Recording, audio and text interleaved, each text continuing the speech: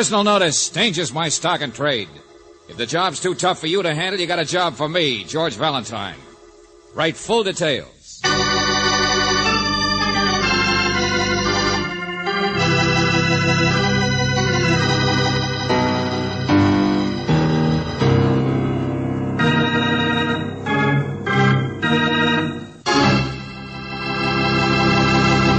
You know something?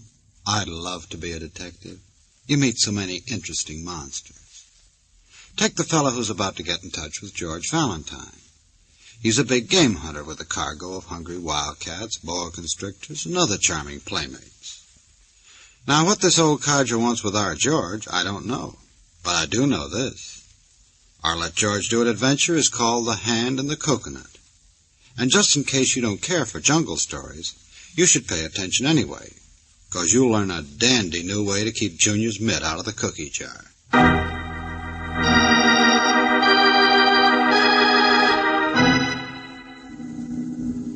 My dear Mr. Valentine, this is a letter about monkeys.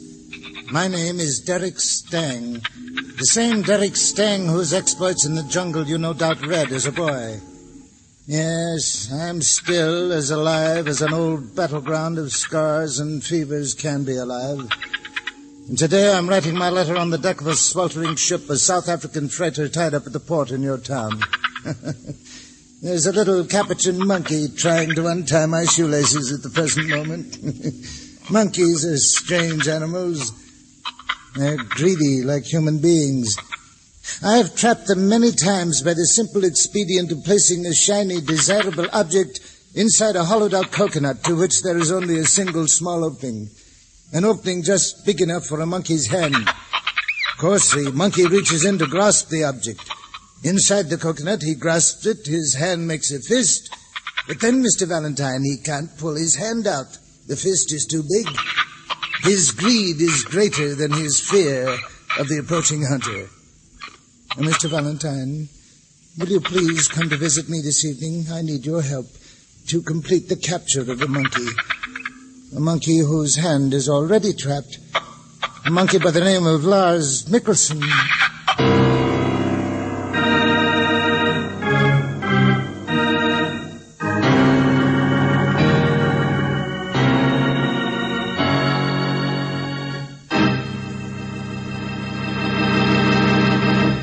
You are listening to Let George Do It. Our adventure will continue in just a moment. Now back to Let George Do It and George Valentine.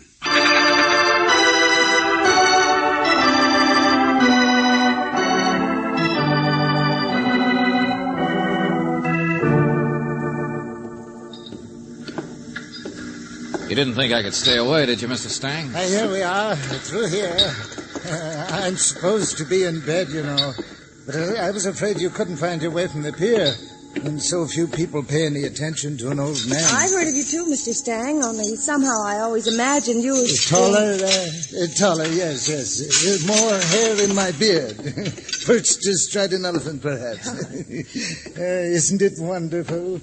The romance there is in those old National Geographic pictures. Yeah, the greatest hunter in the world. Why, I remember when you... Oh, but I still am. Yes. Indeed, there's no one who can approach me. My exploits will never be... Wait a minute. That red sign back there, what did it mean? Quarantine, Miss Blitz. Ah? Animal quarantine. 10 days I've been stewing here because of some ridiculous, nonsensical... careful there. Oh, yes. Gangplank runs straight into the ship, into the hold. I'm all right. But quarantine for what? It's a plot against me, that's what it is. No lights on, the captain disappears. Oh, yes, he's ashore. He's having fun. I have matches. Here, the ladder to the... Oh! What in the... Steady, it's all right. It's a panther. Very rare specimen. Tore a couple of native boys to shreds when he got him. But he's in a cage now, aren't you, old boy? Yes, they're all in cages. Animals. A ship full of wild animals. Here, look here, see? It's a constrictor. 33 feet. Takes quite a crate to pack them in, doesn't it? Yeah. You see, through the little bars? And over here, the poison... Thanks. I'm not much interested in snakes. No, of course not. Too easy, much too easy. All of them are, 60 years old I am. Living from pill to pill, fever to fever. Well, I guess you're still the greatest Red animal... tape, to be finally caught myself in red tape. Oh, you mean this quarantine? Yes, not one of my animals is sick, mind you, not one. Zoos all over the country waiting for delivery. But the day we dock, what happens? An officious young veterinary aboard for the usual government inspection, and he and the captain get together. Well, look, Mr. Stang, this veterinary or the captain, is one of their names Lars Mikkelsen? Is that what you meant when you wrote No, Mr. Bowling. That's the vet, Mr. Bowling. The captain's name is Teague. You've had trouble with him before.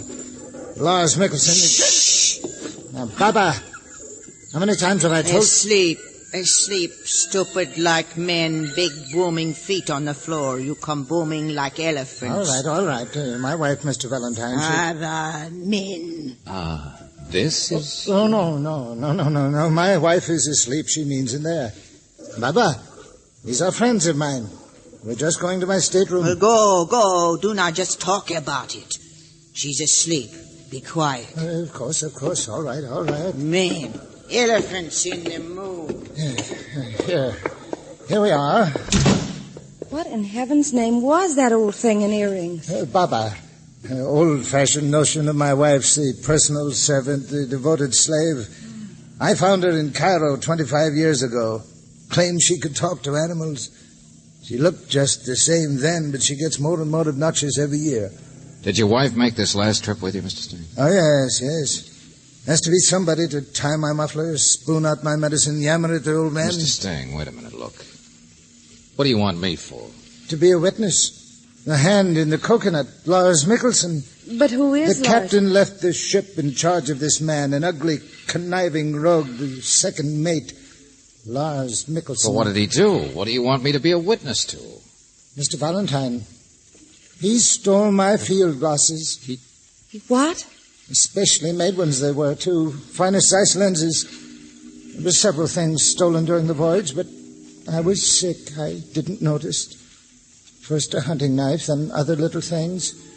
Now you're to see that he has them, that's all.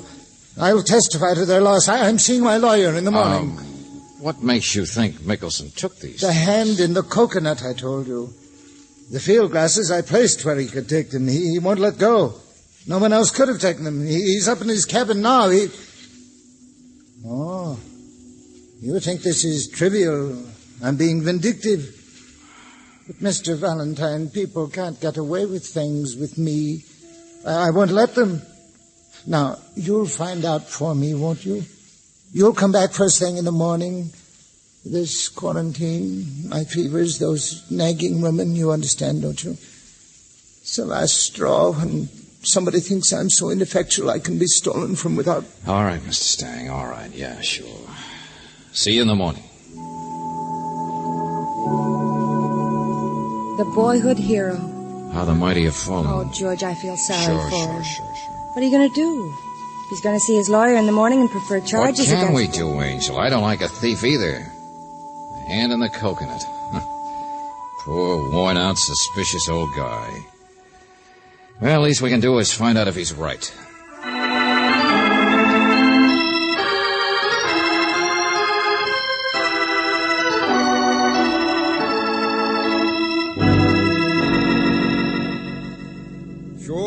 Sure, those are good field glasses. What of it? Well, we were on the ship here, Mr. Mikkelsen. I just wondered what the skyline of the city would look like from... Well, I saw you with them around your neck, and... The name is Lars, sister. Second mates don't rate that mister stuff on a tub like this. I just been cleaning them in my cabin there. You want to go out on deck? Oh, wait a second. Zeiss lenses, huh? Nothing but the best. Who are you? What are you doing aboard? Oh, we're just visiting Mr. Stang. Oh, nasty old coot, isn't he? What's the matter, buddy? Whose glasses are these? Mine, of course. What are you talking about? They're a gift, that's all. Look, what in the name of... Oh, excuse me. Mr. Mikkelsen, have you seen my... Well, how handy. Those are what I came for.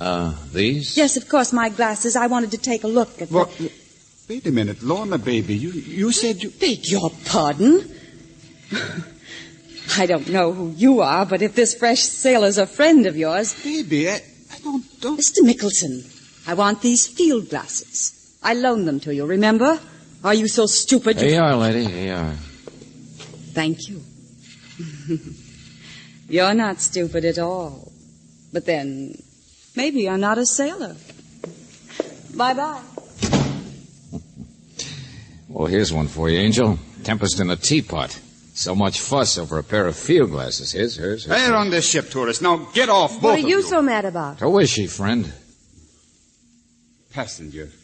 Lorna Stang. Mrs. Stang. Mrs. Stang, but she was supposed to be asleep. Look, both of you. There's the gangway off the forward deck through here. Now, come on, be good, will you? I'm busy trying to get ready so we can unload when this crazy quarantine... Wait a minute. Why can't we go through here? No, you can't get the way out she there. came. Here, this is the door she came out of, isn't it? The same one you came from when we came in here? No, get away from there. Says you, handsome. I don't know why you should be so upset, Mr. Mickelson. There's nothing through that door except apparently your stateroom.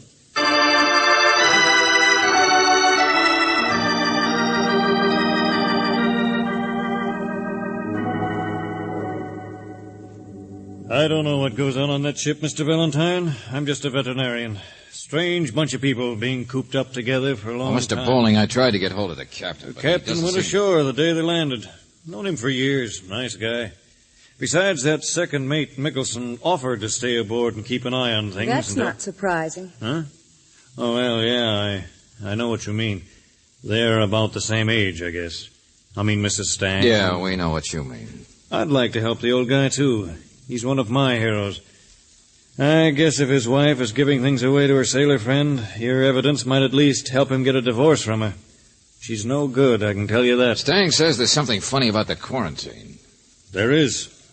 When the ship docked, we got an anonymous note from one of the crew. Said a couple of the animals had been suspiciously sick during the voyage. Going to take the quarantine off tomorrow. Let them all in. False alarm. Anonymous letter from one of the crew. Made sense at the time.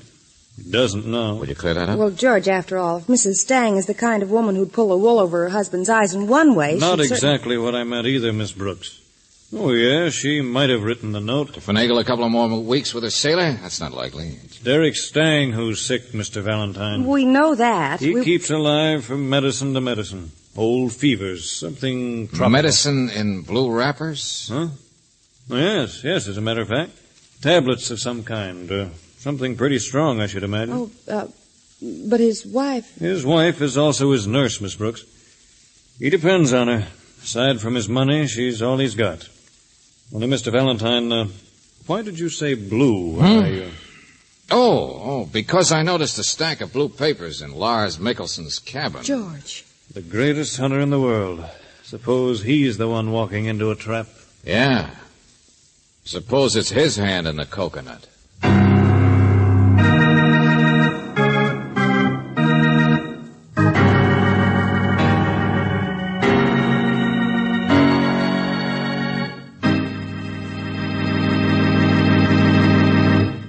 You are listening to Let George Do It. Our adventure will continue in just a moment.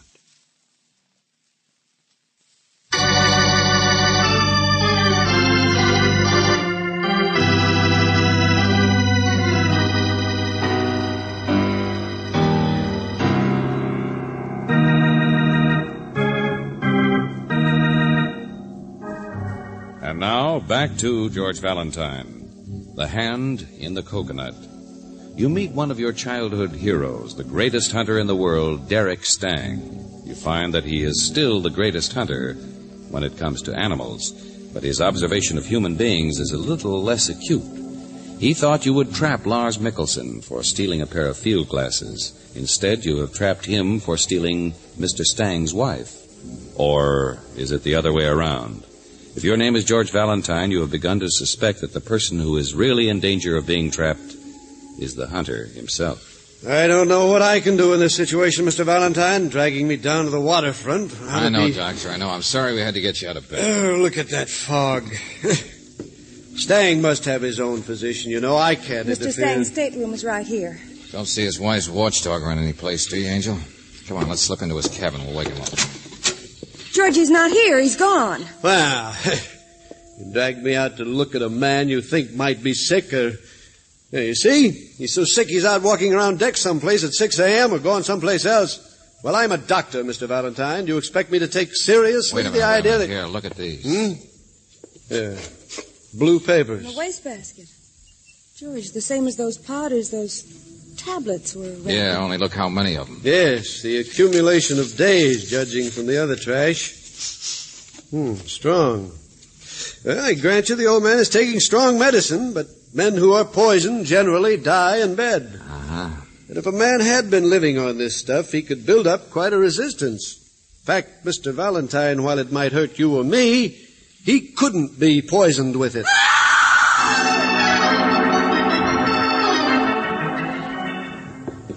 Mrs. Stang. George, here she is. Hey, what's the matter? What happened? Hey, lady, snap out of it. Snap out of it. I'm all right. Lorna, what is it? What are you doing to her? What's the big idea? Oh, take it easy, Buster. Take it easy. It wasn't me. She's just staring at something down there in the fog. Baba, she screamed. I heard her, but I can't see. Mr. Stang, where are you? Mr. Stang, look out! Look out!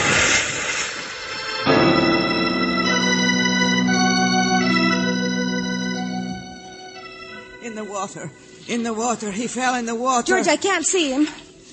There's his cane, but it's so far from the wharf. Not there. He's not here. He's gone down. I could see him go down. The current's so fast I can't do anything. Hey, there's the police over there. Get a boat for him, Mickelson. Step on it. The current's so fast. All right. Do what you can. He just fall. I could see him now, fall. listen, old lady, will you There tell was us? something the matter with him. He walked like the blind. I call out, I shout. I tried to grab him in time, but he falls. Policeman over there on the deck saw the splash too, Valentine. Looks like Stang's been swept out. All right. Only Mrs. Stang. Leave me alone. My baby, I could not grab in time. Don't touch me, Baba. Oh, my baby. Baba, come here, will you? Now, look, he fell here, huh? Over this rail? Yes, I think. It was in the fog. I Okay, couldn't... now listen, I don't believe you. And I don't mean just the rail. I mean the scuppers, wide and deep, see? If a man fell, he'd only land against the rail. Men. He fall, I say. I saw him fall. They're not doing much good, Valentine. Mickelson. The police couldn't get out in time, neither could I. He didn't come up. He's gone. He's gone, you understand me? Yeah, I understand. It's as phony as a lead nickel.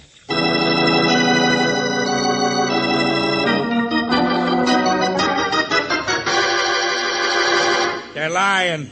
Of course they're lying. But there's nobody aboard the ship except the three of them, was there? Riley, suppose that old Harridan gave the poor guy a shot. Of course she did. What else? You already saw how Baba was covering for Mrs. Stang, didn't you? The good, faithful old duenna helping out in all kinds of cute ways. No real witnesses. You'll never get a conviction. I'll get a confession, my friend. You were with the other two, so they couldn't have shoved him. All right, Mrs. Stang, let's go inside and... Mrs. Stang. Oh, I'm sorry. What? Leave her alone. Still staring at nothing, huh? But you ought to stop shaking, Mrs. Stang. I'm all right. Oh, sure. You're fine.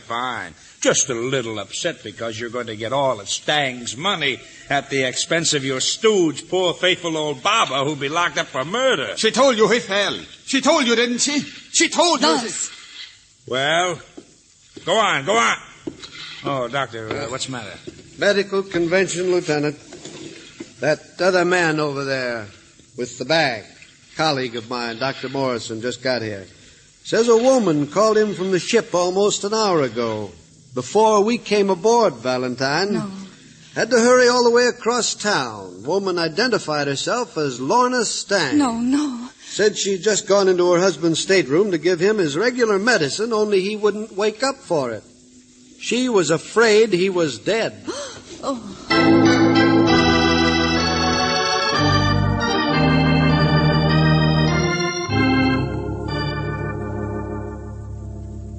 So it was just his body that went overboard. Don't you understand, Riley? We'll get a confession. The three of them are in it. Now, wait a minute, hold it. Doctor, what else in that wastebasket? Same wrappers, same medicine. So they poisoned him. What difference does it make? Will you ever prove it? I don't have to. No. Even if you had his body, you wouldn't either. Tablets are gone from the mate's cabin where I saw them, aren't they? Huh? What's that got Hey, to do Doctor, with it? tell me. Derek Stang lived on this stuff. What would happen if it were taken away? Well, it's hard to tell. Die sooner or later, probably. Uh-huh. Well, suppose Lorna Stang had left those tablets with the mate. Suppose they were substituting something harmless for the strong stuff in the blue papers. Suppose that was the idea. Even an autopsy couldn't prove that absence of medicine had killed a man. Hey, where you going? Where do you think, Riley? To catch a monkey.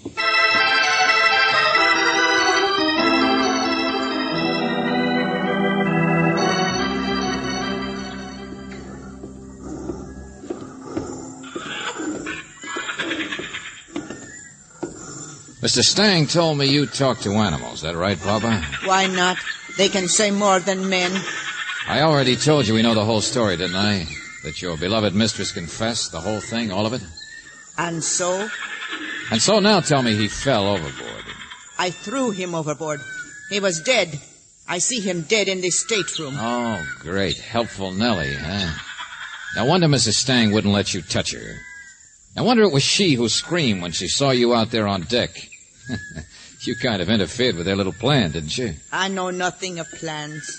You knew enough that when you saw the body, you figured it was murder and thought you'd better be helpful and get rid of the evidence. She is my mistress. For her, I would do anything. But you say she confessed. I lied. You shuckle. Take it easy, lady. Look out now, look out. Yeah, be careful. Don't get your friends excited. Besides, you're not really mad. You told it too easy, so don't pretend. There should be cages. Oh, I'm not afraid of these things. All behind bars, aren't they? All trapped. The monkeys, panther. Yeah, even the snakes. I talk to animals too, you know, Baba. Ah, you fool. No, I'm not. You are. The good and faithful servant who spoiled Lorna Stang's plan for a perfect murder. So perfect, so neat, it must have been put right in front of her.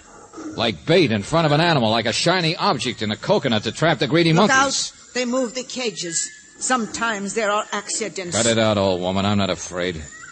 But everybody else seems to be. Stevedores, policemen. They don't come any closer than they have to, do they? Be only too glad to get rid of this slice of the jungle. Now, let's see. All consigned for shipment to Derek Stang's animal farm. You talk like the wind. Ah, men. Old woman, so faithful to Lorna Stang. I guess she believed it. You put up a pretty good act. But then she's young. You can't have been with her very long. And the great hunter told me he found you at Cairo 25 years ago. Faithful to whom, Baba? Now, let's see. Who's everybody most afraid of? Snakes, I guess. Boa Look out! Don't touch a cage! The great hunter. Greatest in the world. Hello, Mr. Stang. Stand very still, Mr. Valentine. Oh, yeah. Now I get it. The snake was the dead man, thrown overboard. Yeah. Even when I was a kid, I knew how good you were. Don't know why I thought you were slipping. There is a snake in the next cage under my hand, a live one, poisonous. You will stand here quietly until I am loaded off the ship with my animals. No, you're not a hero anymore, just a guy who baits coconuts. Waits until the monkeys bite. Think they've killed you, and then mess things up by having Baba throw something overboard with a splash. Then she reluctantly admits it was you. You would have made a good pupil, Mr. Valentine. I doubt it. You picked me for a sucker, didn't you? Because you arranged this phony quarantine that kept the monkeys aboard, where you'd all be cooped up together, where you could push Lorna and Lars into what they did. Sure, you arranged it all. It won't do you any good to move, Mr. Valentine. I lift this catch and the snake is released. He's faster than you. I was hired as a witness, wasn't I? Yes, a witness, Mr. Valentine, to a murder without a body. Oh, yeah, that's better, isn't it? It'd be second degree. They'd be put in prison, locked up, put in cages. Yes. I never kill animals, you know. So you baited the trap. In cages, Mr. Valentine, they'll still be here. Perhaps you, too. The biggest game in the world, men. And I am the only hunter in the world who ever tried... Hold it, Stang, hold it. Now, you listen to me. I'm just an amateur, see? Mr. Valentine, there's no more time. It's up to the snake. When I go hunting, now you listen to me. I'm stupid when I go hunting. Because I carry a gun. Hey, you see? Now your snake's dead. So you stand still, Buster. I could probably get a game permit for you.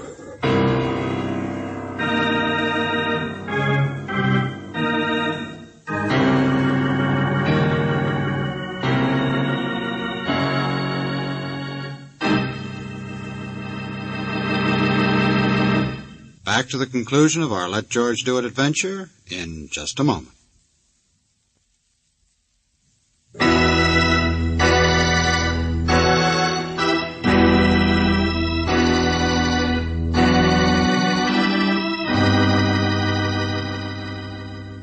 But Stang didn't do anything. That's the awful part. He made the other people do things that were wrong, so there's nothing the police can hold him for. Angel, Derek Stang was really successful. You know that, don't you? Yeah, he kept trying to get bigger and bigger game all his life. And then he tried to trap human beings into a spot where they'd be caged. Yes, Till he finally trapped himself, don't you understand? Now, one look at that guy, and what do you think any court would decide? Well, don't worry. He'll be in a cage, all right, a padded one. Oh, George. Let's forget this nightmare. Take me someplace for a nice, cozy supper. Okay, the Tropic Inn. Is it nice? Oh, yeah, Angel. They serve a delicious kind of drink there. In a coconut shell. Oh, George.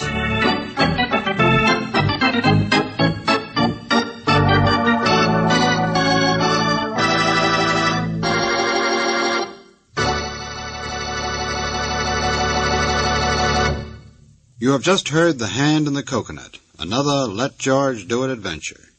Robert Bailey was starred as George Valentine, with Virginia Gregg as Brooksy. David Victor and Jackson Gillis wrote the story, with music by Eddie Dunstetter. Now this is yours truly inviting you to another visit with Valentine, when you will again hear what happens when you let George do it.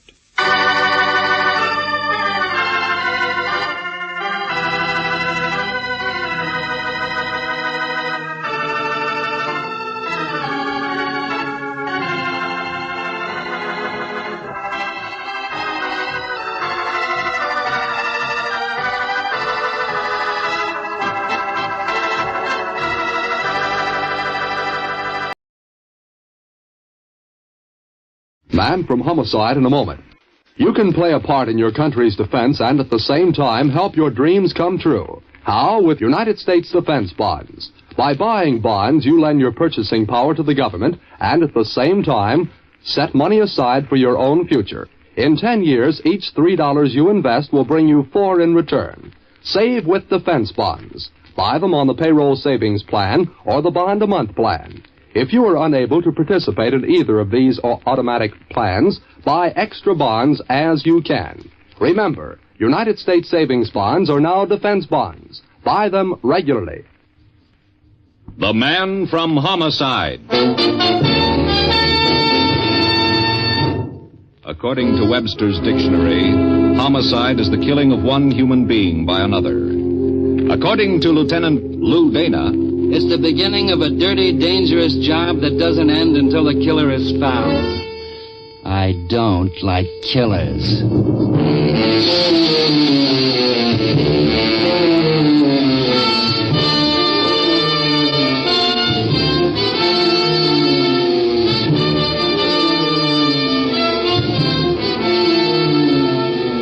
Every week at this time, the American Broadcasting Company brings you transcribed the star of stage and screen, Dan Duryea, as Lieutenant Lou Dana, the Man from Homicide.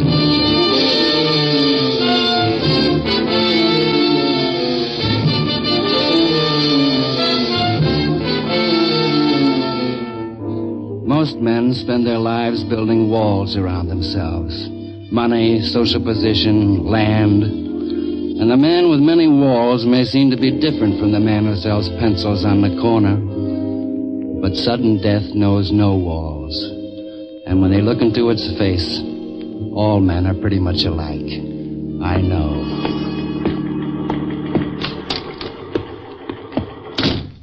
What's up, Inspector? Something hot, Lou. Just took a call from old man Kelso. He's scared. Scared to death, Lou. What's he got to be scared of? Falling off his money? Claims someone is threatening to kill him. Stick of gum, Inspector? Huh? Oh, no. He asked for you, Lou. Right away. Yeah. Well, you better get on it, Lou. Inspector, what happens if we get a call from a fruit peddler who thinks someone is trying to kill him? Oh, I know, Lou. I know. We ignore it 9 chances out of 10. Why is this so different? He sounded really scared, Lou, for one reason. And, well, you know the other. $9 million. And I bet he can't sleep nights thinking how to make it 10. Better get out there, Lou. Sure. I'll go out and hold Kelso's hand, and maybe some of what he's got will rub off on me.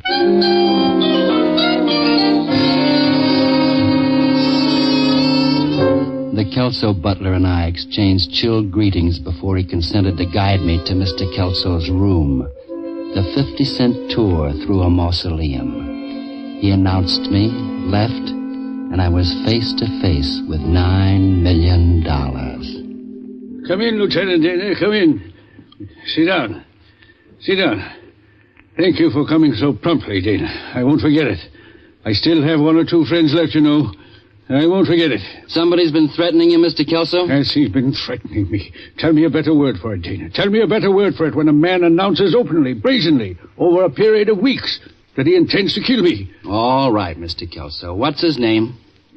There will be no publicity concerning this, Dana? Not unless he carries out his threat. What? Oh, yes. Well, his name is Farley, Dana. Stephen Farley. The name should be familiar to you? Vaguely. Small-time hood, I think. I haven't heard anything of him in a couple of years. Small wonder. I've been supporting him lavishly. Any particular reason? Farley has a sister, Vivian, formerly a singer. Oh, I remember now. And Vivian is... Mrs. Kelso. We were married quietly 2 years ago. Lucky you. I remember. It's because of Vivian that I haven't gone to the police before now. But, he means it, Dana. He means to kill me. All right, if he made threats, we'll pull him in. I'm afraid it's not quite that easy.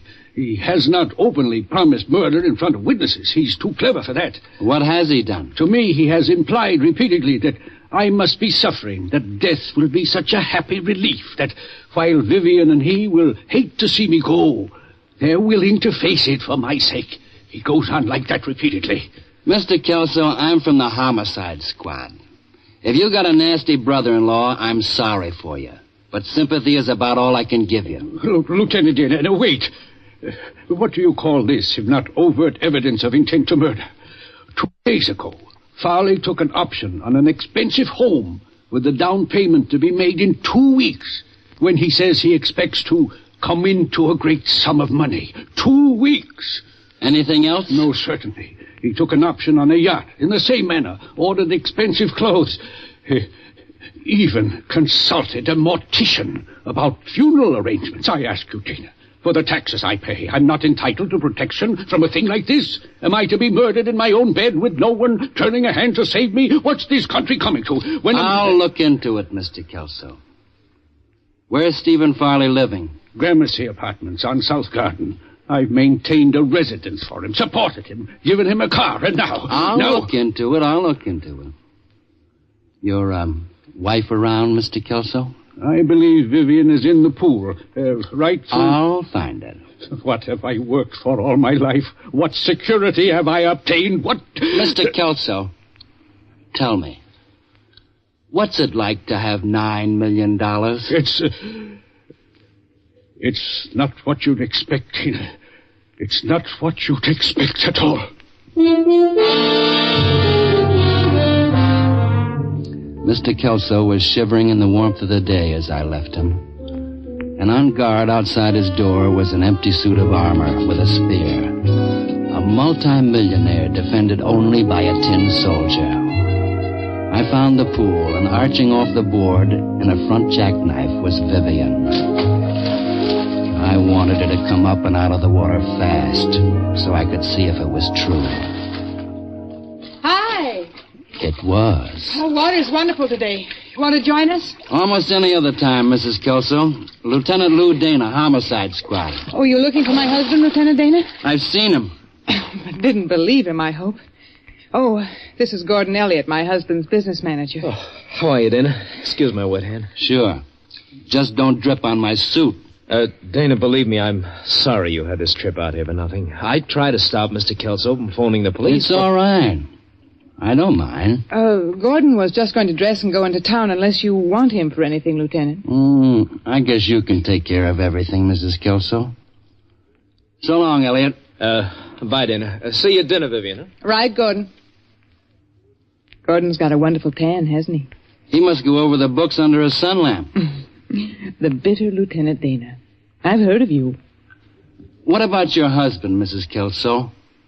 And your brother? Sit down, Lieutenant. Oh, no, that one's wet. Over here. I'll stretch out if you don't mind. I'd be silly if I did mind. Thank you. You didn't take my husband seriously, did you, Lieutenant? Well, he seemed pretty serious about it. He did. Well, you know how it is with someone that old. No. How is it? Would you like to rub some sun oil on my back? I'd love to, but I won't. What about your brother? Anything to it? Steve's not very much good. Never could take care of himself. He's one of the reasons I married Franklin. What are the others? Obvious. I like the reasons why he married you better. Well, I got a response. And there's nothing in your brother's threats? No, I'm sure of it. Maybe I better ask brother. And then are you coming back and rub my back? There won't be much sun by then. Well? I know the pay is good, being Mrs. Franklin Kelso. But tell me, is it hard work? If I told you, Dana, would you? No, you wouldn't. Oh, I guess I wouldn't. Goodbye, Mrs. Kelso.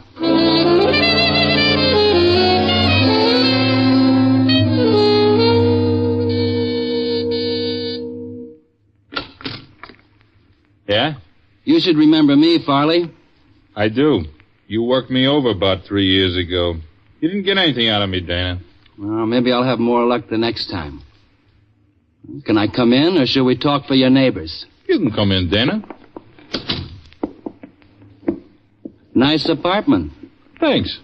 I know your decorator. He does calendars for pool rooms. Same old Dana, same jokes. Sit down. Drink? Not with you. Old man Kelso says you've been shooting off your mouth about killing him, Farley. He's in his second childhood. I saw his second childhood. She says there's nothing to it either. Then why bother me? How about that house you took an option on? I've been looking for a place, yeah. What's with the yacht? Nothing serious. Nothing serious. Come here, punk. Lay off me, Dana. This smells like a game, and I don't like anybody playing games with me. In particular, a cheap hood living off his sister. Here's a string around your finger to remind you. I don't have to take that anymore, Dana. Then don't reach in your pockets when I talk to you. What your sister married don't build you up with me at all, Farley.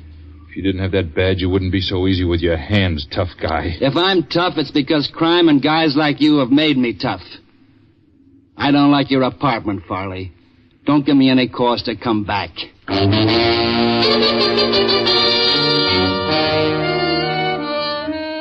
I thought it over on the way back to the station, and I didn't like it.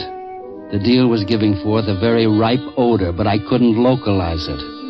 The inspector shared the same headache. I don't know, Lou. Use your own judgment, I guess. What do you think? I don't know either. We haven't got enough to be sure. I guess we better put a tail on Farley for a few days. All right. Take Metzger for it. Okay, I'll send him out. And don't take any chances on a thing like this, Lou. Kelso's a big man. If he gets knocked off, we're not going to look good. We'll look a lot better than Kelso. Very comforting.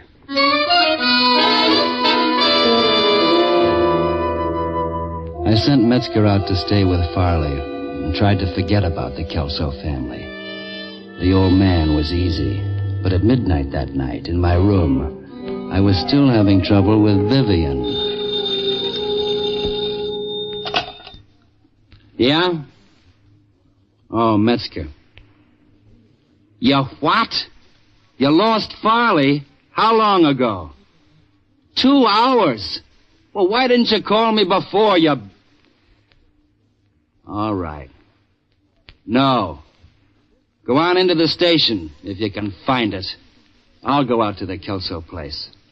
And Metzger, great work. It was almost 1 when I pulled into the long driveway, and it took a lot of banging on the door to bang up the butler. This time I didn't wait for the guide service, but took off for Kelso's room alone. Did I mention that Kelso's room was an overnight hike from the front entrance? Well, it was, and I didn't encounter any of the settlers along the way. I paused outside the door of the man guarded by a tin suit of armor. Something was missing from the empty soldier, but I couldn't place it. Mr. Kelso? Are you awake, Mr. Kelso? Mr. Kelso? All the lights were on in the room, and Mr. Kelso was in bed. Then I knew what was missing from the tin soldier outside. It was the spear. Sticking straight up in the air, it was pinning Kelso to the bed. And his $9 million life had run out in a thin, red trickle.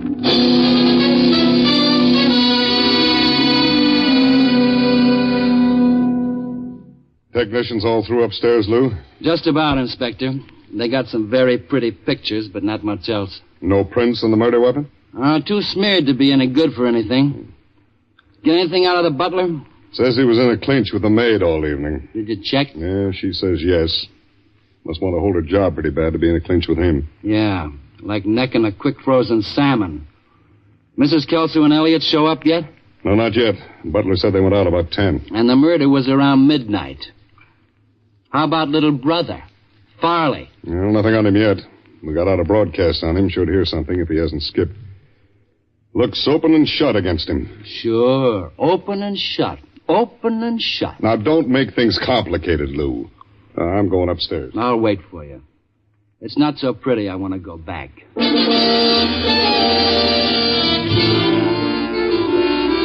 I prowled around downstairs. The library with the expensive first editions that Kelso had never read and never would. The dining hall with the Italian masters on the walls that Kelso had never really seen and never would. The whole huge place for entertaining the friends he had never really had and never would. Then I heard someone at the front entrance. Hello? Who's here? What's happened? How are you, Elliot? Oh, Lieutenant. Dana. Mrs. Kelso? Have a bright and gay evening? We saw the police cars outside. What's wrong? One thing at a time. There's nothing wrong that you can do anything about. Care to tell me where you both were this evening? Well, of course not. We went to a drive-in movie.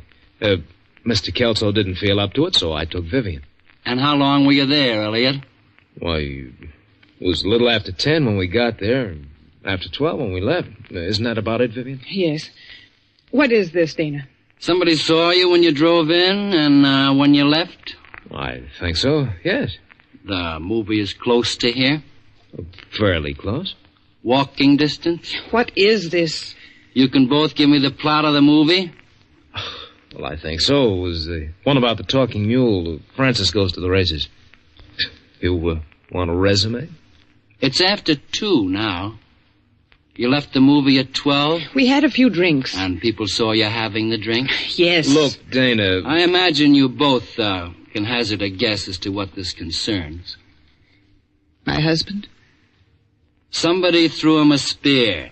He caught it. You're now the sole possessor of $9 million. So he did do it. Who did do what? Nobody. You'd have trouble convincing the late Mr. Kelso. Can I see him? He's not very nice to look at. How bad do you want to see him? Not very. Dana, can I take her into the study? If that's the best place you can think of, go ahead. Come on, Vivian. Mrs. Kelso. What, Dana? This new job, managing $9 million, it may be tougher than the last one. It's possible. But, Dana, don't let it keep you up nights. I was standing there wondering how it'd be to have Vivian Kelso keep me up nights when someone came down the stairs on very flat feet Inspector Eddie Sherman. I got something, Lou. What? One of the prowl cars outside just picked up a flash. They grabbed Steve Farley trying to get on a bus for out of town. That's handy. Makes you look good, Inspector. Yeah. But Lou, if it ever gets out that Farley ventilated his brother-in-law after Kelso asked us for protection... I was just given some sound advice. Yeah? Don't let it keep you up nights. Let's go.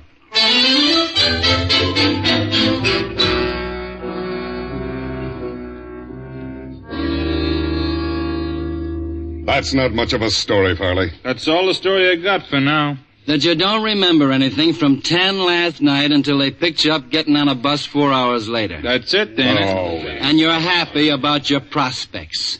Inspector, take the boys out and give me some time alone with them, huh? Well, I don't know, Lou. There's going to be some expensive lawyers in this case. Just quiet conversation, Inspector. I'm warning you, Inspector. Dana's stuff don't go with me anymore. You're not fooling with some kid. I know my... Shut up.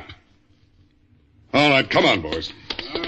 Oh, Lou, quiet conversation.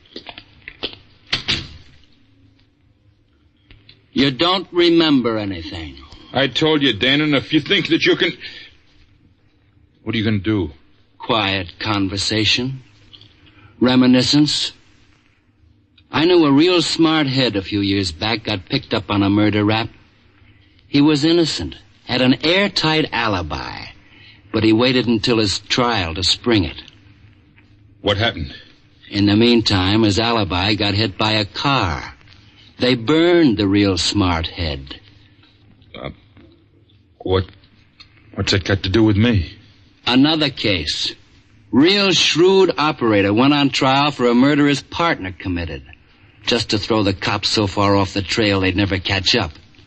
He had an airtight alibi, too. What happened? His partner shot the alibi. The shrewd operator got 10,000 volts. I guess you think you're scaring me. You're pretty stupid if I'm not. Now listen, Dana, I told you that... Come on, talk. Where were you tonight? If you got an alibi, spill it. You're 10,000 miles out on a limb, Buster. What happens when it gets sawed off? Please let me alone, Dana. Let me think. Let you think? That could be days. Where were you tonight? All right. Just let go of me. Give. I was in a Turkish bath tonight from 10 to around 1. The guy that owns it left town right after. He's coming back for the trial. Yeah, I thought so. Yeah. What are you going to do with me? Bait a trap. Oh, Lou. Yeah, Inspector? The Kelso lawyer is on the phone. Wants to know what the charge is on Farley here.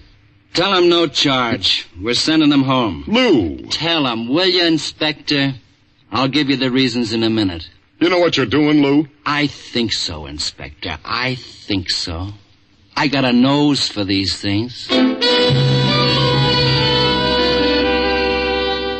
Inspector Sherman took some more persuading. But in the end, we let Steve Farley go home.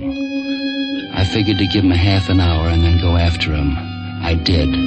But when I got to Farley's place at the Gramercy, I'd figured it too close. I got to Farley's door fast and put my shoulder to it. That was my mistake. Oh. The gun butt didn't catch me square, and I've got a hard head. I went down, but not out. There was no hurry. I knew where I could find the one that slugged me. I crawled over on the floor to Steve Farley. There was no hurry about him at all. He was dead.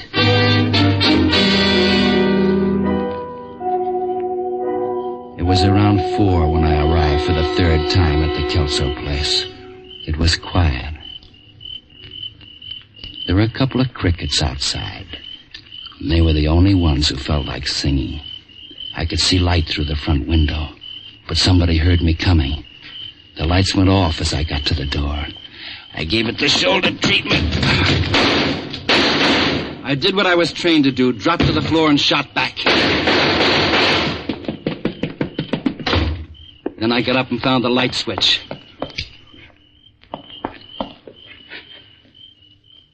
You're late, Lou Dana. How is it? Bad? As bad as he could make it. Don't let him get away, don't. I'll be right back. I'll call a doctor as soon as I get him. Don't bother, just get him. I'll get him.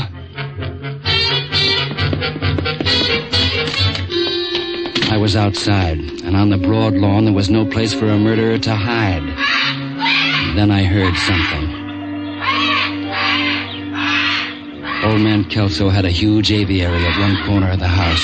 Something had disturbed the birds. Elliot?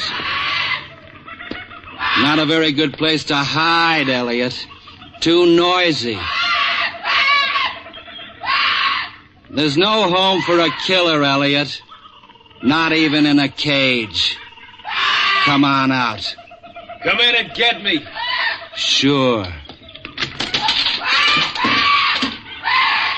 Only I haven't got much time, Elliot. There's a girl needs a doctor because you shot holes in her. That wasn't very smart, Elliot. You must be about out of bullets. Try again. No bullets? I've still got plenty. And there's no one I'd rather use them on. Have one. Close? Maybe I can do better. Now I've got the range. I think this one has your name on it, Elliot. No, don't shoot, Dan. I'm coming out. I changed my mind. I like it better this way, Elliot. I want you to know what Kelso felt like. And Farley. And Vivian. Hold still, Elliot. No, don't, Dana, don't! You're not going anyplace. Go me! You should have stuck to bookkeeping, Elliot. It suits you better. That'll keep you quiet till I get back. I know. I wouldn't want to share the same cage with him either.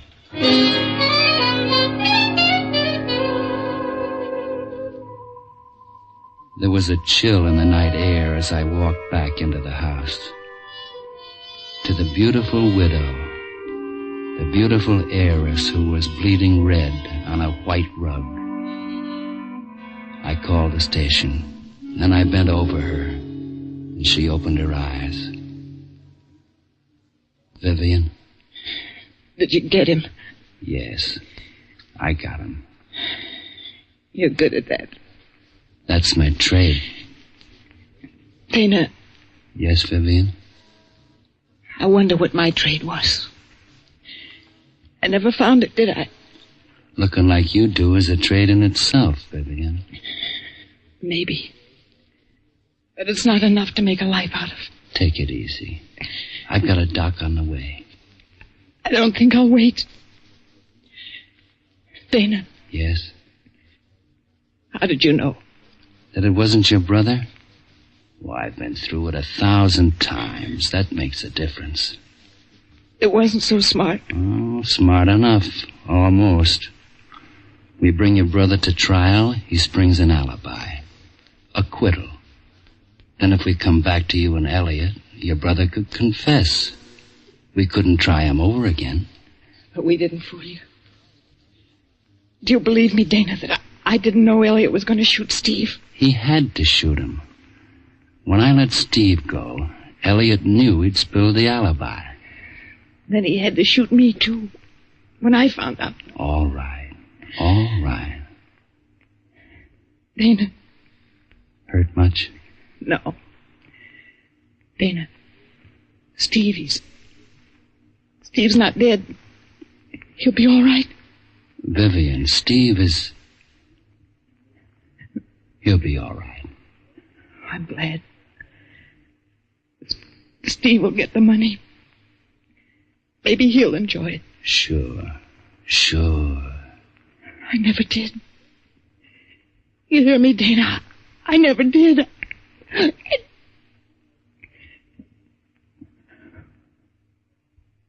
Vivian.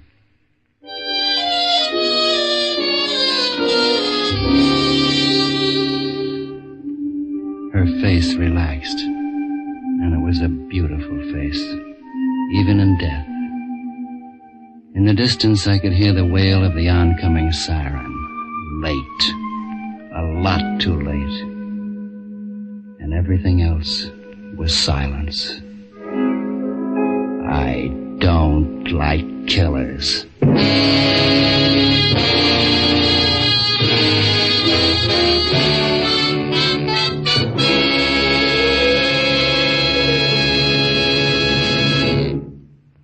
You have just heard another in a series starring Dan Duryea as the man from Homicide. Mr. Duryea can be seen starring in Al Jennings of Oklahoma. In tonight's cast, you heard Bill Boucher as Inspector Sherman, Herb Butterfield, Kelso, Joe Gilbert as Vivian, and Barney Phillip as Farley and Tony Barrett as Elliot. Music was by Basil Adlam.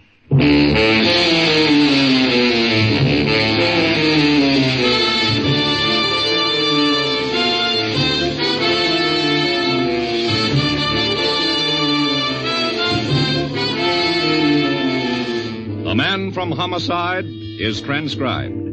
Tonight's story was written by Dick Powell, directed by Dwight Hauser.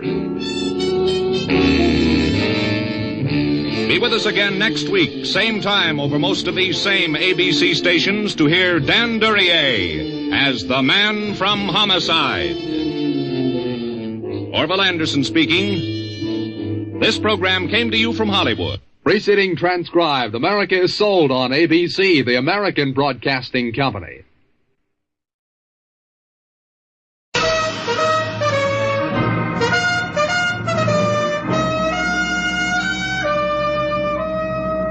Bold Venture. Adventure, intrigue, mystery, romance, starring Humphrey Bogart and Lauren Bacall. Together in the sultry setting of tropical Havana and the mysterious islands of the Caribbean. Bold Venture.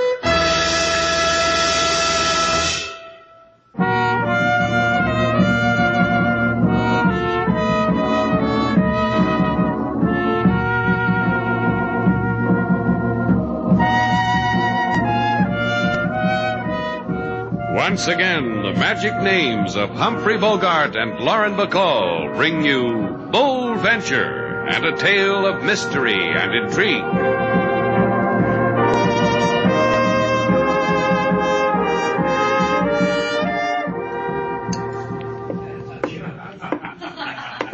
Is your name Slate Shannon? That's right. And this is Miss Duval. I'm very happy. Then I'm happy, too. Hello. My name is Cameron. I have a plantation outside of San Tomas. Sugar. Sugar? For the time being, just call me Sailor. What can we do for you, Mr. Cameron? I've never come to a man and begged before in my life. Well, then you've come to the wrong man. You don't have to beg anything from me. It's about a girl. A young girl. Wild, impetuous, and spoiled. No thanks. Mr. Shannon already has one. Sailor, why don't you go and put a new point in our desk pen? Where am I going to get a new point? Post office is closed. Please. It's about my daughter. It's about Kathy. Kathy and the Blue Moon. Oh, yes. There's a gambling ship in the bay called the Blue Moon. Look, if you're a man in trouble, I'll listen to you. If all you want to do is hire someone to spank your daughter for gambling, get yourself somebody else. There's nobody else can do what I want you to do. You haven't told Slate yet what it is. Maybe he won't. You mind if I make my own decision, Sailor? Go ahead, Mr. Cameron. Kathy's involved with a man named Norton. Oh, yes, I've heard of him. He owns the Blue Moon. How did your daughter get mixed up with a guy like that? I don't know. All I know is that since she's met him, she's changed. She's a stranger to me. She's on that boat all the time. I have an easy solution. Why don't you just tell Mr. Norton to buy your daughter from the boat? I've tried that. He laughed in my face. He told me... Hold it a minute. Sailor, there's a guy over there at the cigar counter. Take care of him. Now, go ahead, Sailor. I'll remember every word Mr. Cameron says and tell you later. All right, Cameron? Well, Norton knows something about Kathy I don't. I know my daughter. It's more than just a lust for gambling. Please, will you help me, Shannon? Go there, talk to Kathy. Convince her that she need never go back to that ship again. Please, I'll give you anything. Put your wallet back. Your daughter's in trouble with Norton. I'll try to straighten her out. You don't understand, Shannon. I'm a rich man. When I bring Kathy back, you'll give me a box of lump sugar?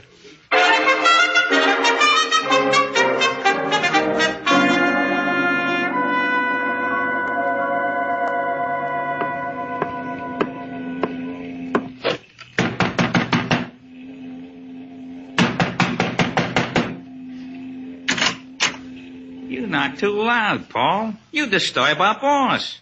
Tell Greg I want to see him. Our boss sleeps. His brain goes all the time. He needs rest. Wake him up, Mickey. I've got something for him. I don't wake up boss till he asks me. Wake me up, Mickey. Who wants me? It's your croupier, Paul. The wheel junkie says he's got something. He can keep it to himself till you get your share of sleep, boss. Let him in. Our boss says for me to let you in. I'll let. You have something for me, Paul? Well, give it to me, but make it tender because I just woke up. I was in Shannon's place a little while ago. And you had fun. Rub my neck, Mickey. There's a crick in it. Yeah, thanks, boss. Oh, that's good. That's very good. There was someone else there. Kathy Cameron's father. Now the other side, Mickey. He's sick with worry about his daughter.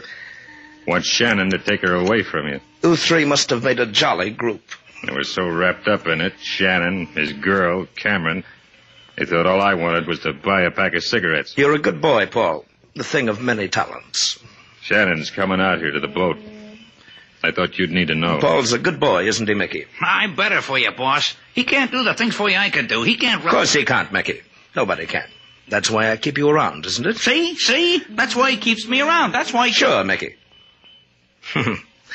So they want to take Kathy away from me.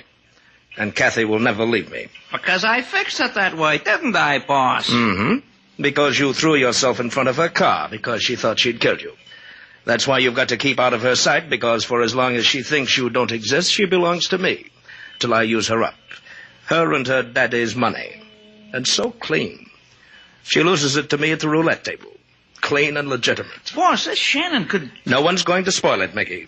Not a well-paying corpse like you. I give you my word. Look through the porthole, Greg. That's Shannon's boat coming alongside. Go hold his hand, Paul. Then bring him to me. I want to tell him how he can't part two sweethearts like Kathy and me.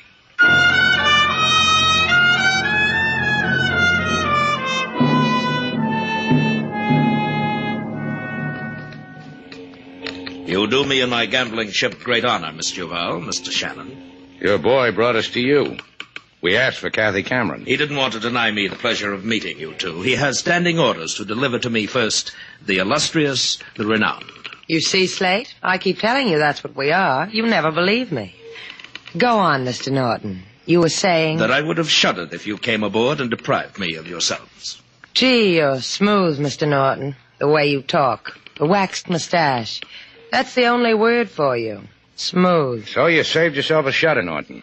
Now, is it all right if we go find Kathy? She may not care for you disturbing her at the gambling table. Now, what did you want with Miss Cameron? We're going to take her back to Havana with us, Norton, because her father's lonesome for her. He's a funny guy. He thinks his daughter ought to spend more time at home. Any objections? I only asked you because you stuck your nose in. No objections. I only fear for you. You think you can stop me? I know I can. However, Miss Cameron is in the casino on A deck. And please sign the guest book. I'll want something to remember you by.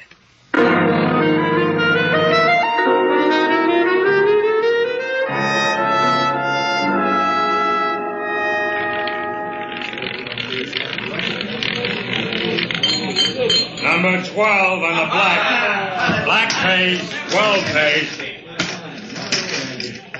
Miss Cameron? What? Mind if we talk to you? Place your bets, ladies and gentlemen. Place your bets. Mind if we talk to you? Go away. I can't do that, Miss Cameron. Why don't you two try the poop deck? It's a good place to jump from. Jump from? Oh, your preposition is dangling, Kathy. Your father must have picked the wrong finishing school for you. My father? Oh, you made me miss my bet. Sailor. I know. You want me to kibitz that hot game of old maid over there.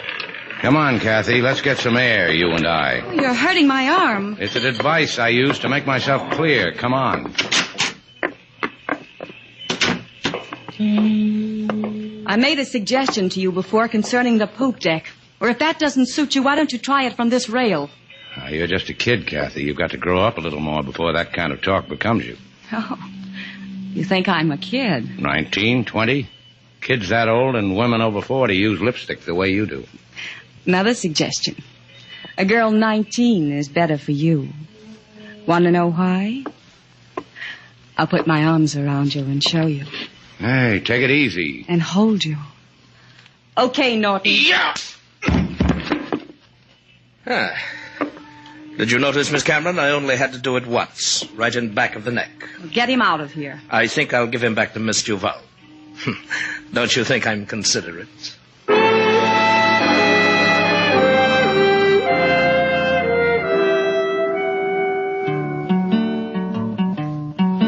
Mr. Slate, he stood on moonlit deck. Man from behind hit him in he neck.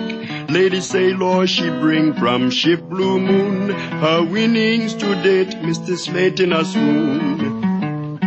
Because they tried to do one very good deed, bring daughter back to father who cried his need. He waved at them a face full of woe. Mr. Slate, he said, don't cry, I go. You see, Slate, you didn't make such a hobby of helping people, this never would have happened to you. Yeah, that's just what a fellow needs at a time like this, Sailor, a kind word. Now you are hurt, Mr. Slate, because you love a good deed too much? Yeah, I live for the moment when I can bring a wandering girl back to her daddy. Let Norton have her. I don't think I could go through this again. You go through with it. Your neck is my neck. I read that once in a poem. I'm going back to the Blue Moon, Sailor. Mend me real nice because I got some things to do there. I want to look good. If you go back, they'll kill you. Those were Norton's parting words to me. He said, tell him not to come back. Next time, I'll give him to you in pieces. You're a complicated man, Slate. I could never put you back together again. Give me another whiff of your smelling salts, Sailor. That ringing noise is back in my skull. You're a ham bone. That's the telephone. Shannon's place, Sailor Duval. Mr. Shannon, please. Oh, It's for you, Slate, the man who grows sugar. He's in a tizzy. Anyway, he makes sounds like a tizzy. I'll let you know. Slate Shannon speaking. Forget it, Mr. Shannon. Forget ever I've called on you. I don't need you any longer. Where are you, Mr. Cameron? I'm at home. But you're not to come here. You're not to... Get me a clean shirt, Sailor. I've got to see a man who doesn't need me.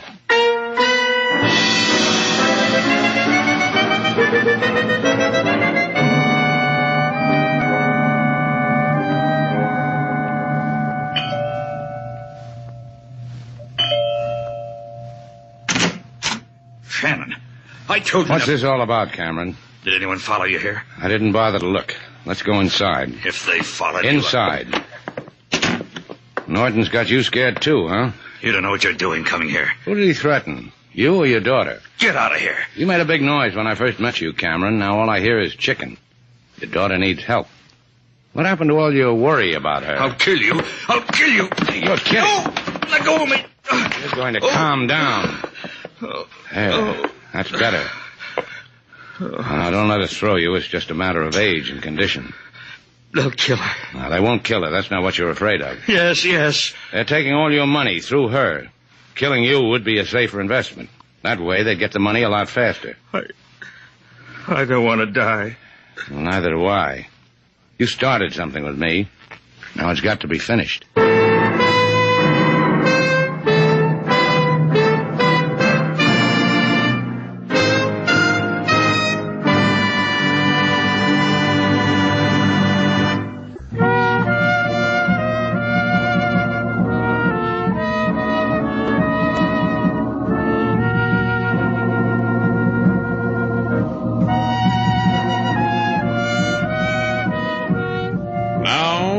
To Bold Venture, our stars Humphrey Bogart and Lauren Bacall, and the second act of our story.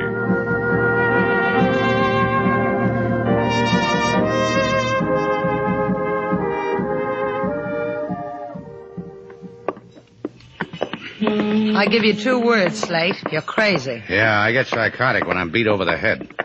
Now, look, it's 3 o'clock in the morning. Go get some sleep. I've gotten better prizes than you in the bottom of a Cracker Jack box. Why don't you do what I tell you?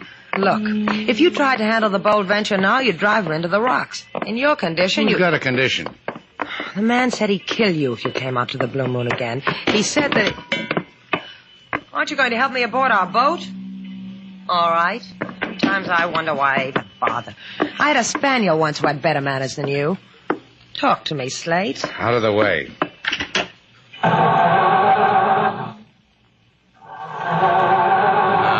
Come on. Now, you're going to give me trouble. Who are you talking to? Out of the way.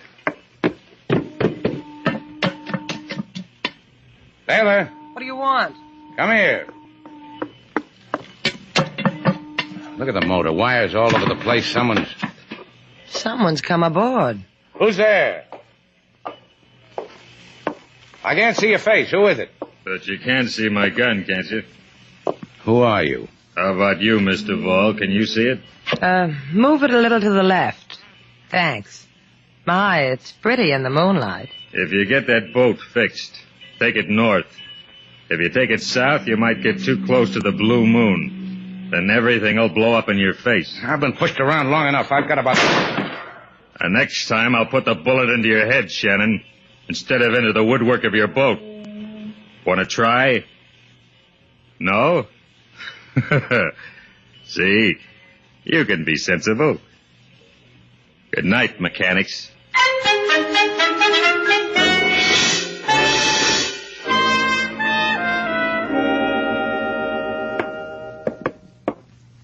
You do yourself nicely on my money, Paul.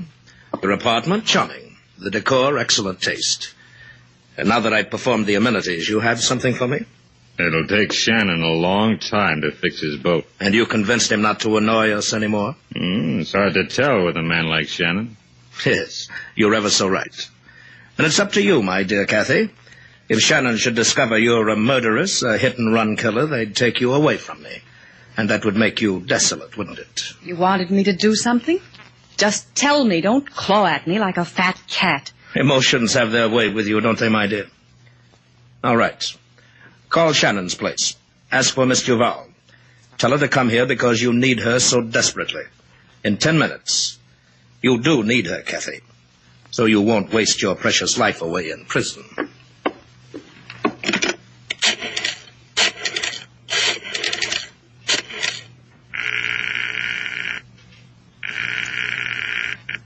Shannon's place, Sailor Duval speaking. This is Kathy, Miss Duval. Kathy Cameron. Is Mr. Shannon there? No, he's sitting up with a sick boat. He's hypnotic. Good. Listen, you must come here alone. 16 Paseo Gomez, apartment 12. In 10 minutes, if it matters to you whether I live. Well, that's the other side of town. How do I get there this time of night? There are no cabs. What do I do? Wave a wand over a pumpkin? Oh, you must. Please, find a way. Well, maybe King Moses will lend me his jalopy. What's wrong, Kathy? Why do you want... In 10 minutes, Mr. Val. The way you wanted it, Craig? Your choice of words was exquisite, my dear. And it is a matter of whether you live.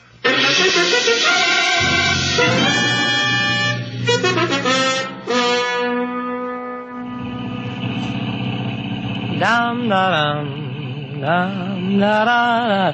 Hey, watch out! You crazy fool!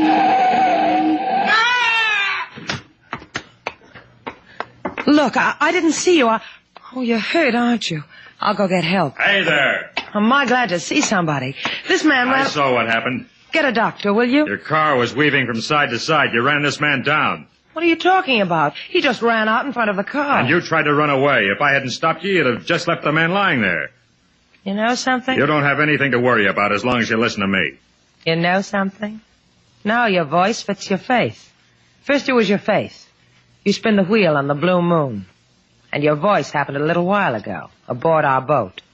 Wait a minute. It doesn't matter who I am. You hit that man. Ouch! Hey, you out of your mind, lady? Did I pinch you too hard? You're supposed to be dead. Hey, we got a clever one on our hands, Paul. Yeah. She's done being clever. Throw her in the car, Mickey. The boss will tell you where to throw her after that.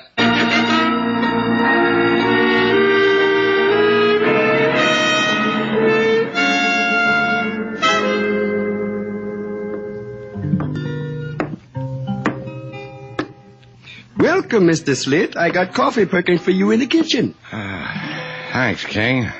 You didn't have to wait up for me. What I have and have not to do, Mr. Slate, is my own affair. I go bring you coffee. Oh, no coffee. Stay here, King. Sing to me. Right now, I need sleep. I do not think sleep will come to you, Mr. Slate. You just sit there and watch it. It will not come because Miss Salo is not here. She wants to roam Havana this time, and I'd let her. I got other things on my mind. 2 hours ago, there came a phone call. Miss Salo scribble address on pad, borrow my auto. Here is the address. I think you better go look for her, Mr. Slate. Because you're afraid she'll abscond with that heap. Take $20 out of the register, King. That'll take care of it. Because the call came from Miss Kathy Cameron. Huh? I told you sleep would not come, Mr. Slate.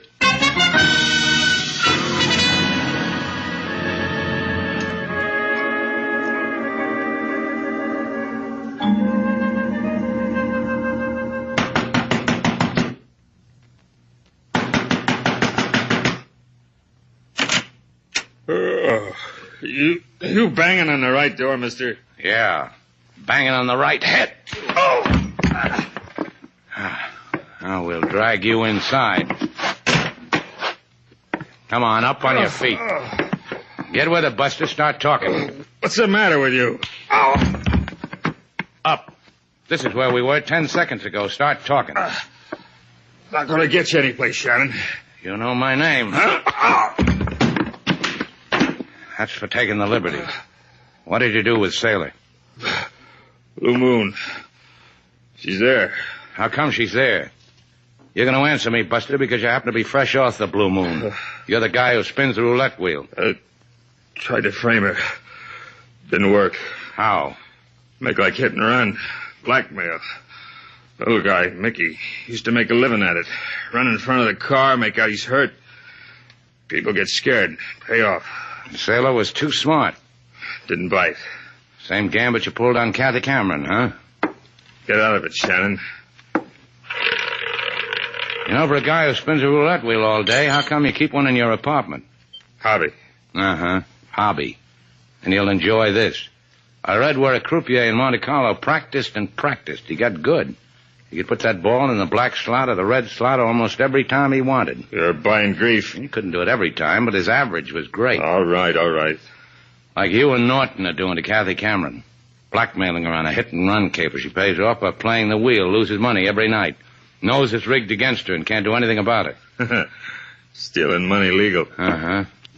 Because I woke you from a deep sleep. Oh! I give it back to you.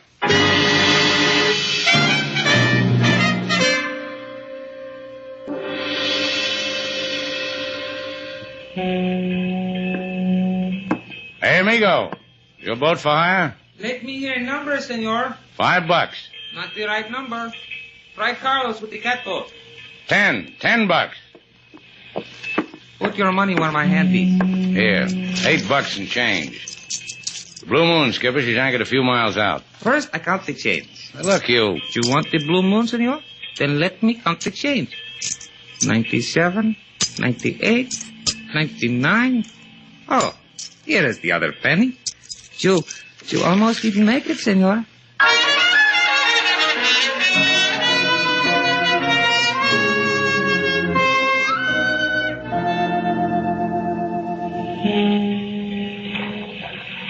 You want I should wait for you, senor? Yeah, wait. I give you a hand up the side. Now, there's rope hanging down from the side. Just hold the end of it. I'm going up hand over hand.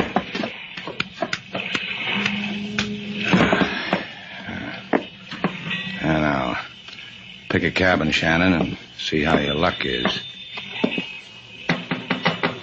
Sailor.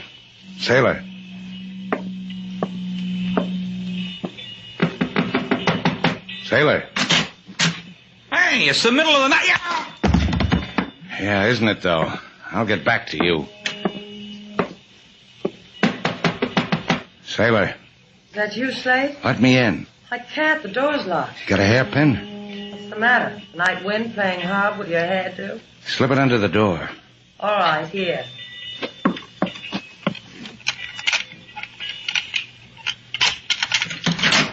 Where did you learn how to pick a lock? A friend of mine taught me. Gee, that reminds me, I owe her a letter. I'll stay like this, sailor. It's been too long since I felt your arm against my cheek. Just think. All this while, there's only been a hairpin between... Get back in there, sailor. Put your hair up. I'll be back. Get away, Shannon.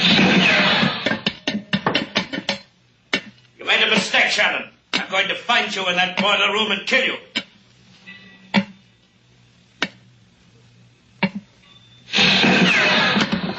I see you, Shannon. Well, I've got to hand it to you, Shannon. You tried. Too bad you had to die on a coal pile.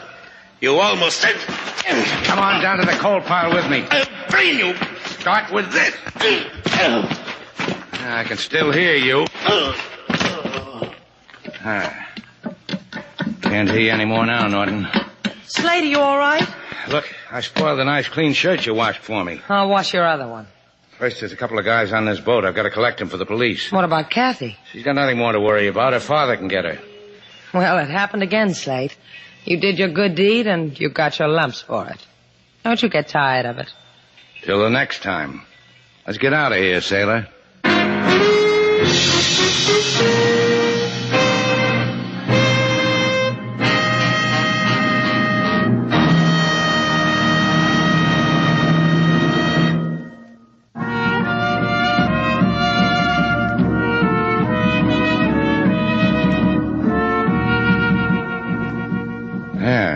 She's all fixed, sailor. The last wire's in place. The Bold Venture's going to run like a dream. Fine. Where are we going? I didn't say we were going anyplace. I just said the Bold Venture'd run like a dream. You want to hear it? If it makes you happy. All right. Wait till you hear that motor purr.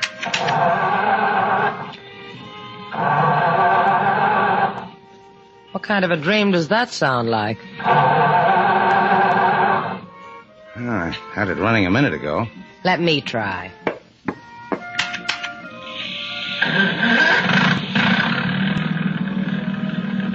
What'd you do to it? Touched it gently. You want to see how? See? Your eyes, your cheeks, your lips. You purr too, don't you?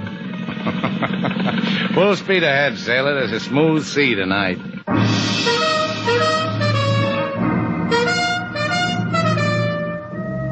And so our two stars, Humphrey Bogart and Lauren Bacall, have brought to a close our latest Bold Venture story. Special music was composed and conducted by David Rose. May we invite you to listen again next week at this time for another exciting adventure starring Humphrey Bogart and Lauren Bacall together in Bold Venture.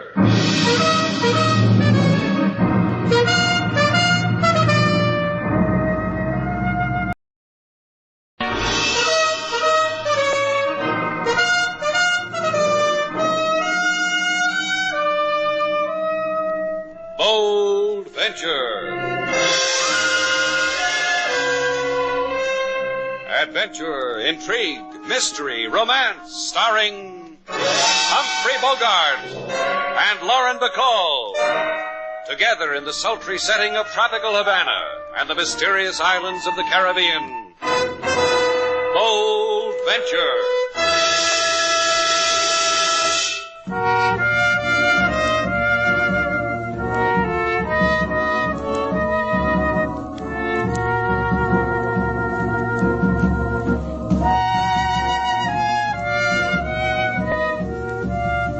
Once again, the magic names of Humphrey Bogart and Lauren Bacall bring you Bold Venture and a tale of mystery and intrigue.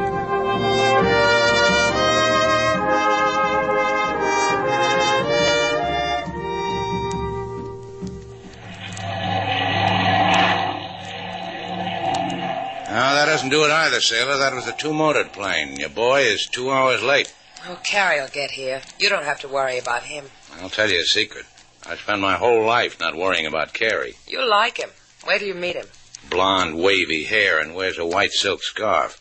Is his mustache blonde, too? No mustache. I showed you his picture. Well, there was a mustache in that picture someplace. Just Carrie Martin in his plane. Here, look, I brought it along. Hey, you drew a mustache on him. Yeah, and a beard, too.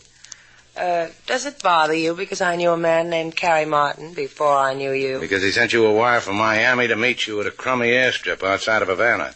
Because I had to get up too early and drive you too far. I told you last night you didn't have to come along. But this morning there was a Jeep waiting for me, and you were in it. Because the last time you drove the Jeep, you came home with the wrong Jeep. The time before that... Hey, you two there. What are you doing here? Hello? I asked you a question. What are you doing here? Believe it or not, we're waiting for an airplane. What are you waiting for? Get out of here. We like it here. We're liable to settle down right here. I don't know who you are, but my company has leased this airstrip, and I have full authority. Here comes a plane, Slate. That's four-motored. Your friend's is a single-engine job. Can't understand it. Something must have happened. I don't want to have to talk to you two again. Now, take it easy, mister. We're going, not because you say so. Sailor's worried. She might want to cry. She doesn't like anyone to watch.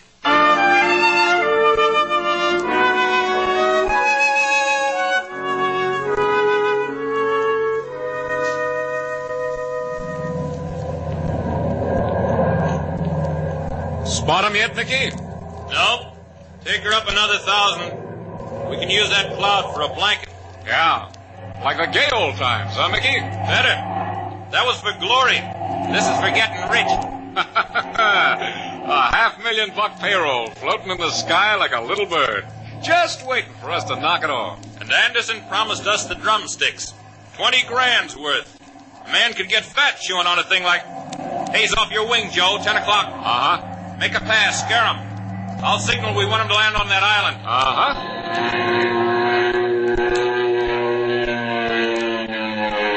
He won't play. Carrie Martin's a hero. I've got something for heroes. In the wing, Joe.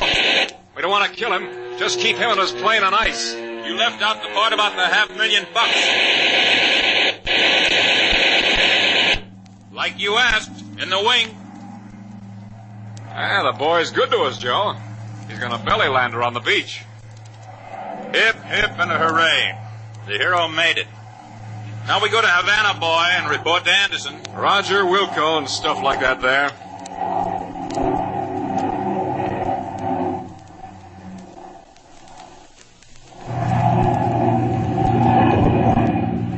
You think anyone will find him, Mickey, before Not anyone, kid. Just us. That scrap of beach is not even on the charts. It's our secret. Goody. Hey, look at that ocean below us, Mickey. Gorgeous, huh? Hey. What's the matter, kid? Motor gone sour? Both of them. Must be out of gas. They're conking out on me. It's it. Hey, Mickey, we're... Oh, we had it in our hands and we're gonna...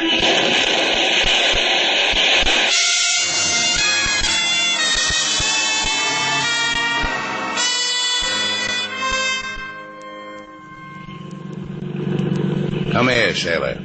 Keep your hands on the wheel. I'm tired of it. We've been running around in circles for half a day. Just because a sailor on a passing steamer reported he saw a plane crash in this vicinity.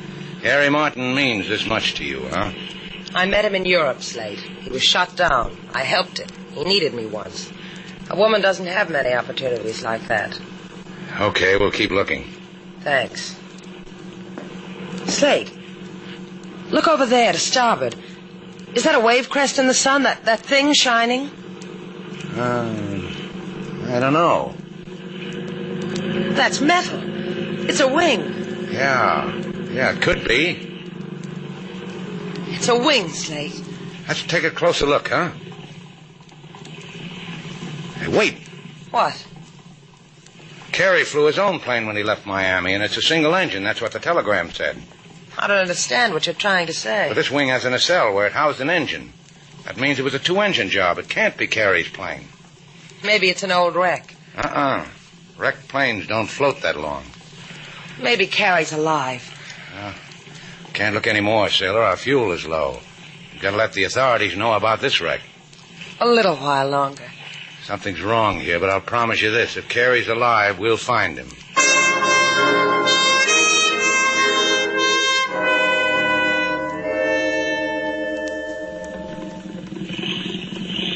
Got your motor, sailor. Slip her in easy. Aye, aye. And now throw me a line. I'll make her fast. Line. All secure. Bring the chart I drew, sailor. You didn't find him, did you? Huh? Oh. Ah, look what's here to welcome us home, sailor. The man who orders people off his airstrip. Look, Buster. This one's on me, Slate. You, get your feet off our pier and take your mustache with them. You must forgive me for my behavior at the landing field. I was the victim of a grave concern. I didn't know then, Miss Duval, how intimate you were with Carrie Martin. You know, you've got a talent for saying the wrong thing. Not intimate. Just a boy I knew once. I give you that to make the goodbye easier. You're getting off cheap. And now, goodbye. Now, please, you must hear me out. I am John Anderson, resident manager for the Toledo Canneries. That boy was flying in a $500,000 payroll. You hear? $500,000. Was he now? Go cry on your insurance agent, and both your stomachs can flutter together. Toledo Canneries is ready to pay any price you ask to find Martin, within reason, of course. You want the boy or the money? And why do I ask a stupid question when I know the answer? Oh, you underestimate our humanity, Miss Duval. We want Carrie Martin. He was a loyal employee, intrepid, a man of know-how. You finally think of the right answer, and then you go and spoil it. Intrepid know-how. We learned from the authorities the plane you found wasn't Martin's. Continue your search. Find him. And we will show our gratitude in any manner you wish. Within reason. We'll search for him. We'll find him. But not for any reason you'd understand. Take that back to your company. Maybe they can put it up in cans. I would have preferred that... Now, just notify me when you do. Please. Goodbye, you two. Take me home, Slate. Sure, I'll have King fix you something special. It'll make you feel better. Over here, Anderson. The two suckers bite. It's a mission with them, Matt. A grail. Huh? Talk down to me because I'm stupid. Oh, they'll find him for me. For nothing. All you do is go where they go. I'll arrange it.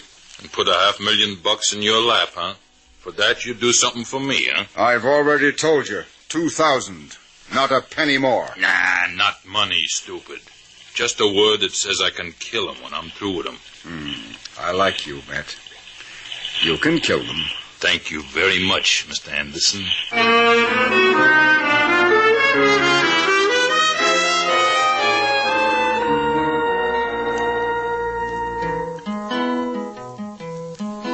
Miss Sailor, she had a friend so true, a man who went in the yonder so blue. In a flying machine he had no fears, on account of this drove Miss Sailor to tears. This man he swooped from Miami to see Miss Sailor flying Romeo he, but he didn't arrive, hasn't done it yet. Now Miss Sailor, she worry and fret. Yeah, that about sums it up, King. Where's Miss Sailor now, Mr. Slate? On the patio, worrying and fretting. You go look some more for this Carrie Martin? Yeah. One of Bold Venture's motors has reverse gear trouble as soon as it's fixed. Why don't you go put an arm around Miss Sailor and say, there. I tried it. She didn't even know I was standing beside her. Oh, she got company now. Huh? Yeah, I wonder where she found him. Slate, look who I found. This is Carrie Martin? This is Pablo. Tell him, Pablo. I am Pablo. I find a man. He say the name Carrie Martin belonged to him. Yeah, where'd you find him? I have a chart of Tortuga's Key. I will put a pencil mark where I find him. So small it is. Okay. Tell me how it happened. I am Pablo. I am fisher. I take boat to place in Tortugas where I fish. There is airship on beach, standing on nose. Carrie must have crash-landed. He's all right. It's not so.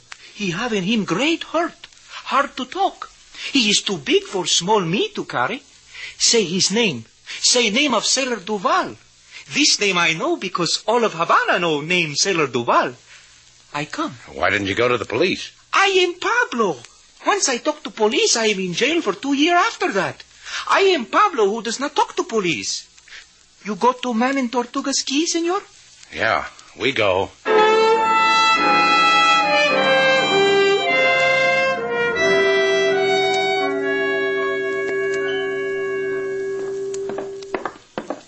Hurry, Slate. Easy, baby. We know where he is now. I'm taking it to him as fast as I know how. I'm sorry. I just can't. I know. He needed you once. He needs you again. Pablo said he was badly hurt. I'll do what I can, sailor. He'll be all right. He'll see you again, and it'll help make him all right. Look, Slate, I told you. Carrie was just a guy who... Here, I'll give you a hand aboard. Thanks. Just a nice guy who wanted to be friends. Well, tell me about it later. Right now, we got company. You, Anderson, and your friend off my boat. I won't ask you again. No, just a minute, Mr. Shannon. This is Matt, one of our employees, and he's at your disposal. That means I'll help, Mr. Shannon. I and Carrie Martin work for the same company. If you're so anxious, Anderson, why don't you go hire your own searching party? Leave us alone. If I did that, the Caribbean would swarm with fortune hunters. Their palms itching for all that money. Martin's flight was a secret, and we'd like to keep the finding of him that way, too. Yeah, I see what you mean. They might kill Martin, Exactly.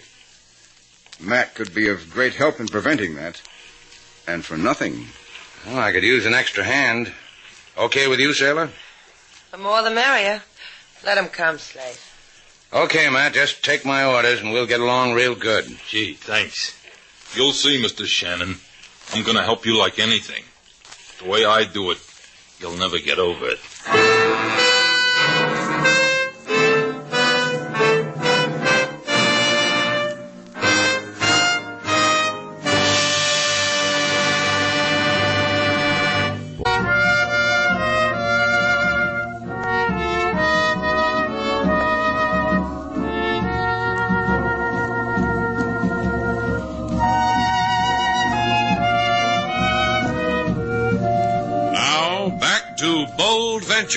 Our stars, Humphrey Bogart and Lauren Bacall, and the second act of our story.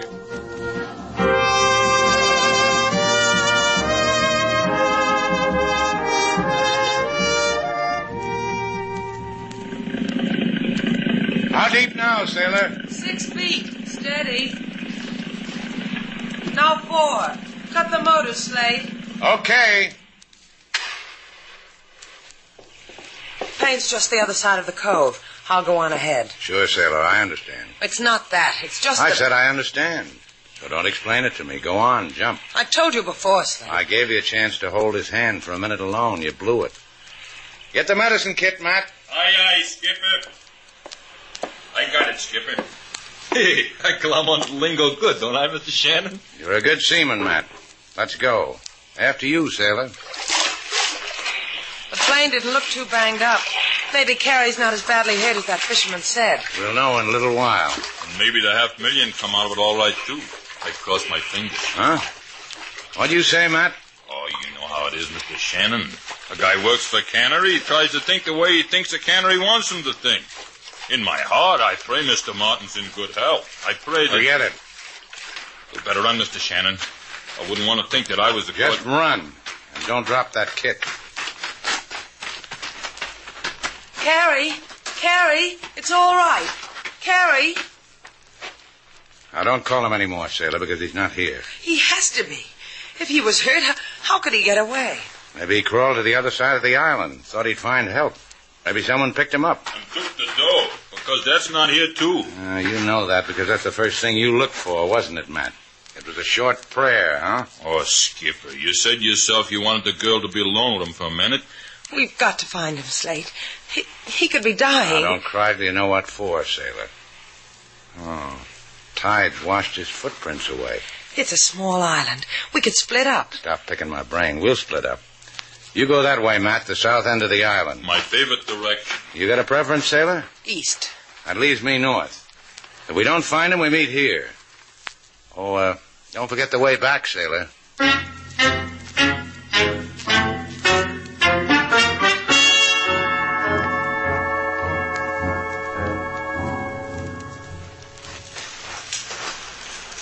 Martin! Hey, Martin, can you hear me? Martin! That you, Shannon? You get lost, kid? Not me. You're supposed to be casing the south end of this island. Well, I started that way, then I got worried. Maybe you'd find that dough and I'd be far away. Things like that. That money really bothers you, doesn't it? Ever since Pop taught me how to beat the paid telephones, he used to bring them home by the dozens. And you work for a big outfit like Toledo Canneries, huh? Well, I'll tell you.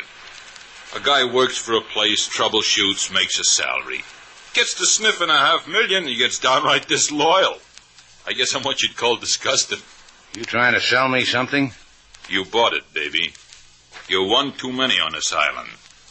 Look, I take out a knife, then I point knife upward for ripping and rip. Yeah. Next time, hold it close to your body. You're breaking my arm. Drop it. Drop it. Now, dream about what I told you. I couldn't bother with you, Matt. On second thought, I'll need your shirt to tie you up. And I'll find Carey.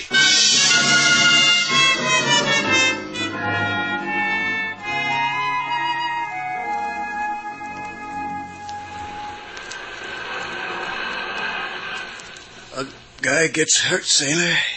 He tries to dream his pain away. Let me touch you again. Don't try to move, Carey. I'll come closer to you. See? I'm really here. How did you come? On downy wings? Slate and I have a boat. A fisherman told us you... Slate? He's my guardian, Slate Shannon. There was a shadow in the dream. Now I know his name. Slate's at the other end of the island looking for you. May he never find me. There are 3 of us. Slate, a man from the company. Anderson? Someone named Matt. Good old Matt. Never heard of him, but good old Matt. What happened to you, Carey? What went wrong? Bandits. You mean bandits like... I mean like in the war. They shot holes in my wing. Shot up my rudder.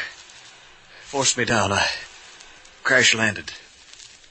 Was very happy till something in my chest told me my chest was caved in.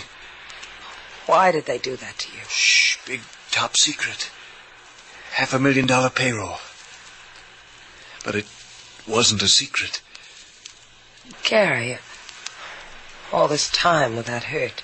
The money, I buried it under the plane. Take it away. Give it to somebody. Carey. Shh, I sleep now. Gotta sleep.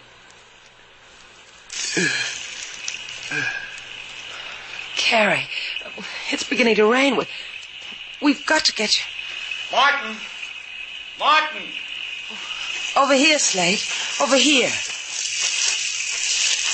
How is he, sailor? He's asleep. We've got to move him, Slate. The rain... We can't move him. He's hurt too bad. Here, cover him with my coat. These leaves.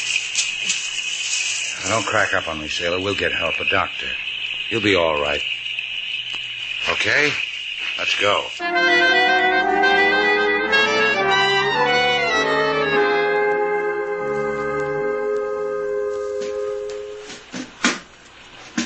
Can you lift it, Slate? Yeah, the box is not that heavy. If you could weave, sailor, you could make us a couple of raincoats. I've never had one made out of $20 bills. You sure were underprivileged, weren't you? All the other kids in my block had them. Come on. Let's get the bull venture moving and get some help for Carey. What about Matt? I left him in a hollow. If it rains hard, the hollow's liable to fill up. Maybe he can drink himself out of it. Yeah, give you a hand up. Okay. Let's take off, Slate.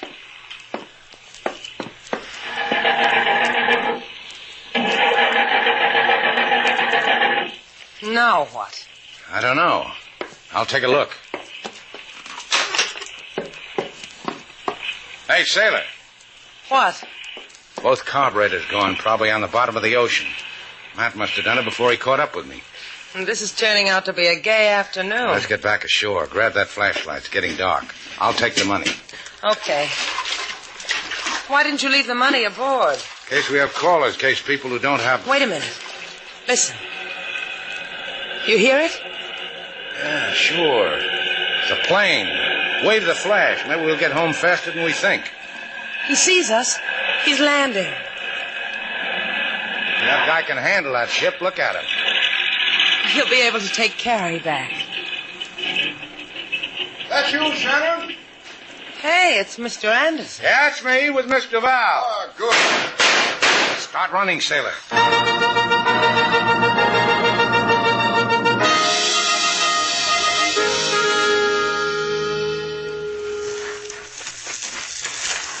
There he is, Slate. Martin. Martin, are you awake? You don't have to talk, Carrie. That's right. Now, just listen. Can you hear me? Good. John Anderson just landed a plane. He'll help. No, he won't. If he finds you, he'll kill you. But Anderson... Don't talk, Carrie. We'll explain it to you later. He's looking for all of us. If he comes close to you, don't move. If he calls to you, don't answer. Make out you're dead. Do you understand? Yes. Understand. We'll come back for you. Sure. Now, don't worry about anything. It'll be all right. Let's go, sailor. Where are we going? Get rid of this money. We going to bury it? Uh-huh. We're going to give it away.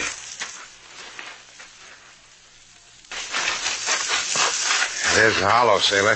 There's something in it. That would be Matt. I brought you something, Matt. Good die. That's no way to talk. We brought you $500,000. It's soggy from the rain, Matt, but you won't mind. Your hot breath will dry it out. Hey. That's right. Anderson landed a little while ago. This knife says don't answer him. Talk soft. Anderson made it, huh? You two pigeons are in trouble. How'd he find this island? In Havana, when you were getting your boat ready for this haul, you stepped ashore for coffee, remember? That's when we come aboard and nuzzled your charts. Anderson flies a plane accurate. He's got a loud voice, too. Oh! I don't blame you, Matt. If that knife was sticking me, I'd go, oh, too. Okay. What's with the money? What are you trying to say? You want to look at it?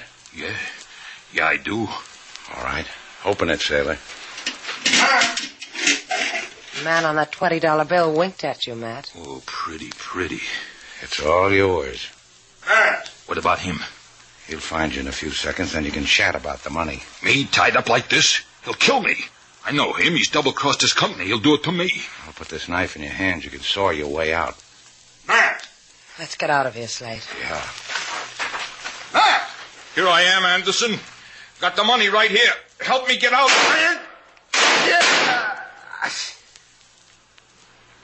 In cold blood, Slate. Shannon! Can you hear me, Shannon? I'm going to be on your back in a second. You rot here, Shannon. You and your... Not me, John boy. You made a mistake, Slate. Pardon me. You won't get out alive. You betting?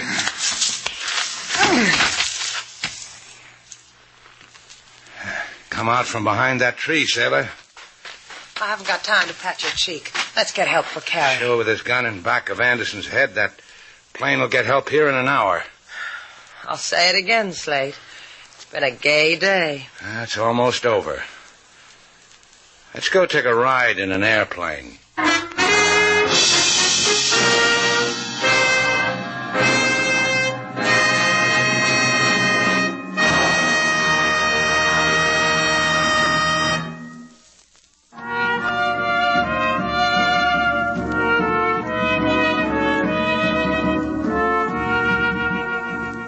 Slate? Uh-huh. Carrie just called me again from the hospital. He says he feels great. Oh, I'm glad.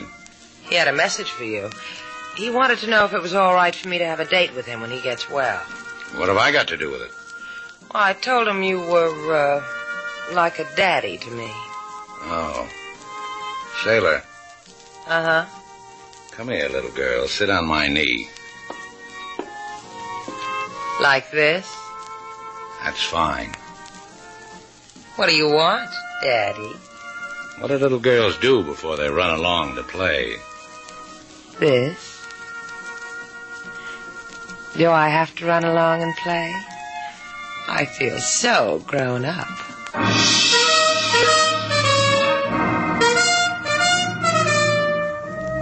And so our two stars, Humphrey Bogart and Lauren Bacall, have brought to a close our latest bold venture story. Special music was composed and conducted by David Rose. May we invite you to listen again next week at this time for another exciting adventure starring Humphrey Bogart and Lauren Bacall together in Bold Venture.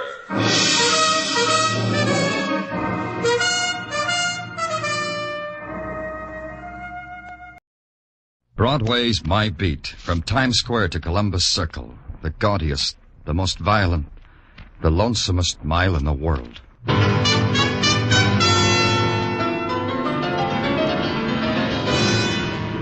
Broadway's My Beat, with Larry Thor as Detective Danny Clover.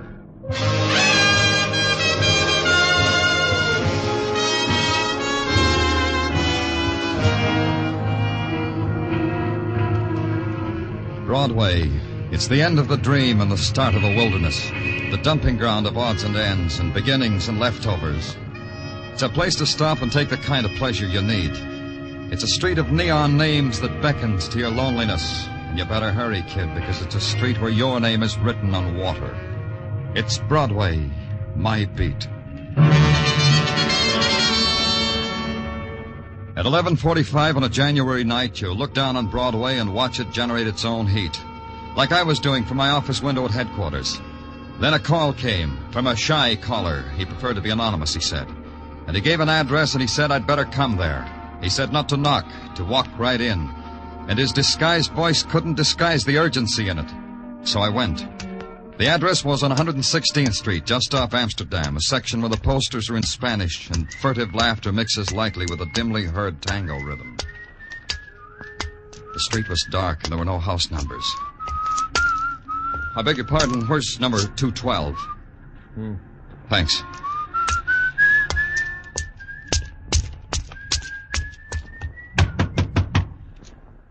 Open up, it's the police. Okay, I'm coming in.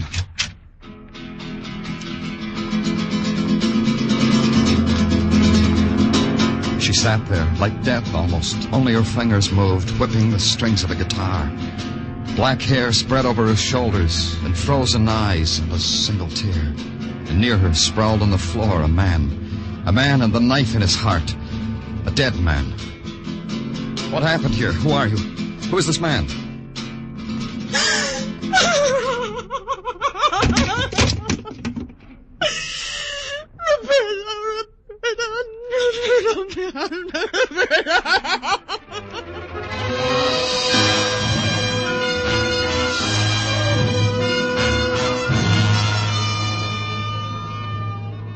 Her hands lost the guitar, searched for it, then her body twisted slowly to the floor. Even in the moment of her final embrace of shock and nothingness, the movement was somehow exquisite and dance-like. And the pattern they made, the girl and the boy, was a pattern of torment and death.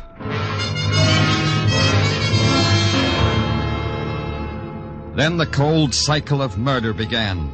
The dead boy's wallet established him as Roberto Segura, and this room was his home. Dr. CISCO reported that the boy had been dead for 3 hours, probably killed at about 9 o'clock. The girl was Cristina Perez. She was in extreme shock and should be taken home. She was. I waited until morning to go back to her.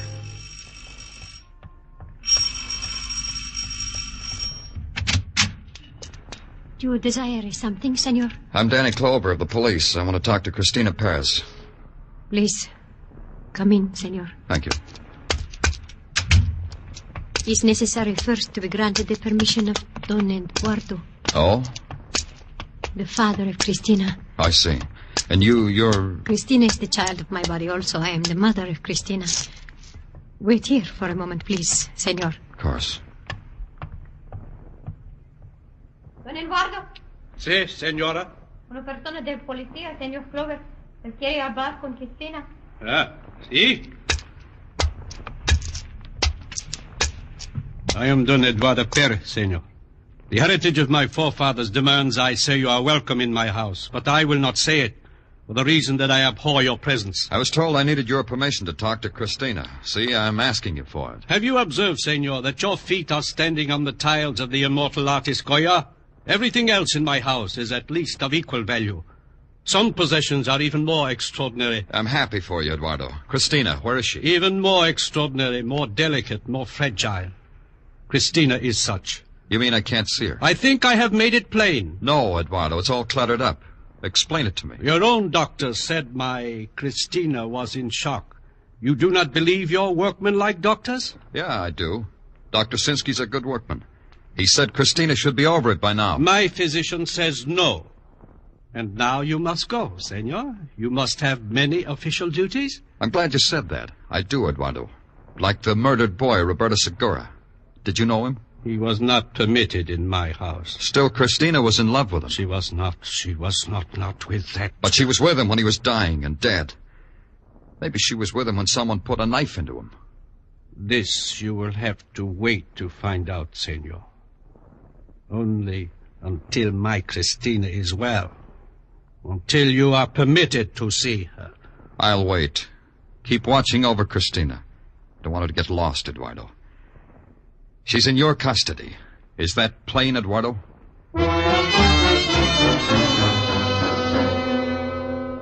Don Eduardo Perez smiled his finest Castilian smile to make it known that it was plain.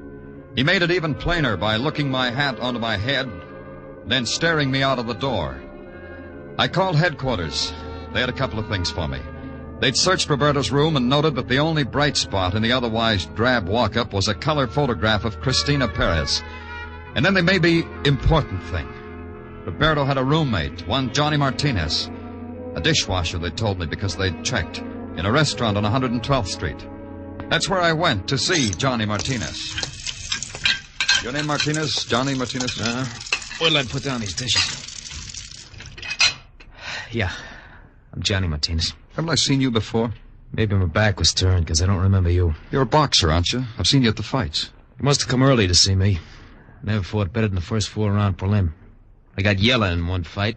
Never left me. I'm from the police. My name's Danny Clover. What have you been doing? Been doing in jail for a year and a day. Tuesday will be an anniversary of my being out 3 months. What'd they get you for? Attempted robbery with a weapon. I stuck a shiv at a small man with glasses. He hit me over the head with a briefcase and knocked me cold. I lost that like I lost everything else. You roomed with Roberto Segura. You know I did, else he wouldn't be here. Know any reason why he should be murdered? Sure. Somebody hit him. You? No. Not me. Papers say Roberto was killed at 9 last night. I was here till 10:30. 8 hours all the time. Ask the proprietor. Yeah. Tell me about Roberto, Johnny. What was he, Clover? Guy with long sideburns, a family trait in Guadalajara, and maybe $1.35 in his pocket. Like me. You're a bitter boy. No, not bitter. I read the right papers. Roberto never would. Do you know Christina Perez? I'm not trying to stall you, Clover. Takes a second to gather up all the nice things about her and turn them into a smile. That way, huh? Do you know her, Clover? Have you talked to her? Have you looked at her? Only she loved Roberto. I know. Now what? Roberto is dead. Now I can try my best. Now I'll get haircuts and be a gentleman. And in a week or so, Christina will smile. Because I'll say something that'll amuse her. Anything else, Clover? Yeah. What did Roberto do last night? What were his plans? Same as always. He spent the evenings at Papa Candelaria's place. I guess last night, too, part of it. Papa Candelaria, huh?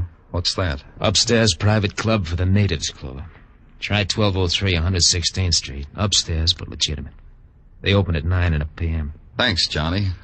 I'll see you. Yeah, sure. I'll look for you.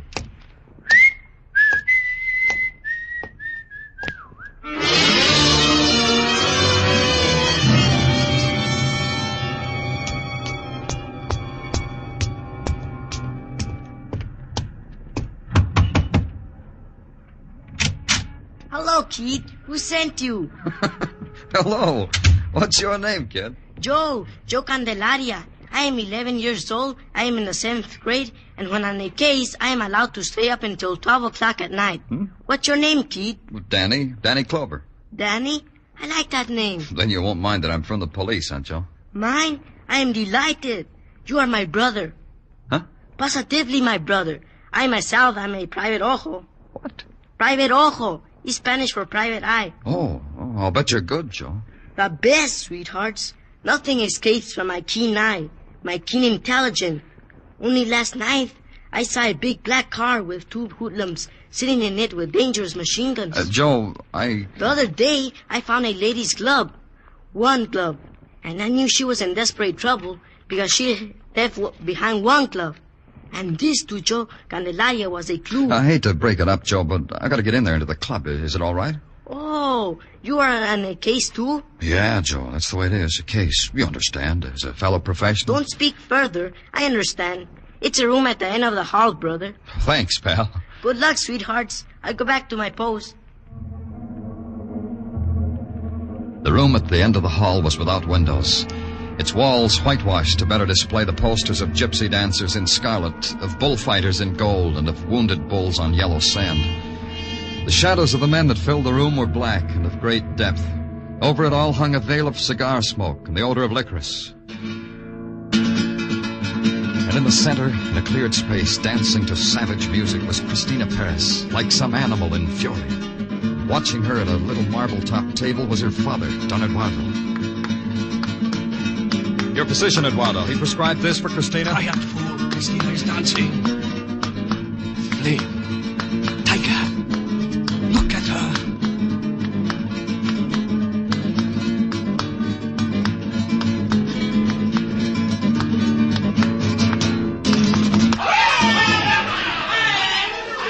Is it all right if we talk now, Eduardo? Cristina is a sublime artist. Makes me ill to be distracted when she dances. What do you want, senor? I put Cristina in your custody because you said she was too sick to talk to me. She got better fast, didn't she, Eduardo? As you say, senor, she got better fast. You still wish to speak with her? Yeah, I still wish. My Cristina is in her dressing room. It is through those curtains. And down a hall. Yeah.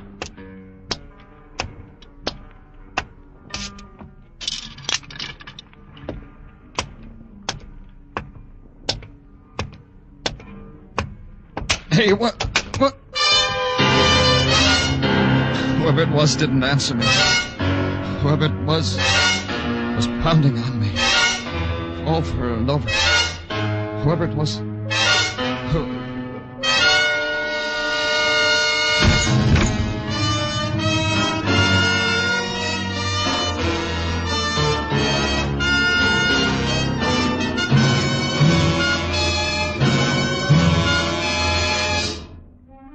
You are listening to Broadway's My Beat, written by Morton Fine and David Friedkin, and starring Larry Thor as Detective Danny Clover. Benny and Bergen, Crosby and Groucho, Luigi and Irma. There's a lot of sheer exuberant fun around on CBS in the nighttime. But don't forget that every weekday, Monday through Friday, some fellas who are very good at being entertaining are right here. Reading from right to left, left to right, and right down the middle, they are Gary Moore, Art Linkletter, and Arthur Godfrey. Yes, every day, Monday through Friday, over most of these CBS stations.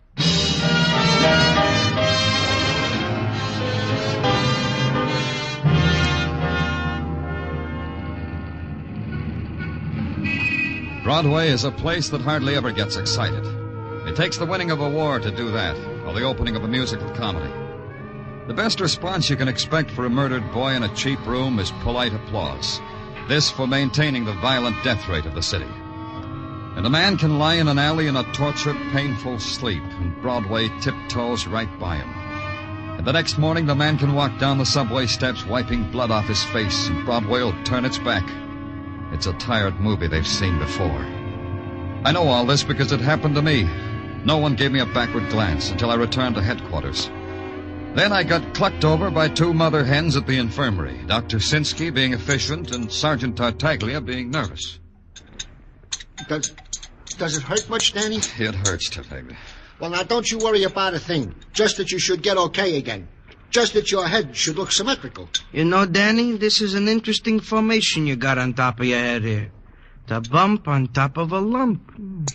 I could write it up for the journals. Take it easy, Doc.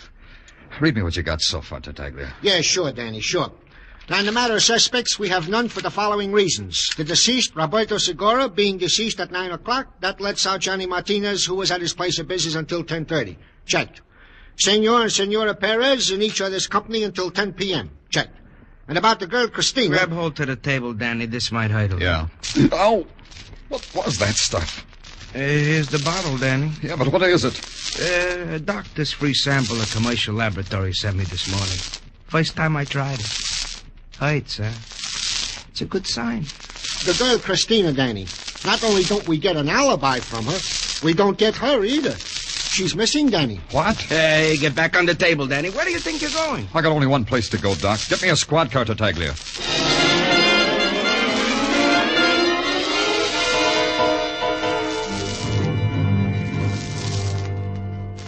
Papa Candelario? Si, senor. ¿Qué quiere? I was here last night. You must have seen me. You know who I am. No entiendo, señor. You mean you don't understand English? No inglés. No entiendo. Try hard, Papa. I'm of the police. Police, understand? No entiendo, señor. Try this. I was beaten up here last night. This could make trouble for Papa Candelaria. Big trouble. Papa Candelaria. Yo soy Papa Candelario. ¿Qué quiere, señor?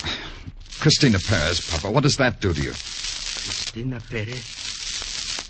Muy linda mujer. Yeah, Papa, yeah. Cristina Perez, that's right. Where is she? She was here last night. She's disappeared. Oh, look, who is here? My brother, Danny Clover. Joel, am I glad to see you.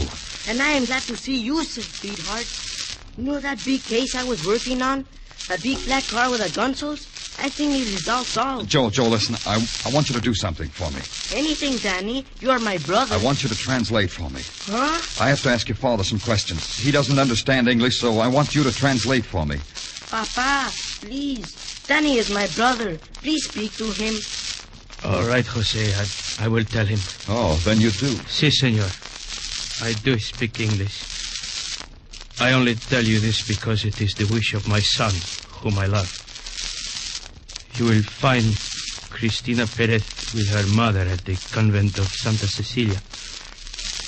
That is all I can tell you.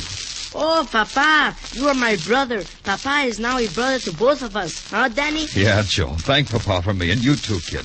Thanks, brother.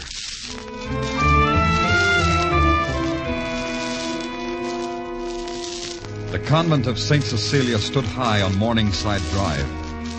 A sister led me through a courtyard and into a gray stone building and into a room. A large room, simply furnished. She told me to wait. And she left. It was 15 minutes before the door swung softly open again. Senora Perez and his daughter, Cristina. They didn't seem surprised to see me.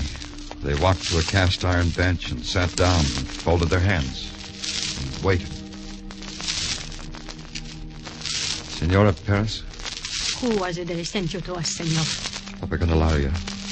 This is difficult to believe. No, Mother. It isn't difficult. You must realize, like I do, that it's useless to hide from the police. Why are you hiding, Cristina? My mother thought it was the best way. Now it doesn't matter. Oh, it still doesn't explain very much. You were in Roberto's apartment when I found him dead. You were dancing when you should have been sick. You ran away when you should have been available. Let's start up top and see why. I was supposed to meet Roberto. A rendezvous, Mr. Clover. On the night he died. He was late. I went to his place to look for him. I found him dead. Go on. I danced because my father wished to look at me dancing. I do not disobey my father. Under any circumstances, never. Cristina. Mr. Clover isn't a fool. He'll find out. Cristina, enough. You have said already too much. And I ran away because my mother wished me to run away. I do not disobey my mother either. Tell me something, Cristina.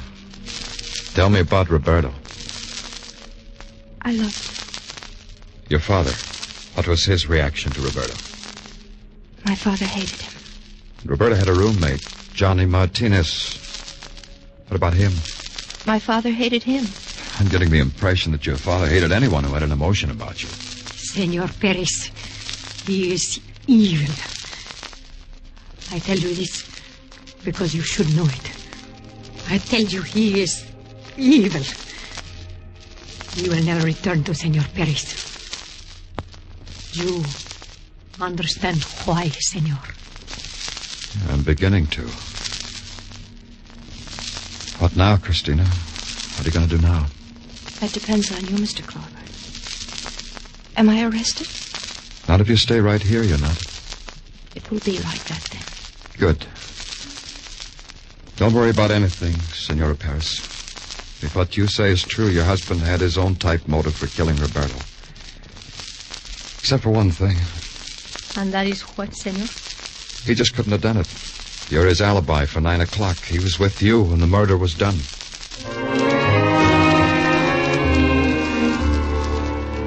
Maria Perez sank to her knees, drew the black lace shawl close about her head, With the fingers of her clasped hands moving endlessly in a kind of torn pleading, began a voiceless prayer.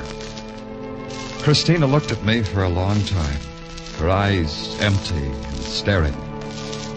At the door, I turned back for a moment, and Christina had not moved, had not changed. It was hard to believe that this was the girl who had danced with fury and like flame.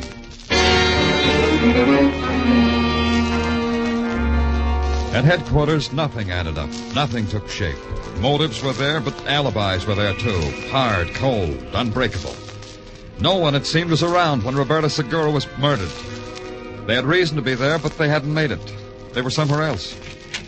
I don't like busting in, Danny. What do you want, Tartaglia? Well, you have a visitor. Tell him I'm busy. I'm out. Anything you think of. Oh, I tried, Danny. I tried, but it's no use. Your visitor is... now, wait, let me see. Don Jose Miguel... It's me, sweethearts. Joe Calendaria. Hello, kid. Hi, Joe. Look, kid, I'm pretty busy right now. Oh, sure. Okay, Danny. But look, Joe, how would you like to have Sergeant Tartaglia show you around police headquarters? Oh, that would be super keen. Do you mean it, Danny? Sure, kid. Take Joe around, Tartaglia. Everything. The works. Sure, Danny, sure. Come on, let's go, Don Jose. Wait a minute, Sergeant. First, I must tell Danny it's all solved, my case. The black card, the glove, it's all solved. Let's go, Sergeant. Hey, wait a minute. What's this about the black card, Joe? You're always talking about it. Very mysterious, Danny. This black car was standing there for a long time with all its windows open. That's bad, huh? I don't know about that, but it is very mysterious because it was so cold that night. So cold I wore my hoppy shirt and my hoppy jacket and my hoppy hat. Where was this car, Joe? In front of the house of Don Eduardo Perez. Oh? When was it, Joe? Night before last? That's right. Night before last. 11 o'clock by my Mickey Mouse watch. Who was in the car, Joe? You said there were two men. Did you recognize them? See. Who were they, Joe? Who were they? Do not ask me, Danny, because I cannot tell you. Why? A good detective should tell other detectives, Joe, when he has something important. I cannot tell you, Danny, because I am not a good detective. I am only an afraid detective. I cannot tell you. Now I cannot see police headquarters? Oh, sure, Joe. Sure you can see it. Go on, Tartaglia. Take my brother Joe around.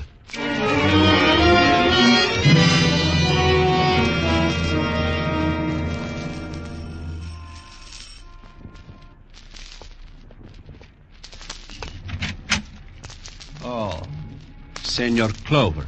Yeah, Eduardo. Senor Clover. Invite me in. You have come to tell me you have found my Christina? Yeah, that too. Let's go inside, shall we? It's warm in here. Not cold like outside, Eduardo. Where is she, senor? You have no right to torment me. It can go badly for you. For all of us. You and me. Where is she, senor? I must go to her. She's at the convent of St. Cecilia with her mother. Ah. Don't bother with your coat and hat, Eduardo. You won't need them. What? You won't need them. We'll bring Christina to you. If she wants, we'll let her visit you in her cell. What are you trying to tell me, senor? I'm not trying, Eduardo. It's easy to say. You're under arrest for the murder of Roberto Segura. You are insane. It had me fooled, Eduardo, for a long time. Such an airtight alibi. All because we thought the boy was murdered at 9 o'clock. You have a reason to believe it was at another time? Yeah. Say around 11. That was neat, Eduardo, killing him, then letting his body sit in your car in the cold air so that rigor mortis would set in quickly. You talk with the mouth of a babbling idiot. And you brought him to his room, and because it was warm there, Dr. Sinsky figured the boy had been dead for 3 hours. Because that's how long rigor mortis might take in a warm room. But in the cold, in a car with open windows, it doesn't take so long, huh, Eduardo? No. You are right, senor. It is a good way to kill. A good way to deceive the stupid ones of the law. Yeah. Yeah, we're pretty stupid, Eduardo. We don't understand how it means to possess things like Goya tiles or a daughter like Christina. Your Christina. You killed her to keep her to yourself, didn't you, Eduardo? No one good enough for Christina but you. It is as you say, senor. No one good enough. So I had Roberto killed. You had help? Of course, I do not soil my hands unnecessarily, senor. Johnny Martinez helped me. Why should he do that? Because I promised him Christina. But you, senor, for you, I need no help. I will kill you with my own hand. Give me the gun, Eduardo. It frightens you, brave, senor. Yeah, it does that. Give it to me. Drop it. Now I've got the gun, Eduardo. What does it do to you? Frighten you, huh? You will not kill me. You will not. Let's go, Eduardo. You got to be booked for murder. I can get to Johnny Martinez later. You got to him already, Clover. Well, Johnny. Welcome. Eavesdropping, huh? No. Don't turn around, Clover. Now that you've peeped at my gun, just keep it in mind. Sure, I've been eavesdropping. The next room. I don't mind. You can come to headquarters, too. Shoot him, Johnny. Kill him. You should have killed him last night when you knocked him unconscious. Kill him! All right. You say so, Senor Perez. All right. Just this before you do, Johnny. Eduardo would like to know about it. Know about what, senor? The gun I'm pointing at you. If Johnny shoots me, I'm just liable to react. I'm liable to grab onto something when Johnny's bullet hits me. The trigger of this gun, maybe. Then you're liable to be shot, Eduardo. Killed, maybe. You've got a point, Senor Perez. Well? Johnny! No, what? What do you want me to do? Drop that gun! Drop it! Drop that gun!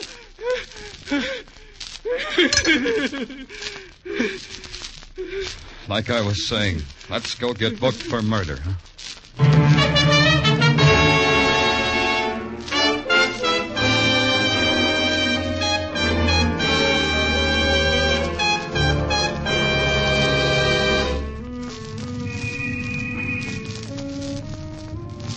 Broadway. It's an enchanted island or a desert of dust. A crazy dance that starts off wild and winds down to a dirge and blues time. You look at it one way and it's a magician's pitch with golden mirrors and jeweled fountains. Then you blink and the whole thing dissolves. Your hands are bloody from beating against a wall corroded with pain. It's Broadway. The gaudiest, the most violent, the lonesomest mile in the world. Broadway, my beat.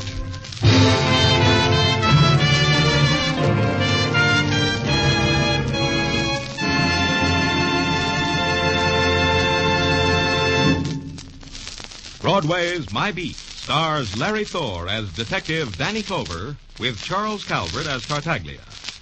The musical score was composed by Alexander Courage and conducted by Wilbur Hatch, and the program was produced and directed by Elliott Lewis. The cast tonight included Tony Barrett, Jeanette Nolan, Herb Butterfield, Jack Crucian, Michael Ann Barrett, and Armando Corral.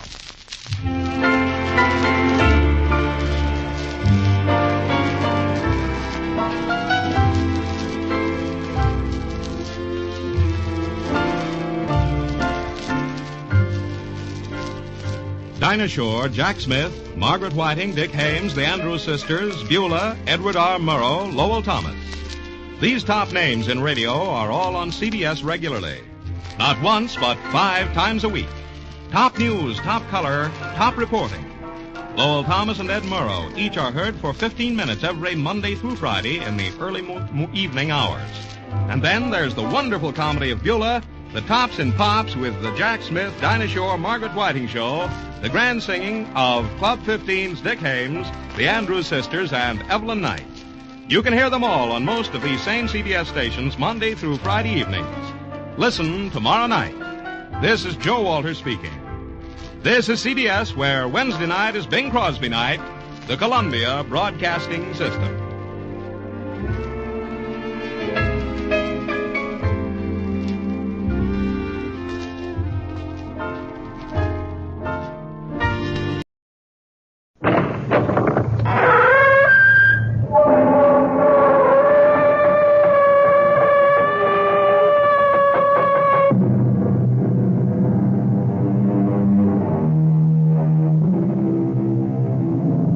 Come in. Welcome. I'm E.G. Marshall. Sit down and try to make yourself comfortable. Yes, it is quite warm in here, but don't worry about it, because in just a moment, we'll bring you a tale that will chill your blood. A tale of black magic that may have begun centuries ago, but which takes place today. A tale in which one of the dark powers of the pit is released on the campus of a Midwestern university. Did you hear that? It's just the wind. No, it's not. It's something else. I don't hear anything. I do. A kind of humming, singing sound. Look over there, near Brewster Hall. It's only a shadow. It's moving. It's coming this way. Oh, now stop it, Debbie. You're getting yourself all worked up. It's coming this way. There, it's got eyes. It's that thing I saw in the mirror. Get out of here. Run. Debbie, wait. Oh, don't go that way. This way. Over toward me.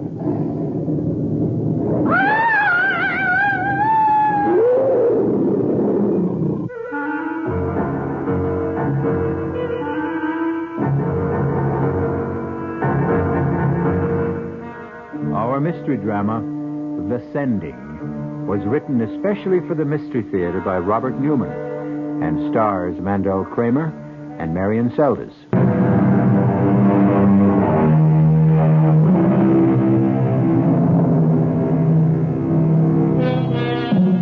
Is there such a thing as black magic? The ancients thought there was. For centuries, there were those who were willing to trade their souls for the power to call up and control the dark forces of the pit. To what end? Sometimes for power or wealth. Sometimes, as in this tale, to achieve eternal youth, eternal life. But, as we will see, there is always great danger involved. And the price is always high, and usually paid in blood. Our spine tingler begins in a large, rambling house on the edge of the campus of a Midwestern university.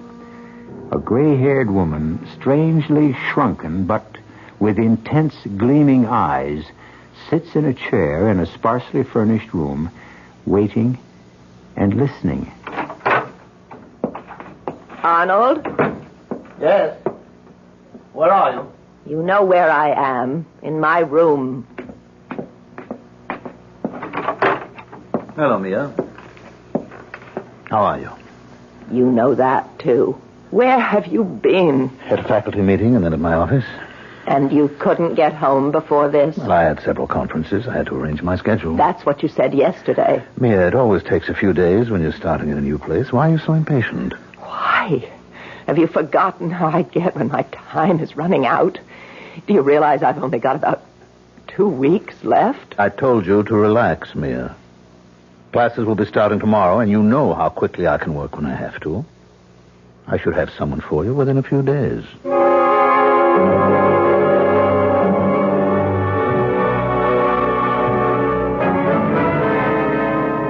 So, to sum up our first session, what we're dealing with, then, is a tradition that goes back to the dawn of time. Man's belief that he can control not the forces of nature, but the forces that shape nature, and can give him power over other men, and even over life and death. That will be all for today. You have your reading list and your assignment for next time. However, if any of you are interested in any of the many fields I covered in my outline, by all means, come talk to me, and I'll give you some additional reading for a special report. Well, what'd you think, Beth? Well, it was quite a lecture. I think it's going to be very interesting. I'm not talking about the course. I'm talking about him. He's really something, isn't he? Oh, come on, Debbie. He's married, isn't he? Oh, sure he is. All the really attractive ones are. But his wife is about 20 years older than he is. Not only that, but she's not well. How do you know that? I made it my business to find out. Since he just got here, it wasn't easy. But if you really want something... Debbie. Okay. There's no reason why you should care. You've got someone for yourself. If you're talking about Bill, I haven't got him. He just has the room across the hall from me. Which he made a point of getting last spring. So, give me a hand. Come on up and talk to Lansing with me. All right. As a matter of fact, I was going to do it anyway. I thought I might do one of those special reports. Oh, great. Then you talk to him and I'll tag along. Okay. Professor Lansing. Yes? I'm Beth Howard. I'd like to do one of the special reports you talked about. Oh, I'm delighted, Miss Howard. It usually takes 3 or 4 sessions before anyone volunteers. Was there something you were particularly interested in? Well, yes, the tarot. I should have known. That's usually one of the first assignments to be requested. Tell me, do you have a set of tarot cards? No, I haven't. Well, after you do your report, I'm sure the bookstore will have to order them. But in the meantime, if you'll stop by my office this afternoon, I'll give you my set and also a supplementary reading list. Oh, thank you, Professor. Not at all. What about your friend? I'm sorry, I don't believe I know your name. Debbie Ross. Would you like to take on one of the special assignments too, Miss Ross? Oh, well, not right now, Professor, but I'll probably ask for one after the next session or two. But in the meantime, I wanted to tell you that I think the course is absolutely fascinating. Well, thank you, Miss Ross. Today's lecture was very general, of course, an attempt to indicate approach and sketch in background, but I hope you'll continue to find it interesting. Oh, I'm sure I will.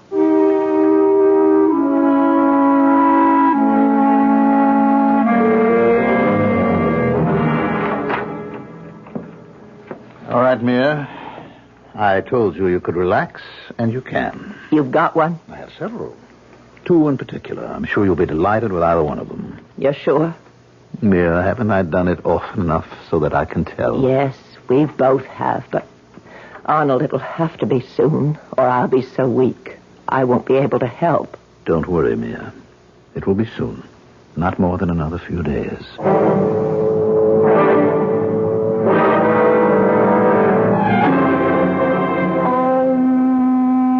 All the power that ever was or will be is here now.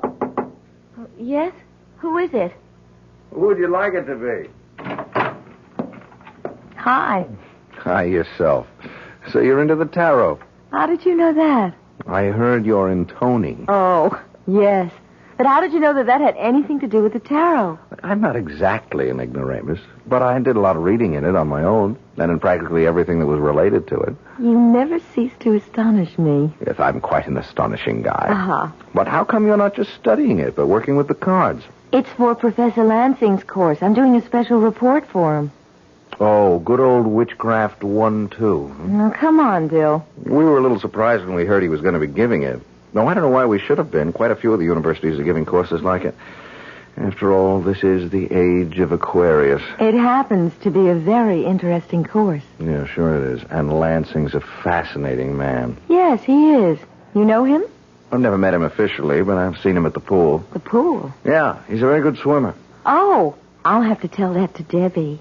Why? Well, she's taking the course, too, and she's got quite a thing about him. Yeah, well, just tell her to watch her step. Oh, because he's married? No, because I've got a funny feeling about him.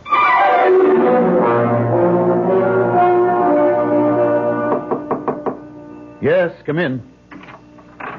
Good afternoon, Professor Lansing. Good afternoon. It's Miss Ross, isn't it? Yes. Oh, I hope this is all right, my coming here to your office. Well, that's what I'm here for. What can I do for you? Well, I told you after your first lecture that one of these days I'd like to do one of your special reports. Yes, I remember. And you're ready to do one now, are you? I've gotten pretty well squared away in all my other courses, so I do have time for it. Well, I'm delighted. Now, is there any area that you're particularly interested in? No. Well, then how about divination?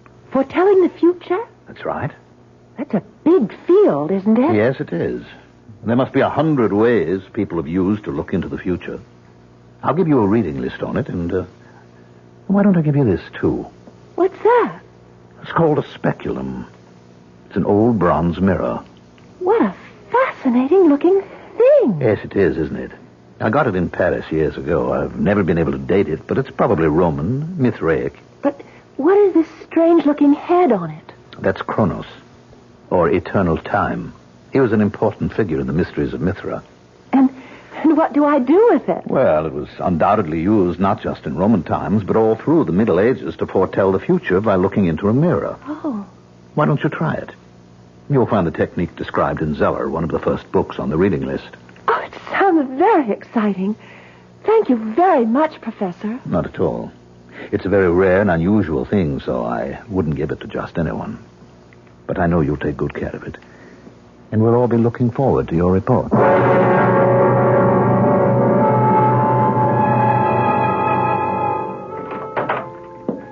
Mia, I've got the girl.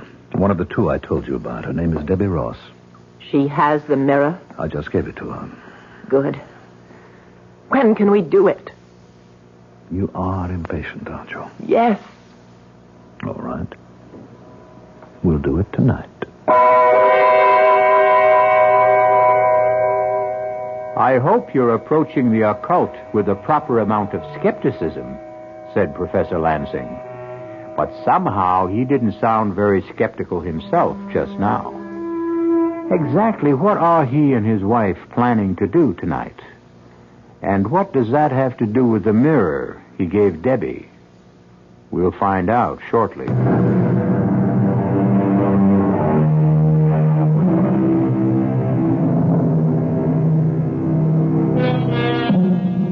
Unto all things there is a season.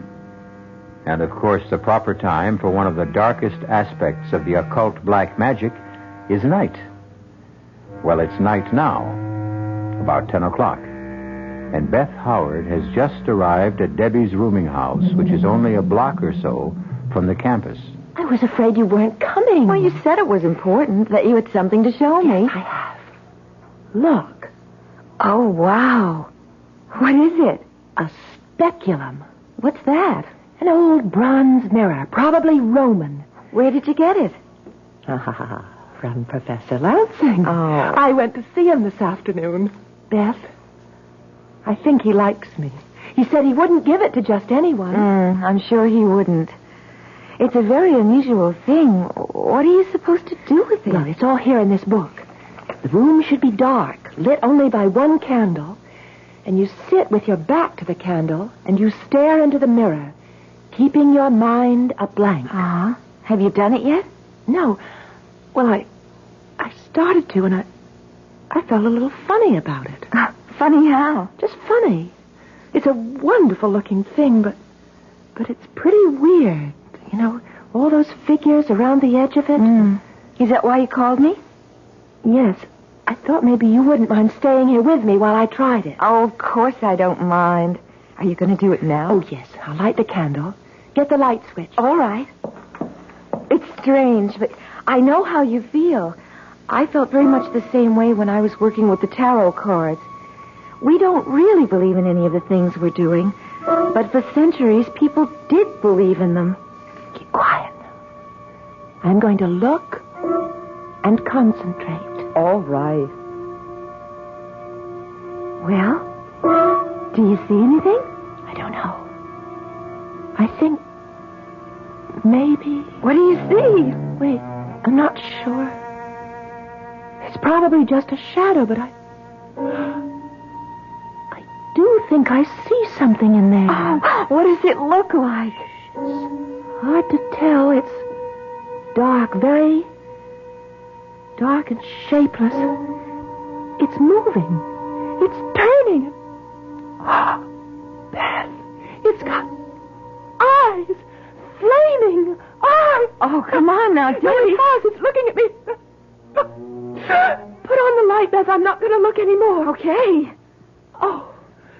You really did think you saw something. Yes. Well, as you said, it was probably just a shadow, the candle flickering. You really are shook up, aren't you? Yes, I am. You want to come over to my place and stay overnight with me? Well, could I? Of course. Bill's out, too, giving a seminar, but he should be back soon, and if my light's on, he'll come in for a while. Oh, good. Just let me get my coat and wrap this up again. You're taking the mirror? Oh, I better. It may be a scary thing, but it's very valuable, and I said I'd take care of it.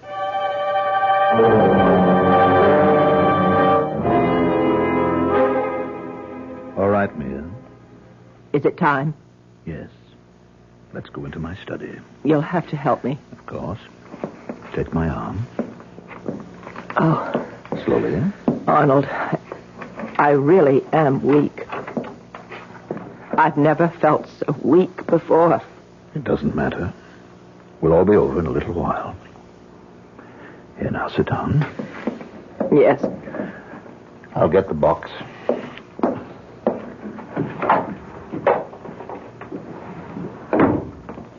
Here, now, hold it while I light the incense. I have it. Where do you think she is? What is the difference? She has the mirror. No matter where she is, it will find her. Are you ready? Yes. Give me the rod. Here. All right, now you'll be quick with the R theme when I need it. Yes. Peor, wherever you are, hear me. Do you hear me, Peor? With this rod, and in the names of Gagerem, Amatet, Algar, and Algasta, I summon thee. It's coming, Arnold. There it is.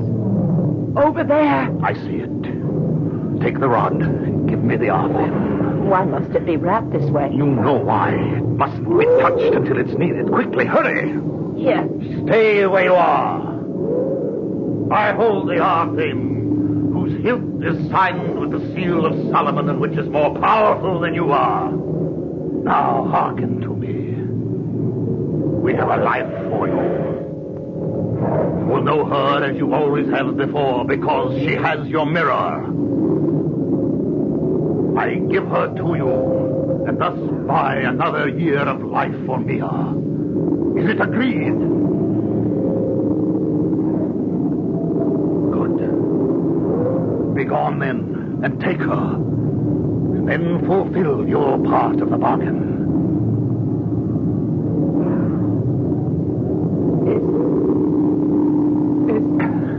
It's gone. Yes. Are you all right? Yes. Oh. Yes. Somehow I always forget how much it takes out of me. Yeah, here's the R theme. Wrap it up again carefully. I'll get us both some brandy.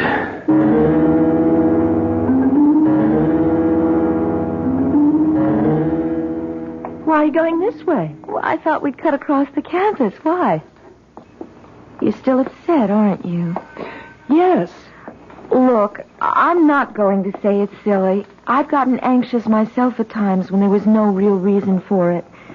But you know the whole thing was just your imagination. You've been doing a lot of reading about things that are strange, and you think you saw something in the mirror. Probably one of those heads that are on it. I guess you're right. I'm sure I am. But if it's going to affect you this way, maybe you should give up the course altogether. No, that seems silly. Besides, you always claimed one of my troubles was I was too literal, and I didn't have any imagination. Well, it's beginning to look as if I was wrong. Well, why don't we talk to Bill about it? It turns out he knows a lot about this sort of thing. How come? Well, he got interested in it through his work in English Lit. The tarot, when he was writing a paper on the wasteland, and black magic when he was doing an analysis of the Gothic novels. You two are really an item, aren't you? I don't know what you mean. Oh, of course you do. You never see anyone else, neither does he. Well, I like him, and he likes me. You just like him? Okay. I more than like him. If he asked me to marry him, I'd do it in a minute. He will. How do you know? I just think he will. Well, it's not all that simple. He's just an instructor now, and it'll be a while before he gets his... What is it? Don't you hear that? Oh, it's just the wind. No, it isn't. It's something else. I don't hear anything. Well, I do. A kind of humming, singing sound.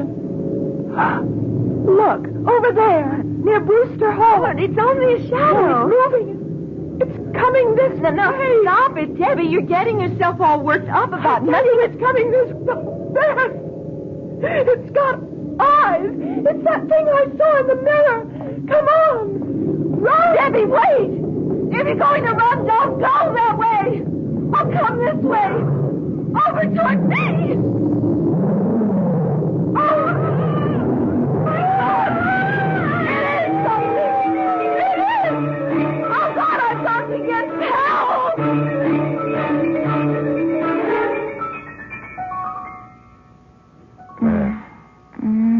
Beth, darling.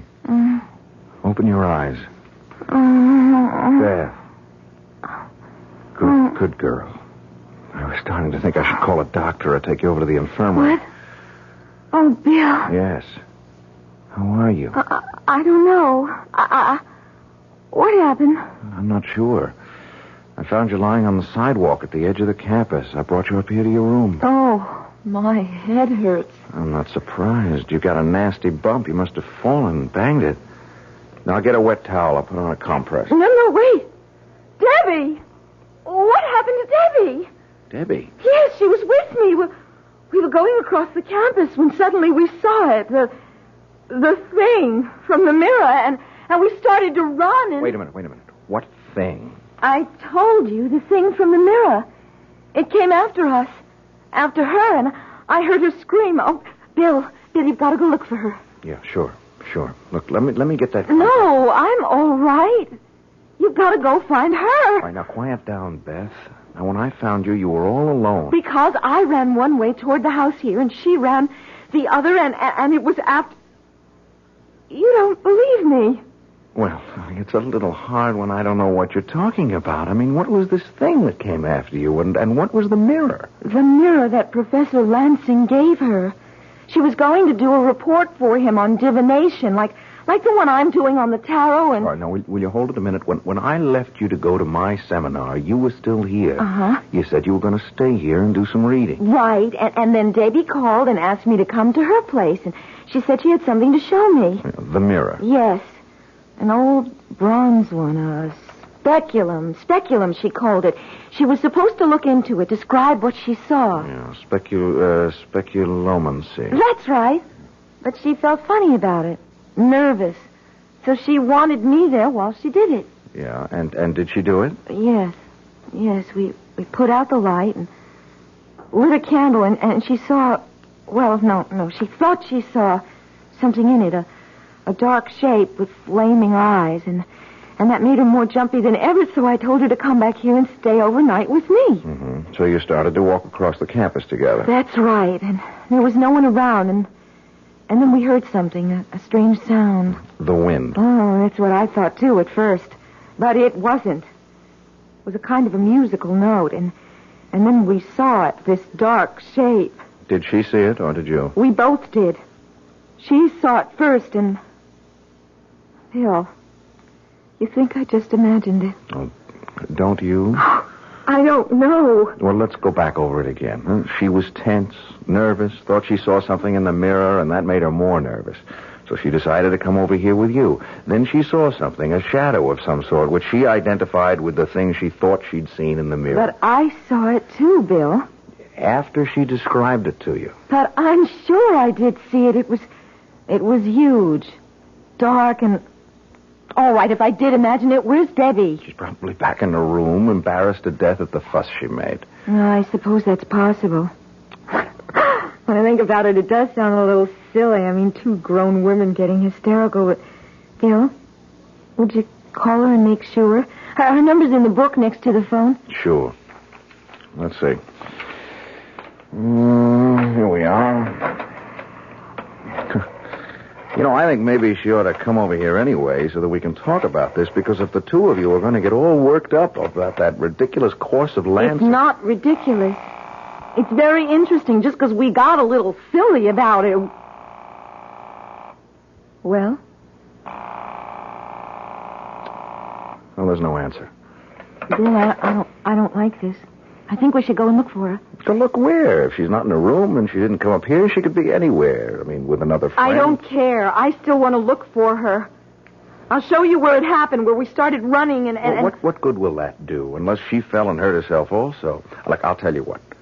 I'll call the campus police and see if they came across her or heard or saw anything. All right.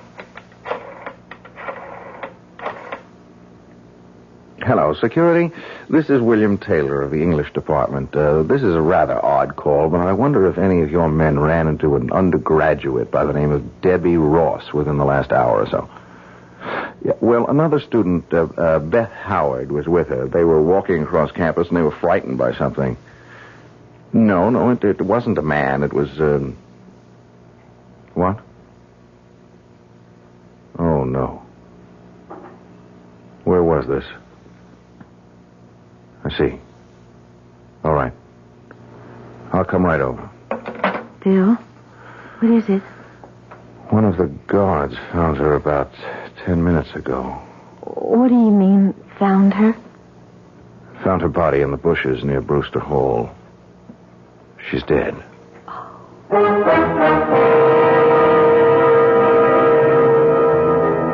Man is a rational animal, and we always look for a rational explanation of anything that puzzles us.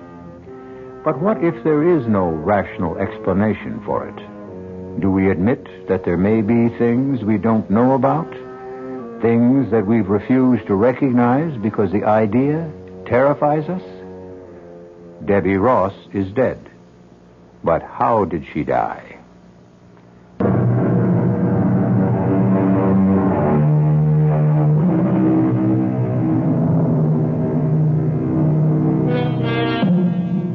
It's several days later. Many things have happened in that time. There have been questions, investigations, explanations, and recriminations. There has also been a funeral. As far as Beth is concerned, that is the only thing that really mattered. That and what has happened between her and Bill. Yes? Who is it? Bill. Oh. Just a second. Hi. So you're still locking your door? Yes. Which is very silly of me. All right, I didn't say that. It's certainly understandable. Uh-huh. It's still pretty childish. You've been treating me as if I were a hysterical female. No, that's not true. I've been perfectly willing to talk to you about it, but you know what the facts are. Of course. There were no marks on Debbie's body, at least none that could have killed her. She died of a heart attack. That's right. But they checked back on the physical she took when she was admitted here, and there was nothing wrong with her heart. Look, Bill, we've been through this before. Debbie thought she saw something in the mirror. Thought she saw it again out on that campus, and that made me think I saw it too. Look, darling. Don't call me darling. Why not? Because I don't want you to. When I first signed up for the course, you teased me about it, even though you've done a lot of reading in that same field yourself. I didn't tease you. Yes, you did, Bill.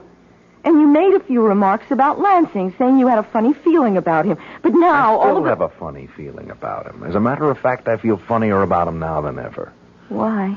Well, because I did a little checking up on him this afternoon. You know, we taught this same course at State last year. Yes, I know. What of it? Well, there was an incident there that was very similar to what happened to Debbie. I mean, a student, a member of the swimming team, and therefore presumably very healthy, died suddenly one night of a heart attack. One of his students? No. That's the only difference. He wasn't one of Lansing's students. Well, then why do you call it similar? And why are you making a point of it? If there was no connection between them, Look, I don't know if there was or not, but I thought perhaps I ought to look into it a little further. How? And I'm going to go see Lansing. I'm going to talk to him. No, Bill. Why not? Because I feel odd about him, too. I have ever since Debbie died, and I'm afraid.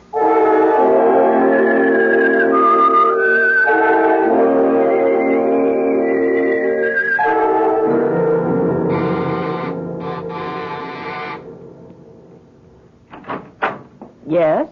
Good afternoon. Is Professor Lansing at home? Yes, he is. Do you think I could see him? My name's Taylor, Bill Taylor, and I'm an instructor in the English department. I stopped by his office, but he wasn't there. No, he's been very upset about the death of his student, so he's been working at home. I see. It was an unfortunate thing. Yes, it was. You're not Mrs. Lansing, are you? Yes, I am. Why? Oh, well, it's just that I thought, I heard... That I wasn't well? Yes, that's right. I wasn't. But I'm fine now. You want to come with me? I'm sure Arnold will be glad to talk to you. Thank you. Yes? Arnold, this is Mr. Taylor of the English department here. Come in, Mr. Taylor. Come in. Sit down, won't you? Thank you. First of all, I'd like to tell you how pleased I am that you agreed to stay and continue with your course. Well, I was reluctant to, but the faculty committee felt that I should. What happened was very unfortunate, but I don't see how you could have been considered responsible for it in any way. Well, I felt I was. seems Miss Ross was a very imaginative person, very open to suggestion, which I should have realized. I don't think anyone would have realized it. I wonder if you could help me in a project of my own. If I can, I'd be very happy to. What's the project? My doctoral thesis, which is a study of the dark tradition that runs through English literature and led to the Gothic novel. Oh, yes. Very interesting. Well, just how can I help you? Well, I've done a certain amount of reading in the field, but I've wondered if you could give me a copy of the bibliography you used for your course. Well, I'll be glad to. Unfortunately, I don't have any copies here, but I'll send you whatever I have as soon as I get to my office. What's your address? 21 Maple Street. All right. I'll get it off to you tomorrow. I'm very grateful to you. Not at all. You gave the same course at State last year, didn't you? Yes, matter of fact, I did. Did you know Tom Wallace when you were at State? Wallace? No, I'm afraid not. Was he a member of the faculty? No, he was an undergraduate on the swimming team. He died very suddenly near the end of the term. Oh, yes, I do seem to remember that. Was he a friend of yours? No, a friend of a friend. Well, I think I'll be running along, and I do thank you, Professor Lansing. Oh, not at all. Goodbye, Mr. Taylor.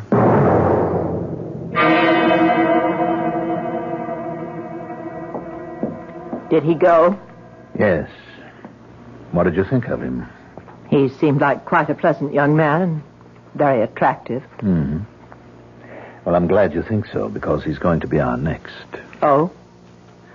Well, you don't have to worry about that for a while. You've got another 4 months. Yes, I know, but I'm a little concerned about him. As you said, he seems quite pleasant and very plausible, but he asked me some rather strange questions. What kind of questions? About where I'd been before I taught at State. Also about your young friend, Tom Wallace. You think he suspects? I don't see how he can. But we can't afford to take any chances. No, I suppose not.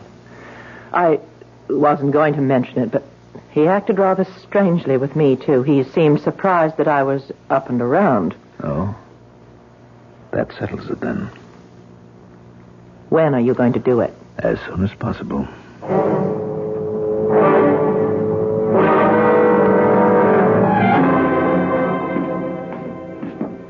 Beth? Yes, Bill? I've been waiting for you. You want to come in here for a minute? I want to show you something. Of course. What is it? This.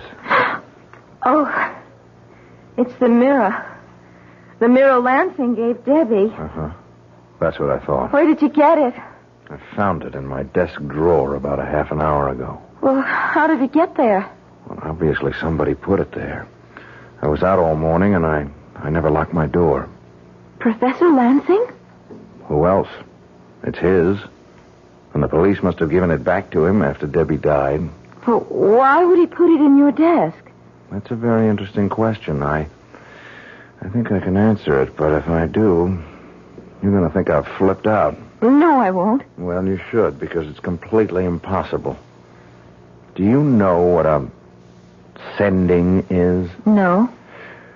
When someone who's involved in black magic knows enough and is powerful enough to raise an evil spirit, he can send that spirit to destroy someone. Oh, no. You mean that thing that Debbie saw in the mirror that I saw out on the campus? Yes. And it's here now? In the mirror? No. But the spirit has to be guided to the victim. And in this case, it's being done with the mirror. It will go where the mirror is. I still don't understand, Bill. I can understand why he might want to get rid of you, but what did he have against Debbie? He didn't have anything against her, but there was something of hers he wanted. Her life. Her life? You remember what I told you about Mrs. Lansing yesterday? Uh-huh. That while the story was that she was quite old and ill, she turned out to be young and well and attractive? Yes. Well, according to the grimoires, the books of black magic, when you raise a spirit, you can also make a bargain with it. Give it the life of someone else in exchange for some more time for yourself or someone close to you. Bill. I told you it was impossible. Well, I would have said so, too, a week or so ago, but now I don't think so. I think it's true. What are you going to do about it? Well, I've got to get rid of the mirror. destroy it. No, I'm not sure I can do that. I'm going to act as if it were all true, all possible, and fight fire with fire. I'm going to get the mirror back to Lansing. Give it back to him? No, put it in his house without his knowing it. Well, how can you do that? I think I can. He has a class this afternoon. Yeah, but what about his wife? Well, she'll probably go out sometime. If she doesn't, I'll phone her. I'll give her a message that'll get her out of the house. Bill, I'm coming with you.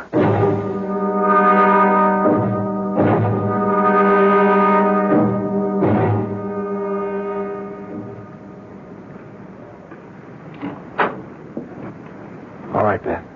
Come on in. How did you get in? The back door was open. You're sure no one's home? Well, you saw his wife leave a minute ago. Yes. What do you want me to do? Wait here with the door open a crack so you can see out. All right. Where are you going? Into his study. You won't be long? I'm frightened. No. I'll be back as quick as I can. All right. Go ahead. Bill! What is it? Nothing. The clock startled me. Will you be much longer? No. Come in here a minute. You think it's safe? Yes. What is it? I hid the mirror behind the books on one of the shelves, but while I was here, I thought I'd look in his desk, and I found this box. What's in it? This rod. It's used for raising spirits. And that other thing that's all wrapped up? Yeah, I was just going to look at it. I think it... Yes. It's an arthame. What's that? Well, it's a magic knife that's used to control a spirit once it's been evoked. This is the seal of Solomon here on the hilt. And it is all true, at least... Yeah, it looks that way. Bill, you got rid of the mirror, so let's go. Just a second. I want to think. I don't want him to be able to do anything like this again, but I can't take the whole box. I mean, if I do, he'll know someone was here. On the other hand, yes. I can take the arthame. Well, won't that do the same thing, Bill? Let him know we were here? No, not right away. See, when I was here yesterday, I saw... Oh, there it is. A dagger. See, I'll wrap that up, and I'll put it in the box instead of the arthame. Well, what'll happen if he tries to use it? I don't know.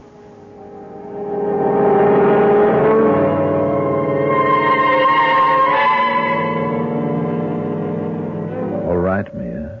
Is it time? We said midnight. You're sure he's there? In his room, now? He has an early class tomorrow, so I would assume so. Now hold the box while I light the incense. Arnold, I don't like this. Why not? We've never done anything like it before. Twice. Not just in the same place, but within a few weeks. We had no choice, Mia. He's suspicious. And if he goes on prying, asking questions... Yeah. All right.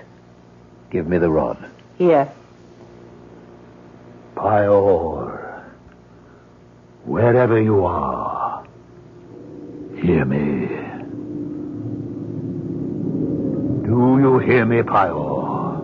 With this rod and in the names of Dageram, Amartet, Algar, and Algasna, I summon thee.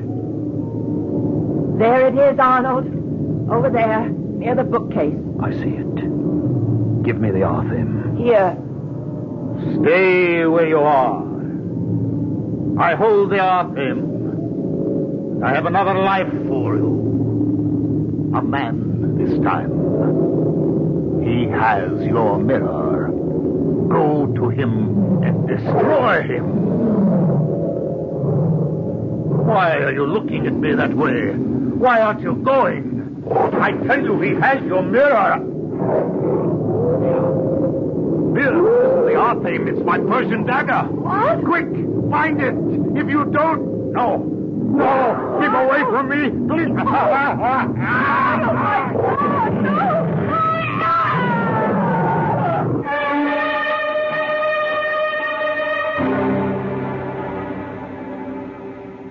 What time is it now? 12:15. Do you think he's tried to do anything? I don't know. And I don't know how we'll be able to find out unless... Oh, what's that? It's a police car. It's going that way, toward the Lansing house. But why? Let me see if I can find out. Hello, security? This is William Taylor on Maple Street. One of your squad cars just went by going over towards Willow Road. Do you know why? I mean, is there anything wrong? Oh, I see. Thank you. What did they say? They're not sure what's wrong.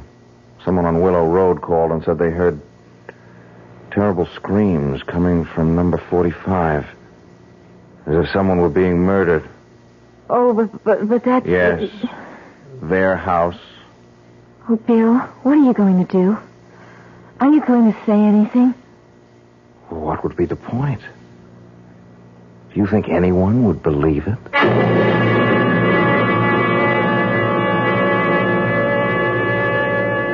Of course no one would believe it. Things like that don't happen. At least not today.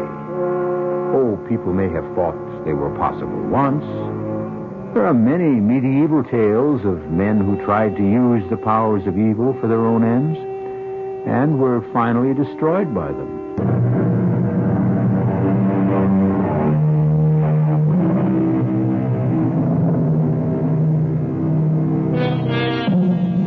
As I told you, the tale you just heard was a work of fiction, completely imaginary.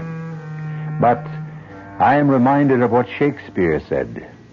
Why do I yield to that suggestion whose horrid image doth unfix my hair and make my seated heart knock at my ribs against the use of nature? Present fears are less than horrible imaginings. Our cast included Mandel Kramer, Marion Seldes, Tony Roberts, and Phoebe Doran. The entire production was under the direction of Hyman Brown. This is E.G. Marshall inviting you to return to our Mystery Theater for another adventure in the macabre. Until next time, pleasant dreams. The preceding Mystery Theater program was furnished by the CBS Radio Network. We invite you to stay tuned now for 15 minutes of the latest news from the WOR Newsroom with John Scott. This is WOR New York and RKO General.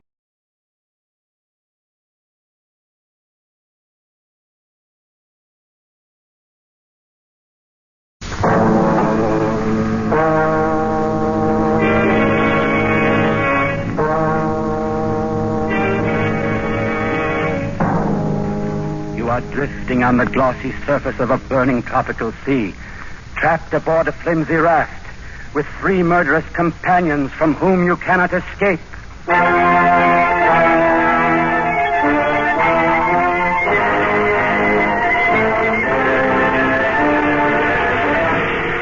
We offer you Escape, designed to free you from the 4 walls of today for a half hour of high adventure.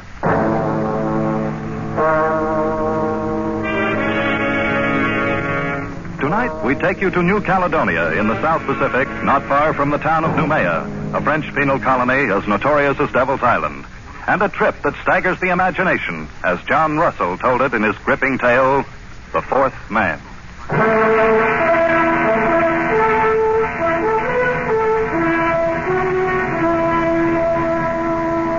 raft stood to open sea. A mat of pandanus leaves served for its sail and a paddle of wood for its helm. Its flooring was woven of reeds and bamboo sticks and rested on triple rows of bladders. It was light, elastic, fit to ride any weather, and it carried 4 men. 3 of them sat huddled together at the far end. Their bodies were blackened with dried blood. The hair upon them was long and matted. They wore only the rags of convicts' blue canvas uniforms. On wrist and ankle they carried their mark, the dark, wrinkled stain of the manacles. There was Dubose, doctor, leader, man of the world, murderer. Friends, the thing is done. And Fenneru, forger, ladies' man, weakling. Yes, we got away all right. And the one known as the Parrot, thief and cutthroat. So far, so good. And by way of celebration, gentlemen, may I offer you cigarettes? Cigarettes? Doctor, you are a marvel, a magician. Oh, look at them. White and fresh as though they had just come from the package. How did you do it? Every 6 months there are about 75 escapes from Noumea. Not more than one succeeds. Ours would be that one, I knew. So 3 weeks ago, I bribed the night guard for these very cigarettes so that we might sit here, my friends, as we are doing, and celebrate. I want a light. A light for the Parrot. Doctor's a wonder. he thinks of everything. He gives us cigarettes, matches, and our freedom. Wait till you've got your 2 feet on the pavement again. That will be the time to talk about freedom. Oh, to wear starched collars again. To stroll with a girl, clean and fresh from her bath, down the Place de la Concorde, the Rue de Suppose Rivoli. we get a storm. It's not the season of storms. Just the same. Suppose we get a storm. Barricade, my friend, you must not be so impatient. We were convicts back there, festering in oblivion. Now we stand on the rosy threshold of the big round world again. We are men raised from the dead. Suppose we get a storm. You've got the gift for speech, Doctor. But where is the ship that was going to meet us here? This is the day as agreed. It will meet us. This wind will blow us to China if we keep on. We can't lie any closer to shore. Don't forget there's a government launch at Torian. I doubt if the native trackers have given us up. Careful, Parrot. They'll eat you yet. I have heard about that. Is it true, Doctor, that the natives keep all the runaways they can capture to fatten on? Oh, they prefer the reward. Still, I doubt if they've entirely lost the habit of cannibalism. Piece by piece, Parrot. First, they'll sample you, and then they'll make a stew of your brains. They won't miss a thing. Shut up, you! The filthy brutes. I almost forgot.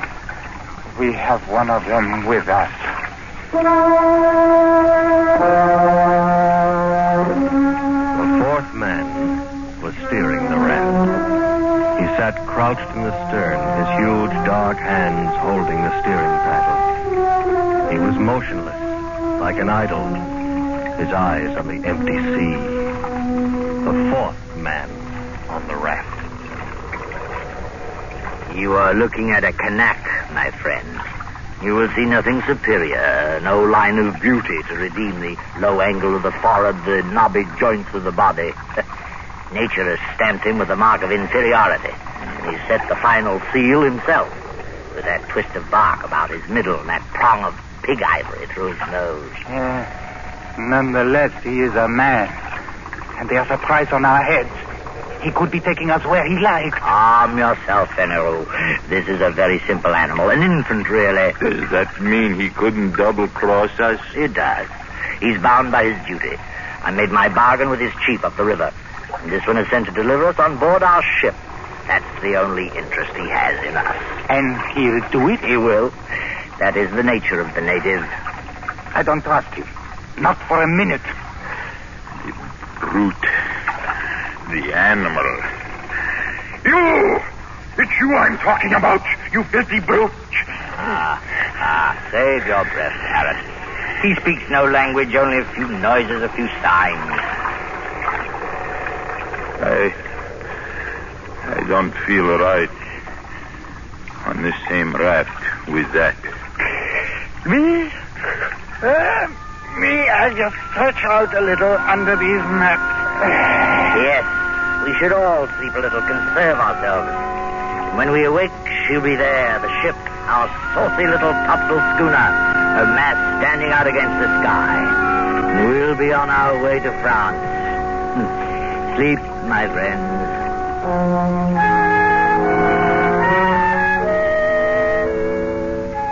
The two younger convicts dozed under the heat of the day. But not Dr. DuBose. He stood once again to sweep the skyline under his shaded hand. His plan had been so careful, so precise. He had counted absolutely on meeting the ship. A small schooner, one of those flitting, half-piratical traders of the Copra Islands that can be hired like cabs in a dark street for any sinister enterprise. But there was no ship. And there was no crossroads where one might sit and wait.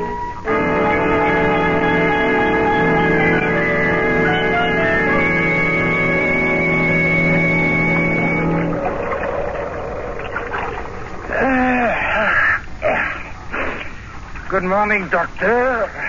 It's afternoon. Yes, it is. I slept like a corpse. And where is the ship, Doctor? It was going to be there when we woke. I'm thirsty. Dying with thirst. So are we all, Fenneru. Where's the flask? I'm roasted in the sun. We'll have to roast some more. This crew is put on rations. What are you talking about? Where is that water? I have it here. Yes, so you have. You think it is yours? It is ours, Parrot. I want a drink, Doctor. Think a little, Parrot. Now, we have to guard our supplies like reasonable men. We don't know how long we may be floating here. So that's how you talk now. You don't know how long. But you were sure enough when we started. I am still sure the ship will come. She cannot stay for us in one spot. She'll be cruising to and fro until she intercepts us. We must wait. That's good. Wait. And in the meantime, what? Fry here in this heat, our tongues hanging out while you deal us out drop by drop. No, the man does not live who can feed me with a spoon. You scum! But you're in this too, Fenneru, with this captain who thinks of everything and still puts to sea without provisions. Go on, laugh again. I wasn't laughing, Parrot. True. A bad piece of work for a captain of runaway. Unless you would die very speedily, we must guard our water. And whose fault is it? Mine. I admit it. What then?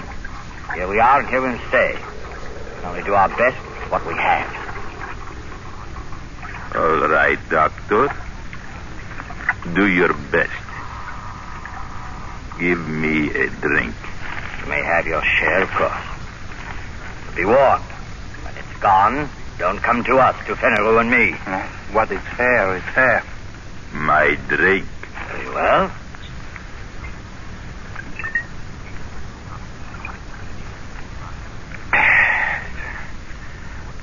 A thimbleful. One thimble. This way, we should have enough for 3 days, maybe more, with equal shares among the three of us. Yes, that's right.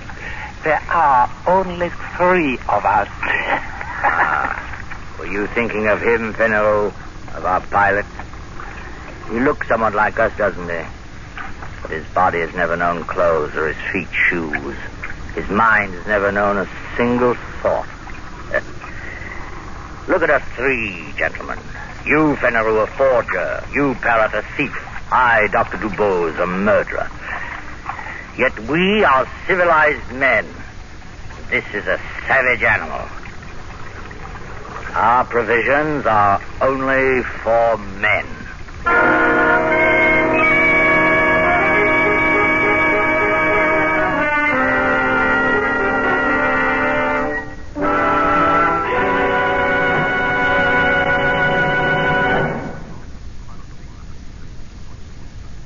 And now, we return to the second act of Escape, and tonight's story, The Fourth Man.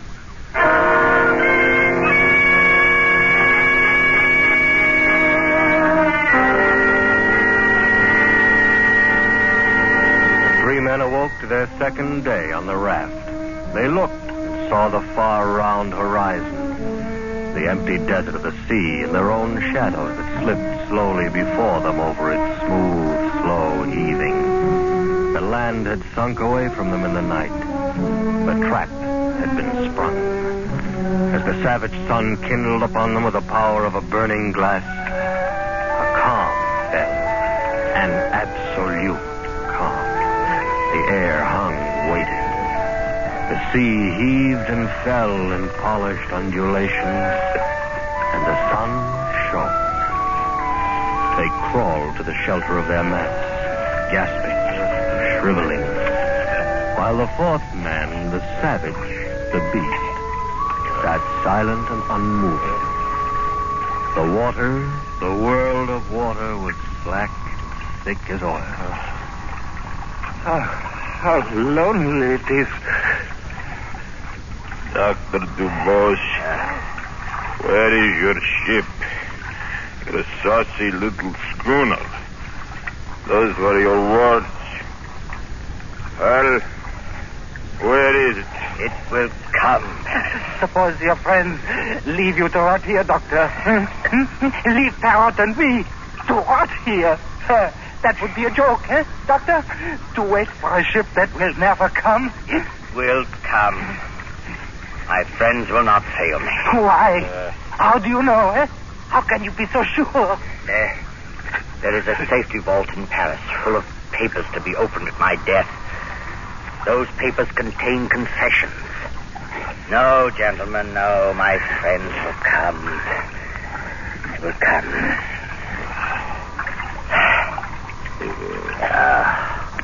That savage Kanak. Huh?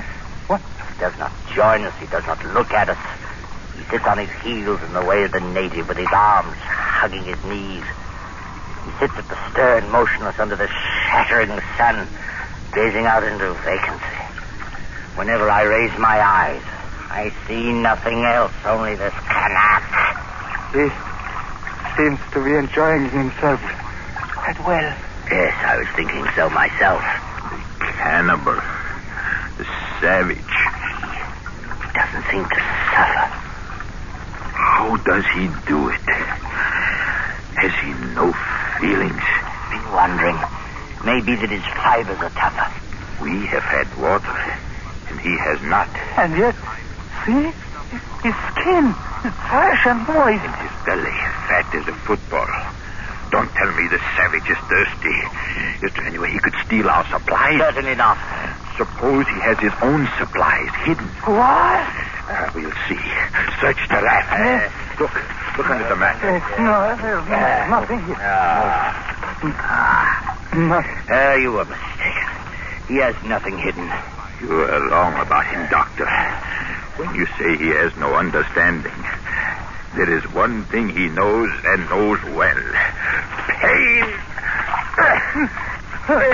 Harold, don't hit him. Harold, stop. There, scum. That will teach you. Not so chipper now, are you? Not so happy with your luck. That will make you feel...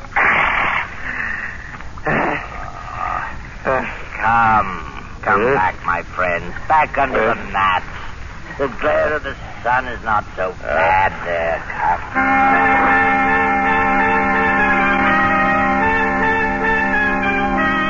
So the days dragged by, the second, the third, and now it was the fourth day. And still there was no breeze, and still there was no ship. Doctor. Yes? What do you stare at? Savage. Look at him. Look at us. We are dying. Our powers are ebbing. And him? Naked, wild, brutish. He has yet to give the slightest sign of complaint, to we? Yes. Yes, it's true. Night he stretches out and sleeps. Through those long hours when we wrestle and fight with despair, he sleeps like a child. Then in the morning, he resumes his place aft unchanged, fixed. A growing wonder. Doctor, is this a man or a fiend? A man. It is a man. No, a miracle. No, it is a man. A very poor and wretched example of a man. You'll find no lower type anywhere. Look at his cranial angle, the high ears. Heavy bones of his skull is scarcely above an 8. Then what? He has a secret. Secret? But we see him. Every move he makes, every minute. What chance has he for a secret? What kind of secret? Oh, I can't say. Perhaps some method of breathing. Some strange posture he uses to cheat the sensations of the body. Such things are known among primitive people. Who knows? We can know. We can find out. Ask him. It's useless. He will not tell. Why should he? We scorn him. We give him no share with us. We abuse him. So he falls back on his own expedients. He remains silent as he always has been, as he always will be. He never tells the secrets. They are the means by which he has survived from the depths of time, and by which he yet may survive when all our wisdom is dust. There are a number of ways of learning secrets. I know them all. It's useless. He could stand any torture you might invent. You saw how he behaved before. No, that's not the way. Talk. I am tired of all this talk. Kill him and throw him over. Let's be rid of this thing. We gain nothing. Then what do you want? To win. That's what I want. To win. To beat him at the game. For our own sakes. For our own racial pride, we must. To outlast him. To prove to ourselves we are his masters. Be better. Brains by better organization and control. Watch him. Watch him, my friends. So we can trap him. So we can find out and defeat him in the end. Watch. I'll watch, all right. You old windbag. I am not sleeping anymore and leave you alone with that bottle. Bottle? I've been meaning to discuss our rations with you. Have you? We're running very short. I'm afraid we must take a cut again. And what are we down to now, Doctor? Half a thimbleful. No. We must keep our wits. I say no. And we'll put it to a vote. You say no, I say yes. General. Yes. Anything but give me mine now. Then it's a half thimbleful for Monsieur Fennel. Your share, Fennel.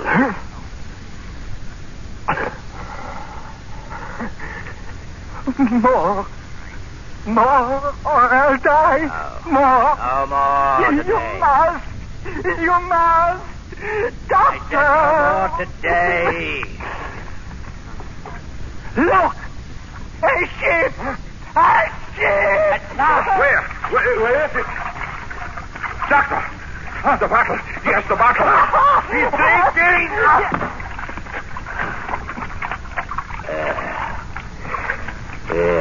Look at him. You killed him with that oar. What about the bottle? There's some left. You caught him just in time. And you caught the bottle just in time. It seems I did. And there is no ship. There will be no ship. We are done. Because of you and your dirty promises that brought us here. Doctor, fool. Don't come any closer. Unless you want this bottle broken over your head. No, I wouldn't want that. Think, Parrot, why should you and I fight? We can see this trouble through and win yet. Yes. This weather can't last forever. And besides, there will be only two of us to divide the water now. Yes. It is true, isn't it? Feneru kindly leaves us his share, an inheritance. All right. I take mine now. My share. Right now, if you please. Later we will see. So be it. Here. Your share. Many thanks. And now, Feneru share. To me, please. As you say. And now, another good doctor. 3. That's enough, Parrot. No, doctor. Is not enough. Now I take the rest. Parrot! My arm! Your arm, I'll kill you if you don't.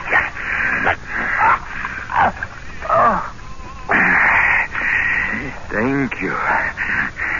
You see, I have manners, haven't I?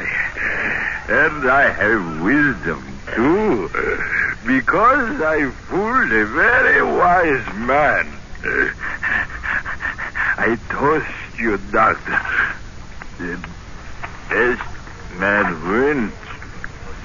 That was a bright idea. The best.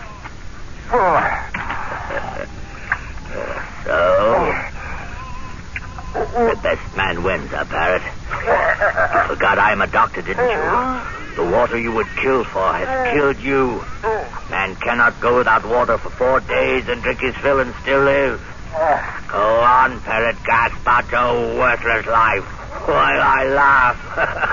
The best man always wins, Parrot. The best man... The best man wins. Yes, Doctor. No, you... Forgot my knife, didn't you? My knife. Forgot me, lying at your feet while you divided my share of the water. Gave me up for dead, did you? But I... Now will outlast the 2 of you. Now, the best man always wins. Senator, you fool! The water, it's running out. Parrot,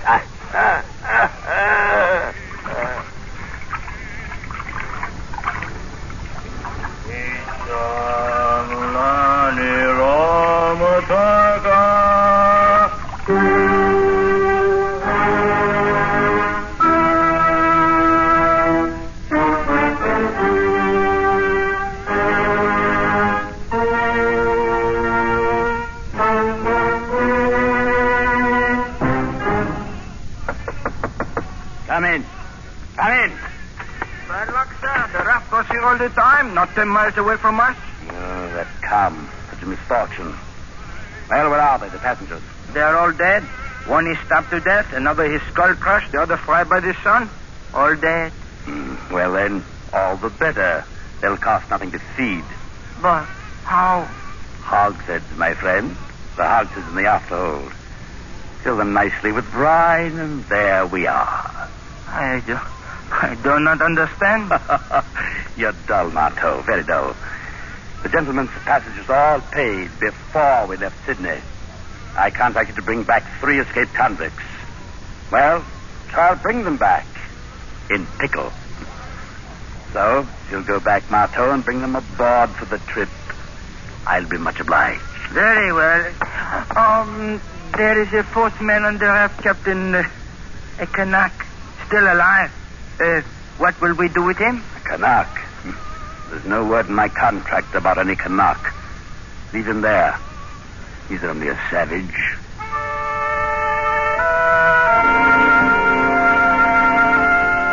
And so Dr. DeVos and Fenero and the parrot went aboard for the long trip to their beloved Paris. Their bodies pitching and rolling gently in the huge vats of brine. On the raft, the 4th man raised his head slightly as a wind freshened from the west.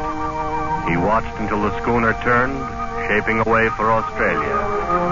Then he spread his sail of pandanus leaves and headed the raft eastward, back toward New Caledonia, back toward home. Feeling somewhat dry after his exertion, the native plucked a hollow reed at random from the rushes on his raft. Slowly, lazily.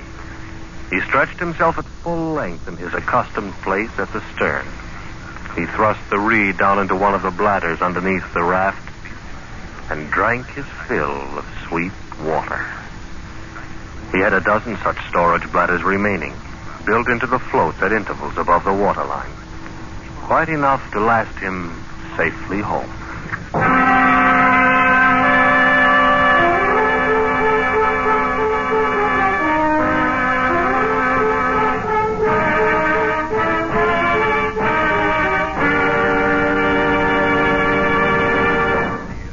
Escape is produced and directed by Norman McDonnell. Tonight we have presented The Fourth Man by John Russell, adapted for radio by Irving Ravech and narrated by Larry Dobkin.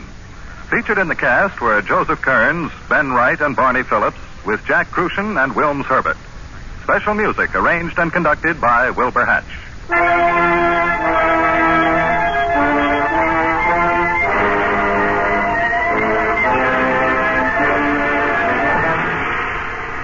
Be sure to tune in at this same time next week when once again we offer you Escape.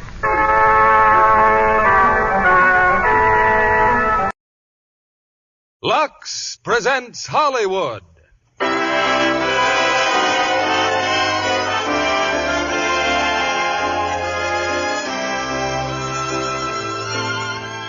Lever Brothers Company, the makers of Lux Toilet Soap, bring you the Lux Radio Theater, starring Lucille Ball and Mark Stevens in The Dark Corner.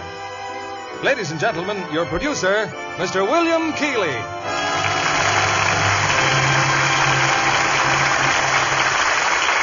Greetings from Hollywood, ladies and gentlemen. The other day at the studio, Fred Colmar, prominent 20th Century Fox producer, was telling me how, a few years ago, when he was a young film executive, he chanced to see a Titian-haired young model whom he thought had great screen possibilities, Lucille Ball. Little did he dream that some years later he'd be starring that same Titian-haired beauty in his production and our play tonight, The Dark Corner, thereby vindicating his judgment. Co-starred with Miss Ball is another player who's risen rapidly to well-deserved eminence on the screen, Mark Stevens. Both superbly cast, I think you'll agree, in a hard-hitting melodrama of murder, mystery, and romance. And that reminds me of another mystery story, one concerning Lux Toilet Soap. It's from Mrs. Vivian Gardner of Santa Barbara, who discovered that for some weeks, Lux Soap was mysteriously disappearing from her cupboard.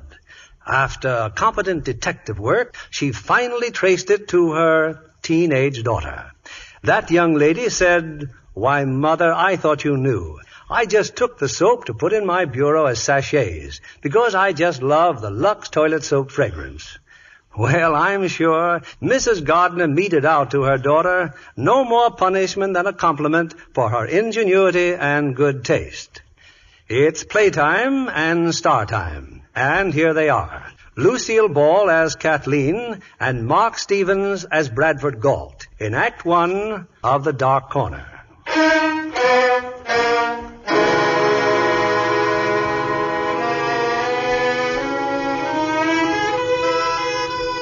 New York City, a sultry summer afternoon.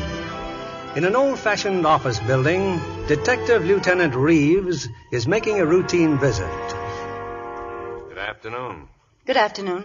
It says on the door, Bradford Galt, private investigator. You're his secretary? Yes, may I help you? Lieutenant Reeves, Police Department. Oh. Yes, you can help me. If you know anything I want to know. Well, I wouldn't know anything you couldn't find out by asking Mr. Galt. He'll be back in a minute. Nice quality. Loyalty. How long have you been working for Galt? Several weeks. What do you know about him? I like him. Does he keep you busy? I sharpen pencils, do the typing, answer the phone, and mind my own business. Well, look who's here. Hello, Reeves. Hello, Galt. What are you working on these days? My income tax. Why? Nothing special. Last time I called on you, you were on 6th Avenue. Why didn't you tell me you were moving your office over here? Why should I? I notified the Commissioner of Licenses. Yeah, but you didn't notify me. I like to know these things, too. I've taken a professional and personal interest in you.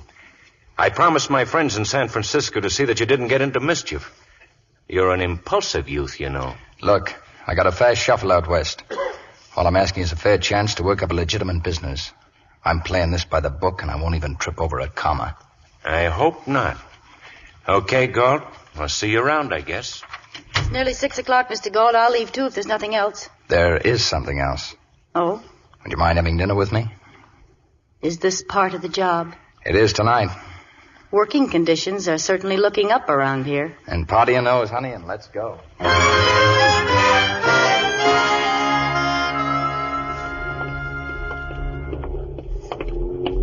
Oh, dinner was lovely, Mr. Gold. Thank you. You're welcome. Say, how'd you like to go dancing? We got some great playgrounds up around 52nd Street. Among them, your apartment? Oh, well, that's just a coincidence. I haven't worked for you very long, but I know when you're pitching a curve at me, and I always carry a catcher's mitt. No offense. The guy's got to try, doesn't he? Not in my league, Mr. Galt. In my league, we play for keeps, said she with a smile. Oh, well, maybe I ought to fire you then. Before you do, I ought to tell you something. We're being followed. I know. Guy in a white suit, about 5'10", brown hair, sports shoes. I've never been followed before. Hey, that's a terrible reflection on American manhood. It's been tailing us since we left the office. Why? I don't know. Maybe he likes your big blue eyes. Do we just keep walking? No. There's a cab at the corner. Take it. Go around the block, then park across from our office. Wait there till he comes out. And you? I'll invite the white suit up to the office for choir practice. After he sings, you follow him. Let me know where he goes. Okay, but what have you been doing lately? What do you think I've been doing? Well, I think you could have been doing a lot of things. Because you're stubborn and impulsive and you think you're tough. You've got some blind spots, too. Yeah? Name one. Sentiment about women, for instance. You're afraid of emotion. You keep your heart in a steel safe. I suppose you're the blowtorch type. I can be warm. Oh, good. Here's the cab. Be careful, Brad. I'll see you later.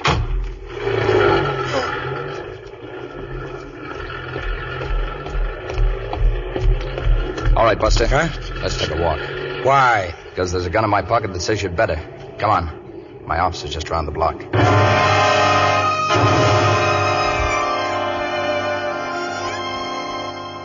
I don't like this, mister. I don't like this at all. Just stay in the chair. You travel light, don't you?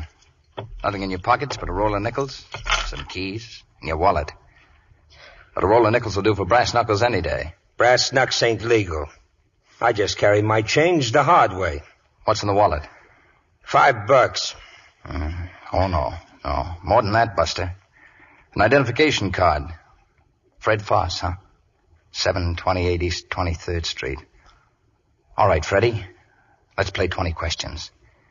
You give me the right answers, maybe I won't knock your teeth out. What's your racket? Same as yours, Private Dick. That's the wrong answer.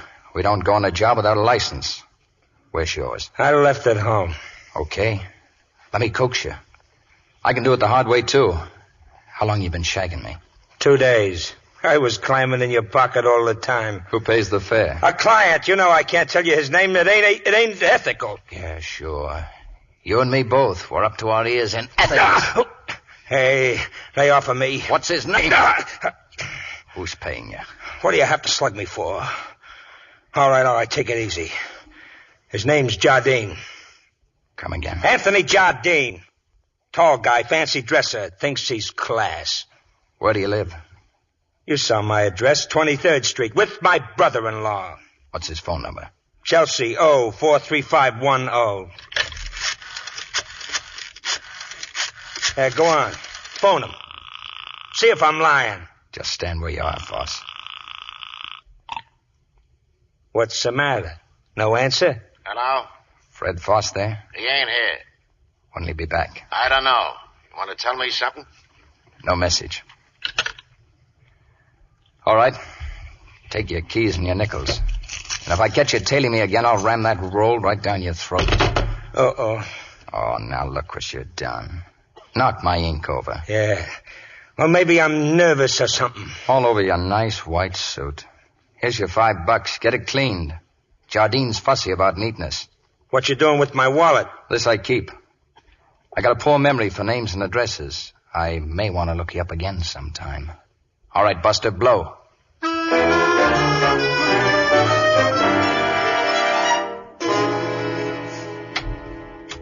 Hello. Well, This time you will fire me. you lost him. Uh-huh. That's fine. He got in another cab. I followed him. Except when the other cab stopped, he wasn't in it. How'd you know? He told me that's what he'd do. I'm sorry, Brad. It doesn't matter, honey. Well, who was he? Just hired muscle. Who hired him? Forget it. You'll be better off. Come on, open up that steel safe. I want to know and I want to help. That's awful good talk, baby. But why? Because I happen to be very fond of my boss, even if he is stubborn. Look, get going while the door's still open. Stick around here and you'll get grafters, shysters, two-bit thugs, maybe worse. Maybe me. I like those odds. I'll take them and I'm staying. I like your style, too. Thanks. Having said my piece, I think it's time for me to go home now. I'll see you in the morning. Sure. Okay. Good night, Brad. Good night. Jardine. Jardine again. Jardine.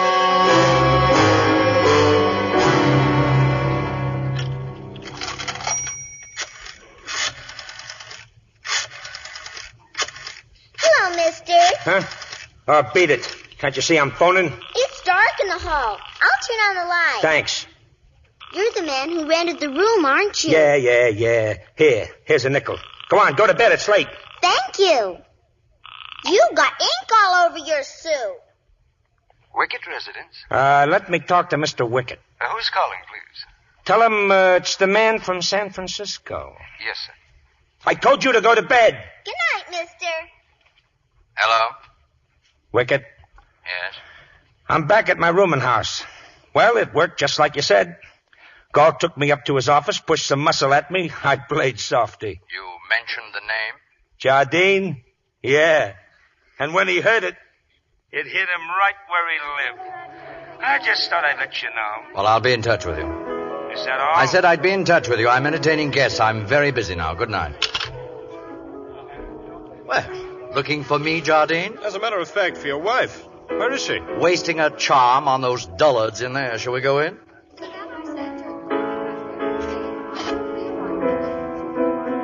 I think it's a wonderful party. Well, then you don't give any other kind, do you, Ralph? Ah, there's Mary now, the woman who brightens my declining years. I heard that, darling. Aren't you exaggerating? This is only our third anniversary. You're not decrepit yet, old boy.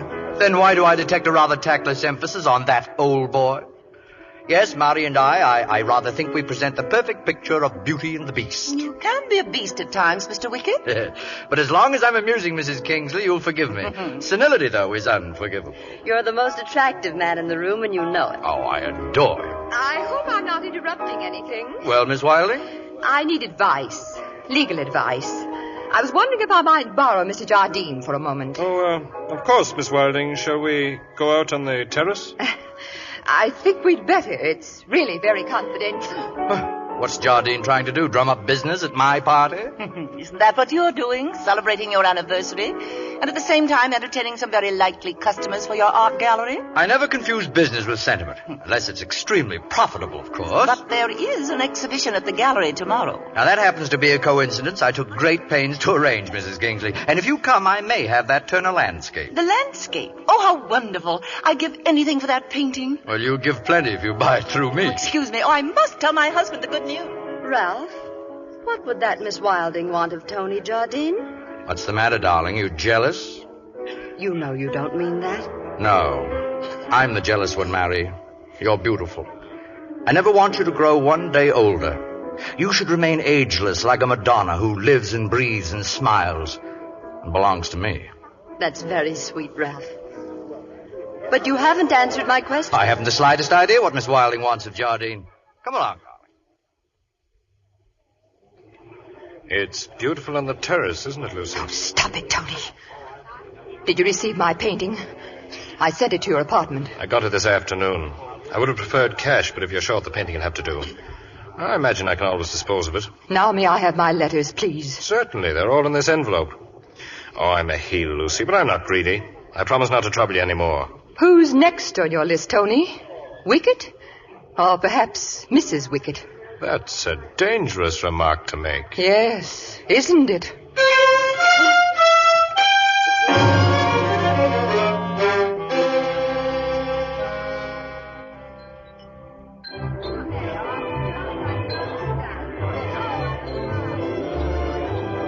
You know something, Brad?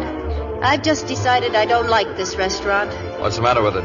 It does things to you. You just sit there staring. It couldn't be the company, so it must be the restaurant. I'm sorry, baby. Still worried about the man in white? Yeah, in a way. That was 2 nights ago. And I don't know any more about it now than I did then. And every time I've mentioned the subject, you told me to shut up. Oh, very politely, of course, but... Brad, what is it? Please tell me. I got a feeling something's closing in. And I don't know what it is. Maybe it's only me. I wouldn't be so jumpy. Just about you. Oh, yes, you would. Because I'm playing for keeps, remember? I thought you were sharp. I am sharp. Then you got out fast. Stay with me and you'll wind up in a corner. Nothing but a lot of grief.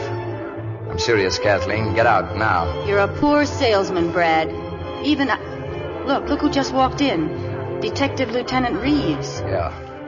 Excuse me. I think I'll have a word with Lieutenant Reeves. Go right ahead. I'll be back in a minute. You'll be smart if you're not here.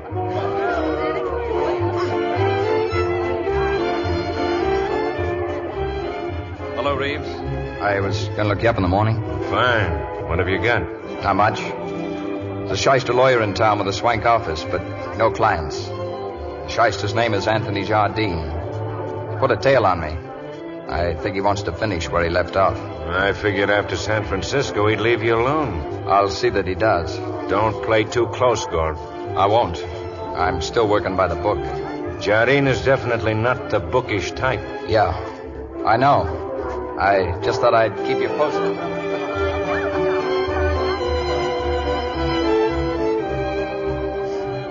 I decided to wait. Why? You've aroused the maternal instinct in me. I want to look out for you. You hate him an awful lot, don't you? Who? The man who hired White Suit. He makes hating easy. Brad, what has he got on you? Nothing. Nobody has. Nobody's going to. Come on. I'll take you home. I don't want to go home. I may have to work tonight. I can help you. No. Stop looking at me like that. Like what? As if I belonged to a test tube. Look, a guy named Jardine's afraid of me. Put a tail on me. Tonight he tried to kill me. He what? Yeah. In front of your apartment. Car came around the corner. How it missed hitting me, I don't know. Anyway, it did. So he'll go on trying. Now, you satisfied? No, I want to know why. Okay. I had a private agency in San Francisco. This guy, Jardine, was my partner. A lawyer. Swift cookie with the women. Worked his charm, then he worked a little blackmail on the side. I called him on it. We were driving out to his house. Somewhere along the road, he slugged me. Wet me down with a bottle of scotch. Set me behind the wheel for a takeoff. I hit a truck and killed the driver. Brad, Manslaughter. 2 years in prison. Jardine had a fixed alibi. It wouldn't break and it wouldn't bend. It's the last I heard of him until White Suit showed up 2 nights ago. Then the business tonight with a car. Why didn't you tell me before? Guy likes to hold his head up. Not look like a chump. That's not the real reason. Come on, say it. You're not so tough, Brad. You just like to think you are. I've cracked you wide open and you know it. Yeah, I know it.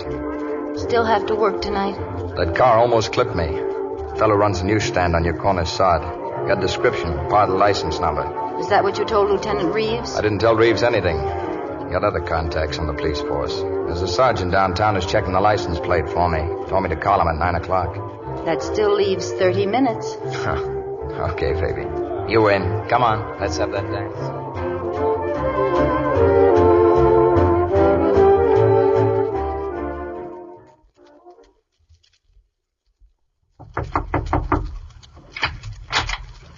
Marie. Well, come in, darling.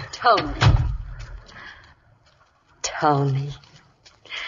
Seems ages since you've kissed me. It is ages. Marie, aren't you taking quite a chance? I mean, coming to my apartment this time of night. You don't have to worry about Ralph. He's gone to Scarsdale. Scarsdale? Mm-hmm. He sold Mrs. Kingsley that Turner landscape. He's got to settle the deal with the man who owned it. At least, that's what he said. You don't doubt him? Of course not, darling. Anyway, I don't care anymore. I'm glad. I do want to talk to you. So strange, Tony. Ralph Wickett. He loves me. He gives me everything I could wish for. But still, it isn't enough. I know, dearest, I know. For 3 years, I've tried to stick it out with him, but I just keep sitting, listening to his paintings crack with age. I want you to take me away, Tony, please. Look, Mary, Ralph Wickett can afford you. I can't. I love you, but I've no money. It doesn't matter. I've already borrowed money from you. Do you think I want to go through life Darling, we have my jewels. They're yours. You'll take them for me, for my sake. Just tell me when we can go away. Yeah, it'll be soon, Mary. I promise you.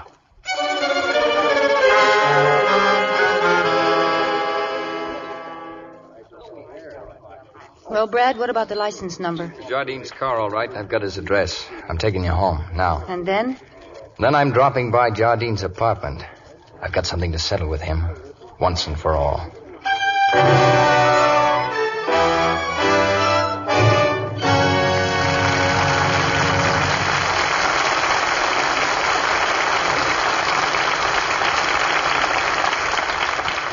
In a moment, we'll return with Act Two of The Dark Corner. Meanwhile, here's Libby Collins, our Hollywood reporter. What's new and exciting, Libby? I saw a picture today, Mr. Keeley, that brought back a thrilling experience I had not long ago. Universal International invited me to see Walter Wanger's new production, The Lost Moment. Oh, yes. Starring Robert Cummings and Susan Hayward. You know that terrific fire scene in The Lost Moment, Mr. Keeley? Yeah? Well, I was on the set at the time it was filmed. How exciting. Weren't you a little nervous, Libby? I certainly was. It was the biggest fire sequence ever attempted on a soundstage. The entire studio fire department was standing by in case it got out of control. That's where Robert Cummings does his thrilling rescue scene. Well, the flames got so high, he had to rush in before his scheduled entrance. And then the firemen went into action. I was watching the scene with Susan Hayward, and we had to move fast to avoid being drenched. Well, I hope you succeeded, Libby. Yes, but you should have seen us. Our faces were smudged with soot. Mr. Kennedy, you'll be interested in this. Susan Hayward asked me to come back to her dressing room with her to freshen up. Ah, Lux Toilet Soap to the rescue this time. Right you are, John. After an active lather facial, both of us looked and felt much better. Lux Soap Care never fails, Libby, even in an emergency. And for regular day-to-day care, there's nothing finer. Susan Hayward certainly thinks so. She's so lovely with her gorgeous red hair and flower-fresh skin. 9 out of 10 famous stars use Lux Toilet Soap for million-dollar complexions. That's quite a recommendation, Libby. Well, it's a beauty care that really works. Skin specialists made tests that proved it. For 3 out of 4 women, skin actually became lovelier in a short time. No wonder fragrant white Lux Toilet Soap is Hollywood's own complexion soap. Now, isn't that a beauty tip for women everywhere, Libby? Yes.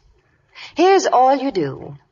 Smooth the fragrant lather in thoroughly, rinse, and pat to dry. Screen stars find these Lux Soap facials give skin fresh new loveliness.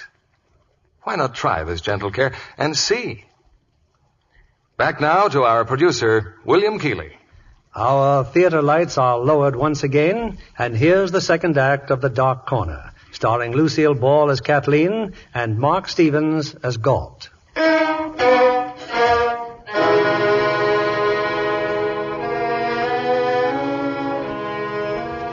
An hour ago, Mary Wickett, beautiful young wife of a rich and celebrated art dealer, entered the apartment of Anthony Jardine.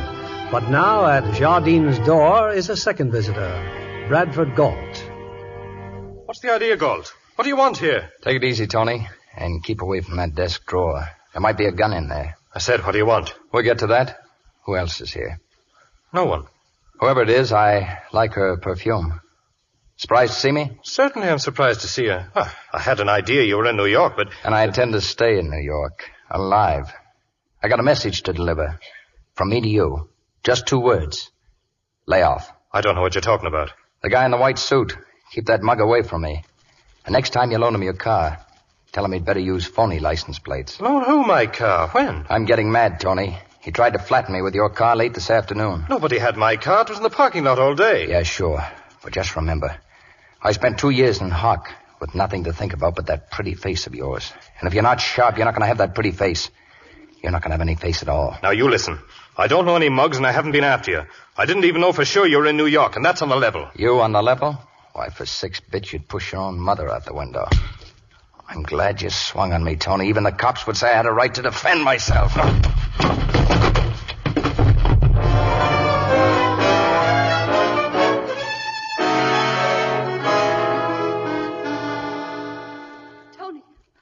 Oh, darling, are you all right? I'm all right. But who was here? Who came here to fight with you? Just forget about it, Mary.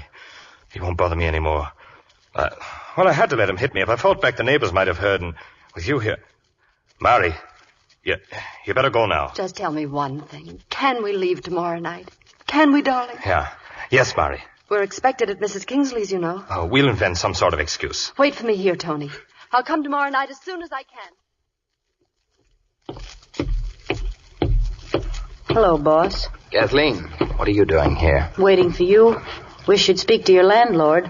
What this corridor needs is a nice, comfortable chair. Oh, you've been worried about me, huh? I'm deeply touched. From the looks of you, I'm not the only one who's touched you. You should see Jardine. Well, come on in. Thanks. What happened? We talked. One thing led to another. Then he led with his right. After that, he stopped talking. Here I am. And where did all that get you? Nowhere, but I feel a lot better. Come on over here, baby, where you belong. No, thank you. If you're feeling that much better, I think I'll go home. Hey, wait a minute. What about that maternal instinct you talked about? That doesn't work after sundown. Brad, what about Jardine? You didn't find out anything about him, what he's doing? Yeah, he's a lawyer. You told me that before, but he has no clients. I heard him talking to someone when I got to his apartment. Who? A girl. Didn't see her. She must have used the back door. What does it all add up to, Brad? As far as I'm concerned, nothing. But I'm pretty sure Jardine's going to lay off me for a while.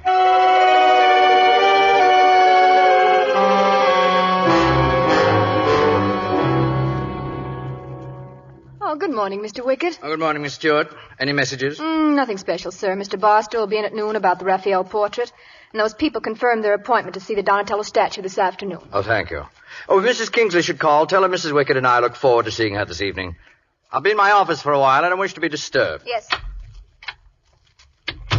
Well, greetings. Oh. And I must say you make a neater appearance without the white suit. No one saw you come in. I came through the side door as per instructions. Good. Well, what happened last night? It didn't work. Busto Crusto. What? A flop. Oh, I borrowed Jardine's car, all right, and brushed off Galt. Well, certainly Galt must have suspected Jardine. Oh, he suspected fine. He went over to Jardine's place last night and pushed him around some, but that's all. Jardine is very much alive. Yes, I know. Now, look, if you want my opinion, I think you're wasting your time. This guy Galt is a smart cookie. He ain't going to let himself get shoved into a noose. You know he saw a Jardine. You figure you can needle him into knocking Jardine off. But nothing happens. You've a better idea? Yeah. Let me take care of Jardine. Get Galt on the telephone. Try his office. Now? Here? Yes. And stop flicking your ashes on my rug. That's a genuine cash hand. Oh. Now tell Galt you're through with Jardine. Sell him a bill of goods. Tell him that you're going to... Hello. Let me speak to Galt. Who's calling, please? Tell him the name's Foss. Fred Foss. Yes, Mr. Foss, just a moment. Brad, the suit's on the phone. The man in the white suit. Hello. Hello, Galt. Got any dough? Maybe. What are you selling? I'm selling Jardine short. He's slow pay, and I like to keep moving. Well, you want to know what he's up to, don't you? For how much? I need $200 to get out of town. Suppose we talk it over here in my office. Nothing doing. My apartment, then? What time? 8 o'clock. I'll be tied up until 8. 904 West 52nd. Apartment 307. 8 tonight. And I'll tip you off. If I can't show. Alone, Galt. Just you and me. Well, that's that. Is it? How are you going to get Jardine to go to Galt's apartment? After last night, he ain't going to pay no social call on Galt just to get pushed around some more. For one thing, he won't know it's Galt's apartment. I'll tell him it's a legal matter I want him to handle for me. How do you know he ain't busy tonight? I've been very kind to Mr. Jardine. I've asked him to do me a favor. He'll do it. But you'll have to find some way of getting into Galt's apartment. That won't be tough. Have Jardine there by 7:30. I got a date with Galt at 8. Jardine will be there. You call me in the morning.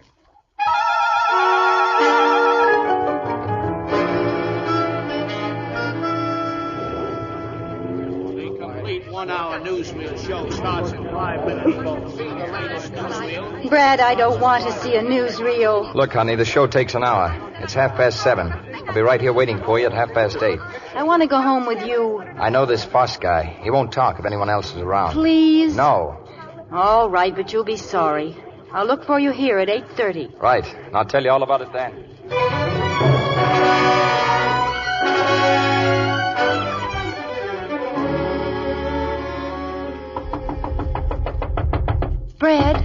Brad, open the door. Go away. What's happened, Brad? Why didn't you meet me at the theater like you said you would? Brad, what's the matter? Nothing. Go home, please. I'll see you later at your place. I won't go home. I'm going to stay right here until you open this door. Brad. All right. Come in. What's happened? Come in. Take a look. There in front of the fireplace. Meet my ex-partner. Meet Tony Jardine. Only he's dead. Oh, no. Don't start crowding me. I haven't got the answers. But the police will find them. They're laid out like road markers running right up my alley. You've called them, the police? No, what could I tell him? Whatever you know. Brad, you didn't do this. No, honey, I didn't do it. So I called the cops. Should I tell them the truth? I left you at a newsreel theater and came straight here. And when I opened the door, somebody was waiting for me. Who? I don't know. I went out like that, with a face full of ether. Ether? Yeah, ether. And it sounds as screwy to you as it does to me. What do you suppose the cops will think? That's what happened. I woke up a few minutes ago and there was Jardine, dead. Shot? No, the poker from the fireplace. And it was in my hand. Should I tell that to the homicide squad? They'll still be laughing when they strap me into the chair. Now get out of here. But, Brad, you can't handle anything like this by yourself. Look, don't give me that law and justice routine. The cops operate on facts. The facts are phony from here to the death cell. Now get out of here. Let me try to dope this out. Brad, all I meant was that I want to help you. I know you do. Thanks, baby. But you can't. Now beat it, please. I've got to stall for time. I've got to start thinking. Brad, listen, this may sound silly, but I think the man in the white suit wanted you to spot him that very first night. Yeah, of course he did. No guy in his right mind wears a white suit on a shag job. Why'd that car almost hit me? No, Jardine wasn't out to get me. I should have known that from the start. But somebody is out to get me. Somebody who knew about Jardine and me back in Frisco. Somebody who wanted me to think that Jardine was after me. Whoever that is, he's the one who killed Jardine. And he's pinning it right on me. But who, Brad? Who? I don't know. There isn't a thing to latch on to. Well, think, Brad. Think back. I have, and I'm clean as a peeled egg. No debts, no payoffs, no angry husbands, nothing. But people just don't go around committing murder and frame-ups for the fun of it. All right, so it doesn't add up. What do you want me to do? Well, for one thing, find White Suit. You've got his address. Maybe you can get a lead. Yeah, I thought of that. It's the only thing I can do. Wait, what about him, Jardine? He stays where he is. Look, go on downstairs. Find the janitor. Tell him you've been ringing my bell and I don't seem to be at home. He'll say if I'm not here, he doesn't know where I am. It may help me frame an alibi. Where'll I meet you? Go straight to your apartment. I'll find Foss and meet you there later.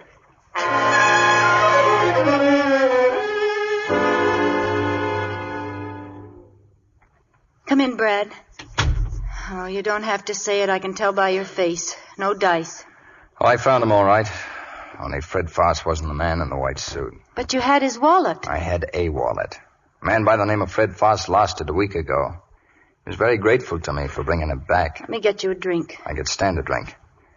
That was my last lead, baby. I'm all dead inside. I'm backed up in a dark corner and I don't know who's hitting me.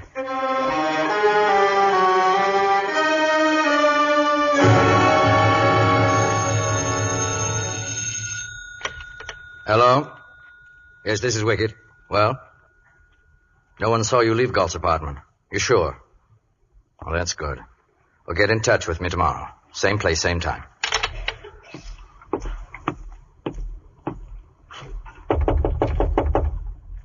Yes? It's I, darling. Well, Mary, have you forgotten we're expected at the Kingsleys tonight? I simply can't go, Ralph. I've such a headache. Oh? Well, I'm sorry, my dear. I'm going straight to bed. You run along without me. Well, I wouldn't think of it, darling. But Mrs. Kingsley will be so upset. Oh, yes. And I did promise to meet Tony Jardine there. I had a rather delicate matter to discuss with him. Well, hadn't you better go then? I imagine it can wait. It's a problem that Jardine is eminently qualified to handle, a man of his experience with the law and all its tawdry aspects. You make it sound very mysterious. No, it's the oldest situation in the world. One of my friends who deluded himself that his was the ideal marriage has recently discovered there's another man. Well, Tony doesn't handle divorce cases, does he? Well, the husband doesn't want a divorce.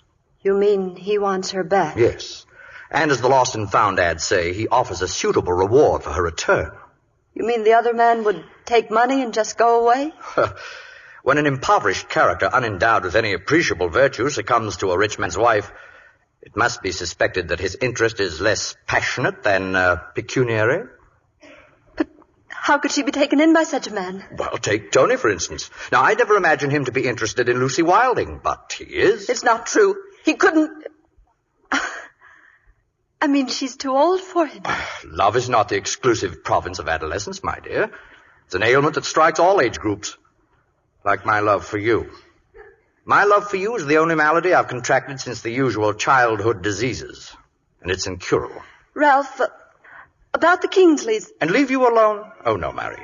I wouldn't think of such a thing. We'll both remain at home tonight.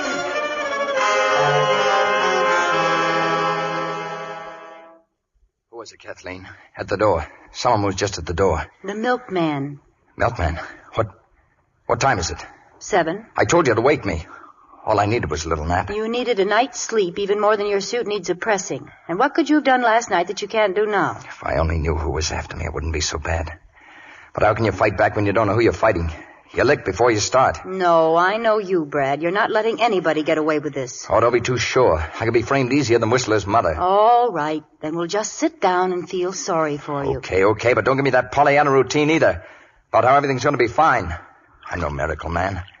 When that cleaning woman comes to my apartment and hits bingo, I'm as good as cooked. Here, you'll feel better after some coffee. Thanks. Look at me. Tower of strength, nerves of steel. I'm sorry, baby. Don't worry about the tablecloth. The stain will come out. What'd you say? I said the stain will come out. The stain? The ink, baby. The ink.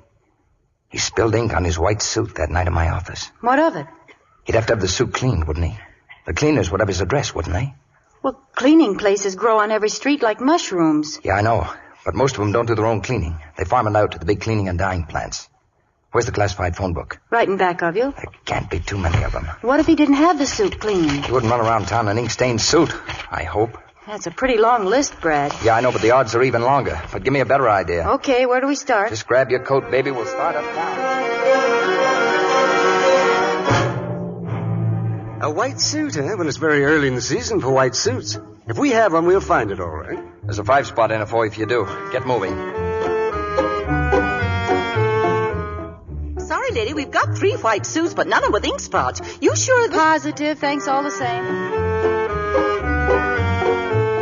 A linen suit, mister? A seersucker? Oh, we got a sort of white seersucker, but no, that's got fruit stain. You can always tell the difference. Sorry, no white suits. Yeah, we had one, but the guy picked it up yesterday. Not a white suit in the plant. Why don't you try Gordonson's? Ask for a guy named Al. He'd know if there was anyone.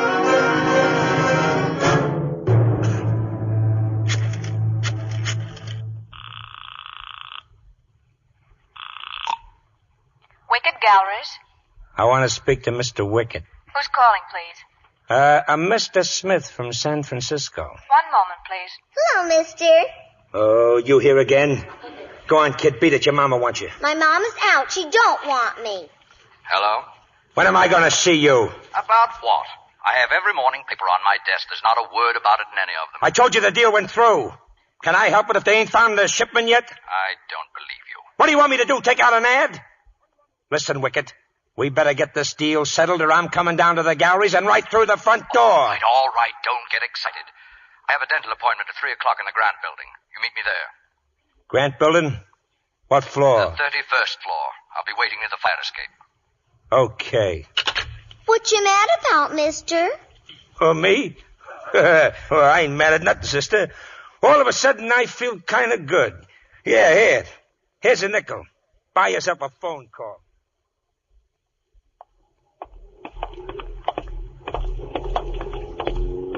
Well, Brad, where's that list of the cleaning plants? Which one do we go to next? As far as I'm concerned, the one we just walked out of is the last. It's no use, Kathleen. We've been to 1,000,000 places. I can't even think anymore. Let's get in the car. We can go to the park. Maybe when we've cooled off a little bit. Lady, What is it? I made a mistake. Yeah, so did I. No, I mean about that suit. We do have a white suit, all over ink. I don't guarantee we removed the stain. Forget the stain. Do you know who left the suit? Certainly. The name and address. Here's $10, mister. Just give me that address. In the office. Come, I'll show you.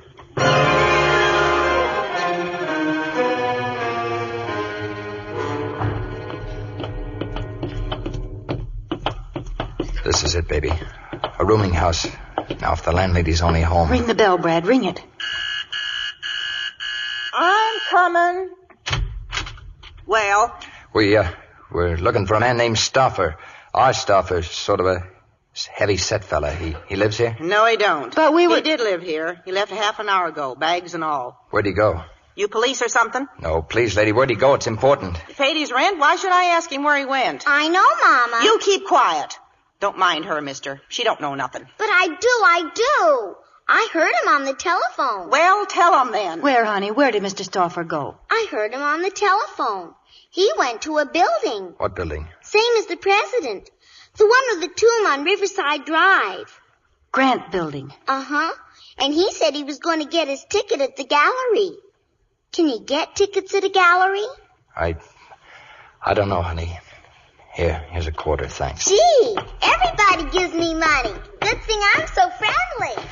Brad, it doesn't make sense. Where are we going? The Grant Building. We'll try to figure out the rest of it when we get there.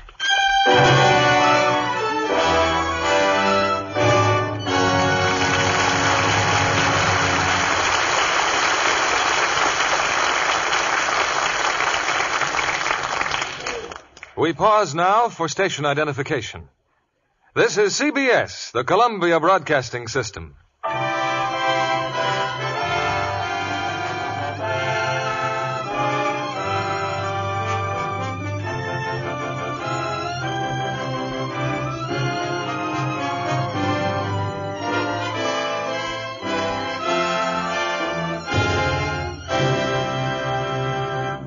In a moment, we'll return with Act 3 of The Dark Corner. Our guest tonight, Miss Betty Ann Lynn, began her training for Hollywood in a rather unusual school. Did you ever think, Betty Ann, while you were entertaining the GIs in far-off Burma, that one day you'd be a starlet at 20th Century Fox? Well, I'd always dreamed of being in pictures, Mr. Keeley. But now that I am, I find I have much to learn. My USO experience helped me, but picture technique is quite different. You have excellent inspiration in the stars at 20th Century Fox. It's a great privilege to be able to watch our finest stars at work on the sets. I saw the filming of Darrell F. Zanuck's Gentleman's Agreement. What a grand piece of casting that is. Yes, with Gregory Peck and Dorothy McGuire as the stars of that very unusual picture. You know, their interpretation of a serious, modern problem is both sensitive and honest. Yes, and Mr. Keeley, I love to watch the filming of a costume picture, too. The sets for the Foxes of Harrow were simply gorgeous. Romantic old New Orleans. And I've seldom seen more lavish costumes than Rex Harrison and Maureen O'Hara wear. 26 beautiful period costumes were made especially for Maureen O'Hara. And she's just the one to wear them, too, with her flame-colored hair and lovely complexion. And I happen to know it's a Lux complexion, Mr. Kennedy. Well, you're not surprised at that, are you, Betty? No, indeed. So many famous and beautiful stars are Lux girls. Actually, 9 out of 10 Hollywood stars have made Lux toilet soap their regular complexion care. As well as hundreds of ambitious starlets like me. You know, Mr. Kennedy, when I was overseas, I used to hoard my supply of Lux toilet soap. I didn't want to skip my beauty care a single day. With Hollywood in mind, that was wise. Soft, smooth complexions certainly help in a screen test. I think any girl would be wise in using Lux toilet soap regularly, Mr. Kennedy. It's a complexion care that really works. Thank you, Miss Betty Ann Lynn. You've just given women everywhere a very practical beauty tip. Here's what tests by skin specialists showed. Daily care with fragrant white Lux toilet soap improved 3 out of 4 complexions in a short time. Why not let Hollywood's own beauty soap help your skin to be lovelier, too? Here's Mr. Keeley at the microphone. We conclude our play with the final act of The Dark Corner, starring Lucille Ball as Kathleen and Mark Stevens as Brad Galt.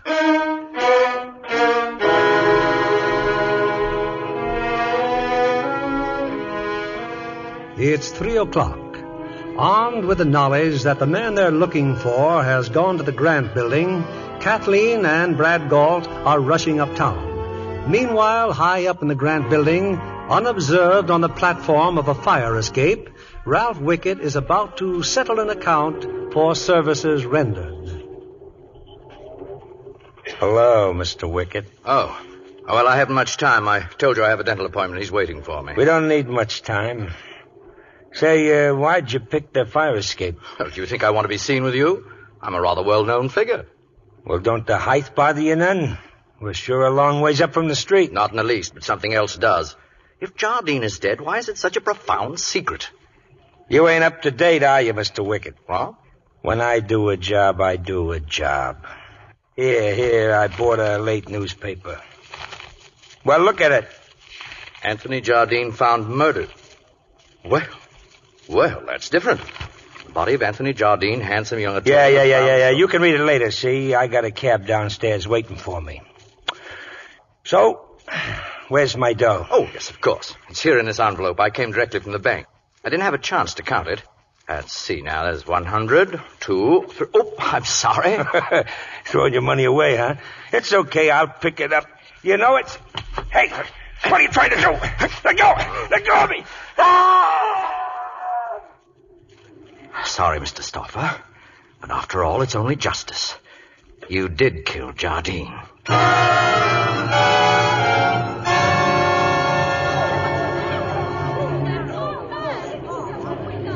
All right, everybody, stand back, please. Stand back. He jumped out of the Grant building. What a way to commit suicide. Keep moving. Stand back there. What do you think this is? Keep the traffic moving. Brad, it couldn't be. It isn't. It's him, Kathleen. It's Stauffer, all right. No, don't look. Where's that cab driver? Right here. Here I am, officer. You sure he came here in your cab? Yeah, sure. That's the guy, all right. And that's my cab right over there. He seemed okay. He asked me to wait for him. I still got his bags there in my hack. Boy, he should come down like a Kathleen, hot... come on. What are you going to do? Never mind what I'm going to do. Go on home. Hey, my cab. He's stealing my cab. Come back, you. My cab with the guy's bags in it. He's driving over my cab.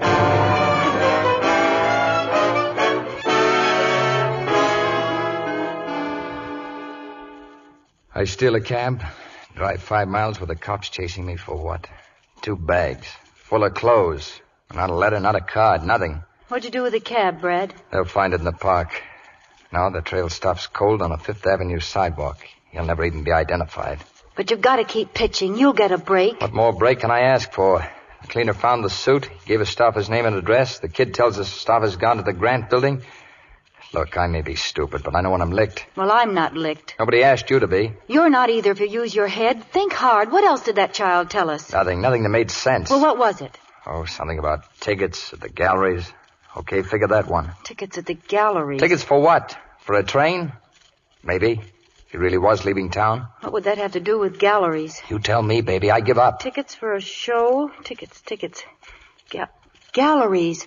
Brad, art galleries. I've got it. I've seen their ads in the newspapers. 5th Avenue, the Wickett Galleries. Wickett Galleries? What would a mug like Stauffer be doing in an art gallery? Maybe that's the point. He wouldn't, unless there was some connection. Hey, wait a minute. Up in Jardine's apartment, I remember now there was a painting. Just unwrapped. I wondered why... What's the matter? Look, out the window. Lieutenant Reeves. Brad. I'll go down the back way. Hide Stauffer's bags. Where do you think you can hide? Who's hiding? I'll be absorbing culture at the Pickett Galleries. I don't want to die ignorant.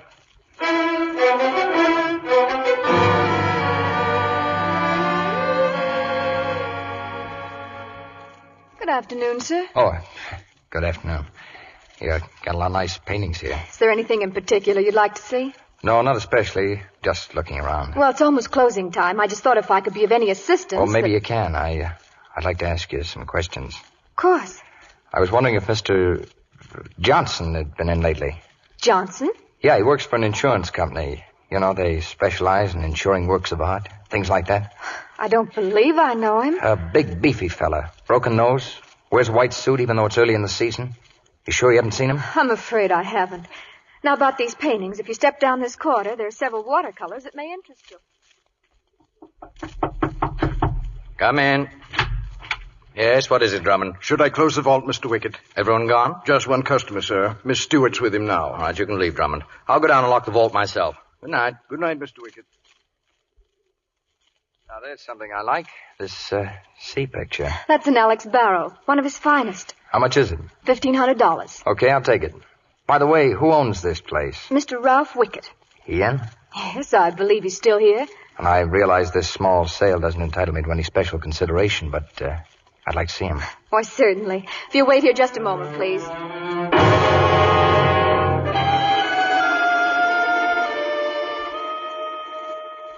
Mr. Wickett? Yes? There's a gentleman who wishes to purchase the Barrow Seascape. Well? I believe he wants to take it with him. Who is he? I don't know. He said he'd like to talk to you. I'm just closing the vault. I'll be up in a moment. You can go, Miss Stewart. Oh, lock the front door on your way out. I'll take care of the gentleman.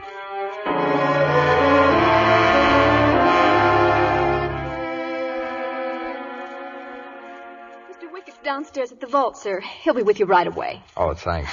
Well, if you'll excuse me then, I'll run along. Sure, go right ahead. Good night. Good night. Ralph? Ralph, is that you? Mr. Wickett's downstairs. Oh, I'm terribly sorry. I thought you were my husband. I just came in the side door and Mrs. Wickett?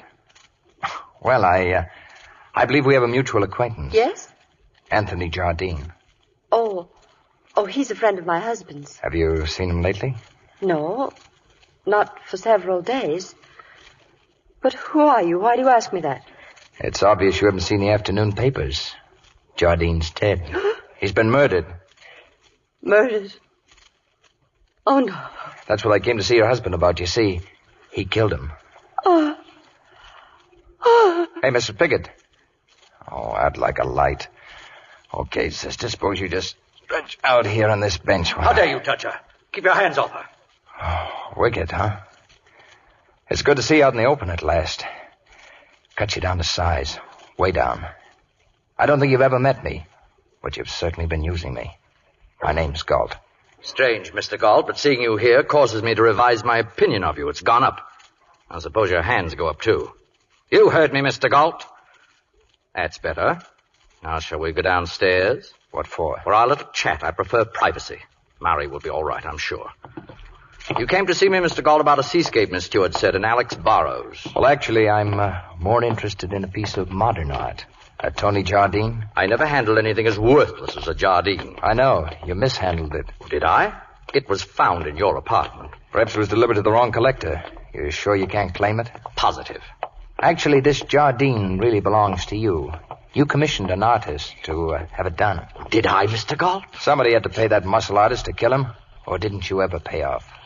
Maybe you just launched Stoffer off the fire escape so he'd get what was coming to him. An imagination like yours should be confined. Get in there, Mr. Galt. Get in the vault. You sure you know what you're doing? You're a criminal. I've apprehended you. What about your wife? She knows now that you had a boyfriend bumped off. Do you think she's going to keep quiet? What my wife thinks or does is no concern of yours. Leave her out of it. Jardine's body was found in your apartment, and that ends it. Oh, no, it doesn't. It nowhere near ends it. You pinned the evidence on me, but when the police finish digging, they'll find you had a much better motive. Now, that's the only sensible thing you've said. Brought to trial, our respective motives would make an interesting case, but unfortunately, you won't be around to hear the decision. Ralph. Mari, put down that gun. Are you insane? You'd better kill me first, Ralph. Because if you don't, I'm going to kill you. Mari, darling, you don't know what you're doing. Evil. You're all evil, Ralph. You should die. Mari!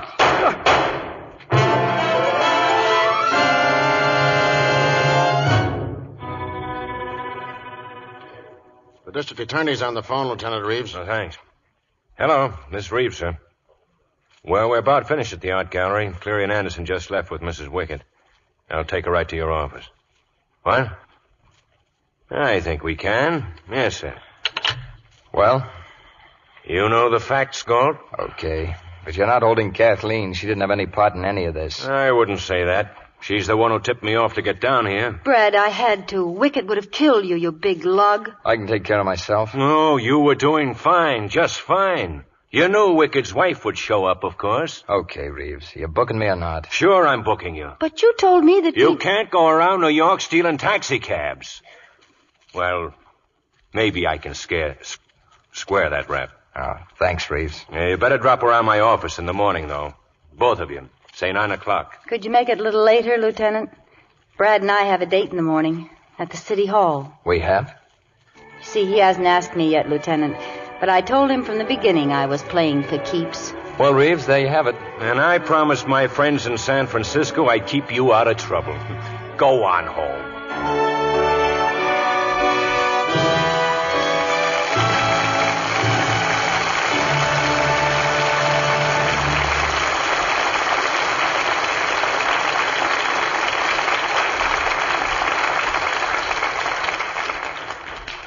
As the curtain falls on Act 3, we bring our stars out from the dark corner where they acquitted themselves so brilliantly and invite them to the footlights for a curtain call.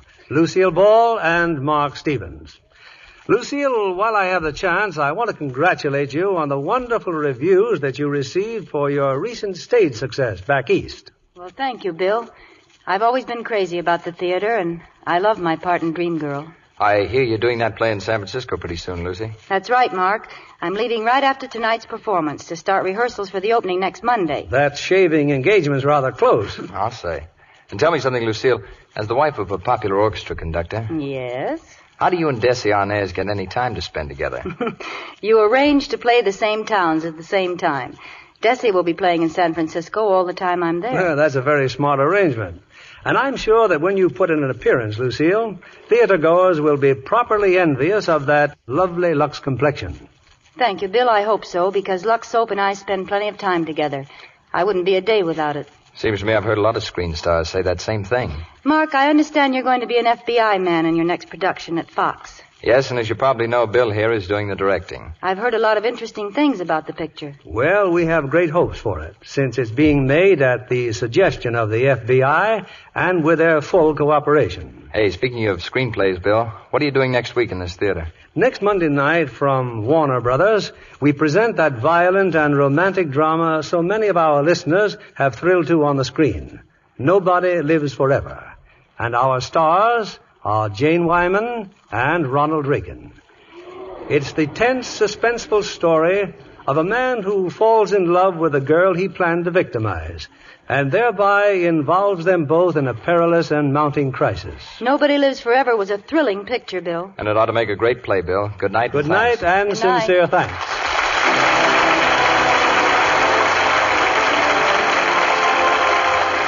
Lever Brothers Company, the makers of Lux Toilet Soap, join me in inviting you to be with us again next Monday evening when the Lux Radio Theater presents Ronald Reagan and Jane Wyman in Nobody Lives Forever.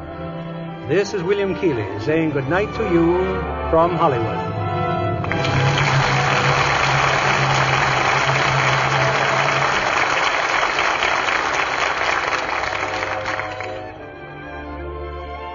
Here's news for thrifty housewives.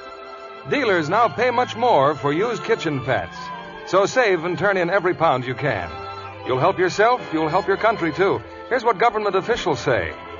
It is still necessary to conserve every pound of fat, since the overall fat supply situation is little better now than it was last year. Yes, the worldwide supply of fats and oils is still critically short. Your salvaged kitchen fats are needed to make thousands of essential articles we use in our daily lives. So keep on saving. Remember, your butcher now pays you more for every pound you turn in.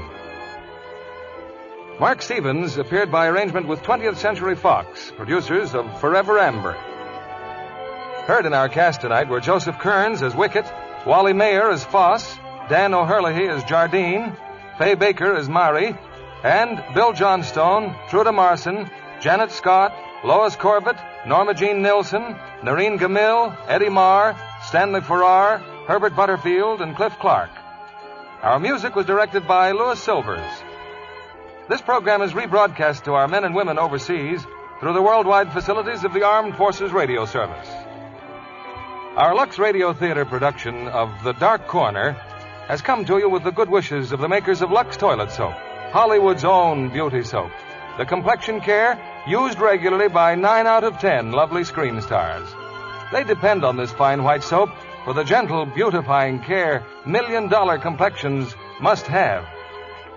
This is your announcer, John Milton Kennedy, reminding you to join us again next Monday night to hear Nobody Lives Forever with Jane Wyman and Ronald Reagan. Pepsodent won by 3-1. Yes, by an overwhelming average of 3-1, families throughout America who compared toothpastes they were using at home preferred new Pepsodent with Irium over any other brand they tried. They said new Pepsodent toothpaste tastes better, makes breath cleaner, makes teeth brighter. Yes, with families who made comparison tests, Pepsodent won by 3-1. Be sure to listen next Monday night to the Lux Radio Theater presentation of Nobody Lives Forever with Ronald Reagan and Jane Wyman. Stay tuned for My Friend Irma, which follows immediately over most of these stations. This is CBS, the Columbia Broadcasting System.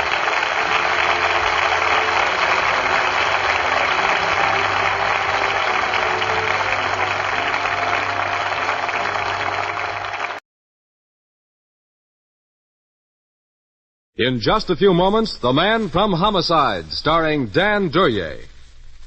Henry J. Taylor, author, journalist, and ABC commentator, whose commentaries on world affairs are heard each Monday evening on ABC, is on a fact-finding tour of European countries. Periodically, Mr. Taylor takes trips abroad to examine activities at first hand. During the weeks he's in Europe, his Monday evening commentary, Your Land and Mine, will be broadcast each week from a different European capital. He speaks tonight from Heidelberg. So listen for Henry J. Taylor's penetrating analysis on Your Land and Mine. A Man from Homicide. According to Webster's dictionary, homicide is the killing of one human being by another. According to Lieutenant Lou Dana, it's the beginning of a dirty, dangerous job that doesn't end until the killer is found. I don't like killers.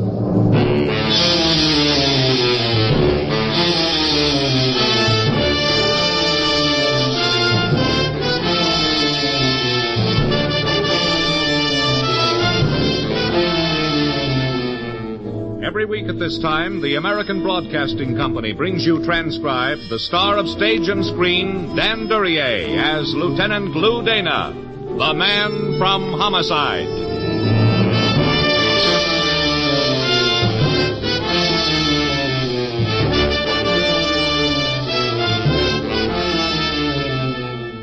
One way or another, people keep dying all the time. That interests doctors, insurance companies, and statisticians. But sometimes people are helped to die, and that interests us.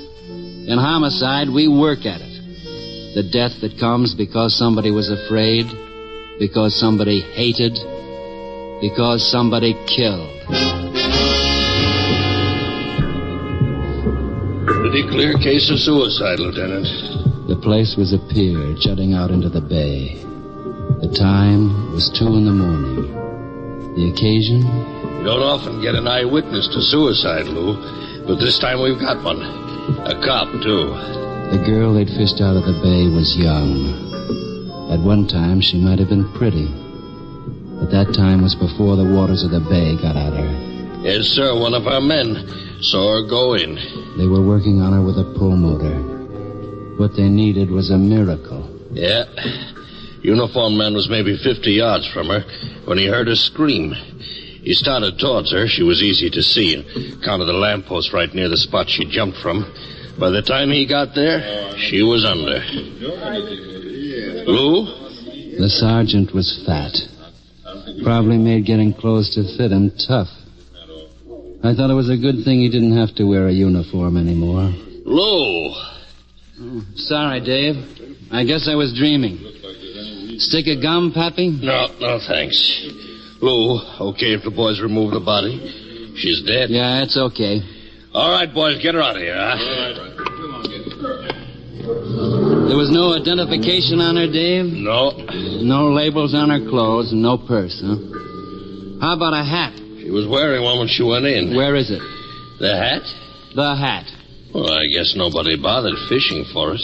I want somebody to bother. Well, okay, Lou. I'll put a couple of the boys on it.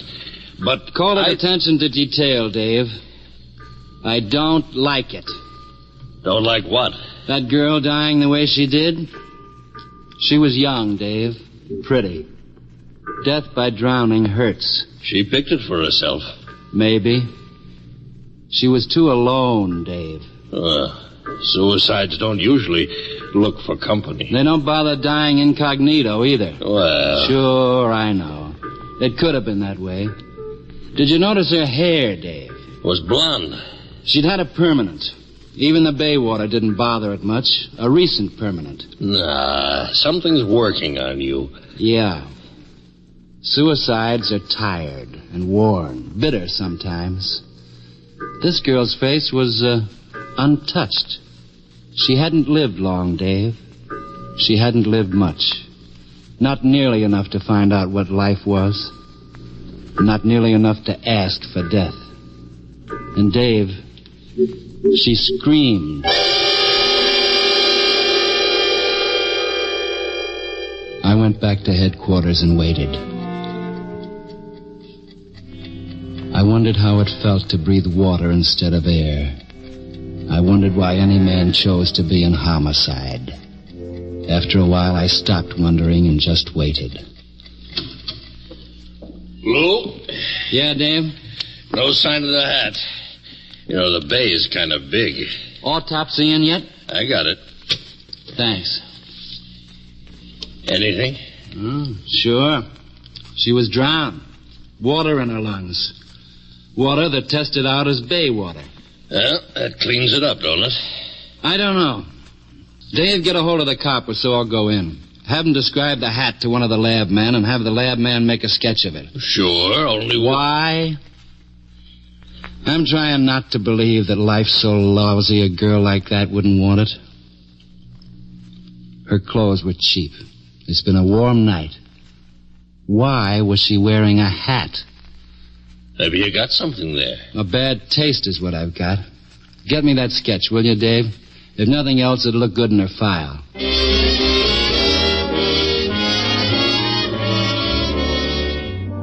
The rest of the routine went along fine. Pictures of her would go to the papers, and the request for identification would go with them. There might be trouble, though. The people who'd known her hadn't seen her dead, her lungs filled with bay water. It makes a difference.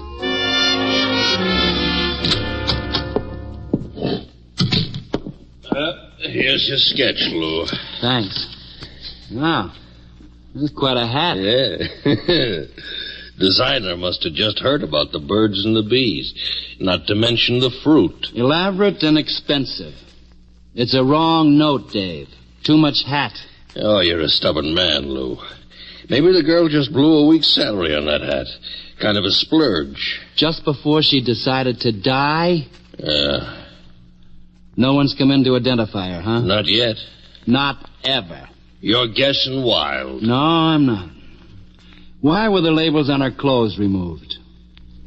Dave, have copies of that sketch made. Put a few policewomen on the job. A hat like that means a designer. It's not mass production stuff like the girl's clothes. I want that designer found. Okay, Lou. And if we turn him up? Make sure our people don't get spotted as cops. Yeah. And then what? And then I'll go visiting. I never heard her scream, Dave. Just a report about it. But somehow that screams in my ears. I want to get rid of it. It took time, but the dead girl had all the time there was. Finally, I got an address. And a name. The name was printed large in gilt letters on a shop window. It read Vogue Millinery. Underneath, in small letters, Martha Wayne. I went in. Hello. Hello. I rather like to have a man stop in. I get so tired of... Well, women are fine. They're the ones who buy my hats mostly, but... Oh, you did want to see me about a hat. I did. You're, Mrs. Wayne? Miss Wayne. You design all these hats? Yes. Guilty as charged. They're manufactured here? Manufactured is such a large word. They're made here. I usually have someone help me. Oh, isn't that a lot of work? Well, not really. You see, I make only one of a kind. Not very many at that. Then any hat bought here would be absolutely unique. You're thinking of surprising your wife. I'm not married. Well, you're thinking of surprising someone? In a way. I have a picture here. Oh? Look at it. I see. Oh, she's very pretty, of course, but the photograph isn't terribly good, is it? I mean, it looks distorted. Maybe. You don't recognize her? Recognize? Oh, she must be a celebrity, and I'm very stupid, but no, I don't recognize her. No, she's no celebrity. She bought a hat here. She did? That's why I thought you'd recognize her. Oh, I have a very bad memory for faces. Now, if you showed me the hat she bought... I've got a sketch that might help. Take a look at it. Oh, you're quite an artist, aren't you? This is one of your hats? Oh, I think so. Your friend told you she bought it here? No. Well, then however you put labels in the hats you make, don't you? Oh, of course. I'm terribly dense. All you had to do was look inside the hat. You keep records of the sales you make? Well, naturally. The kind of clientele I have. And besides, there's so many taxes we have to pay. I want the name of the girl you sold that hat to. Her name? But if she's a friend of yours... I didn't say that. Well, no, but I assume I'd like her name. I'm sorry. I don't think I can give you that information. Why not? I don't know that the lady would want you to have it. The lady's wishes don't matter very much. Not anymore. I beg your pardon? My name is Dana, Lieutenant Dana. My credentials. Oh. Well, there isn't anything wrong about... Your hats? That wouldn't be my business. I'm homicide. Homicide? Oh, then you'd be Lou Dana. You're the celebrity. Well, the papers run out of copy every once in a while. I didn't recognize you. Although I've seen pictures of you. You look younger and... The name of the girl? Oh, I'm sorry. My record's in the back room. If you'll wait a few moments. I'll wait. I'll be right back.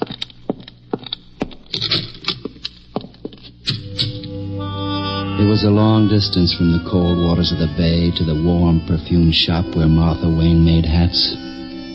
I wondered how the dead girl had got from one place to the other. It kept me from wondering about Martha Wayne and the things that had nothing to do with death. Martha Wayne was taking a long time. Too long a time. Miss Wayne? Miss Wayne? Miss Wayne!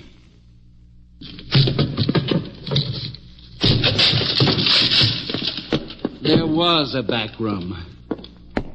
It held a couple of sewing machines, odds and ends of equipment, a desk, a chair, and an open window.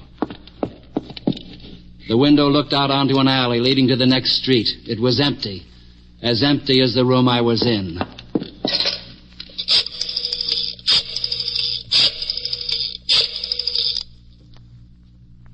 Lieutenant Dana, I want an address for a Martha Wayne.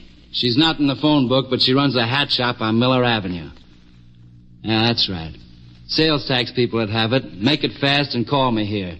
The number's Arden 48747. I'm in a hurry and I don't know why.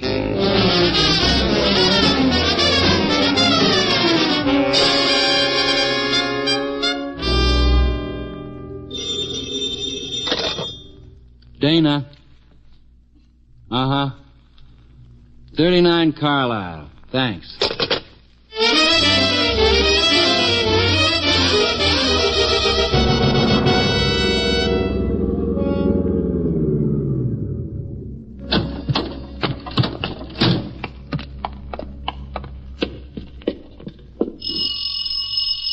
The house was an old brownstone. The steps were worn that led up to the stoop. The windows were shuttered. No one was in a hurry to answer the doorbell. The door was locked. The neighborhood wasn't good. Streets littered, sidewalks cracked, doors sagging. I tried a few keys. One of them worked. The lights weren't on. That figured. No one was home. I was wrong.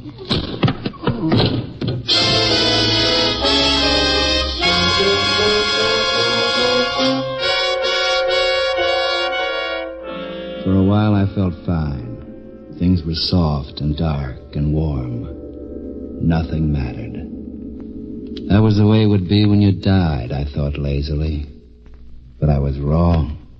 It didn't last. Light came back. And sound. And pain.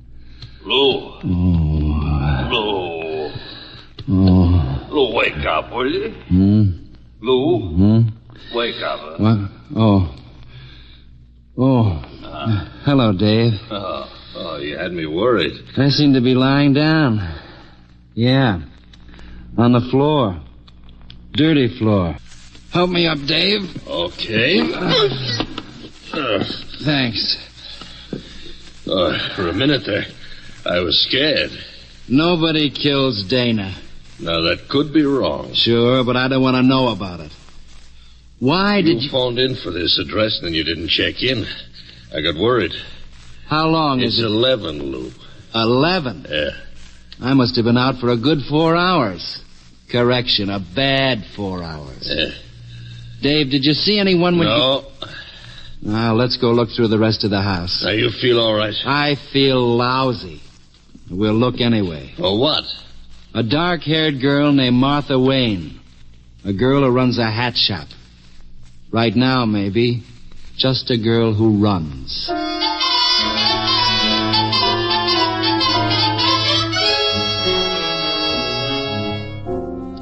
We looked through the rest of the house. We didn't find Martha Wayne. I hadn't expected to. We found lots of other things, though. Well, that's it, Lieutenant. That's it. House full of antique furniture, old silver, paintings. Very high class. Very expensive. Also too much. A lot too much. Yeah, not a house for a family to live in. A warehouse, Dave. What I was thinking. A warehouse for stolen goods. We'll get the burglary detail on it. They'll love us for finding the merchandise. Now, what does all this make Martha Wayne, Lieutenant? A receiver of stolen goods, at best. And at worst? A killer.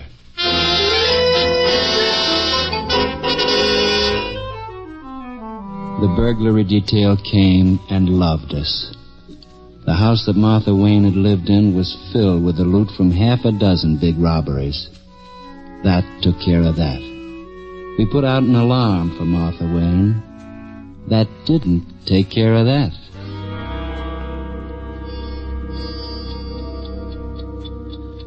What's that thing you're fiddling with? Oh, this? Yeah.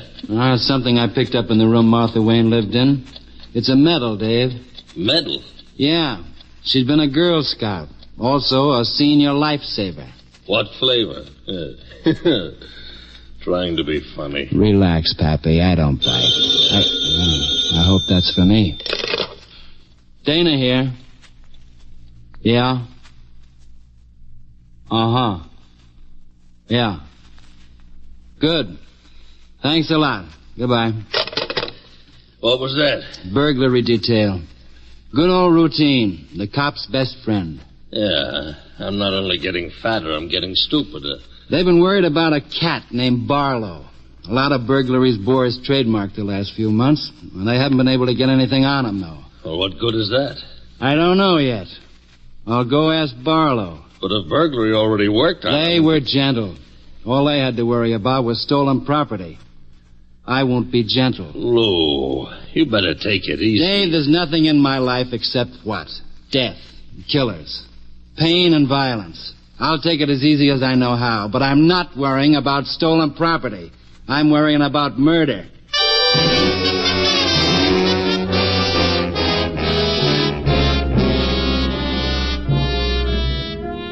Burglary had mentioned the yellow disc.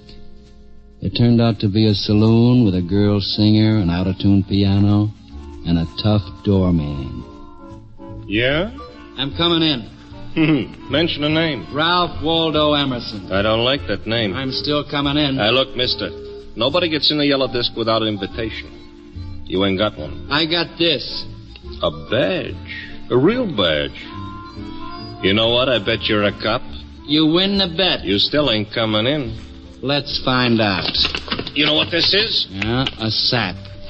Technically, a concealed weapon. Well, it ain't concealed now. You're frightening me. You're gonna get it. I've been sapped before tonight. I'm getting used to it. Well, you must like it. Hey! My arm! Hey, you could break it. Don't suggest things to me. Drop the sap. Okay. Well, it won't do you no good taking me. You did a nice job.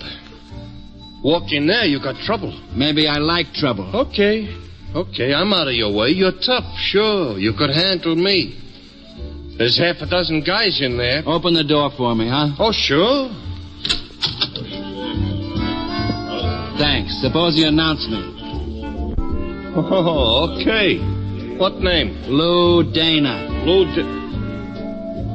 No wonder you took me. You heard what I said. Yeah. Lieutenant Lou Dana. That's this guy. Now get back outside. Yeah? A saloon. The girl singer left quick. A small combo played background music. A handful of men sat around at small tables. They all bulged at one place or another. Shoulder holsters, their hip pocket rods, concealed weapons. Most of them had a girl at the table with them. Their weapons weren't especially concealed. Dana. Make it lieutenant. I feel formal tonight. What do you want here? Not a thing. Then get out. You worried about what? Something happening to you. Thanks. Let's not play games. I run this place. I run it without cops. Keep right on running it. Which one is Barlow? I don't hear a word you say. Which one is Barlow? You got a warrant for him? All the mugs in town are turning legal. I never heard of anybody named Barlow. Which one? Move in on me and you'll stop asking questions. You'll get an answer. You won't like it. I'm crazy about answers, any kind. Point 'em out. Okay. He's the one at the corner table. Thanks.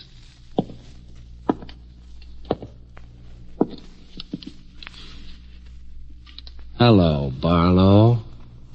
Hello. Let's go for a walk. Okay. You're coming easy. Why not? I wouldn't know. How about your little playmates? You must have been reading the papers about you. Convenient. Come on. Since when you doing burglary, Lieutenant? I'm not. Hey, no, wait a minute. Oh, no. We keep right on going. Or don't you believe what you read in the papers? We keep on going. Thanks, Mr. Barlow. Thanks.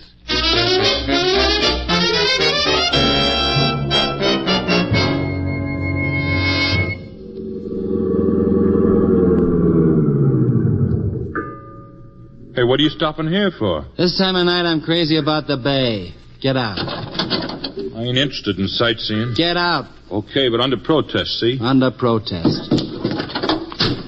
Come on. I want to get a closer look at the water.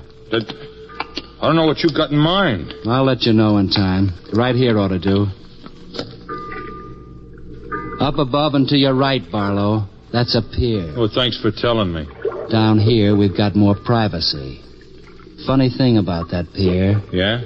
A kid jumped off it last night right into the bay. She drowned. What's that got to do with me? A cop saw her go over. With a little luck, she might have been saved. If somebody went into the bay from down here, nobody'd see him, Barlow. Hey, now, wait a minute. Oh, no, you're staying right here, Barlow. What do you want from me? An introduction to Martha Wayne. Martha? I don't know nobody named that. From down here, you'd go into the water smooth and easy. Can you swim, Barlow? No. Too bad. Hey, let go of me. Ever try breathing water instead of air? I said let go. We're right near the edge now, Barlow. One push and... Who'd hear you out here at this time of night? Okay. I'll take you to her. Why, thanks, Barlow. Thanks very much.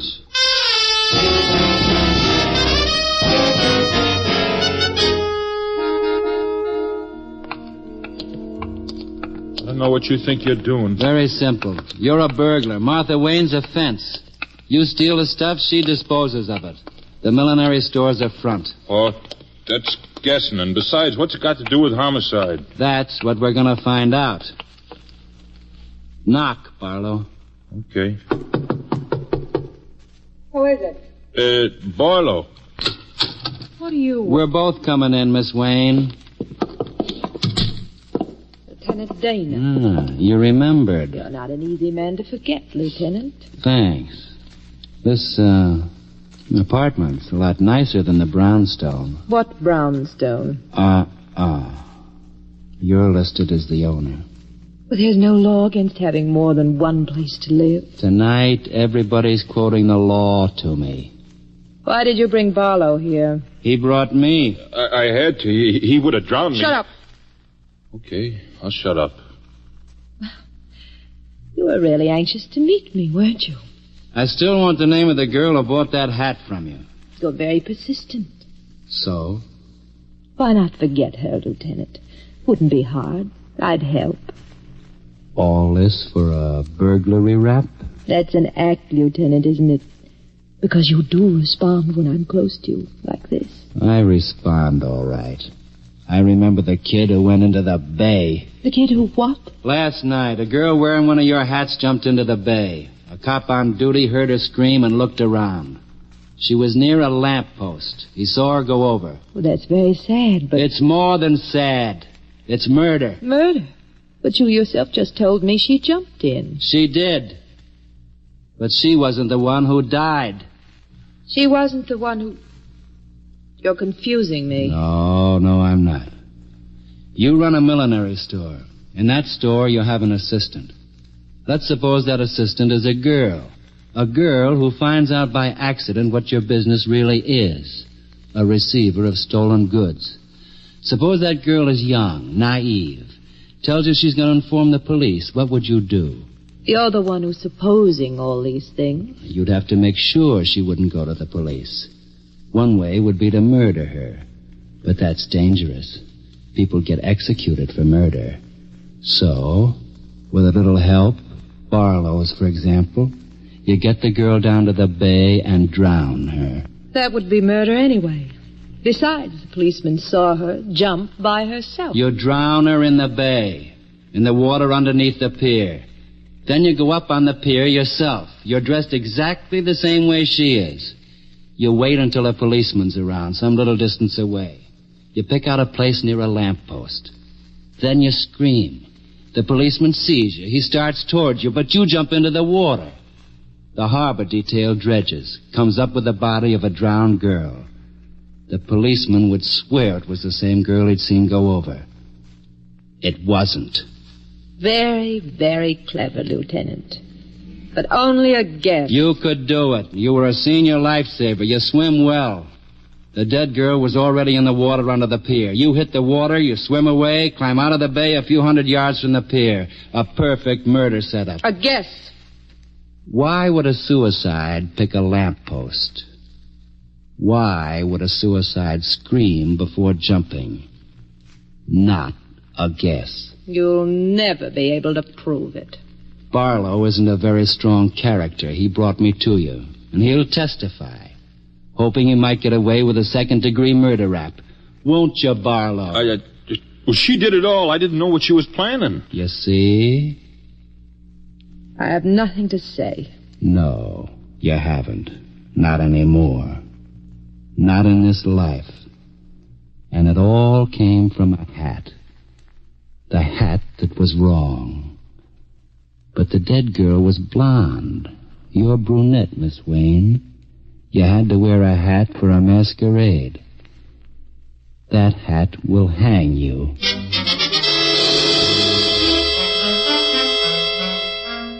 That was all. They were booked, they'd be tried, and in due time they'd die.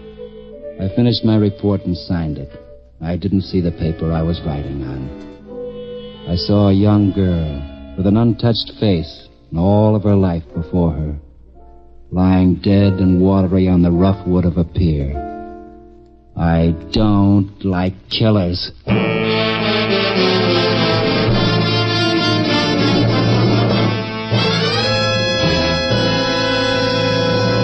You have just heard another in a transcribed series starring Dan Duryea as the man from Homicide. The Man from Homicide is written by Lou Vittes, directed by Dwight Hauser. This program came to you from Hollywood. America is sold on ABC, the American Broadcasting Company. Tired of the everyday routine? Ever dream of a life of romantic adventure?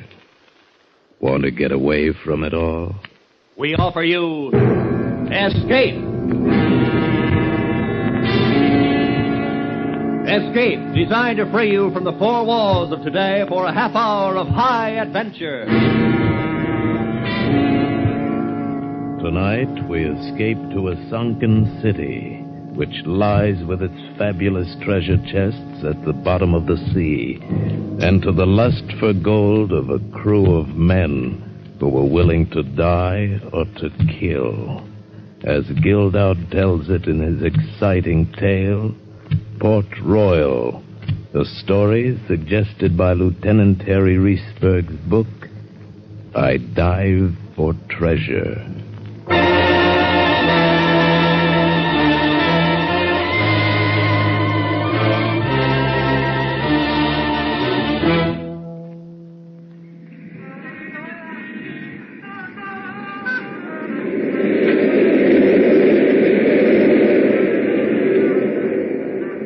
Can't you get anything else on that radio?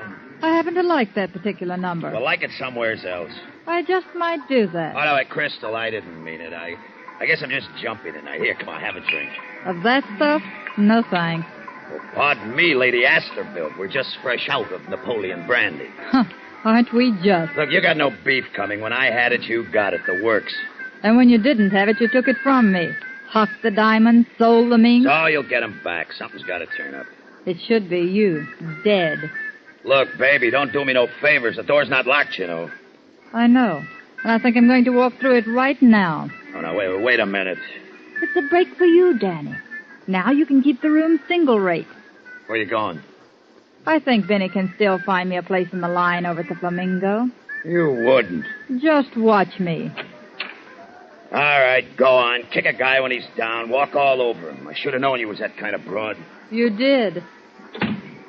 Oh, let her go, the tramp. He's like the rest of the crumb bums. When you're up, you're Danny Quinn, everybody's friend. When the horses don't run your way, you're nobody. Let her go.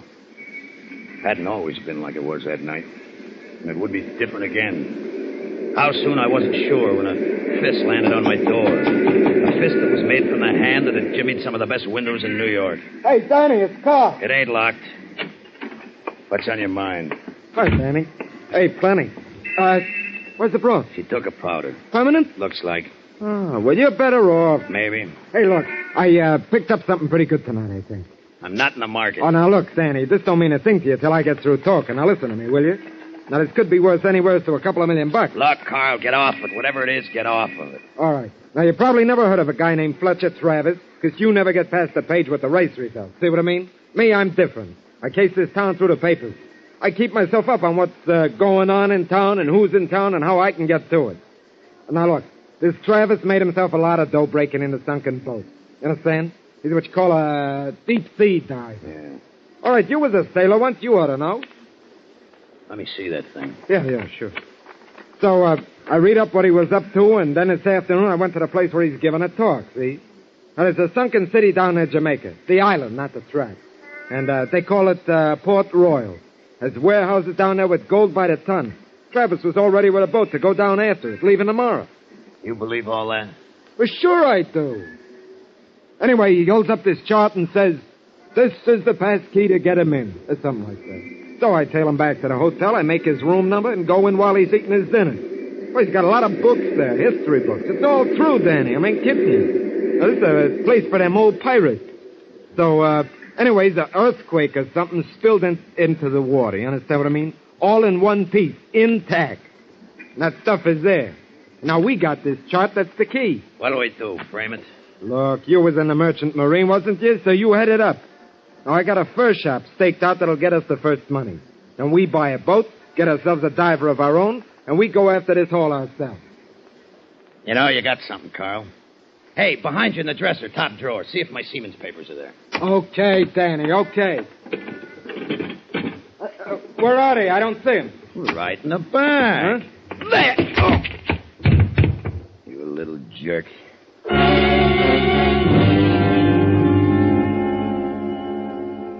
There's a difference between being a gambler and a second story man. I know what to do with that old chart if there was anything to it. But what I would do would be legal. I left Carl to wake up by himself and read the stories about his job in the late finals. They printed enough to make me pretty sure that the dope on this sunken city, Port Royal, was on the level. Millions. So after the police cleared out of his hotel, I went calling on Fletcher Travis. Who is it? My name's Danny Quinn, and I got something that belongs to you. Danny Quinn? Yeah, that's right. I was with some friends slumming in the Bowery. I read about you in the papers, and when I heard this guy talking about you and a chart he'd just stolen, well, there it is. Well, come in. Well, I can hardly believe it. Well, this chart is... Yeah. I heard from this guy. It sounded pretty important. I caught up with the guy on the way out and roughed him up a little.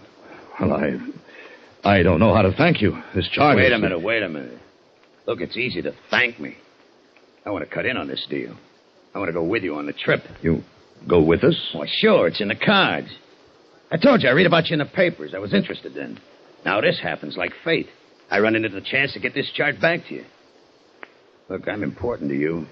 Very important. Well, I realize what I owe you, but a salvage Look, voyage... I got the answer to that one, too. I was in the Merchant Marine. I'm a real deep-water sailor. I can't swim. Now, could you have made it without me, Travis? No. I guess I couldn't.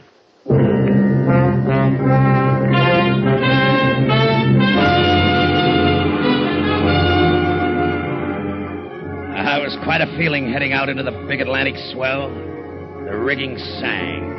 The deck beneath me took an angle to port, and it rose and fell. For a second, my imagination took a turn. I got a picture of Danny Quinn standing on another deck, wearing earrings and a cutlass or two and a brace of pistols in his belt. Danny Quinn sailing out after a pirate treasure.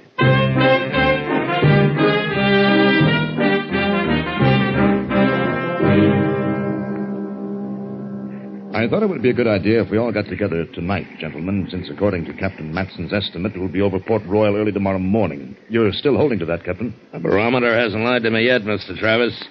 Tells me this weather's holding. That means we should drop anchor an hour or maybe two after dawn. Good. Then it's time to look at the chart that Danny recovered for us. There. The city of Port Royal, submerged. After a geodetic survey made by the British Navy, 1826. Now, look here. See the sudden jump in fathoms along this line, right here? Yeah, I see. It's shallow here and deeper here. Yeah, that's right. It's a fault line that buckled when the city was destroyed by earthquake. This section sank and this section lifted. Now, see here? A point of reef, rock or coral that shows awash during low water.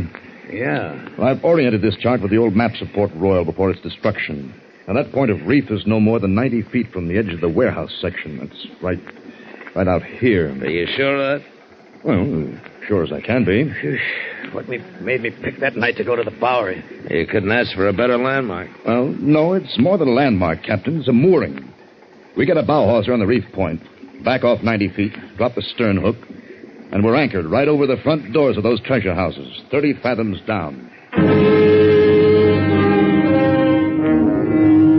When you've gambled for a living as many years as I have, you develop a set of nerves that do pretty much what you tell them. But when I realized what that old chart meant and how close we were to all that loot, my poker face flew right out the porthole. They made jokes about Fort Knox and the Vanderbilts. We slapped backs, had a round or two, and then we hit our bunks. But I'll lay you 10-1 that all of us did our dreaming wide awake. I know I did.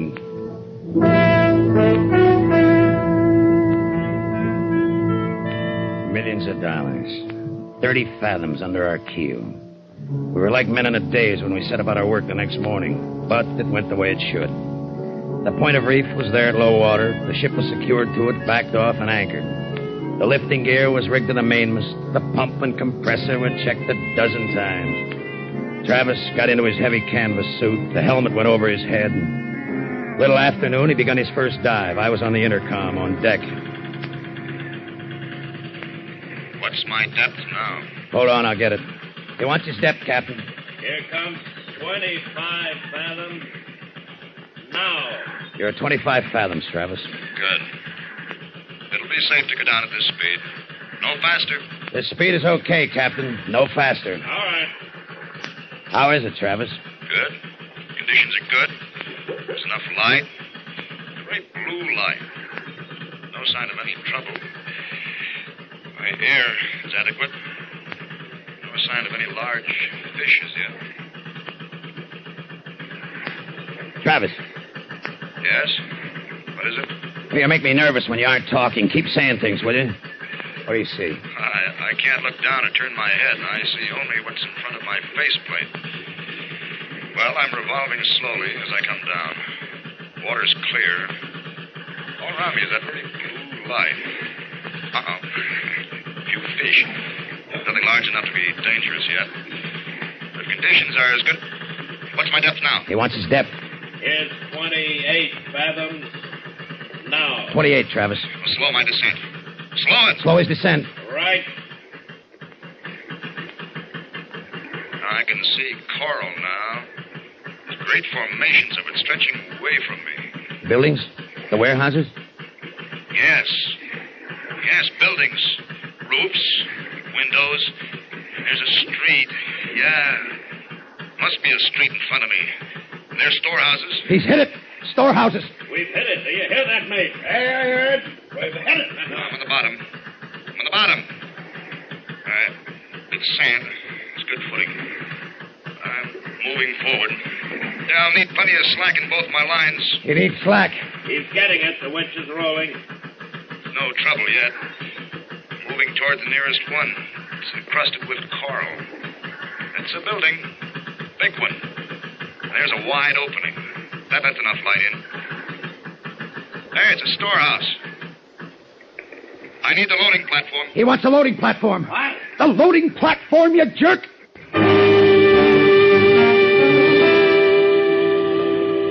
We were too busy on deck for a while to really digest what was happening. Even after the loading platform broke through the surface and we saw the single rotting chest on it, it was too much like a scene in a B movie to believe. Then we pried it open. Lying in rows were small leather bags covered with a slimy coral crust. We took one out. It crumbled, and from it maybe 50 metal coins spilled onto the deck. They were dirty brown, but when they were scratched, bright, clean gold showed through.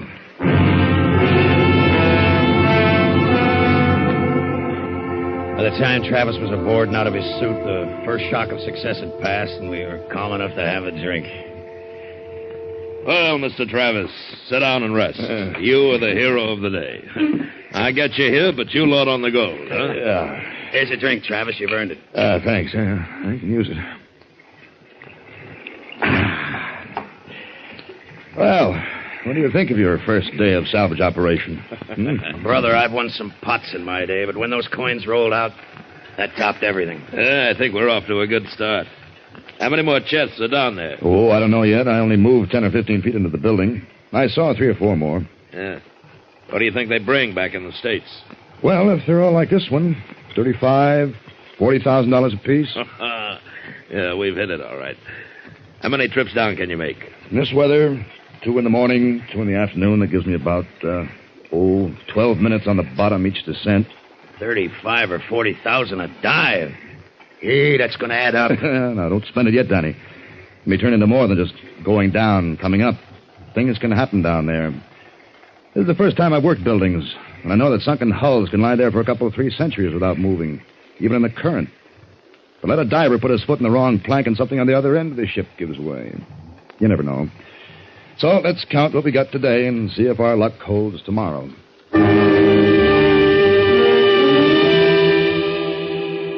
Our luck did did hold, not only the next morning and afternoon, but the day after and the 2 days after that. 1 chest per dive, 4 dives per day. An average of $140,000 worth of loot a day came off the bottom. We had $560,000 in the hold.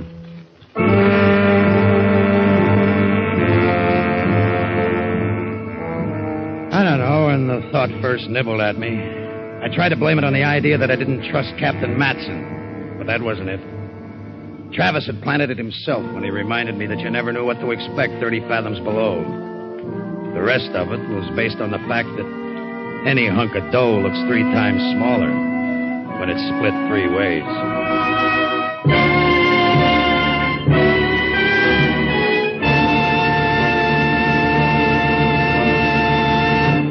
In just a moment, we will return you to the second act of Escape. But first, this Saturday night, CBS's Gangbusters program brings you the case of the Boiled Booster. Not Rooster, Booster. The case of the Boiled Booster. And since Gangbusters does only authentic police cases, who are we to question the title?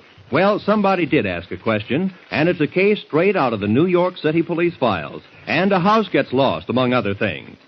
Gangbusters is heard every Saturday on most of these same CBS stations. So be listening for the case of the Boiled Booster this Saturday. And now we return you to Escape.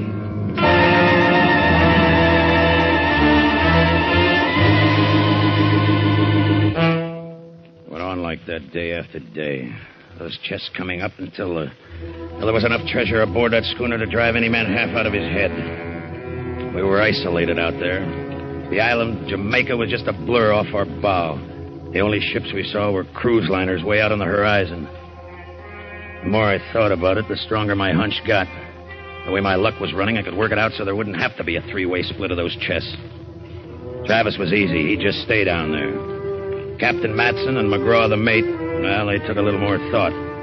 But with that fortune at stake, what else was there to think about? Danny. Hey, Danny, you deaf? Hey, Danny. Oh, yeah, Skipper, what'll it be? You and your dreaming, Danny. Sometimes it's not so good to spend so much time in the future. Come on, give us a hand. Another chest is coming up. Another chest? You know this thing could go too far.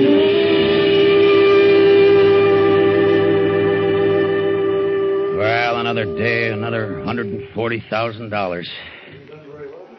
Gentlemen, I think tomorrow's the last one. Yes, I was going to ask how long my food stores are running short. Well, I've had to move as far into that building as I want to move. That roof I've been working under is heavy with coral growth, and it's not held by nails anymore. They're gone. It's held by balance, and I don't want to upset it. I don't blame you, Travis. Tell me, what do you say we got in the hold now? Well over 900,000. There haven't been many salvage operations that have topped that. Over 300,000 apiece, huh? Yeah, those are good wages. Why bother with another dive? Hey, Skipper, don't get so rich that you turn up your nose at a few $100,000. Travis wants to give it another try, more power to him. That's up to him. Well, to be honest with you, I've had enough of it. I'm going to be dreaming about those sagging walls and that blue light for weeks to come, and I hate to push my luck too far. Well, I'll make one more descent in the morning, and then I think we should start back. I think so, too. Danny? Well, you're the boss, Travis. That's good enough for me.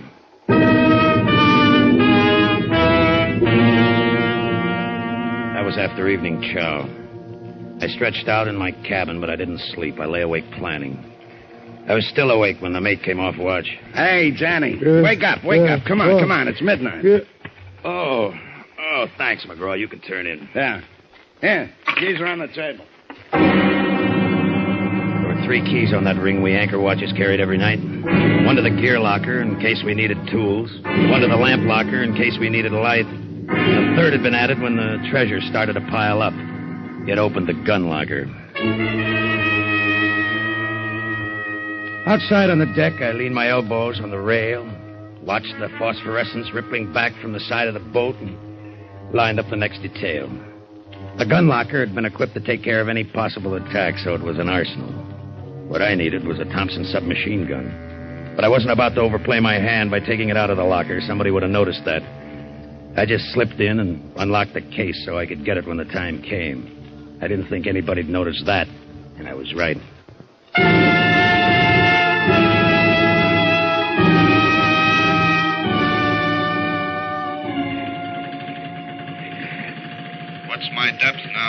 Hold on. He wants his depth, Skipper. Here's 19 fathoms. Now. 19, Travis. Hey, look, my air is inadequate for the speed of my descent. Tell him to slow me down or increase my air pressure. Check. He says slow him down or give him some more air pressure, Skipper. We'll slow him down. You're slowing down, Travis. Thanks, Danny. I guess everybody topside is in as big a hurry as I am to get away from this place. Yeah, I guess so. You know, as long as I've been diving, I've never been able to control my imagination. After so many descents, I always start telling myself, Travis, that should be the last one. You've had no trouble. From now on, the law of averages working against you. Yeah, I can see what you mean. Yeah, the more easy descents I make, the less I want to make the next one. Yeah, my air is adequate now. I'm getting plenty.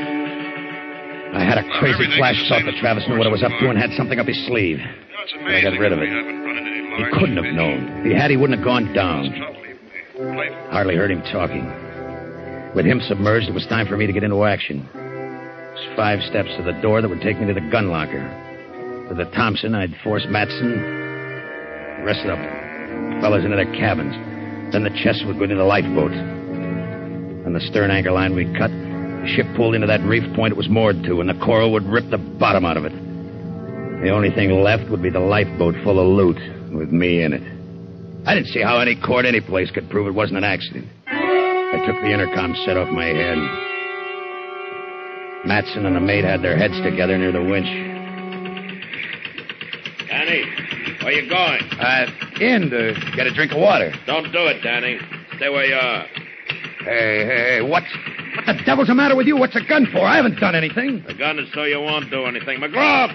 I said, cut the winch. Time to move. Get below and open the valves. I'll take care of Danny. Oh, no, you won't. Danny! Come out on deck, Danny. Make it easy. You play along, maybe you'll get out of this. You coming out, Danny? What's the game? The partnership was too big, Danny. I told you you'd dream too much. What? You and McGraw? Make it easy, Danny. Come on out or you go down with the ship anyway. Come on, maybe we deal you in. All right, Skipper. I'll play along with you. That's right, Danny. Use your head. Sure. That's what I'm doing. That's what I'm doing! Using my head! Using my head! Using my head! I want to talk to you. Where are you, McGraw? I'm behind cover. Now listen to me. I want you to know that this was none of my idea. The captain made the plan and forced me into it. Now he's gone, I'll side in with you and Travis. Sure. Fortune like this has driven guys crazy before, but let you and me hang on to our senses. All the valves are open below decks. The ship's going down. Let's get the treasure into the lifeboat while we got time. All right, McGraw. Let me hear you toss your gun on the deck, and I'll know you're leveling with me. Sure, Danny. There it is. I'm in the main passageway. Come on. I swear I'm telling you the truth, Danny. He forced me into this. But you and Trap... Danny! Now, don't! I got plans of my own for this stuff, McGraw. You aren't in them. Nobody is. Danny!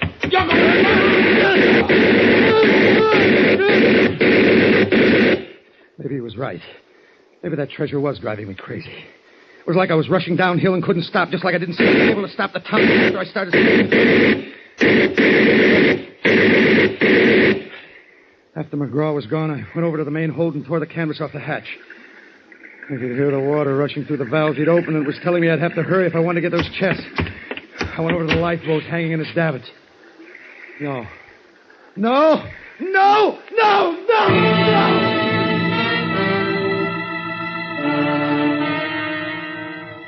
That's when my luck, my plans, my dreams, everything was blasted. The lifeboat. It was ripped and useless. I'd gone crazy with that submachine gun. It was peppered with bullet holes. One blasted. Cut out one of the lines. It had crashed to the deck and smashed the bow. It wouldn't have stayed afloat empty. $900,000 aboard, and there was no way to save it. The schooner had already started the list. I had to think of saving myself. Travis, are you all right? I'm all right. There's been trouble up here. Yes, I know. Matson and McGraw tried to pirate the treasure. I managed to stop them. But they've scuttled the ship. He's taking water. Yeah. How fast can you come up? You've been down there a little over 20 minutes. Raise me at regular speed, then. Never mind tending my lines. Get the winch moving, and then get below.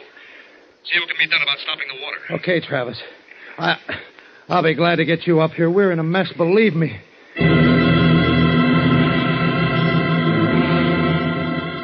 I did what he told me. I went below. But it didn't take long to see there was nothing to do down there the way the water was pouring in. I spent my time working out a story for Travis that would save my hide and give me another chance at that treasure. It took 30 minutes to get him aboard and out of his suit. By that time, the schooner was starting to settle by the stern. There's no time to talk about it now, Danny. I can see you had plenty of trouble. Well, there wasn't much I could do but kill him. Naturally, Danny. All those chests going back to the bottom. How can you tell about guys like Matson and McGraw? I don't know, Danny. Treasure hunting does strange things to people. But we're coming back after it, aren't we? I can raise some more dough. We aren't giving up, are we? I'm coming back, Danny. But you aren't. What's that supposed to mean? You left the intercom system open. I heard what you told McGraw before you killed him about your plans. That's too bad, Travis. Oh, no. Don't try it, Danny. Guns won't help you now. The lifeboat's gone. You're the sailor who can't swim, remember? You'd never make it by yourself, but I can get you ashore. And once I do, I've got to turn you in. So, you've got a choice. Come with me, or stay with the ship. Your choice, Danny. Don't be too slow in deciding. I went with him. Hanging onto what was left of the lifeboat, we watched the rest of it from 50 yards away. Looked like the schooner just got tired of fighting the water. She lifted her bow like for a last look around and rolled over and went out of sight.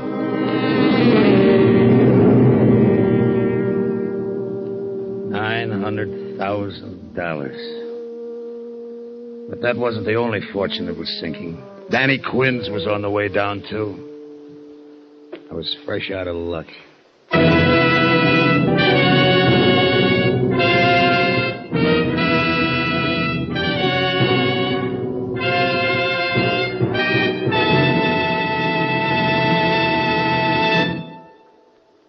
Escape is produced and directed by William N. Robeson.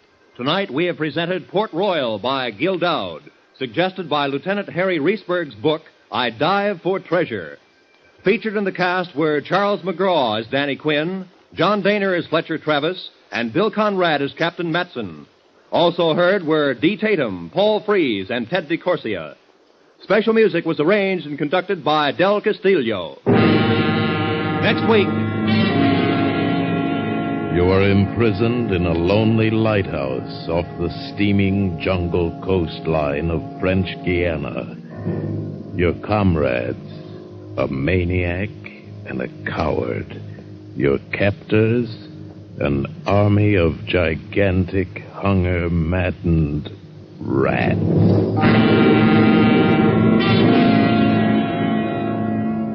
Next week, in response to many hundreds of requests, we will again present one of the most unforgettable and terrifying of all escape stories, Three Skeleton Key.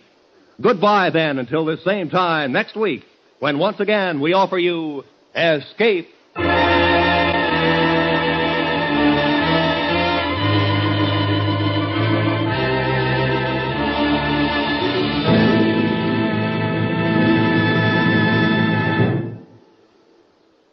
Through field workers stationed with our troops in this country and across the world, the American Red Cross helps the lonely soldier, the Marine anxious about his sick wife at home, the sailor with a dying mother 3,000 miles away. Last year, more than 750,000 men in service were helped in family, welfare, and recreational problems by American Red Cross workers. Give to the Red Cross workers. Give to the Red Cross generously this month.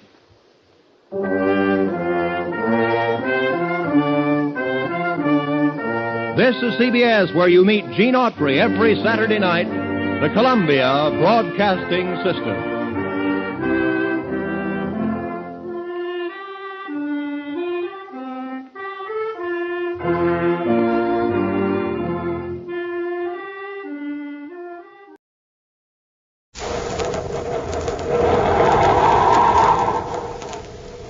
Rice Chex and Wheat Chex, the bite-sized cereals in the red and white checkerboard packages, present Space Patrol!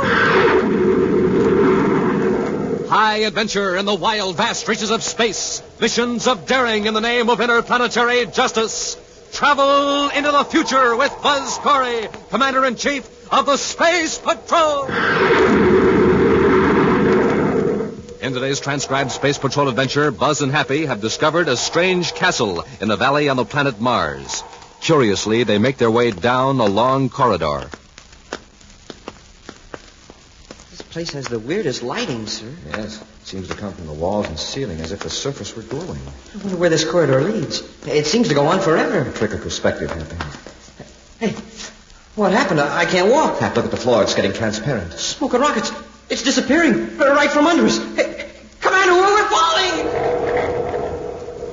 We'll return in just a moment with today's exciting Space Patrol adventure, The Revenge of Dr. YEAGER.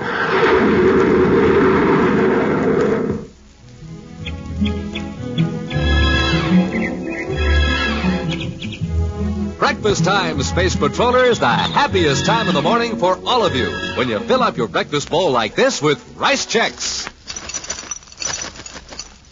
Yes, Rice Chex, the triple treat cereal, tops three ways. Tops for taste, tops for size, tops for get up and go. Toasted 3 times until it's cookie, crisp, and crunchy. Every spoonful tastes like more. You bet Rice Chex is tops for taste, tops for size, has that modern bite-sized design. Size just right for a perfect bite. And it's hollow inside. It fills up with milk or cream, glides from your bowl right onto your spoon. That's easy, breezy eating. And gang, Rice Chex is tops for get up and go. And wow, after a good nourishing breakfast with Rice Chex, you're ready to swing into action in school or play. So, Space Patrollers, swing into action right away. Fill up your bowl every morning like Commander Corey and Cadet Happy with Rice Chex. Or for a neat whole wheat treat, try Wheat Chex. Rice Chex, Wheat Chex. Tops for taste, tops for size, tops for get up and go. So get them today in the red and white checkerboard packages with the big full-color picture of Commander Corey or Cadet Happy on the outside and the terrific Space Patrol trading card on the inside. Rice Chex, Wheat Chex.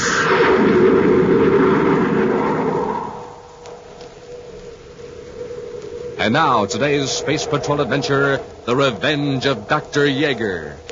Commander Corey and Cadet Happy are in the Commander's space battle cruiser, the Terra 5, returning to the man-made planet Terra after a mission to Jupiter. Several thousand DUs inside the Mars orbit, Happy picks up a spaceship in the forward view scope. It's a small private cruiser, Commander. There's no sign of a rocket blast. It must be in free fall. What's its vector, Hap? I haven't reckoned it yet, sir, but at the rate we're gaining on it, its velocity is very low. And it doesn't seem to be on any planetary vector. Better call them. Yes, sir. It looks like a drifter to me, all right, sir. Emergency. Private cruiser M89 calling Space Patrol Battle Cruiser Terra 5. Hey, they're calling us. It's a faint signal for such a short distance. I'll boost the gain, sir. Private cruiser M89 calling Terra 5. I'm in trouble. Commander Corey aboard Terra 5, the cruiser M89. What's your trouble? I'm not sure. Power failure, I think. We'll join airlocks with your ship and come aboard. Corey out. Happy, stand by to operate magnetic coupler. Standing by, sir. You'll both go aboard. Bring the emergency oxygen bottle just in case.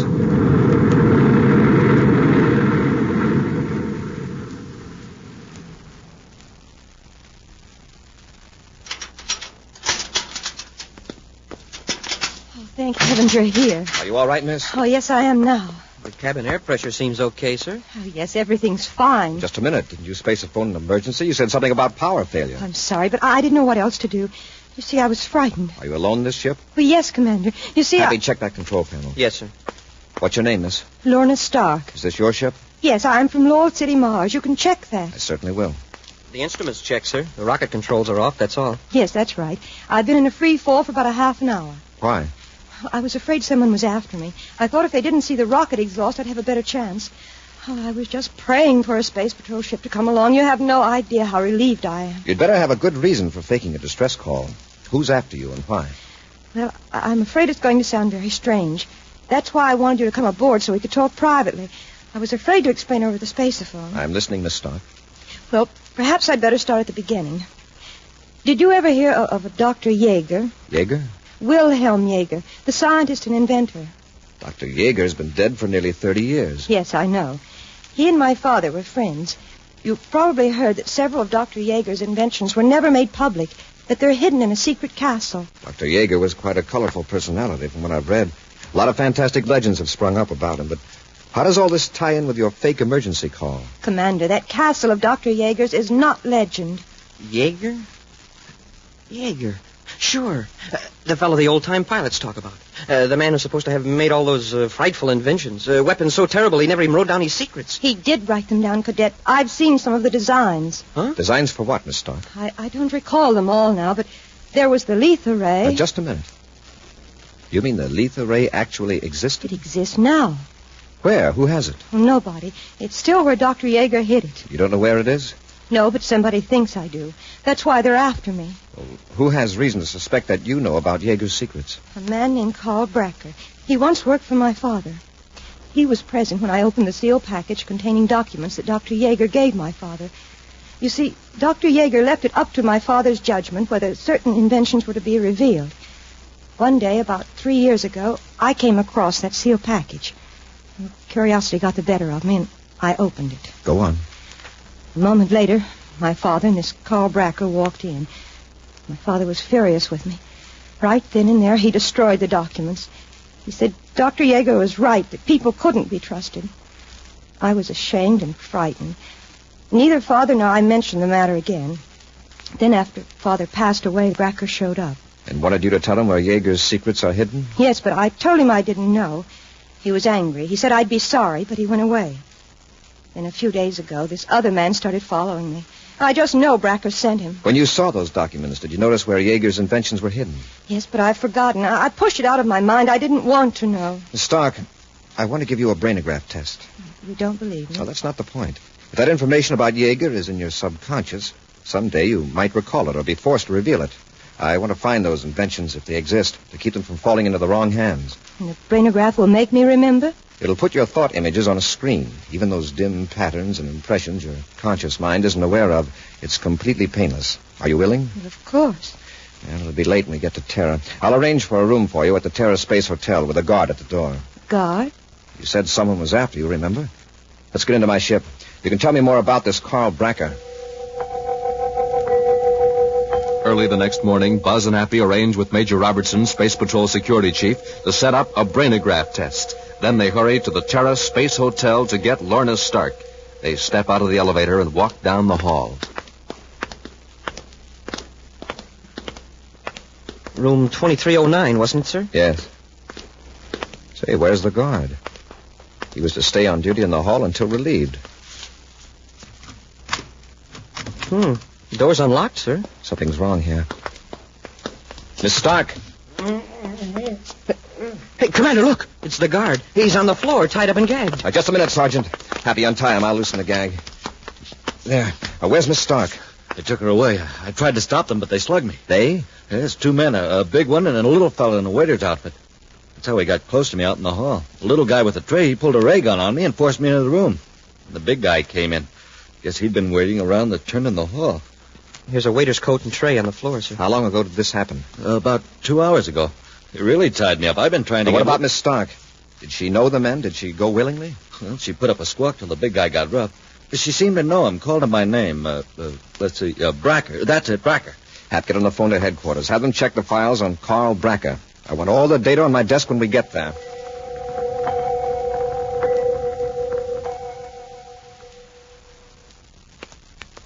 This is all we have on Bracker, sir. Is there a photo? Yes, sir. Sergeant, is this one of the men? That's him, all right, sir. What's his record, Hap? Well, picked up 2 years ago in a space safety code violation, Section 23D, installing instruments in a spaceship without a license. Fined 50 credits. Any address? Let's see. Just the place he works, Cosmocraft Instrument Company, 18 Newton Place, Terra. Cosmocraft. Spelled with 2 Ks, real cute. Merton Yost, Chief Engineer and Consultant. I've heard of that outfit. They rebuild instruments and deal in second-hand electronics equipment for spaceships. Personally, I wouldn't trust them to repair a sundial. I wonder if Bracker still works there. Now, come on. We'll drop around and see if he's renewed his license. From the outside, Cosmocraft Instrument Company appears to be like the other small independent manufacturing concerns that thrive in the clean, handsome buildings on Newton Street. But a visitor would find the interior rather uninviting. The office is littered with papers and out-of-date technical books. A small, nervous man sits at a desk, glancing first at the street door, then toward the back room that serves as a workshop. In the shop, Lorna Stark sits huddled on a packing case while a large man towers threateningly over her. I'm tired of playing games, Lorna. Now let's have it. Where's Yeager's castle? I don't know. I tell you, I don't know. Don't give me that! Some of those papers, the lethal ray and all those other secret weapons are at the castle, aren't they? I've forgotten, I tell you. Believe me, Bracker, I've forgotten. Hey, cut out that noise. I can hear you clear out in the office. She's playing coy, Yost. But I'll get it out of her. We shouldn't have brought her here. All right, get back out there and shut the door. Suppose somebody comes in. All right, Bracker, but please keep quiet. All right, Lorna. Now, you'd better talk. Where's Yeager's castle? I don't know. I don't know. This is it, Hap. Come on. Yes, sir. Yes, gentlemen? I'm Commander Corey. Yes, Commander Corey. What can I do for you? Does Carl Bracker still work here? Bracker? Hey, Bracker, let's see. I shouldn't think in a place of this size you'd have much trouble remembering who's in the payroll. Mr. Bracker left us just last week. I don't know where he is. Is there anyone else I can talk to? No, I'm all alone here this morning. My assistant's out on a job at the spaceport. Sorry, I can't help you. All alone, huh? Come on, Hap. You can't go back there? Oh, we can't, huh? You heard what I said. Oh, you want to play rough? Good work, Hap. Stop it, you're hurting me. All right, Bracker. Let go of her and get your hands up. Oh, Commander Corey. Get him way up, Bracker. Search him, Hap. Yes, sir. He had this under his jacket, sir. A blast gun. Commander, I remember now. Yeager's castle is in Mars. It's in the Hartog Hills. We'll discuss it later, Miss Stark. All right, Bracker, just take it easy and come over here. Stay right where you are, gentlemen, and don't move. I said don't move. I can shoot the girl before either of you turn around. Yost, I've been wondering what happened to you. Drop your weapons. It's his play, Hap. Sorry, sir. I thought I clobbered him good. Now, that's being very smart, gentlemen. Thanks, Yost. I'll just pick up my gun and add a few finishing touches. Oh, no, you don't. Here, Lorna. That takes care of your space patrol friend. Yost, get the surface car ready while I bind and gag the girl. We're getting out of here. We'll return to Space Patrol in just a moment. This is Dick Tufeld in Los Angeles with the story of one of the fastest planes in the world and a word from the man who test flies it, Joe Lynch. It's North American's Air Force F-86D Sabre Jet Interceptor. Speed well over 700 miles per hour. Wingspan is 37 feet. Length 41. Cruising range 500 miles. Now, by special tape recording made at International Airport, the well-known test pilot of the Sabre, Joe Lynch.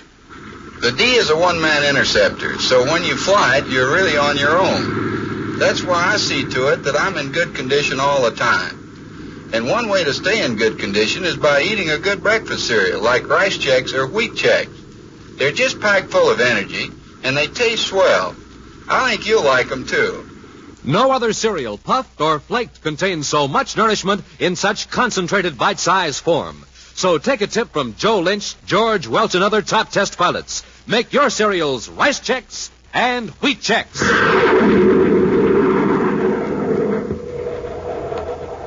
And now back to our Space Patrol adventure, The Revenge of Dr. Yeager. Buzz and Happy burst in upon Carl Bracker as he attempted to force Lorna Stark to reveal the hiding place of sinister weapons invented by the late Dr. Yeager. In the excitement of the rescue, Lorna blurted the location of Yeager's hidden castle, just as Bracker's partner, Merton Yost, intervened. Fearing resistance would endanger Lorna, Buzz and Happy surrendered their weapons. Bracker knocked the space patrollers unconscious, then he and Yost escaped, taking the girl with them. Now, an hour later, Buzz and Happy find themselves locked in the repair shop of the dingy spaceship instrument factory on Terra. Wow. Wait till I get a hold of that guy, Bracker. He raised a lump on my head the size of Mars' first moon. Mars? Huh? That's where Yeager's castle is. Did you hear Lorna just as we came in? I was sort of busy. If I did hear it, Bracker's gun knocked it out of my mind. Whereabouts on Mars, did she say? Yes. It was right then that Yost came in, but I think I recall it. The Hartog Hills. Hartog Hills? That's a new one on me, and I thought I knew Martian geography. It's a range a few hundred miles northwest of Marquette City. And come to think of it, it's a good place to hide a castle. We're locked in. That isn't going to last more than a few seconds. We'll notify headquarters that we're blasting off from Mars. Oh, gee, Commander, do you think Bracker will go there? Doesn't he know that you heard Lorna tell where the castle was? He's gone pretty far already, Hap. He may figure that it's worth taking a chance on getting his hands on Yeager's weapons. Those rumors are even half true. One man could wipe out an army with the lethal ray alone. Wow. Let's hope we find the castle before Bracker does. The door, Hap. Oh, yes, sir. Allow me. Here, Hap, I'll help you out. Now to the spaceport. Hurry. Yes, sir. Merton Yost sits hunched over the controls of a private cruiser, watching the red-tinged disk of the planet Mars grow larger in the viewscope. He turns as Carl Bracker shoulders his way through the narrow opening into the control compartment. Can't you get any more acceleration out of this old bucket? Take it easy, Bracker. We'll be over the Hartog Hills right after sunup, the way I figured. Well, you better contact Jacobs at Markov City.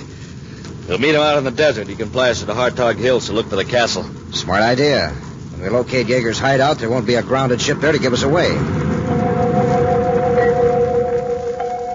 Sometime later, another ship enters the thin, cold atmosphere of Mars. As Buzz handles the controls, Cadet Happy compares the terrain in the viewscope screen with the detailed 3D projector chart of this sector of the surface of Mars. Hartog Hills appearing in the screen now, sir. And so far, no sign of any ship that might be Bracker. I'll bet he didn't have the nerve. Well, let's not underestimate him, Hap. No, sir. You sure were right when you said the Hartog Hills were a good place to hide a castle. Those rock formations are sure confusing. I'll cut our altitude, Hap, and place back and forth across the range. Now the viewscope scanning beam to a small arc. Yes, sir. Crisscrossing the range of hills, Buzz and Happy examine the terrain from every angle, peering down into steep-walled canyons, bouncing scanning beams off weirdly formed rocks, and probing into vegetation. Then, for a fraction of a second, a formation appears in the viewscope that causes Buzz and Happy to exchange glances. Well, was it or wasn't it, sir? I'm going to circle back and make another pass over that canyon at a slightly different angle of approach. What we saw might have been a natural formation. I've been staring at different shapes of rocks for so long, I don't think I'd recognize a castle if it had a sign on it. We'll know in a minute, Hap.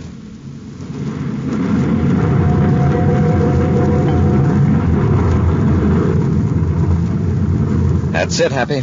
Yes, sir. I can make out columns and even steps. But wow, what a job of camouflage. Yeager built the entire facade of an enormous building right against the wall of a canyon. Magnificent. Yeah, if we'd flown over at another angle, well, we never would have seen it.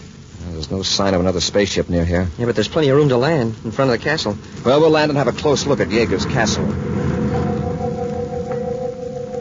A few moments later, Buzz and Happy stand before a beautiful facade of a building constructed against the wall of the cliff. Broad steps lead up to a gigantic door. Gee, Commander, now that we're right in front of it, I wonder why we didn't notice it from the ship. Every line of that building was cut to blend with the cliff when seen from a height. It's a beautiful job, Hap. Yeah, look at the size of that door. We'll probably have to get something from the ship to blast it open. Let's go up and examine it first. Uh-oh. Commander, the door, it's swinging open. Somebody's in there. Have your ray gun ready, Hap? Yes, sir. There's no sign of anyone. The door may have opened automatically. I'll go in first, Hap. Smoke and rockets. Look at the size of this hall. Hey, Commander, the door, it's closing. We better get out while we can. Hurry.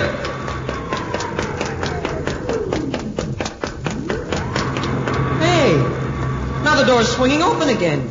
It is automatic. You don't have to worry. Let's explore the castle. I'd sure like to find those weapons that Yeager hid. It may take time, judging by the size of this place. I wonder where all this light is coming from. There aren't any windows. The light seems to come from the walls and ceiling, as if the surface were glowing.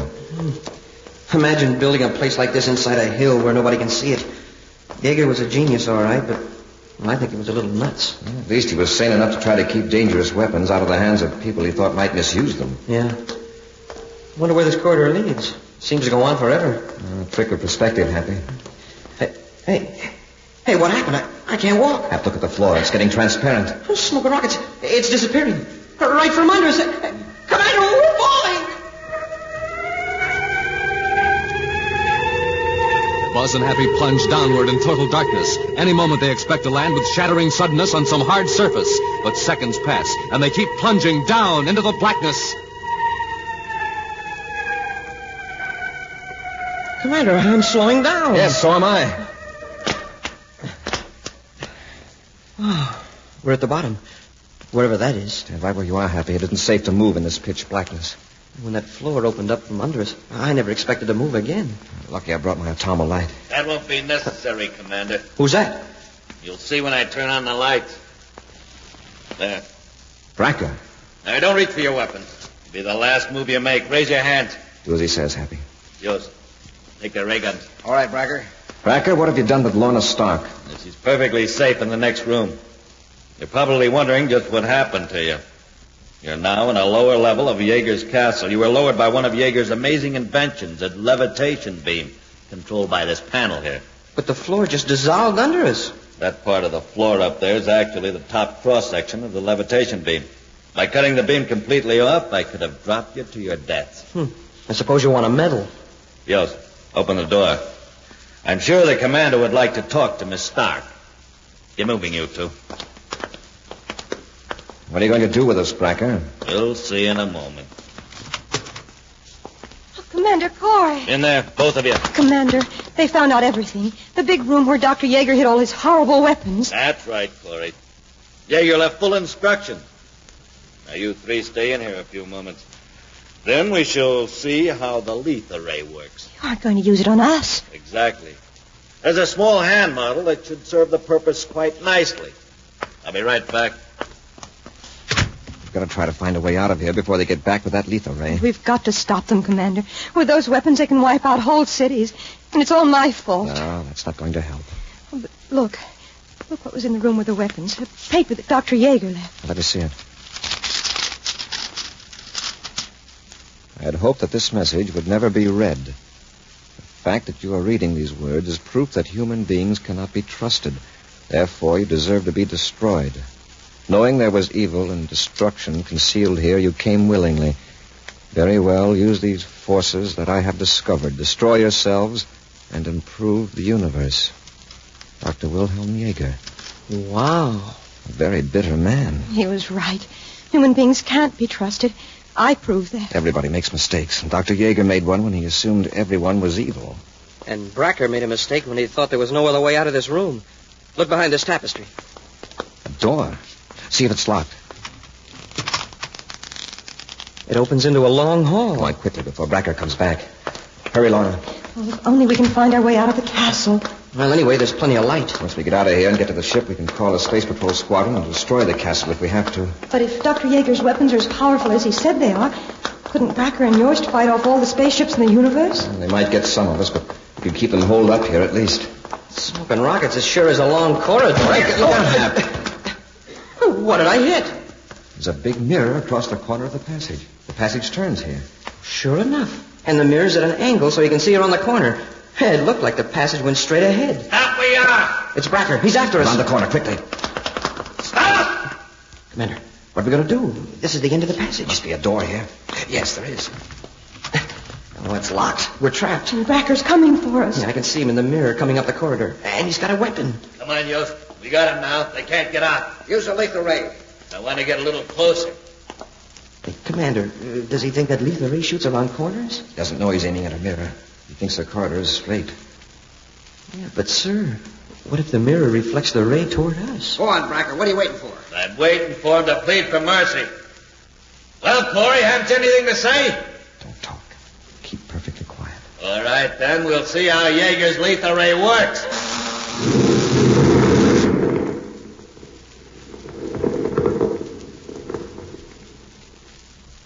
They're gone. It destroyed them completely. Yeah. Very satisfactory. But I had the regulator set unnecessarily high. Look what the ray did to the wall. Blasted a hole in it. They're coming closer to examine it. We'll jump them when they reach the turn in the passage. Yes, sir. Lorna, keep absolutely quiet. Incredible, isn't it, Yost? You'd never know that a few seconds ago 3 human beings were standing here. Now, Hap, Bracker, look out!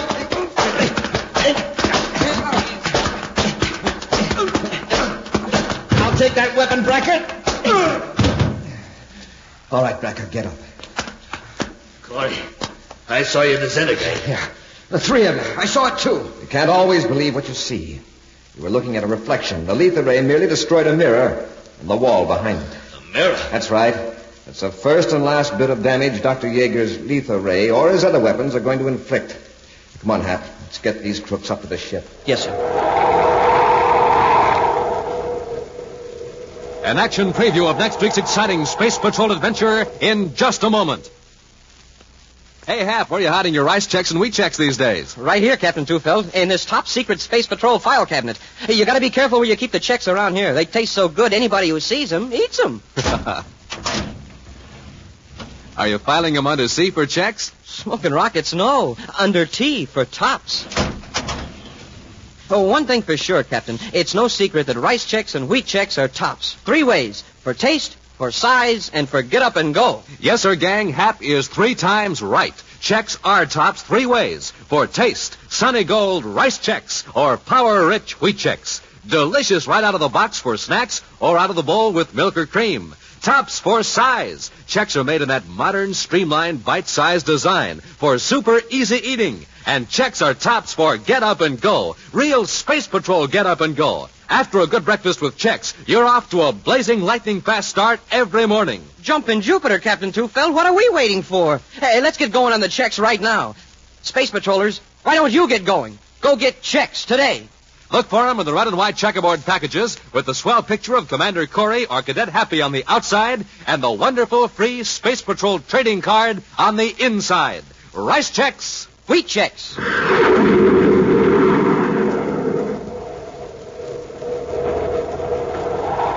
And now, a preview of next week's exciting Space Patrol adventure. Buzz and Happy are captives aboard a spaceship from another galaxy. In a desperate attempt to warn the United Planets of an attack, the 2 space patrollers are trying to master the bewildering controls of a spaceophone in the strange ship. Well, gee, Commander, this certainly doesn't look like any transmitter I ever saw before. Hold it, Hap. I think you've got it. Don't touch anything else. Make the call. Smoking rockets. Commander, look. It's the robot. Zervok sent him to stop us. He's a monster. And he's coming right for us. Get that call out, Hap. I'll try to hold that thing off. Space Patrol, emergency. All units. It's got me. Be sure to join us next week for the thrilling story, The Visitor from Galaxy 9, when rice checks and wheat checks again present Space Patrol!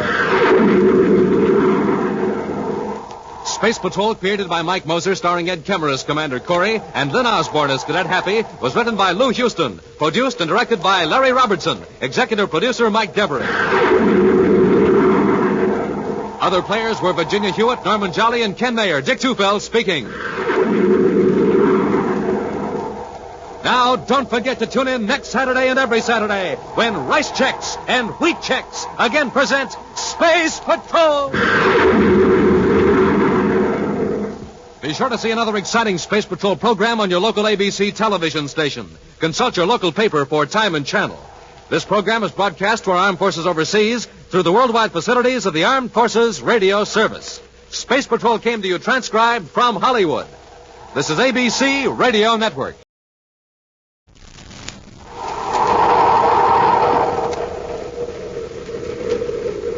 Rice Checks and Wheat Checks, the bite-sized cereals in the red and white checkerboard packages, present Space Patrol! High adventure in the wild, vast reaches of space. Missions of daring in the name of interplanetary justice. Travel into the future with Buzz Corey, Commander-in-Chief of the Space Patrol! In today's transcribed adventure, Buzz and Happy are climbing a steep mountain on the planet Venus in pursuit of a criminal. We're on his trail, all right, Commander. See? There's where he dug a foothold. Watch your step, Happy. It's a 2,000-foot drop if you slip. I think I'd better rest a minute, sir. I'm getting dizzy. Everything's getting dark. I noticed the same thing, but it's not dizziness. My head's perfectly clear. Hey, look at the sun. I can hardly see it. It must be an eclipse. Venus doesn't have a moon. There can't be an eclipse. Smoking rockets. It's pitch dark. This is Logan's work. He's got the blackout beam on us. If we try to move another inch in this darkness, we'll drop into the chasm. We'll return in just a moment with today's exciting Space Patrol adventure, The Serpent of Saturn.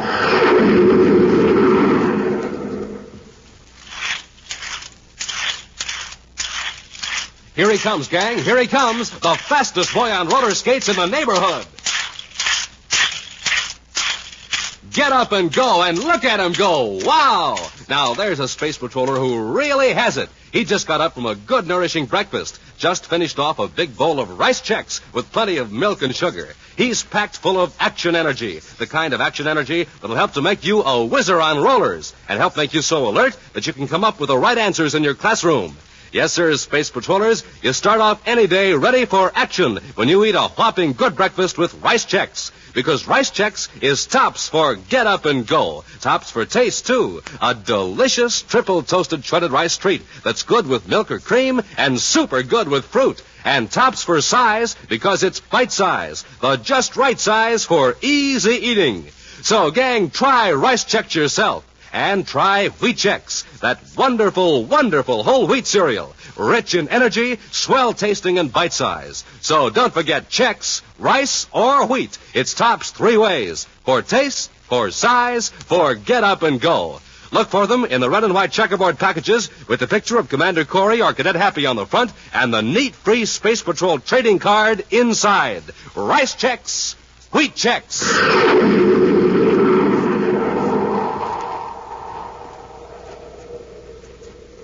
And now, today's Space Patrol adventure, The Serpent of Saturn.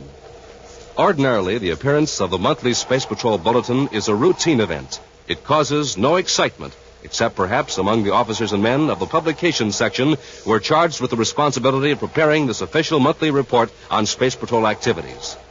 But this time, there is considerable interest in the document by every level of command. In his central office at Space Patrol Headquarters on Terra, Commander Corey frowns and shakes his head as he examines a copy of the bulletin.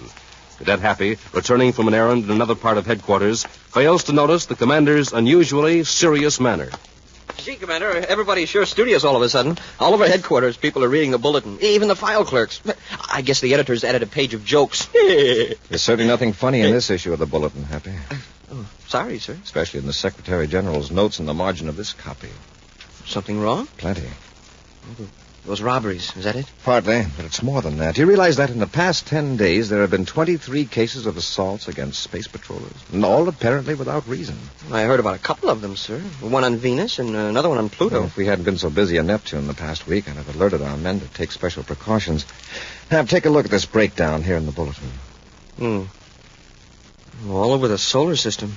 Lowell City, Jupiter City, the Lunar Fleet Base. And in every case, our men were the victims of unprovoked assaults. Jumped from ambush, beaten. But why? Well, I think it's part of a carefully organized attempt to demoralize the Space Patrol. You mean some sort of a gang is behind it, Commander? Yes. Looking at each incident individually, one might think that a group of hoodlums just decided to gang up on a Space Patroller. Uh-huh. When you put them all together, a rather interesting coincidence shows up. You notice whenever a beating occurred, a robbery followed within a day or two in the same locality. Oh, then you think the gang behind the robberies is also behind the beatings? Yeah, it's about the size of it, Happy. Apparently, the plan is this, to try to get our agents concerned about their own personal safety and reduce their efficiency. Well, if it keeps on like this, it might work. We're not going to let it. This gang has succeeded so far because it's well organized and evidently has spies in high places. What's the plan, sir? Well, the last attack on space patrollers occurred in Jupiter City at the spaceport, right? Yes, sir. Those two off-duty pilots. Oh, you mean if they follow the pattern, the gang may be planning a robbery at Jupiter City? Exactly. And the only thing we can do now is to alert our men in Jupiter City. Major Robertson to Commander Corey. Robbie's calling, sir. Yes, Robbie? Commander, we've got another one. A robbery? Yeah, and it's really serious. A model of the blackout beam has disappeared right out of the Jupiter City lab. Jupiter City? Commander, you sure called that one. Yes, but too late. Robbie, blast off for Jupiter City immediately. Yes, sir. Make a thorough check of security measures. I want a brainograph test made of everyone at the Jupiter City lab. Spaceophone a complete report to me. Meantime, in one of the finest buildings in Saturn City, capital of the ringed planet, a huge, broad-shouldered man sits behind a desk in a large but simply furnished office. Coiled on the desk, in a lifelike pose, is a startling example of the taxidermist art, a hooded cobra. The large man presses a button, and a moment later, a door opens, and Thad Vogan swaggers in. Yes, Mr. Gargeth? Vogan, the Venus Express will blast off in half an hour. You will be aboard. Yes, sir. When you arrive in Venus City, we'll charter an atmosphere ship and go to our hideout at the base of Mount Janik. You will pose as a botanist collecting samples. I understand the Venus wildflowers are quite beautiful this time of year. You can admire the flowers while you wait for Preston. What's my business with Preston, Mr. Gargeth? You will give him an instrument which you will find in the emergency tool locker of the atmosphere ship.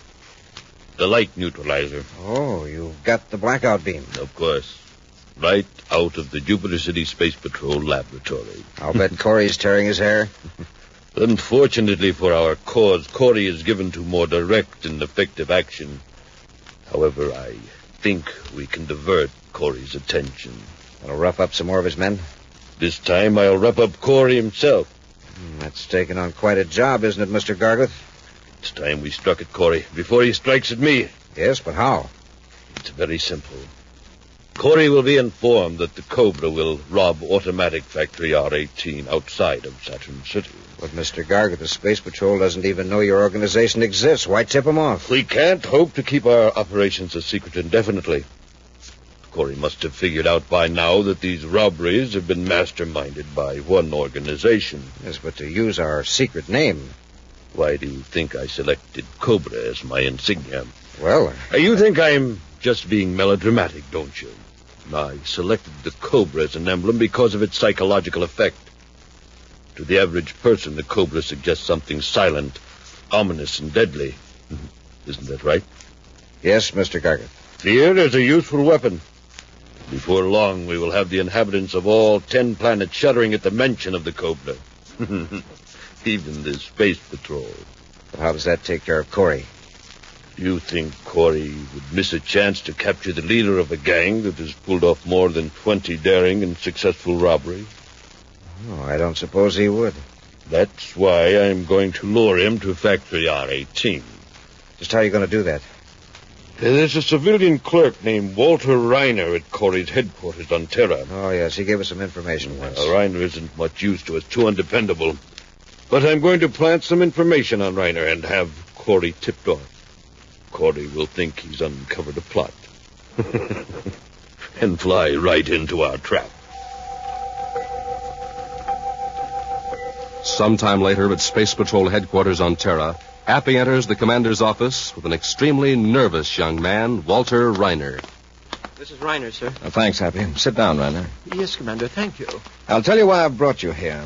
I've received 2 anonymous tips that you have some information about a robbery. A robbery?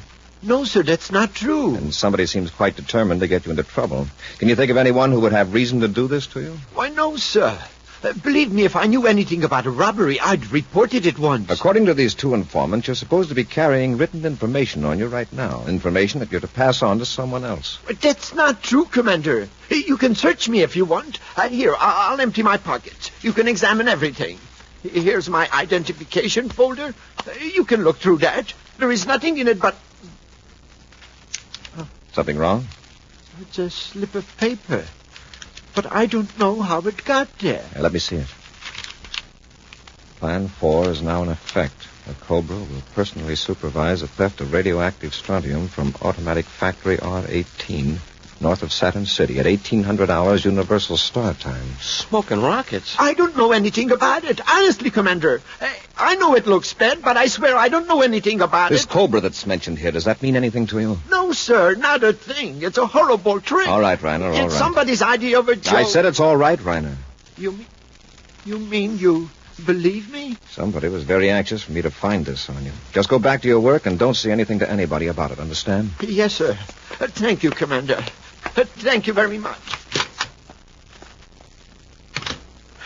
Well, somebody sure must have it in for Reiner to play a trick like that. What Reiner watched, Happy. I'll assign a man to trail him and contact Saturn Space Patrol. I'm going to put a heavy guard on Factory R-18.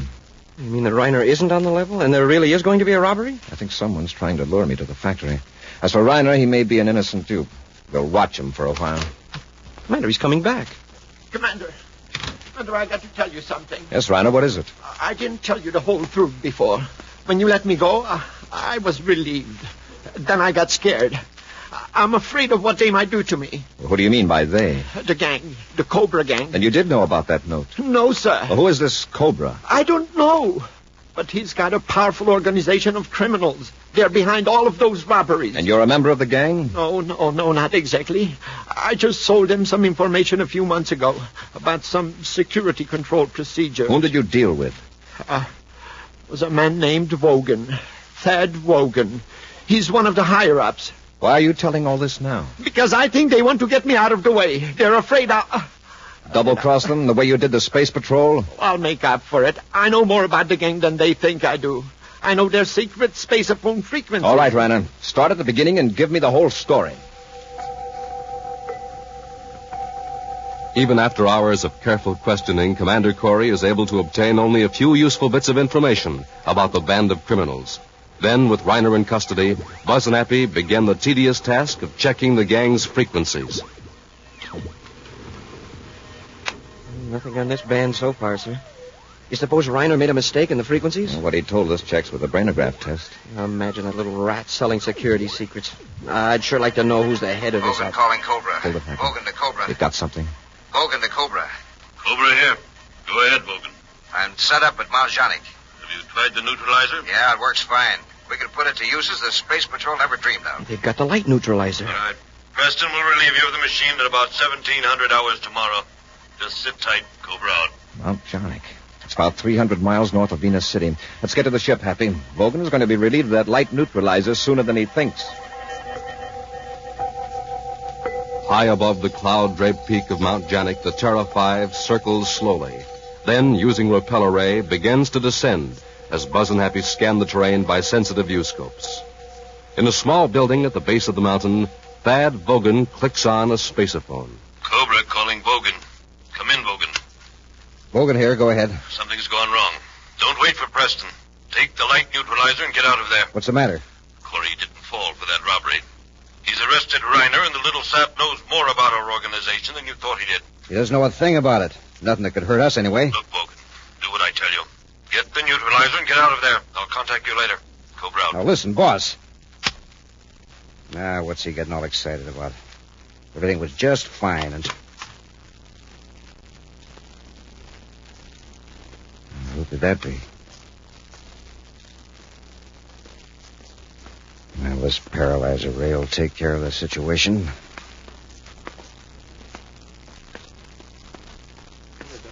Anybody here, sir? Go in the next room. Eating.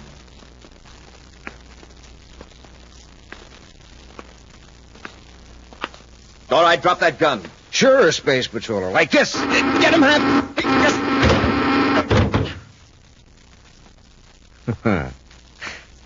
Now, while you're both relaxed, enjoying the effects of my paralyzer ray, I'm going to make sure I won't be bothered by you again. This building is quite flimsily constructed. Have you noticed? A few touches with this atomo torch, and this room will be a roaring inferno. We'll return to Space Patrol in just a moment. This is Dick Tufeld in Los Angeles, reporting on a plane that can fly 1,000 miles without refueling, the North American FJ-2 Fury. In a moment, we'll hear from the well-known test pilot on this Navy jet plane, J. Ray Donahue, Jr. The Fury is a carrier-based fighter armed with 4 20-millimeter cannons. It flies 650 miles per hour, has an altitude mark of 45,000 feet, its length 37 feet. Now, J. Ray Donahue, Jr., recorded at Edwards Air Force Base. To fly at supersonic speeds, a test pilot must have plenty of energy. That's why I always get a good night's sleep and start the day off with a good breakfast cereal like Rice Chex or Wheat Chex. They have plenty of energy, and they taste mighty fine. And I know that you'll like them, too. No other cereal, puffed or flaked, contains so much nourishment in such concentrated bite-sized form. So take a tip from J. Ray Donahue, Jr., Bob Love, and other top test pilots. Make your cereals Rice Chex and Wheat Chex. And now, back to our Space Patrol adventure, the Serpent of Saturn. Gargoth, who calls himself the Cobra, has organized a band of criminals that has successfully committed scores of daring robberies. Commander Corey and Cadet Happy traced Gargoth's chief henchman, Thad Vogan, to a hideout at the base of Mount Janik on the planet Venus.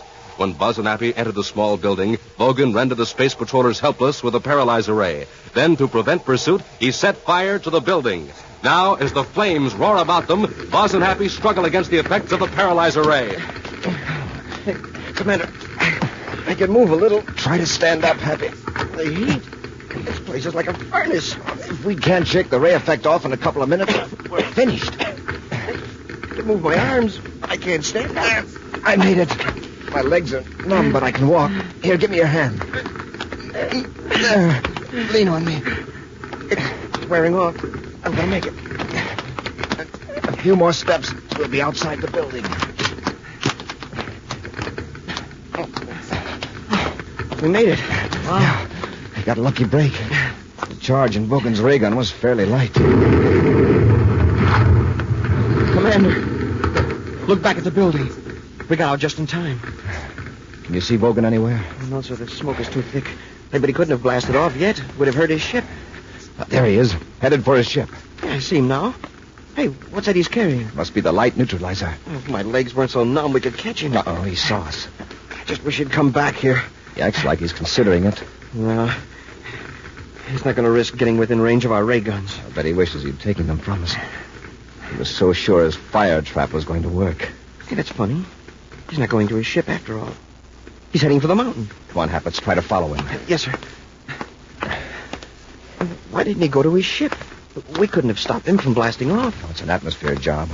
Logan probably figures we could space a phone for a patrol ship to go after him. Yeah, sure. He's taking a chance on losing us on the mountain. You have your miniature spaceophone, Hap? Yes, sir. Report to Venus City headquarters and keep on after Vogan. With Buzz and Happy doggedly following him, Thad Vogan climbs higher and higher up the steep face of Mount Janik. At first, he outdistances them. But as the minutes go by, the effects of the paralyzer ray wear off, and Buzz and Happy start gaining on Vogan. Vogan's sure hanging onto that light neutralizer. If you throw it away, he'd be able to climb a lot faster. He won't drop it till he has to. I hope he hangs on to it. After the way we're risking our necks to get it back. I'll say this for Vogan. He climbs like a mountain goat. I'll say. Hey, Commander, is that model the only light neutralizer in existence? Yes. This model was to be tested, then if proved successful, a larger model was to be made into a spaceship.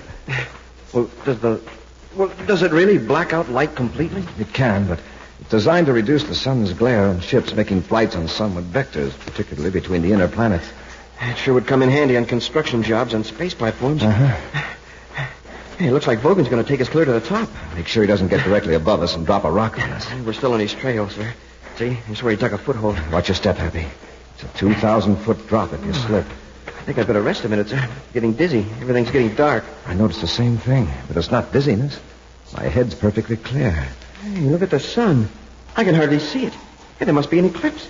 An eclipse on Venus? Hey, that's right. Venus doesn't have a moon. But there can't be an eclipse.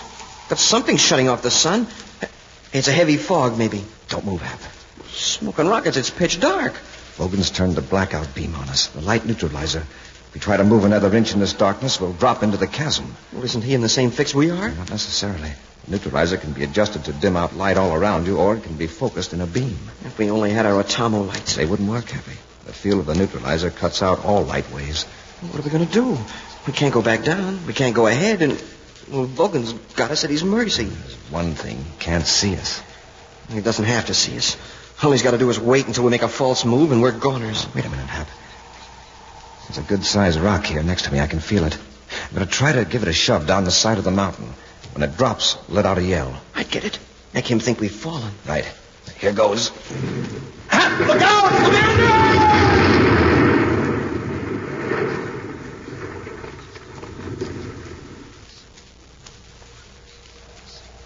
How was that?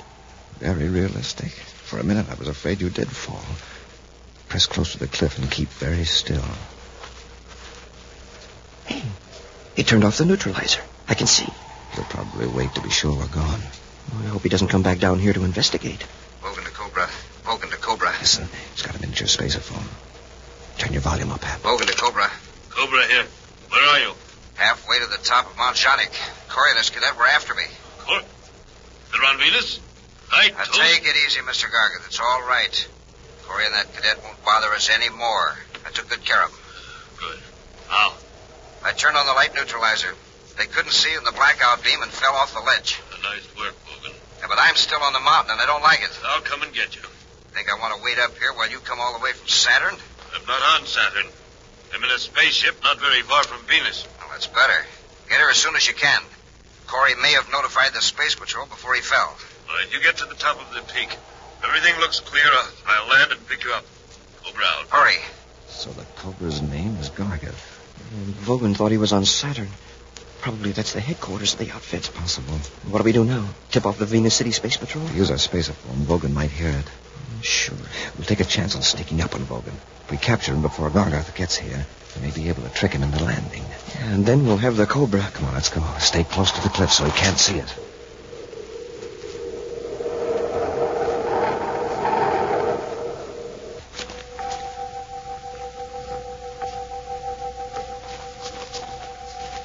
Slowly and cautiously, Buzz and Happy resume their climb up the steep mountainside. Occasionally, they get a glimpse of Vogan far above them. Then they press close to the cliff and wait. We've had one good break. Vogan doesn't ever look down. He's probably afraid he'll get dizzy. And the going's not so steep now, sir. We're getting near the top. I'm thankful for this growth of brush at the summit. It'll help us hide from Vogan. Hope we can get him before the Cobra shows up. Drop, Happy. Hit the dirt. Did he see us? I guess not. He's going on. But he started to look down this way. We'd better wait a few minutes. At last, Vogan reaches the summit of Mount Jonic. Wearily, he lays down the light analyzer, then sits on a rock to rest. Silently, Buzz and Happy creep closer. Careful, Happy. Don't let him hear us.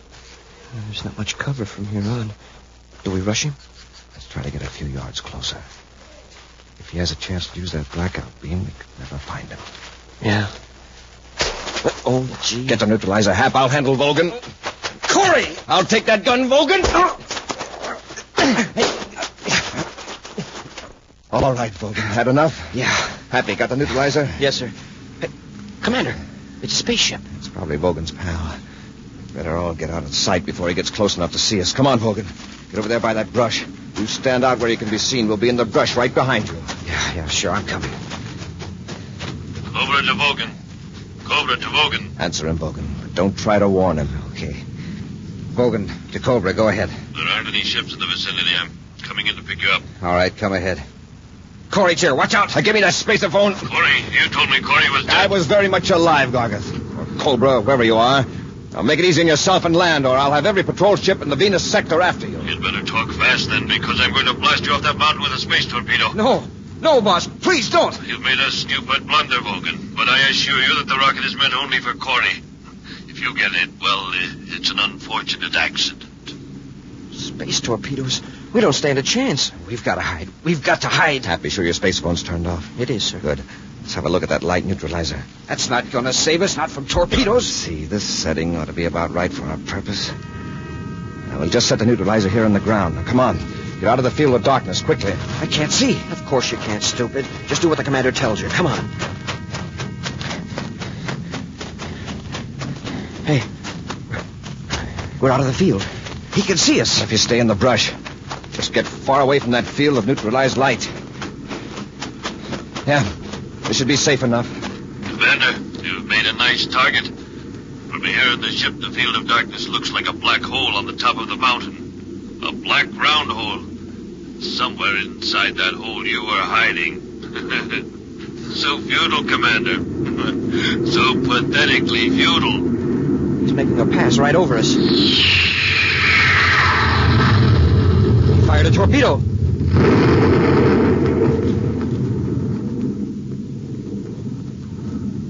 Smoking rockets. The field of darkness is gone. And when you look at that hole, what a blast. Well, there goes a perfectly good light neutralizer blown to bits. Yeah. And also, there goes the Cobra. He figures he finished us. You sure he's not coming back? Doesn't look like it. I'd sure hate to see that crook get away. He'd better enjoy his triumph while he can, Happy. Because we're going after the Cobra, and we won't give up till we get him.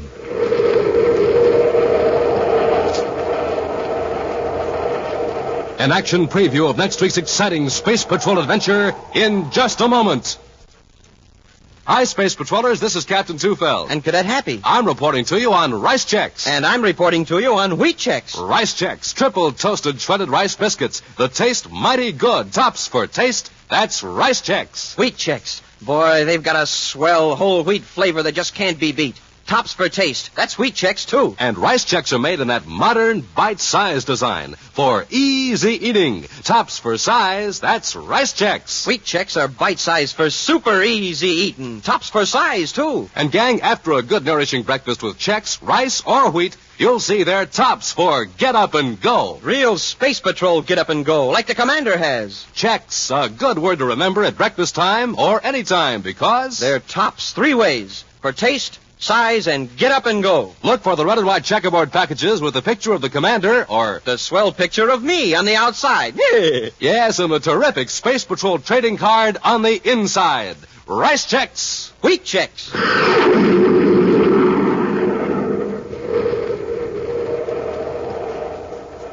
And now, a preview of next week's exciting Space Patrol adventure. Buzz and Happy are exploring the system of unused water mains under Jupiter City, searching for a hidden laboratory operated by the Cobra Gang. After trudging nearly a mile in a crouched position, Happy moans. Oh, my aching back. I sure wish this pipe was 6 inches bigger. From the chart, the lab should be just a few hundred yards ahead. Commander, there's air blowing through the main. Yes, it's getting stronger every second. This is like being in a wind tunnel. What's causing it? The air's being forced to the main by the water behind it. Water? What water? From the reserve tank. Gargot knows we're down here, and he's trying to drown us. Be sure to join us next week for the thrilling story, The Gems of Jupiter, when Rice Chex and Wheat Chex again present Space Patrol! Space Patrol, created by Mike Moser, starring Ed Kemmer as Commander Corey and Len Osborne as Cadet Happy, was written by Lou Houston, produced and directed by Larry Robertson, executive producer Mike Deverett. Other players were Ken Mayer, Norman Jolly, and Bela Kovach. Dick Tufeld speaking. Now, don't forget to tune in next Saturday and every Saturday when Rice Chex and Wheat Chex again present Space Patrol! Be sure to see another exciting Space Patrol program on your local ABC television station. Consult your local paper for time and channel. This program is broadcast for Armed Forces overseas through the worldwide facilities of the Armed Forces Radio Service. Space Patrol came to you transcribed from Hollywood. This is ABC.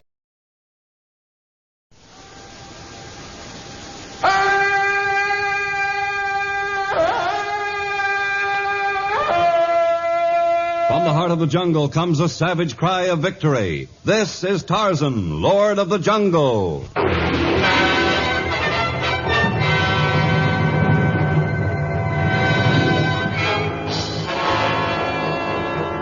From the black core of dark Africa, land of enchantment, mystery, and violence, comes one of the most colorful figures of all time, transcribed from the immortal pen of Edgar Rice Burroughs. Tarzan, the bronzed white son of the jungle. And now, in the very words of Mr. Burroughs, the story Death Has Small Wings.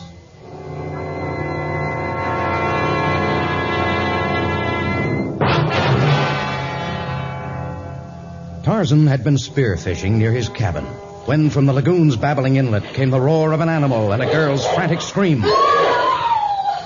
Tarzan clambered up the lagoon's bank, scrambled over rocks, and then streaked to the small inlet.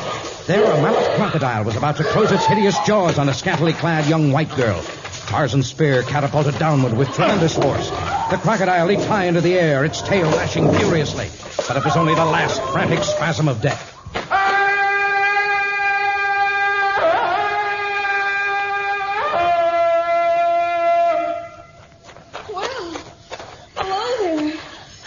Just like in the storybooks, the hero arrives in the nick of time. Are you hurt? Only my new bathing suit and my dignity. He clawed at both. There isn't much left of the bathing suit. There wasn't much of it to begin with. It's a bikini bathing suit. Do you like it? Where is the safari you were traveling with this morning? How did you know about our safari? I caught the scent of white men many hours ago. I followed it until I discovered your camp and made up my mind that the men in your party did not come here to start trouble. But I might mean to start some. I've never seen a man like you before. You didn't tell me what had become of your safari. Why did you leave it? Oh, I wanted to swim, and Father got stuffy and impossible, so I just sneaked off when no one was looking. They'll come back for me when they find I'm missing. If I hadn't been fishing near here, they might have returned to find nothing left of you but the fragments of your bathing suit. I doubt that Gimla would have eaten that. You know, you're cute. Do you live near here? The entire jungle is my home. I am Tarzan. Some call me the Lord of the Jungle. I'm Gail Stevens, and I haven't got a title. But I'm open to suggestion. Maybe I'd like to be your Duchess, or is a lord's wife called a countess? A lord's wife is called a lady, and it's plain that you'll never be called that. Why, you insulting savage, I'll... Stop pummeling my chest, you little spitfire. I'll teach you to call me names. Stop it. Never try to strike me again. You're hurting my wrist. Will you behave if I let you go? No, I won't. And I'll have to put you over my shoulder and find the trail your safari's taken. You wouldn't dare force me to... Tarzan, put me down. Tarzan. I'll put you down when I've reached your camp and turned you over to your father. Together with a recommendation for a good spanking.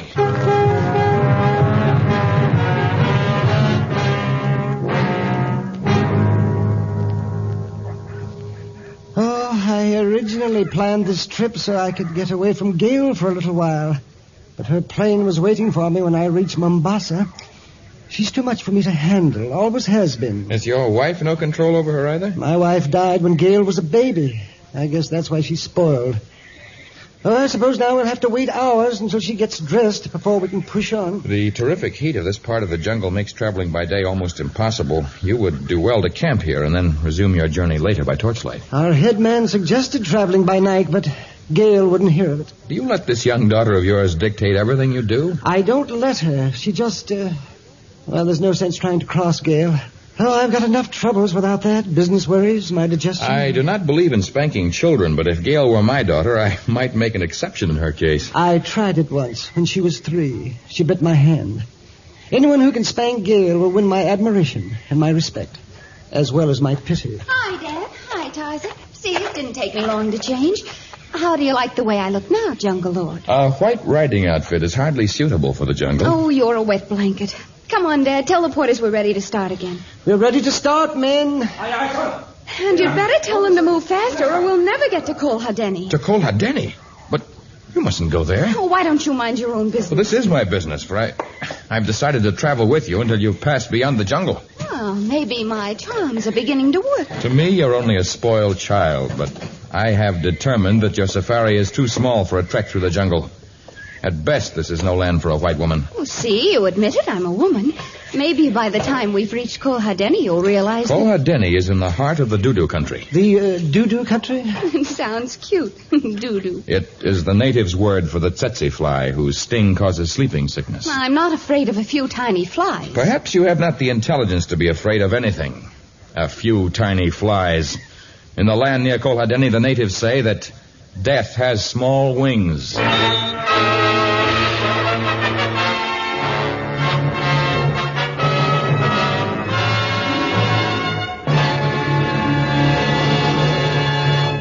In just a moment, we shall return to our story of Tarzan.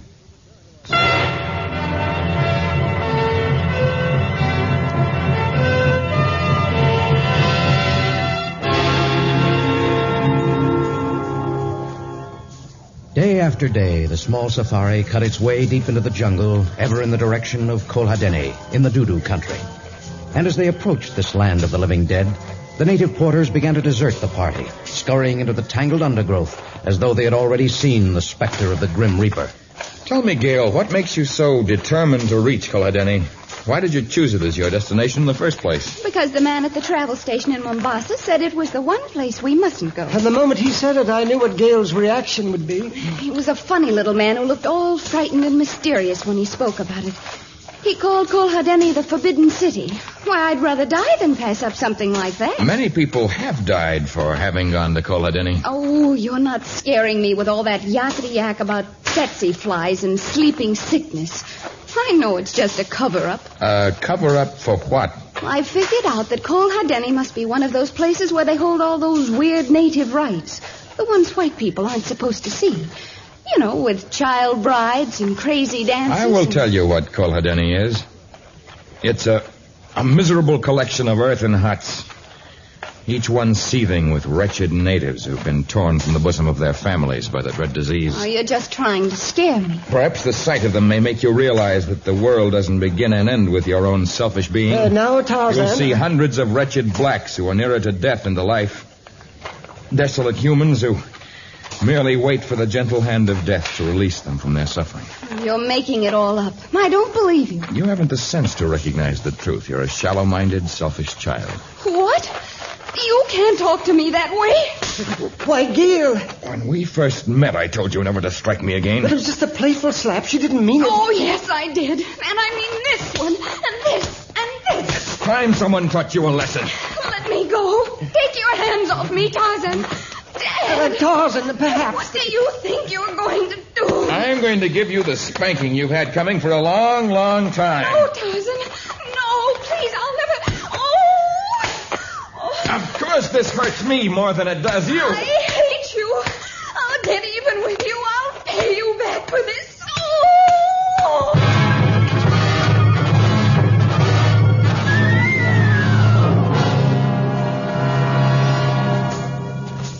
Tarzan, I'm getting very tired. Perhaps if we could stop for a little while. You're not tired, Mr. Stevens. You're afraid Gail's fallen too far behind. Yes, I am worried about her. She's in no danger. I can sense the coming of enemies. Oh, please stop and wait for Gail. Please, Tarzan. All right. Boss! Boss! Oh, she's trying very hard. She hasn't complained about the hardships for several days now. Yeah, she's learning. She's only a child. With the body of a woman, a dangerous combination. Oh, yes, I guess so. Well, perhaps by the time we get back to the States... I wonder what's happening there. If only I could get my hands on the current stock market quotations. You're worrying about the stock market when we're drawing close to a land from which we may not return? But I can't help it.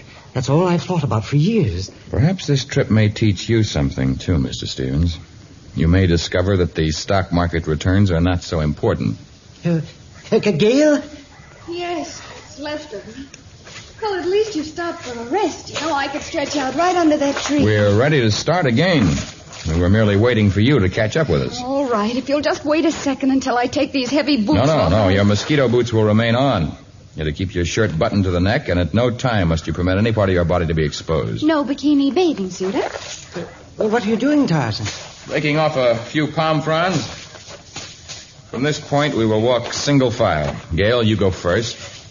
Mr. Stevens, you follow. And if you see any large brownish flies land on Gail, use the frond to chase them away. I shall walk behind you and do likewise. But who'll chase them off you?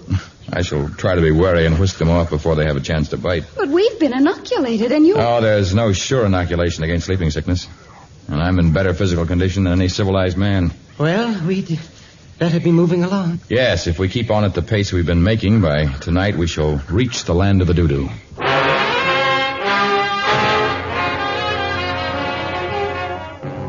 Darkness had already painted the village of Kol Hadeni in somber tones by the time the white travelers had reached there. Before them stretched endless irregular rows of huts made of hard-baked clay. From every doorway, frightened eyes peered out at them. Mangy-looking dogs sniffed at their heels, and ill-fed goats bleated at them from behind piles of unsightly rubble. A few humans, if they could be called that, leaned against broken fences and watched the advance of the strangers as they made their way toward what looked like the principal building of the death colony. Well, Gail, are you satisfied now that I told the truth about Kol Hadeni? It's very interesting. I'm glad we reached here. Why, the people are nothing but skin and bones. They look tubercular. Look, one of them's coming toward us from the big building. Oh, yes. He looks healthier than the others. Jumbo, stranger. Jumbo. I am Tarzan, who comes from the Punya country. And this is Mr. Stevens and his daughter Gail from the land across the seas. And I am Dr. Kuruza. You're a doctor? Why, you look like a... A jungle savage? I am, but I left my people for many years. I studied medicine in the white man's country and have returned here to help them. Why have you come to our land? Well, we'd like to help, too. I mean... We came for various reasons, Dr. Colrusa. The young lady because of childish curiosity. Mr. Stevens because he is too weak to deny his daughter her slightest whim. And I because of a perhaps mistaken idea that I might teach this spoiled child a lesson. You have chosen a bad time. The season is both hot and moist, and despite everything I've tried to do, the tsetse flies are multiplying alarmingly. Oh, look at that tiny child. Almost completely wasted away. She is but one of many. I suggest that you do not remain here more than a few moments. The elephant path leading north from here... I'm afraid it's quite impossible to continue traveling tonight. Mr. Stevens is exhausted. Gail has only now begun to see the things I hope will make her grow into a woman. And I have not closed my eyes for many nights. Well, I'll give you my own hut. It's reasonably clean, and there are a few pieces of mosquito netting about, but you're taking a great risk. Tarzan isn't afraid of risks. He's the lord of the jungle. You're very kind, Dr. Colrusa. We'll take advantage of your offer, and in the morning we'll move on. I'll show you to the hut. You're welcome to it for the one night. I hope it will not prove one night too many.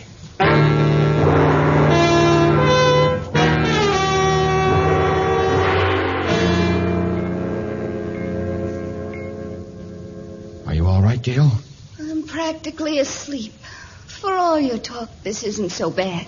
I still think you ought to have one of these pieces of mosquito netting, Tarzan. We have clothing to protect us. Try to get some sleep, Mr. Stevens. We must start early in the morning. Well, all right then. Good night, Gail. Good night, Tarzan. Good night.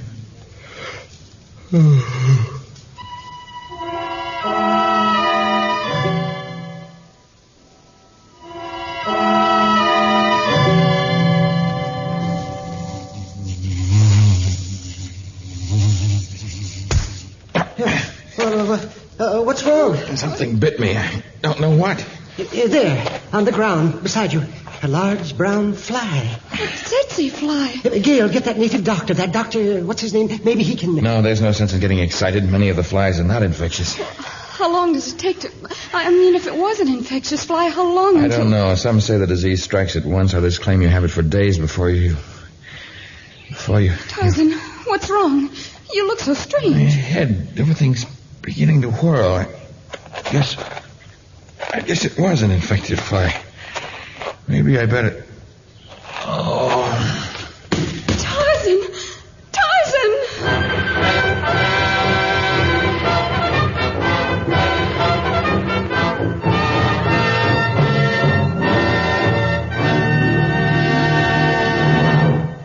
In just a moment, the very strange conclusion of our story, Death Has Small Wings.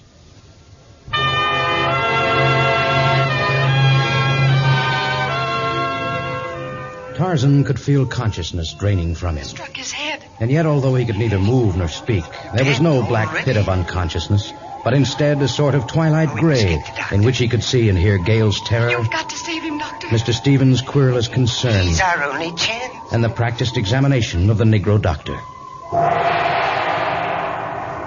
Suddenly, Gail and Mr. Stevens dissolved in a purple mist. Now the hut was filled with burly natives, and Tarzan could feel them lifting his body from the ground. He was being carried through the village on their shoulders. Carry him gently. Only now he couldn't see. The gray of his mind had turned to sable blackness. They'd stopped carrying him. They'd put him down someplace and gone away. It was getting lighter now. Day was breaking, and Tarzan was feeling better. He was feeling a lot better. He opened his eyes and looked up into a face that was familiar and yet strange. Who are you? Now. You've been sick. You must not waste your strength on idle questions. You look like Dr. Colrusa, the native doctor, but your skin is white. Do you see those mountains in the distance? Mountains? Near Kolhadeni? Yes, I do see them. What color would you say adorn their peaks? Color? I'd call it a sort of rosy pink. Not orange? Yes, it might be described as orange. And yet some people might call it red or yellow or even golden. You see, my friend, color is only in the eyes of the observer. Here we do not call a man black, nor white, brown, nor yellow. We are all one in this land. In this land? Where have they brought me? It is not for me to explain matters. Even now the High One awaits our coming. The High One? The chief of this land? Your ruler? We have no ruler. We need none. Will you follow me along this path? Yes, of course. You walk without difficulty? Seems strange, but I've never felt stronger nor healthier. And this is a strange path, like one through my beloved jungle, and yet the rocks do not hurt the feet and the bushes have no thorns. That is so. Am I a prisoner here? No more than other fish prisoners in that stream over there. Look at them, hundreds of them leaping over the rocks. You know, if I had my spear, I could... We do not kill in this land. Food is provided without the need to kill. It sounds ridiculous, perhaps, but tell me, have I died? Is this the land of spirits? Ah, here comes the High One. He's coming to welcome you. It's Mr. Stevens. Mr. Stevens dressed in a long robe and with a white beard. This is the strangest thing I've ever... Welcome to our land, man of the jungle. You speak as though I were a stranger to you, as though we hadn't spent the last few weeks together. Indeed, we have spent countless centuries together. For are we not both men and thus brothers? This is crazy. I must be delirious. You speak thus because always in the past when you entered a strange land, you were surrounded by unfriendly people who held spears at your back and threatened you with knives and other implements of war. Is that not so? Yes, I guess that's what I was thinking. Perhaps the delirium exists in those lands. But come, you are hungry, and we have food prepared for you. The dining hall is but a few steps away, if you'll come with us. I've never seen such a beautiful place. The marble columns, the golden ceiling. Ah, you see, High One, he's learning already. In his eyes, the columns are of marble and the ceiling of gold. Daughter, bring food for the hungry traveler. Even now I approach with his repast, my father. Gale. You are Gale? My name is Abigail. It is a Hebrew name. I have never been called Gale, though a few souls have sometimes called me Abby in jest. You have never been called Gale? No, I have not. It's fantastic. You look somewhat different, and your long robes look unaccustomed, but I would have sworn I shall place the food on this low table, and you can sit on this brocaded cushion.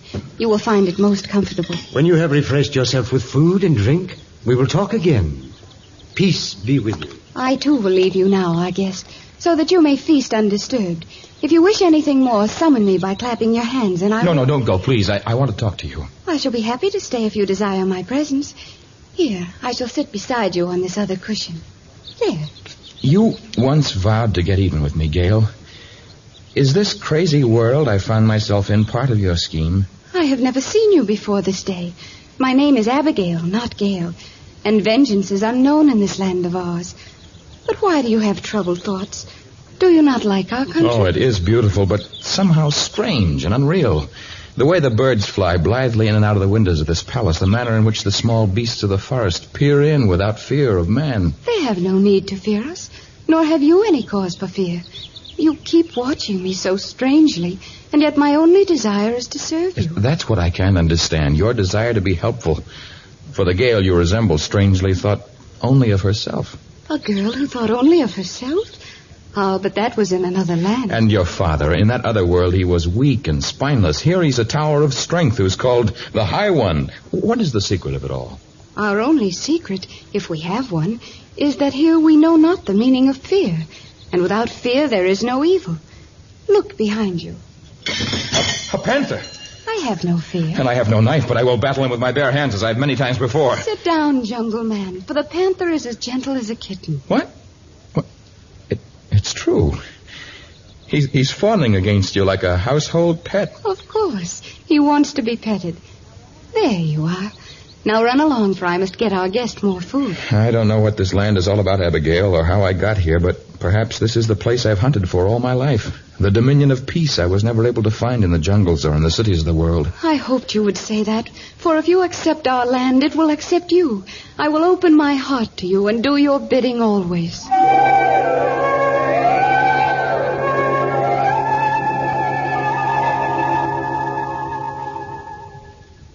Oh, there you are, my beloved daughter. Noble Tarzan. I am afraid you will not think me noble nor grateful for your acts of kindness to me. One man cannot judge another. What is it, Tarzan? He wants to leave our land. Well, he has not yet taken our vow. It's hard to explain, High One. When I first came, I thought this was the paradise I had always longed for. And it is not? We have failed in some way? Oh, the failure is in me. I am unready for a land in which there are no wars, no angry words, no raging elements, a country that knows no weapons, whose animals are all peaceful as doves. I cannot hunt, nor is there any need to grow food, for it springs up in profusion without care.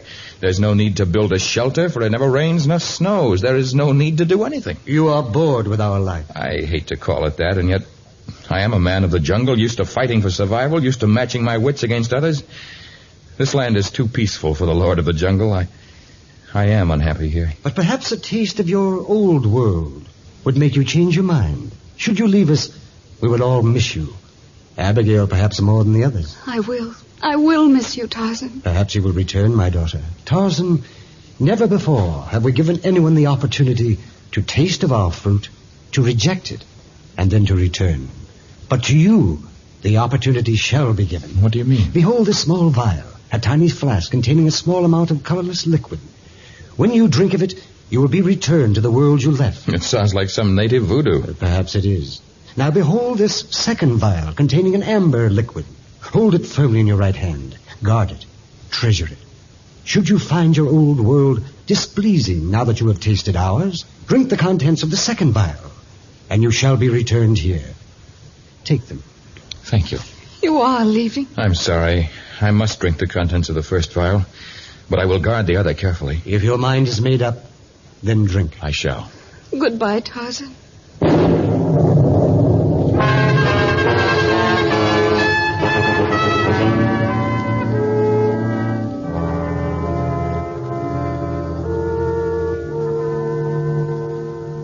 He's coming to, Mr. Stevens. He is indeed. At last. I was afraid for a while his death would be on my soul. I insisted on coming here to call her Denny. The color is coming back to his face, Dr. Colruza. What's happened? Hi, one.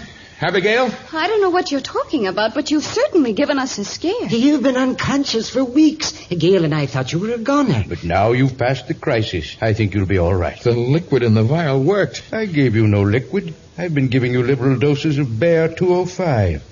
It's frequently effective when you catch the disease in its early stages. Have I been here all the time? What are you talking about? Of course you've been here. Where else would you be? Oh, I guess everything I thought was happening occurred only in my feverish mind. You did mumble constantly as though your mind was filled with many strange, delirious thoughts. But you've had two good nurses, Gail and Mr. Stevens. I think they've learned a few things while you've been unconscious. I have learned, Tarzan. Hey, we both have. Tarzan, what in the world are you clutching in your right hand? What? I don't know. I'm not sure. Well, open it. Let's see. A tiny vial, filled with a strange amber-colored liquid. Where in the world did you get it? No, Gail, give it back. Gail, what are you doing with it? There. You broke it. The liquid's gone. Of course it is. I don't know what it is or where you got it, but we have to watch what you eat and drink very carefully. You've taught us a great lesson, and it's up to us to nurse you back to health. Yeah, that's right. You see, while you were ill, Tarzan, Gail resolved to spend the rest of her life helping the sick. And I've decided that whatever money I have will be devoted to advancing the cure of tropical diseases. We can't afford to lose our first patient. Well, at least I'm glad I came back. It's nice to know that miracles can happen in this world, too.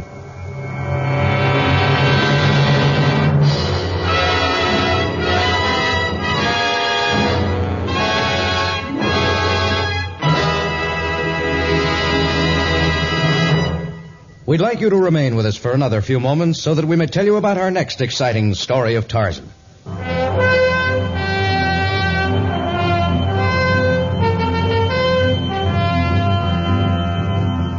Often have men asked the origin of Tarzan's courage. How can a man steel his nerve against the terrors of the jungle? How can he boldly face a giant gorilla, a rhino, or a mad bull elephant with only his bare hands as weapons? Ruka, a native youth who knows he's to be poisoned before the next moon is past, looks for a source of courage, and he finds it in Tarzan's Magic Amulet. Tarzan, a transcribed creation of the famous Edgar Rice Burroughs, is produced by Walter White, Jr., prepared for radio by Bud Lesser, with original music by Albert Glasser. This is a Commodore production.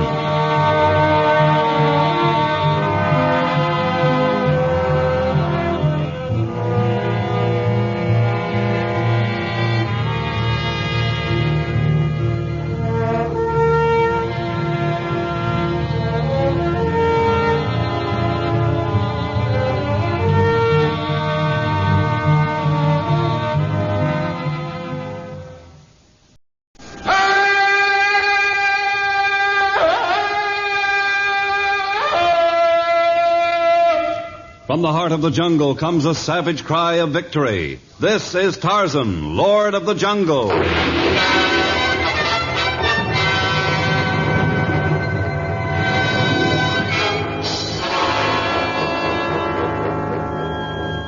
From the black core of dark Africa, land of enchantment, mystery, and violence, comes one of the most colorful figures of all time, transcribed from the immortal pen of Edgar Rice Burroughs. Tarzan, the bronzed white son of the jungle. And now, in the very words of Mr. Burroughs, the story of Tarzan's magic amulet.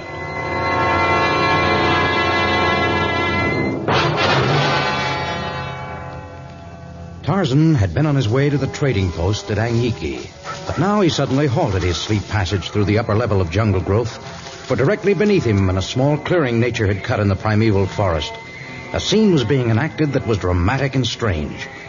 At one side of the clearing, a tremendous lioness stood motionless, her nostrils distended as she caught an alien scent. At the other side of the clearing stood a native youth, his face contracted with fear. At the youth's side was a young native girl, slender and beautifully formed and magnificent in her anger. Throw a bow, Ruka. This is your chance. Cannot do it, Keo. Cannot kill Lioness. You not kill Lioness. She kill us. Let her kill us.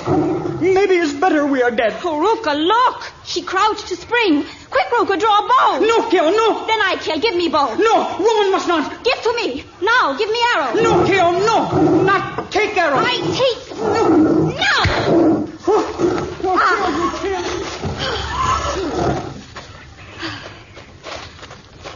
Lioness dead.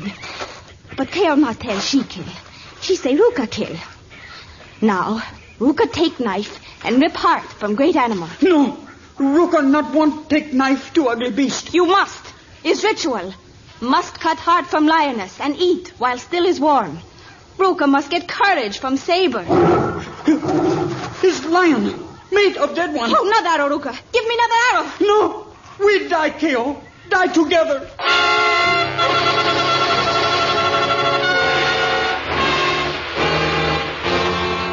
The air was acrid with the scent of blood, and the lion had been drawn from his lair by the story it told. Now, crazed with a longing to avenge his mate, he tossed his mane furiously, bared his great yellow teeth, and bellowed at the cowering youth and the helpless girl. For a moment, the lion hesitated over which should be his first victim. And in that moment of hesitation, a powerful bronzed figure catapulted downward. There was an instant in which bared fangs and huge talons, muscular hands and gleaming steel were indistinguishable. And then in the fury of the struggle, the steel was reddened and Tarzan's knife claimed another victory.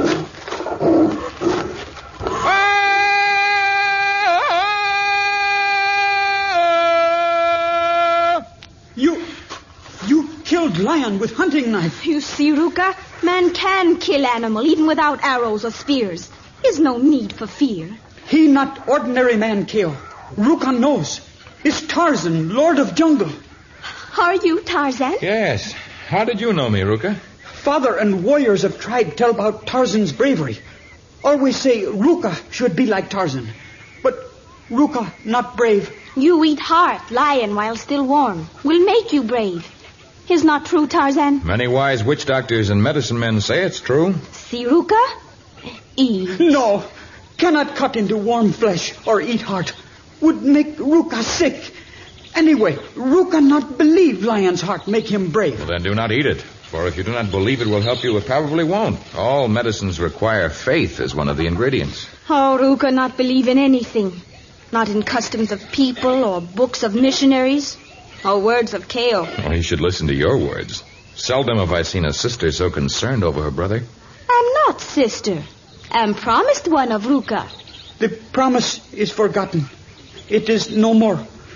Leave me alone, Keo. Leave me in woods to die. Oh, you're not being very gallant, Ruka. Why do you not desire this beautiful girl as a wife? Ruka will not take Keo for wife, only to have her made widow almost before she is bride. A widow? Oh, come now, Ruka. I've known many men who were not physically brave, but using reasonable caution, they managed to live for many, many years, even in the jungle.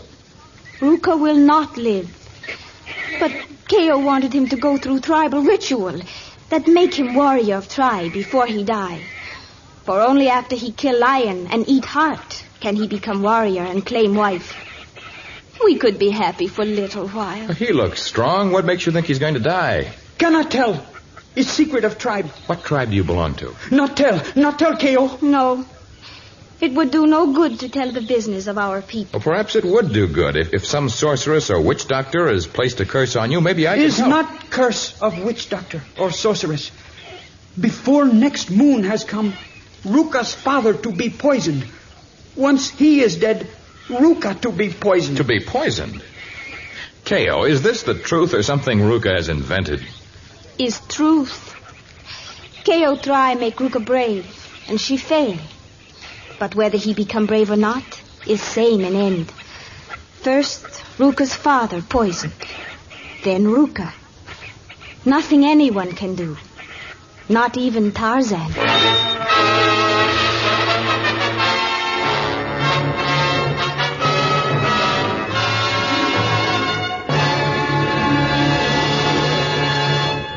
In just a moment, we shall learn what Tarzan does about the future of the strange Ruka and the beautiful K.O.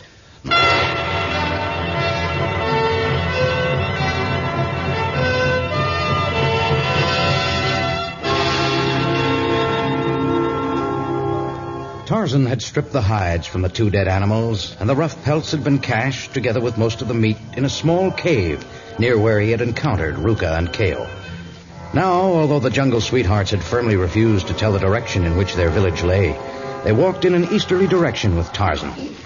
Ruka hung back, walking slowly, but K.O.'s long legs, moving smoothly beneath her brilliantly colored skirt, kept pace with the giant strides of the jungle lord.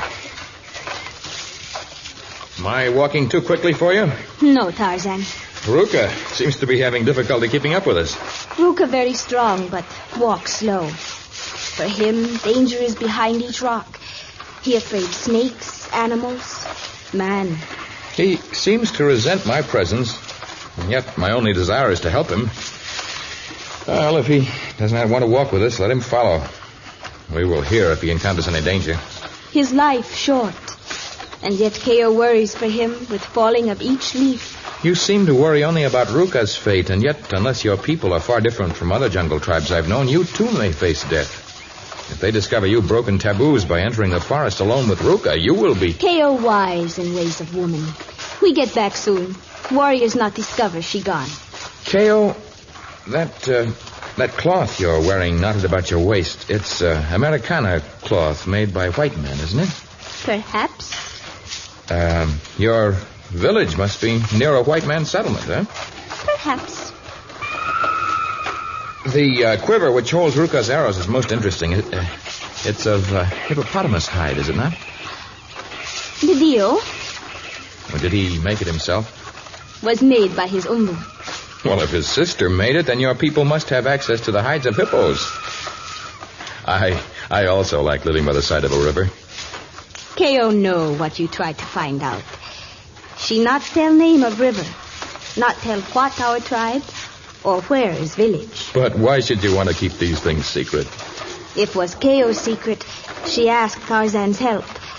But it's secret of Ruka, and Ruka must shape own fate. But perhaps if you encouraged him to trust me...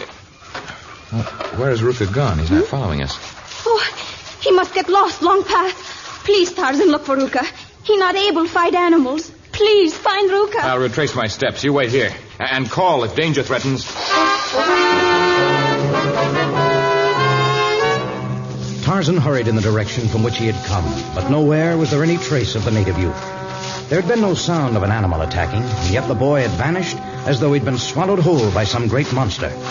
Tarzan searched the brush on either side of the jungle path, but there was no sign of him at all. Now Tarzan turned back to rejoin K.O., but she too had disappeared, leaving no spoor that might be followed. Together, Ruka and K.O. must have planned this method of shaking off the man who threatened to pierce their tribal secrets. For a week, Tarzan roamed the district, searching for the two who had vanished into the jungle night. And then, his search exhausted, he resumed his journey to Anyiki. When he entered the lazy African settlement, he went directly to the small store of Alfred Blount.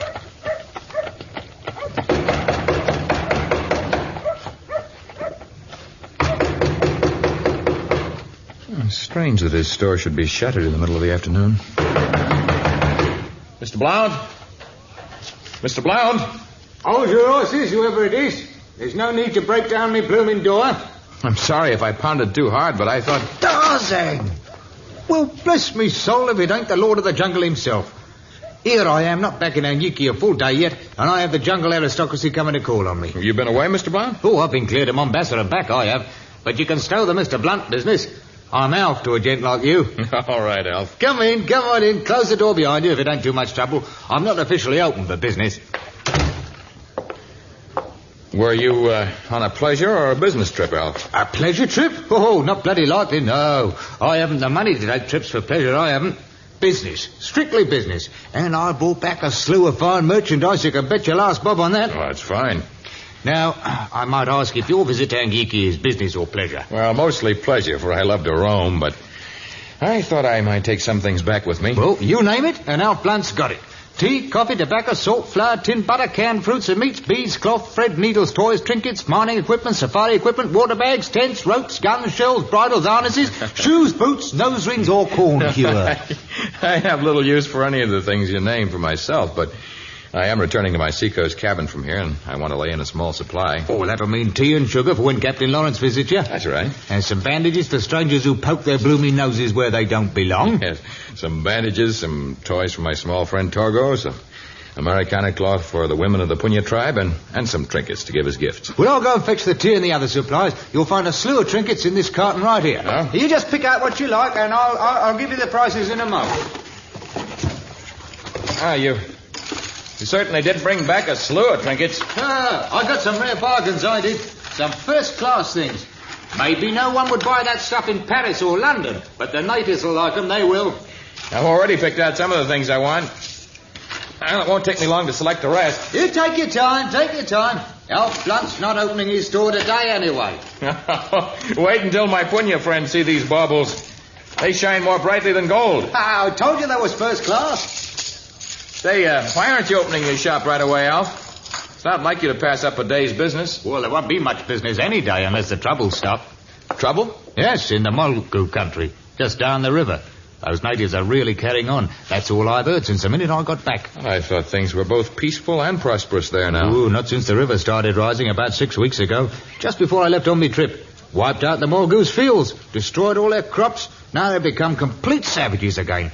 Killed 2 white men yesterday, they did. Not even a trace of the poor blighters left. I know that at one time they were as savage as the hippos that lived on the small islets near their village, but I thought that since Yaki became their chief several years ago, they'd given up such practices. Well, so they had. But he ain't chief no more.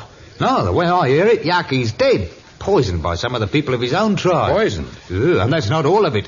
Now, according to reports, they're going to do away with his son. He's a likeable lad, too. He's been inside this very store, he has. His name? What's his name? Oh, I don't remember for sure. Let's see now. Ruka. That's it, Ruka. Oh, so he was telling the truth. How long should it take me to reach the Molgu village? You daft man, you can't go there. I'm going. You can't get through the jungle. Everything's underwater for miles. It's like a blooming swamp, it is, and every creature that's still alive is hungry and dangerous. Then I'll go by the river. Where can I get a boat, Alf? Well, I've got a boat of sorts, but it'd never make that river now. The last man who came up barely made it. He said the river near the Molgu country was like a churning cataract. I'll take a chance. Well, I suppose your life's your own to do with as you see fit, but if you go, you're nothing but a fool. Even if you get through, those rampaging savages will kill you. They'll spring at you like you was a tasty tidbit sent by one of them blasted voodoo gods. But I'm going there to help them. Well, that's what the 2 they killed went there for. Oh, maybe you're a jungle man, a sort of a savage to us. But to them Molgus, you're just another white, and they'd as soon kill you as they would spear an alligator. Sooner, maybe. Where is your boat docked, Alf? There's no time left for words.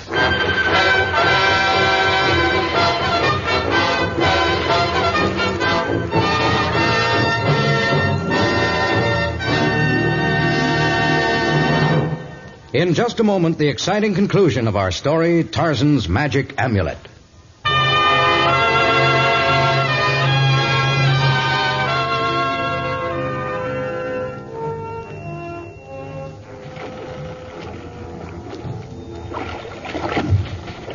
It looks so peaceful here, it's hard to believe what you told me about floodwaters, Alf. Make no mistake, chum. The river near the Molgu country's not like it is at the dock at Anyiki. It's a raging torrent, it is. Well, your boat seems sturdy. Oh, sturdy enough, all right, but it'll be as much as we can manage to pull it through them rapids. As we can manage? Well, you're not coming with me, Alf. Just because I choose to risk my life is no reason why Well, you there's no sense in my opening shop before this ruckus is settled, so I really ain't got nothing better to do. Oh, you've contributed food and fresh water and other valuable supplies for me to take to the Mulgrews. That's quite enough for one man to do. Like you said back in my shop, Tarzan, there's no time left for words. Now, man those sails, matey. I'm casting all. The small craft had progressed only a few miles upstream when the deceptive calm of the river harbor gave way to the turbulent fury of the floodwaters. Now the tiny boat buckled and strained as the African river, like some monstrous reptile, writhed and twisted with the convulsions of whirling cataracts. Waves like those of an angry ocean pounded against the frail craft. The sails were shredded by gusts of frantic wind. Only the strength and the courage of two men kept the prow ever headed in the direction of the Mulgrew country. It seemed that each moment must be the last for the battered ship. But hour after hour, it plodded onward until it neared the now ravaged dock where once the Mulgrew's war canoes had stood in proud array. Now, the dock's just ahead. I can see it. Shall I help you man the rudder? I can manage it, Tarzan. You take that grappling hook and try to help ease her in. Right. When we get close enough, I'll jump ashore and try to find something to moor to. Righto, matey. But jump clear. If you miss the dock, you'll be ground to a bloody pulp. I won't miss. Careful, Alf. She's coming in. In another minute, she'll...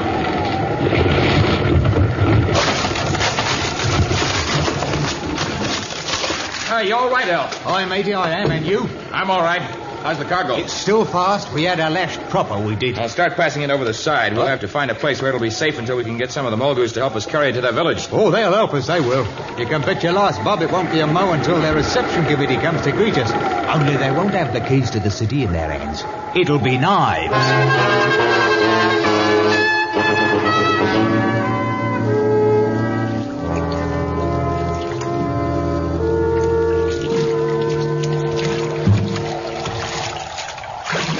Oh, that's a relief getting away from that riverfront, it is. How much farther is it to the village? Oh, we're almost to it, Tarzan. It's slow walking through this muck, it is. Oh, look. Thatched hut ahead. No, you're right. Hey, that's strange. Hut's sitting all alone out there. There's still quite a way to their village. Look. The door has been nailed shut. And the sign of taboo placed on the doorpost. Well, most likely the people who lived here moved farther inland and closed the place up so as no one would take their property. It's on a little hill, and there couldn't be more than a foot of water inside. If we were to place some rocks on the floor, it would be a safe place for the ship's cargo. It might that. If we don't get it soon, it'll be washed away, it will. Well, let's rip off these boards and see what it's like inside.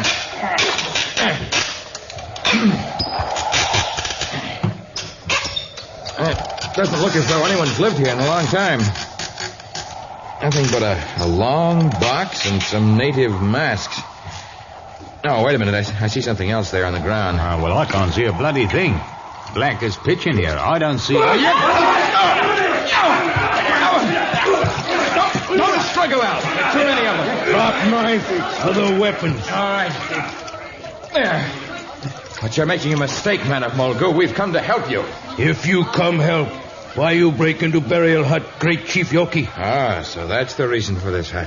What does he mean? That long box is Yaki's coffin. It's left there so that his spirit may come and go at will for a year. And then the cabin and all his personal belongings are burned. It's a great honor to him. Whoa, first they poison the blighter and then they do him honor, eh? What white men know about poison of Chief? Everything you've done here is now known in the village of the white men. But despite all we've learned, we came here to bring you food. Where is food? It's lashed to a very heavy log lying at the edge of the narrow strip of land that leads to the dock. Iboko, no place. If white men tell truth, we not kill. If white men lie, we still have food. Well, after what I've gone through, I'm not ending up in any blooming stew pot. Yeah, we'll be all right, Alf. We'll show you where we place the supplies. We find if you not lie. Maka, Riga, Sultani, Ruka. Go big log. Look for food white men say they bring. Rest, take white men prison, hut a village.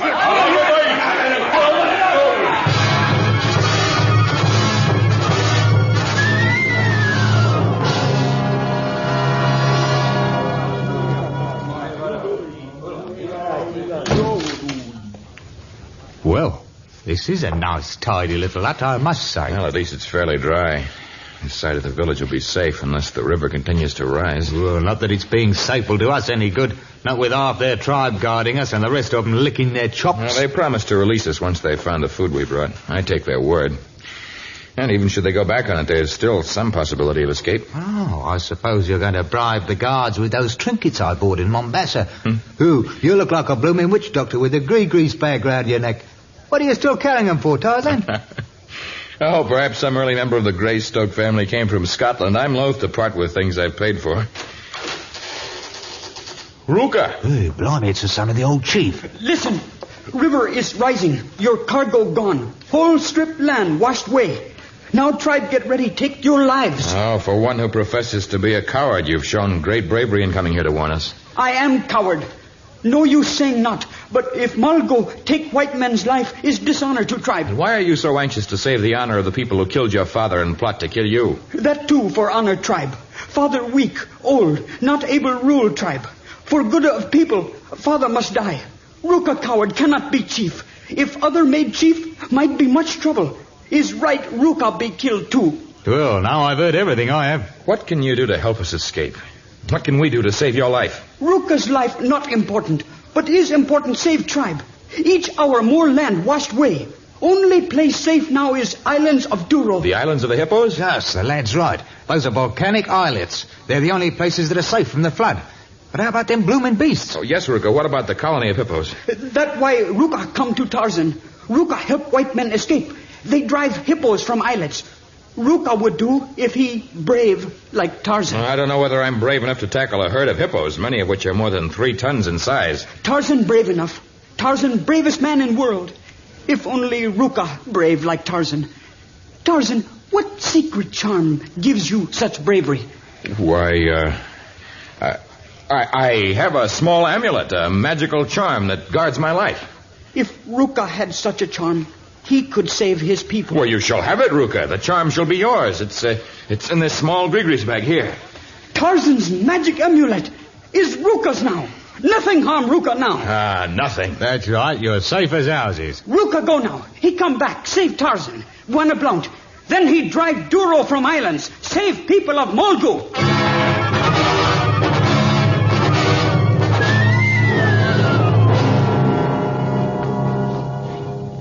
Within a few hours, the river had reached the edges of the village itself. The white prisoners were forgotten now as the panicked natives attempted to save their few meager possessions. But although Tarzan and Alf could have escaped without help, they waited for the brave Ruka to assist them. They followed his orders as he organized his tribe for their migration to the islands of the hippos. And then, while the women and the children and the old men lashed crude rafts together, they accepted Ruka's leadership as he led the warriors to their battered war canoes. Ruka and Tarzan were among those in the first canoe to reach the home of the hippos. They sprang ashore, and leading a horde of painted, war-bedecked savages, they began their onslaught upon the mammoth hippos. Surround Duros! Drive into river!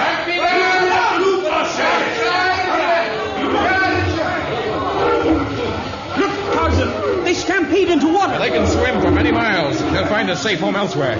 And this be safe home for my people until river go down. Oh, Ruka, very brave, Chief. Keo, how did you get here? Women and children not arrived yet. Oh, Keo come with warriors. She want help, Ruka. Ruka not need help of woman. Never do again, Keo. Is not dignified for wife of chief. I not do again, Ruka. Ruka, all animals gone. What we do now? Warriors go back mainland. Help bring women, children, old men to island. Ruka lead cause he brave. Cannot be hurt by flood or beast or man.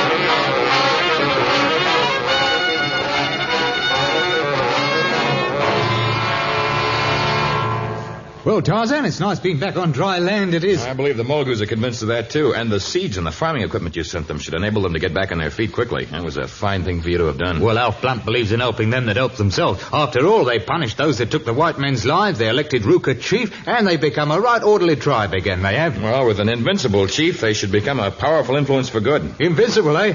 And all with a trinket I brought back from Mombasa. Even a small trinket that would not have brought a penny in civilized countries can be like magic if one has faith. Tarzan, I've got a confession to make. Yes? I never did learn how to read. What did it say on that magic amulet? The magical words were written in the English tongue. They said, World's Fair, Chicago, 1893.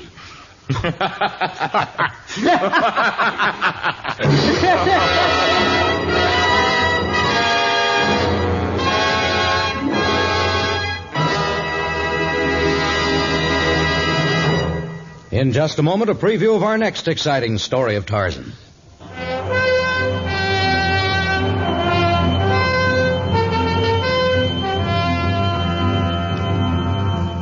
The possessor of the book is a strange man, a sunken-cheeked Arab with great luminous eyes.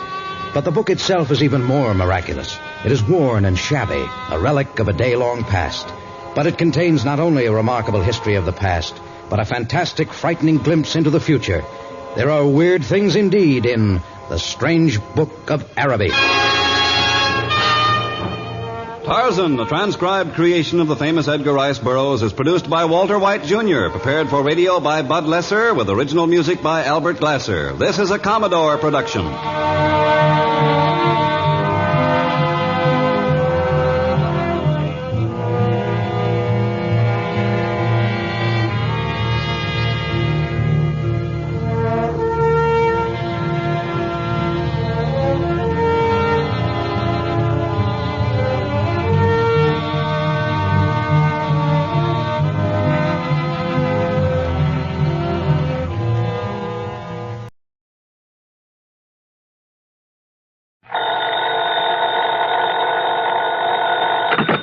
Johnny Dollar. This is Harry Branson at Philadelphia Mutual Liability and Casualty Company. Harry, it's been a long time. What's on your mind? John, I have a case for you involving several of our very important clients. Good. Then it ought to pay me a nice big fee. I'm not sure about that, John. Of course, we'll pay your regular expenses and your regular commission. But no extra fee? I don't know. You, huh? That is to say, it all depends on what you're able to, shall we say, unearth. Something or someone, Harry. What? You said unearth, didn't you? What facts you're able to ascertain is what I meant. Oh. So what about these very important clients of yours? John, they have disappeared. Oh, well, then maybe unearth is the proper term. What? What have the police got to say about them? You did call in the police, didn't you? Oh, yes, but they gave up years ago. At least years in the case... ago? That's right. At least in the case... Now, wait a minute, Harry. You say they disappeared years ago. Well, some of them... But now, all of a sudden, you expect me to be able to... What did you say the extra fee will be on this case? I told you it all depends. Exactly. Yeah, on whether I'm able to literally dig them up for you. You know where they're buried? John, this morbid so-called sense of humor... Okay, Harry, okay. I'll be down to see you. And you might have a good, strong shovel ready and waiting for me. John!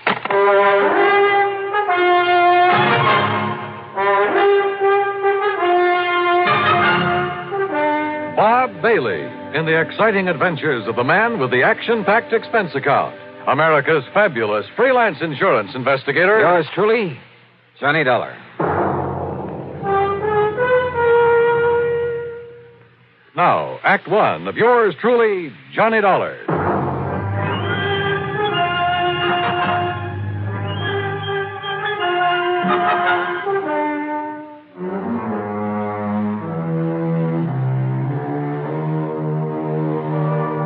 Expense account submitted by Special Investigator Johnny Dollar to the Philadelphia Mutual Liability and Casualty Company. Following is an account of expenses incurred during my investigation of the cask of death matter. Expense account item 1, 1340, train fare and incidentals, Hartford to Philadelphia. I went by train since Harry Branson didn't seem to be in a hurry, and I enjoyed a look at the countryside this time of year. It was a little after noon by the time I reached the office on Walnut Street and sat down to talk with Harry. But I thought I impressed the... Old sober-sides Branson hadn't changed a bit since the last time I'd seen him. And he still looked as though he was carrying the weight of the world on his shoulders. However, now that you have finally arrived, suppose I get right to the point and tell you what this is all about. Well, you said on the phone that some of your policyholders have disappeared. Yes, and you must understand this, John. Yeah? In accordance with Pennsylvania law, in a case of a mysterious disappearance, and I'm sure you're familiar with the mysterious disappearance clause, it's part of all our life insurance contracts. Well, if you mean did I ever read the fine print on one of your policies, the answer's no. You should sometime. The fact remains that when the insured disappears and fails to return or otherwise be accounted for by the end of 7 years, When the company has received no proof the insured is still alive, the company then presumes the insured to be deceased. Do I make myself clear? Keep talking, Harry. It simply means that at the end of 7 years, the full amount of the insurance is then paid to the beneficiary or beneficiaries, whichever the case may be. So, 7 years ago, a Mr. Wilbur Davis of Goshenville here in Pennsylvania mysteriously disappeared. Now his beneficiary is demanding payment of the insurance. Naturally. So why don't you pay it? We shall. But in checking through the files, I've suddenly discovered that his was only the first in a long series of mysterious disappearances. There have been a total of 8, all within a relatively small area, and of recently increasing frequency. When was the last one? The 4th of last month, Mr. Charles Moody. Charles Moody. Where? In the little town of Kirkwood, New Jersey. And the police have found no clue as to what might have happened to him? None whatsoever. One in Goshenville, Pennsylvania, one in Kirkwood, New Jersey. Where were the others? 2 in other small Jersey towns, 2 here in Pennsylvania, and 2 down in Delaware. Any relationship among the beneficiaries? None. That is, none that we know of. Why do you ask that? I just wondered if some one person was killing them off to collect the insurance. No, the beneficiaries are all widely separated individuals, so you can dismiss any possibility of murder. Harry, in a case of this kind, that's the one possibility I never dismiss.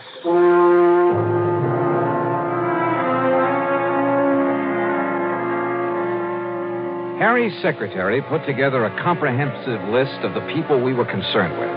Their names, addresses, beneficiaries, and so on. In my room at the Bellevue Stratford that evening, I went over it carefully.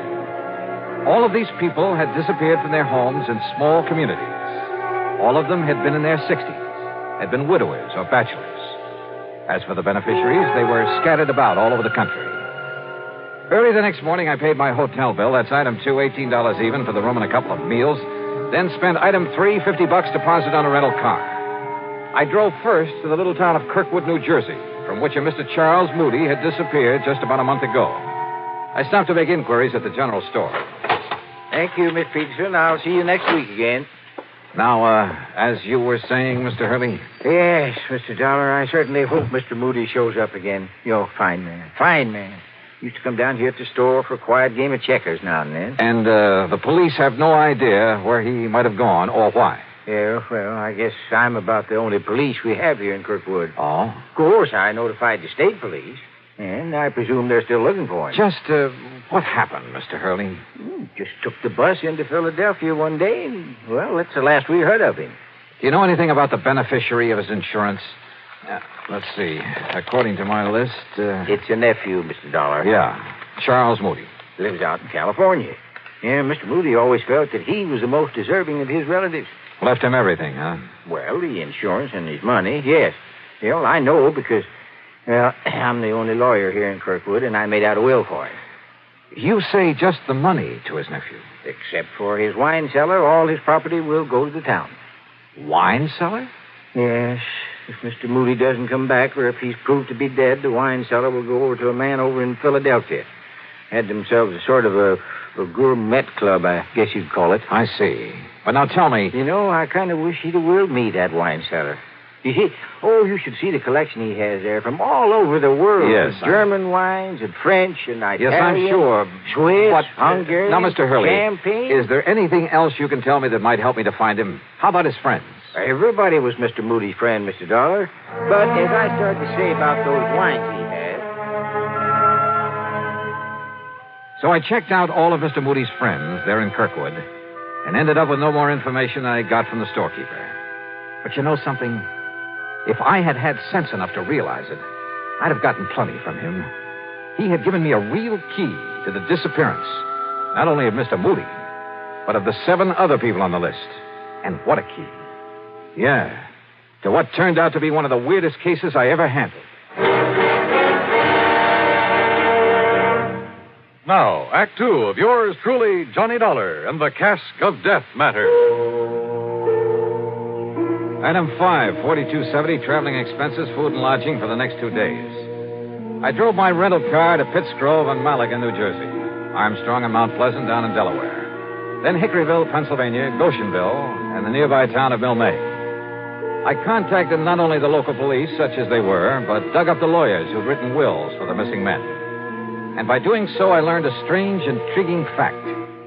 You see, my last contact was there in the village of Mill May with the one lawyer in town. Yes, Mr. Dollar. If my client, Mr. Frederick Burton, fails to return by the end of 7 years, your company will have to pay the insurance.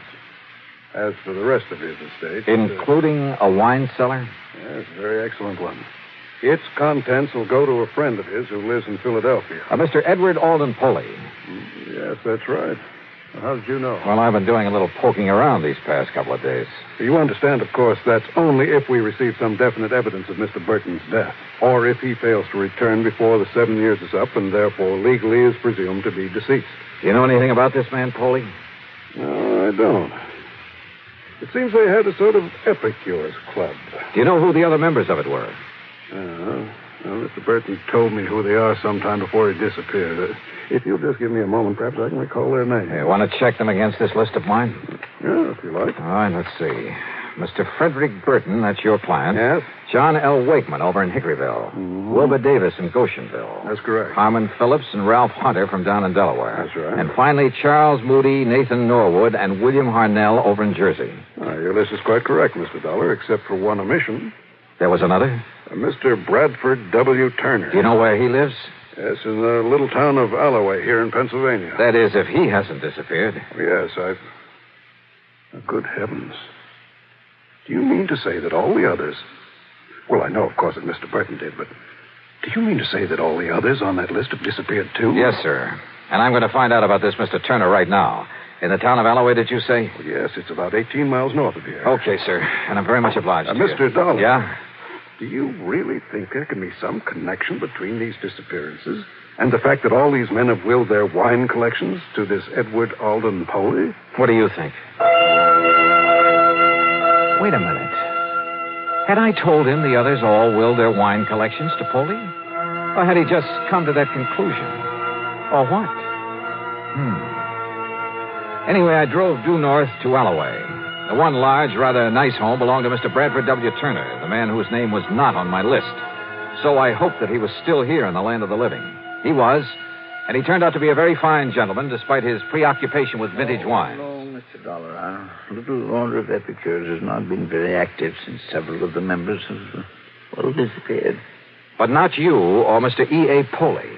I was just preparing to make the trip over to Philadelphia to pay a visit to Mr. Poley. Oh?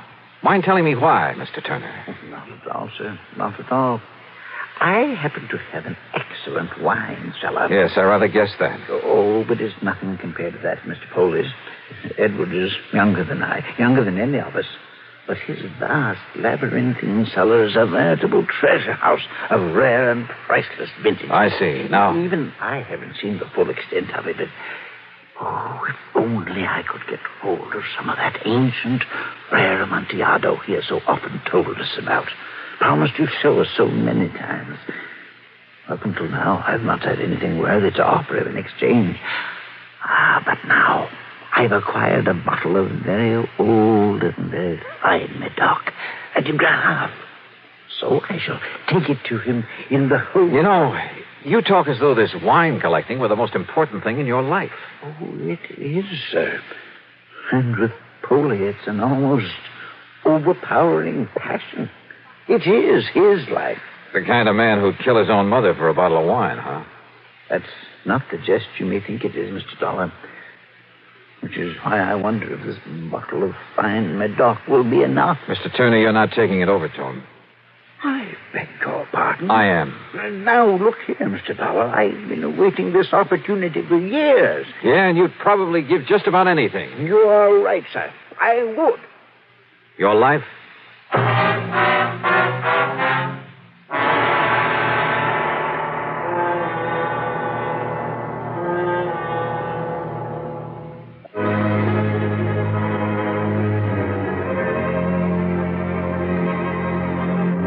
Yeah, every one of the old men who disappeared had been a nut on the subject of wine collecting, and had provided in his will that his cellar was to go to a Mr. Edward Alden Poley. You know something? When I talked to Poley at his home in the old Germantown section of Philadelphia, I decided he was the biggest nut of all, and possibly a dangerous one. It was an old house and a big one. It must have been one of the original Philadelphia mansions. As for Poley himself, well, I'd say he was a man of about 50. He was short and heavy-set, and his face... Well, his face reminded me of a bird of prey. Very thin, with a long, aquiline nose. His eyes were far apart and almost beady. In spite of his shortness, he seemed to almost hover over things, including me. As he led me into the library, his eyes kept glancing at the package I carried, and there was a kind of inner glow in them. I could think of only one thing. Madness. Dollar, did you say? That's right. Johnny Dollar. I see. Oh? I mean, it's a very unusual name. I, can't help but admire this library, Mr. Foley. Only the best.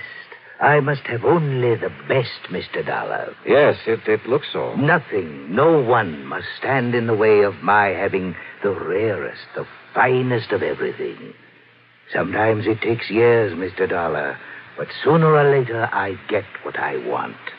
I notice you have a lot of the works of Edgar Allan Poe. The greatest writer who ever lived.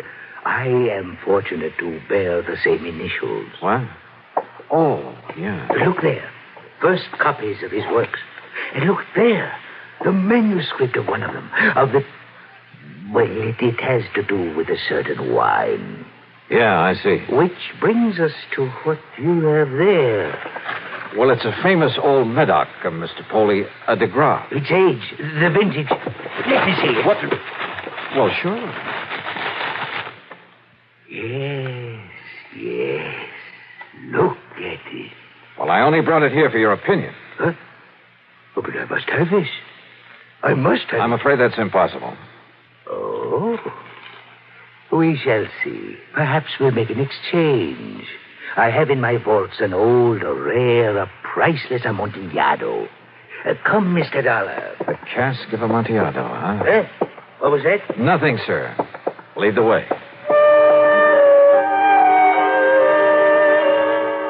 He did.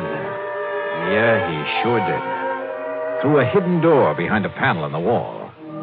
Instead of using a flashlight, he took along a sort of torch, a flambeau, I think you call it, that gave off an evil, oily smell that stained the passageway with smoke. He led me down a long, winding staircase between the walls. Then finally we came to the vast wine vaults deep underground. This was really something out of Edgar Allan Poe. It was cool and damp with great drops of water slipping down the old stone walls. On one of them was a motto. Nemo me impune lacessit. I'm afraid my Latin is a little rusty. No one dare seek to best me with impunity. Yeah. But now the Amontillado. A little further. Are you a mason? A mason? A little joke, Mr. Dollar. You see, I am. He pulled a small trowel out of the inner pocket of his coat, then laughed strangely. Sure. The cask of Amontillado, just like in the story by Edgar Allan Poe. The dark, damp wine vaults, that motto on the wall, the trowel. And this madman was living the part. No wonder his friends had disappeared, because each of them had had some priceless wine that he wouldn't part with. That is, until... The next vault, Mr. Dollar. A large crypt with niches in the wall, some of them blocked in, others empty, waiting. There I'll introduce you to my friends who are gathered there. Your friends? Of the Order of Epicures. They, too, have brought me wines for my collection. Davis, Norwood, Harnell, Hunter, Phillips, Wakeman, Frederick Burton. Those names. Even my old friend Charles Moody. You killed them, didn't you? Killed them? You brought them down here. Let me see the bottle of de Gras. You promised to show them the cask of Amontillado. Yes. Then buried them here in one of these crypts. Yes. But, Mr. Dollar, you must not keep our friends waiting. Yeah. There's the mortar and the bricks. And the Amontillado? In the niche behind you. The mortar box. A hole for mixing in that shovel. Yes, the shovel. And with it, you'll join my friends.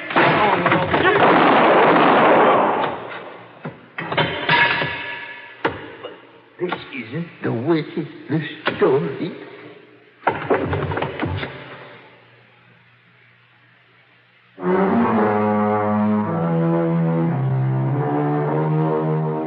The 8 men who disappeared, yeah, they were all buried behind the bricks and mortar that walled up 8 of the niches in that deep underground vault. Funny, I completely forgot to look to see if there was a cask of Amontillado in that cellar. Edward Alden Poley, when the courts get through with his case, I'm sure he'll be committed to an institution for the rest of his life. Yeah, I told you in the beginning. This was the weirdest case I ever tackled. Expense account total, including incidentals and the trip back to Hartford, $101.20. Yours truly, Johnny Dollar.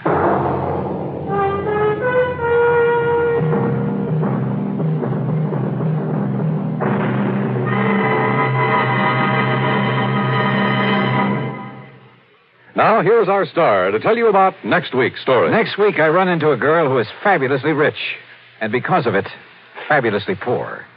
Join us, won't you? Yours truly, Johnny Dollar.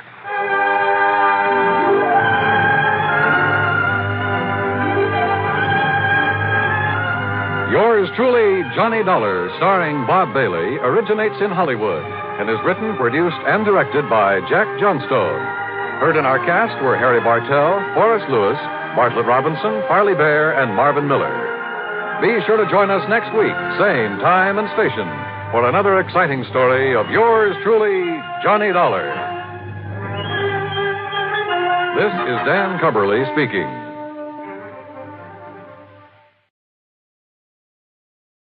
Broadway's my beat. From Times Square to Columbus Circle. The gaudiest, the most violent, the lonesomest mile in the world.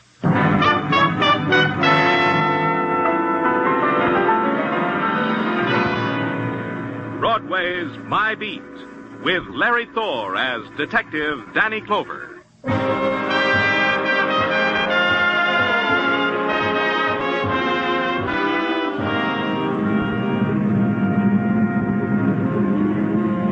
Broadway, where the nighttime explodes into the canyon streets like some passion, screaming to be rid of the day. And the night is a backdrop for a million fragments. Neon and roar and melting shapes and shocks and the clots of crowd. It's a fury that sweeps you up and holds you close, then throws you in the gutter of your own choice. It's Broadway, my beat. At 2 o'clock in the a.m., Broadway is laughing itself to death. It's a time for doing either one of two things. You nod to the bartender for another one, or you buy the papers and go home. Me, I bought the papers, but I didn't go home. Back to headquarters and write out a report on a visiting convention delegate with a wayward buzzer. It had to be done. I owed it to the taxpayers, because the taxpayers had supplied me with a sergeant named Tartaglia. Them convention delegates never give up, do they, Danny? Nope, never do. You know, I never forget what happened 3 years ago, the time I went to a convention. Tell me later. Answer the phone. Yeah, Danny. Sergeant Tartaglia speaking. What? Now, wait a minute, I can't understand you, lady. Well, what is it? There's some dame on the phone, laughing, crying all at once. I can't make out heads or tails. Well, let me have it. Yeah, here. Danny Clover speaking. I'll be dead. I'll be dead. Who is this? Dead. Oh, hurry, please. Please, hurry, please. Well, pull yourself together. I can't understand what you're trying to say. All right, I'm trying. You see, I'm trying. Well, sure you are. Now, talk to me. Tori. Tori Jones, that's my name. Tori Jones. Good. Talk slowly. Yes. Tell me where you live, Miss Jones. In the village. Greenwich Village, 1112 Bank Street. Please. Well, don't say it again, Miss Jones. I'll be right there.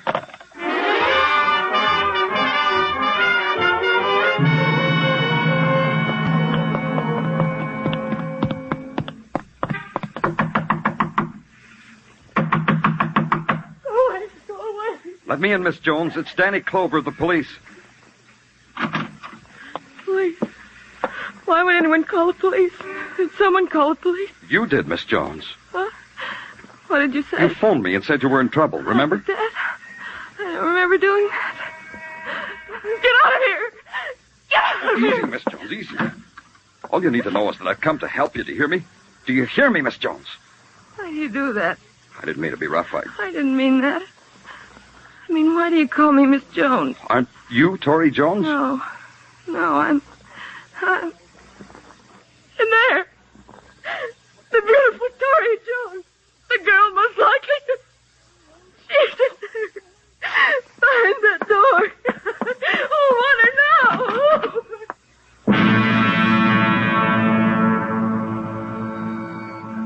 Her body hung from a tarnished light fixture with all its bulbs blazing down on her golden hair.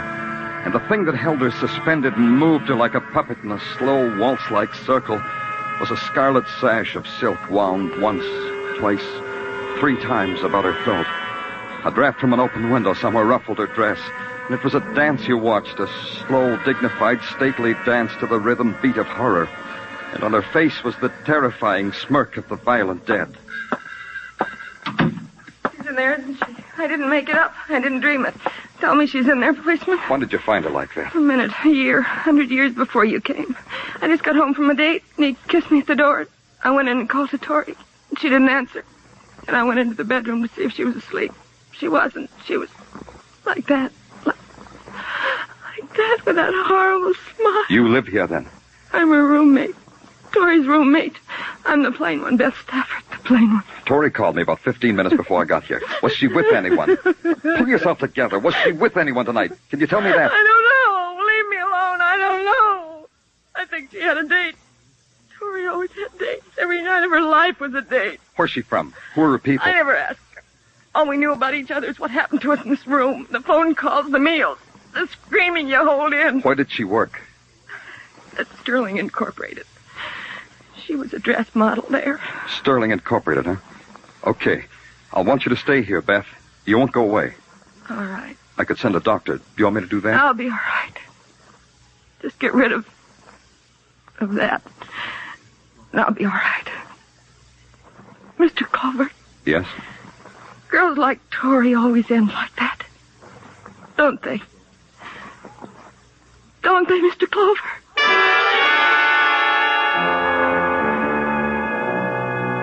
You can call it an advantage that a policeman has. He doesn't have to wake up from a nightmare and scream. He nuzzles the pillow and knows that the dream of a lovely girl hanging by silk from a light chandelier is only a projection of his workaday life. Yeah, it's quite an advantage. When he gets up the next morning, he gets dressed, has breakfast, and goes to work trying to find out who made him have a dream like that.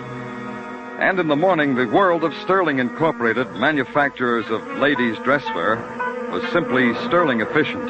Long lines of cutting tables, sewing machines, and the faces that went with them. Faces that wouldn't get weary until another hour or so. The face of the office force goes with the company's product. It sees your badge, bites its lip, and announces you into the office of Lionel Conrad.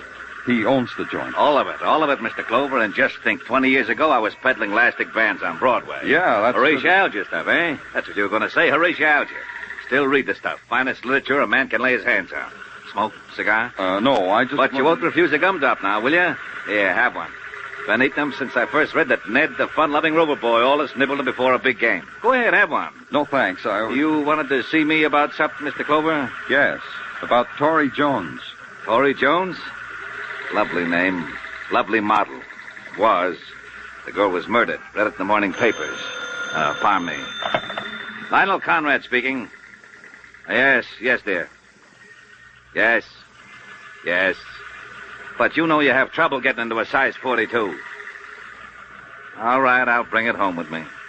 Goodbye, dear. My wife, Mr. Clover. We were talking about Tori Jones. I don't know anything about her, Mr. Clover, except she modeled our clothes. That's the extent of my information. Our designer sketches the dresses. We make them. Models like Tori model them. Well, I got my tip, Lionel. See you later. Second, Martin, I want you to meet... No time for a salesman. I'm late now. Who was the rapid man? My shop manager, Martin Driscoll. Only he don't spend a lot of time in the shop. I gotta talk to him about that. It worries me. You got worries? Plenty. Somebody's stealing my designs, Mr. Clover.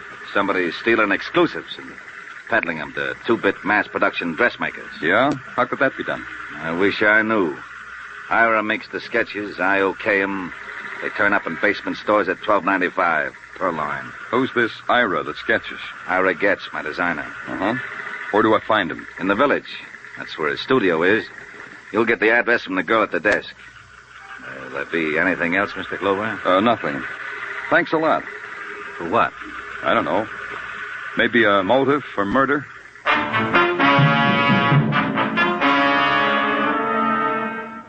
At the Greenwich Village studio of Ira Getz, a tired Venus in homespun linen, emerald toenail polish, and long chains of Indian silver that jingled, jangled, jingled, lifted a turquoise-studded hand, strangled a yawn, and in pure green burnt, told me Ira was having lunch at the Flamingo Cafeteria, only a pearl's throw away. She fell asleep while she was talking, so all I had left was the Flamingo cafeteria. The Flamingo, 7th Avenue's haughty answer to the Left Bank. The delicate poets eating chopped herring like it was snails and wine. The girl athletes lobbing Freud and insults across their littered trays. And the fellow who's learning French off a phonograph record. You are looking for someone or something, mon ami? A man named Ira Getz. You know him? Do I know him, the gallant asks. Of course I know him. Who doesn't know Ira? He's working. Il travaille. Where is he? Over there, mon ami, at that table near the wall, surrounded by his usual coterie of sycophants. Oh, thanks. Il n'y a pas de quoi. Oh, I said it, Stephen, I said it. It's abysmal what Dolly is trying to do. Can you imagine acting like that about Picasso? Oh, that's ridiculous. Pardon me, are you Ira Getz? Don't interrupt while I'm talking. Dolly, stunning craftsman, but by what right? I'm Danny Clover of the police, Mr. Getz. Maybe you want to talk to me, huh? Police? Fair weather sycophants, Mr. Getz. They needn't have left on my account. Maybe it's because we have nothing in common with the police.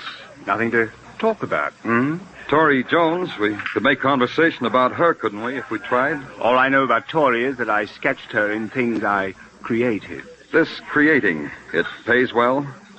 Well enough. What are you getting at? Your boss tells me your designs are being stolen. Does that bother you? As long as I get paid a living wage, nothing bothers me. Isn't that how it is all over? You could add to your income by selling your drawings twice to a competitor of Sterling Incorporated. Tori could have found out about it, and you could have... Murdered her? I don't think so. No. Converse some more, Mr. Clover. Were you ever out with Tori? No. It can be checked, Mr. Clover, was it? Who passes in your drawings at Sterling? Lionel Conrad? No, Martin Driscoll does that. As a matter of fact, I gave him my spring collection only a little while ago. Oh? Where is he now? Philadelphia, probably. Business trip. Don't look so sad, Mr. Clover. He'll be back in time to dress for the opera tonight. Anything else? No. Tell your coterie to come back, Ira. They'll love it. Now you're a martyr. It became a matter of routine. I grabbed a loose detective named Muggavan and gave him a detailed description of Martin Driscoll, planted him at Penn Station, and had him check all the incoming trains from Philadelphia. Muggavan was conscientious. He called in every 40 minutes with no word. He got sadder all the time. But at 5:40, there was a lilt to his voice. Driscoll was back in New York. In fact, he was in his apartment, and Muggavan was waiting outside. In 10 minutes, I was outside, too. Hi, Danny. Hi, is he still upstairs, Muggavan? No, that's him getting in that cab over there. The guy in a top hat, white gloves, and tails. Well, he's a little early for the opera. Mr. Driscoll! Mr. Driscoll! He didn't hear you, Danny. Maybe not. Thanks, Muggavan. Go home. I could have stopped him with my siren. I could have, but I didn't. If Mr. Driscoll were going to the opera, he was going too early, and he was going by way of the third act overture. His cab headed downtown and east toward Greenwich Village, so I followed. It swung into 8th Street. Me too. Then it stopped in front of the studio of one Ira Getz. I passed it, parked a half block further down, and waited. A 2-minute wait. Enough time for Driscoll and Getz to have a long handshake. Then I entered the doorway of the apartment house. It was that 2-minute wait that ruined everything. The shots came from Getz's apartment. When I got to the door, all I could hear was a lot of pain. I'm hurt. Yeah. Not too bad. Help me. What happened? I don't know. Ira and I were talking, and someone... See, through that open window. Somebody shot through. Yeah. Where's Ira Getz? There, at the piano. There. Aren't you going to call an ambulance for me? For Ira? We need help. Not Ira. Not anymore. He's dead.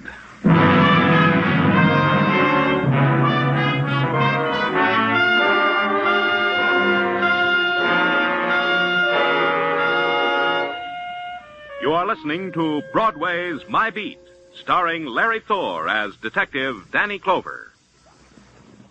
There's $55,000 waiting in Sing It Again's jackpot this week. The current Phantom's proving a real hard-to-get guy. And $30,000 in wonderful prizes awaits the CBS listener who can identify him. Be around, listening hard when Sing It Again comes your way again tonight on most of these same CBS stations. Dan Seymour may call you.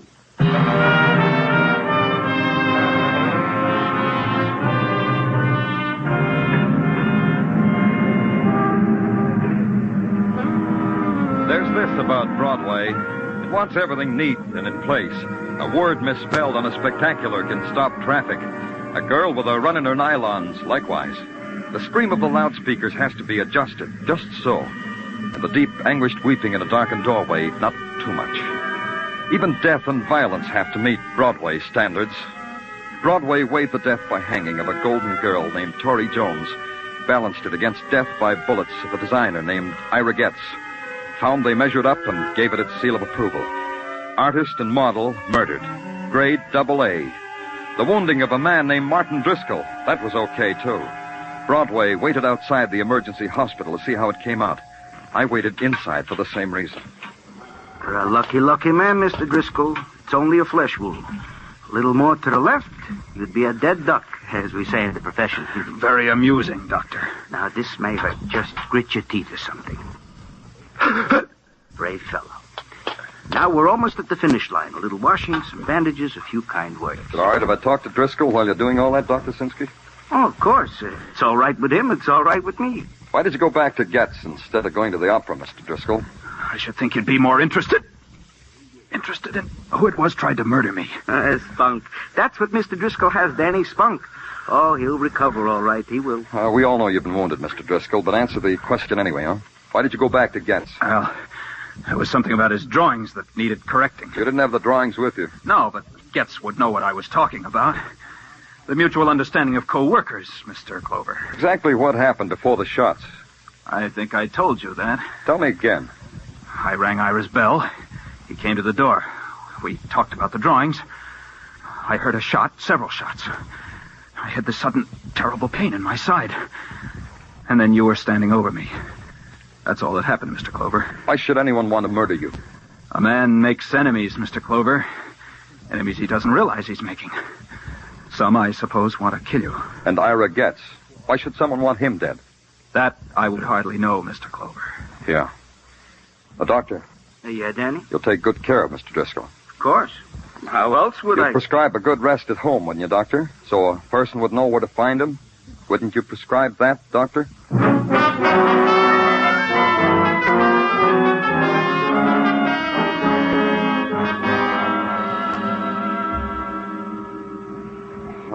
Confusing, huh, Tartaglia?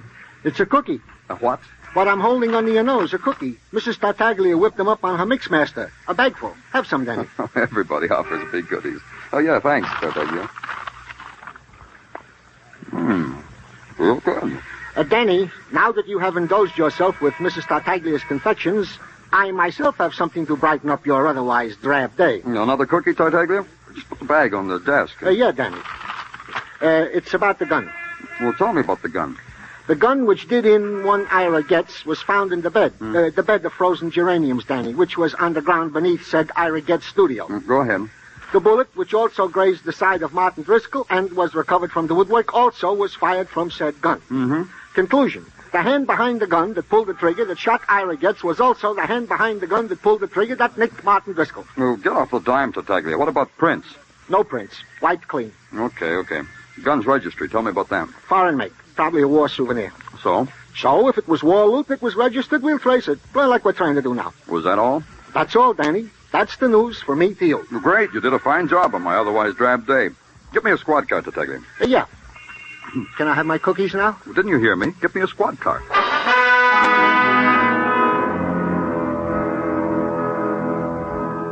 You drive slowly back to Greenwich Village. Slowly, because you want to think.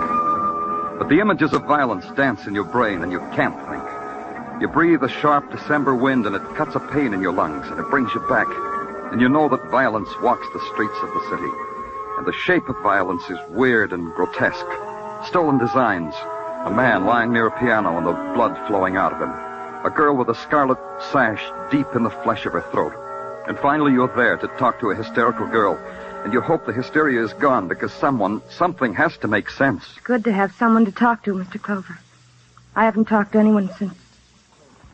Since Tori. How are you, Beth? Are you all right? Sure, I'm all right. I want to ask you some questions, Beth. Try to answer them as simply as you can. Don't I always, Mr. Clover? I even did the night. What questions? You knew Tori maybe better than anyone else. It's the way I knew her, Mr. Clover. Who would want to kill her? I can tell you that. I wanted to kill her. Over and over. How many times I've wanted to do that. Over and over. Why, Beth? Look at me, Mr. Clover. Look at me. Isn't it plain? Isn't it? Go on, Beth. Let it spill out, all of it. Everything I ever wanted, she had. Like in the movies, isn't it? The Princess and the Ugly Duckling. Clothes, presents, men. Men who called for her, took her out, showed her a good time. What men, Beth? Oh, big men, important men. Like who? Like... I'm not going to keep it back any longer. I don't owe him anything. He never even looked at me. He called for Tori, and I might as well have been the rug or the floor. He never even looked at me. Who, Beth? Why, Lionel Conrad, president of Sterling Incorporated. Even the night Tori was... He hardly spoke. Conrad took Tori out the night she was murdered? Yes. It's all right if I tell you that, isn't it, Mr. Clover? I don't owe him anything now, do I? Where's your phone, Beth? Over there, under the doll. What'll they do to him, Mr. Clover?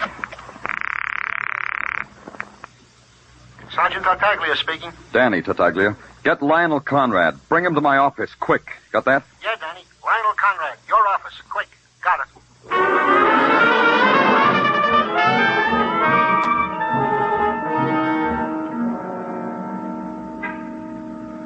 I want to thank you for bringing me down here, Mr. Clover. You police work just as effectively as we dressmakers. And I want to thank you, Mr. Conrad. You know, this is my opportunity to see you detectives detect it firsthand. Nick Carter stuff, huh? Got a shelf full of Nick Carter. Broadens the mind like Latin. I want to ask you some questions. Questions, eh? Fine. Great. Just fire when you're ready. You're married, aren't you, Mr. Conrad? 22 years. How often did you have a date with a model named Tori Jones? Huh? Answer me. Look here. Answer me. What about Tori Jones? I refuse to answer. I know my rights. I've read enough books to know all about them. Me, too. I'm going to book you for suspicion of murder. Mr. Clover, Mr. Clover. Yeah? I've got to get out of here. Come here. Sit down. Sit down and talk to me. I said talk. Lionel, the fun-loving Conrad boy. Your playing around doesn't concern me. It's who it was with. Shows. That's all we did, Tori and me. Go on. I love beautiful things. Tori. I wouldn't know. She wasn't beautiful when I saw her. Tori dead. Yeah. Who did it? Who did it, Mr. Clover? Did you? Beautiful. Once she kissed me. Why didn't you tell me about Tori before? I couldn't. Don't you see? Nobody likes to get mixed up in a murder, Mr. Conrad. Not even a murderer. My wife, my business. Yeah. No other way to say it, I guess. Your wife, your business. The whole thing. 22 years. A mess. I didn't kill her. Maybe. Sure, I can understand why you didn't come to us. As a human being, I can understand that. But I'm a cop. And right now, you're in a lot of trouble. Right now... Yeah, Tartaglia, what is it? More news, Danny. What's on your mind? Come on. We traced the gun. To whom? To this guy right here, to Lionel Conrad. Book him. Let me tell you something. Book him for murder. Call the DA. The gun was stolen. It was stolen from me. Get him out of here, Tartaglia. He's for the DA. Come on, you. But the gun was stolen. I didn't do it. I didn't. Why didn't you tell us about the gun? Because of what you're doing to me now, accusing me of murder. What are you trying to say? I knew it was my gun that killed Ira. The description of it was in the newspaper. Why shouldn't I have kept quiet about it? My fingerprints were on it. I haven't got a chance. Come on, mister. Let's go. Hold it, Tartaglia. What? Bundle Mr. Conrad up and put him in a cab. Send him home, Tartaglia, and charge it to the police department. Now get out of my way.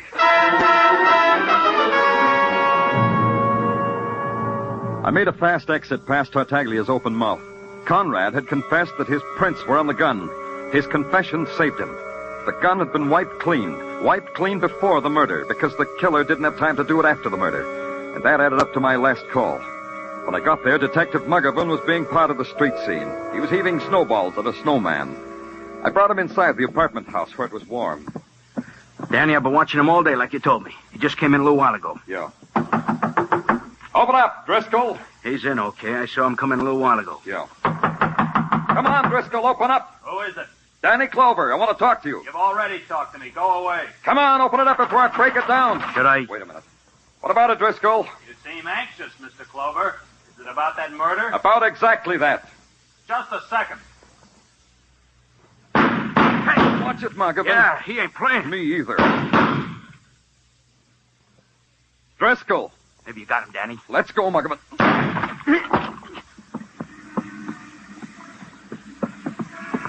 Hey, the window's open over there. Yeah, the fire escape. There he goes up to the roof.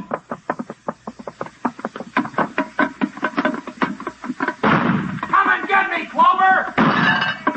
Oh, careful, Muggavan. Watch the snow. It's slippery.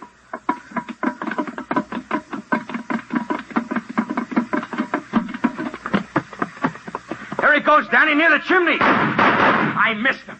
You can't get away, Driscoll. Come on out with your hands up. Cover me, Muggavan. Yeah.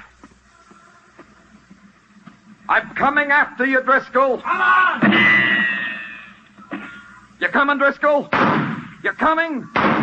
Well, Driscoll? Okay, Mr. Clover. Okay.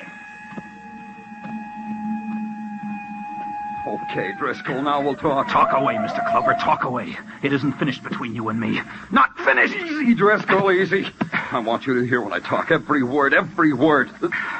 That's good, Driscoll. Let's keep it that way. I'll kill you yet, Phil. Like you killed Tori Jones, like you knocked her out and hung her by the throat. You're dribbling at the mouth, Mr. Clover. You waited for her, didn't you, Driscoll? You saw Conrad leave and you waited. And she saw you and called me. Then you walked in and murdered her. Why would I do that, Mr. Clover? Why? There has to be a motive in murder, doesn't there, Clover? I got that, too. You killed her because you knew.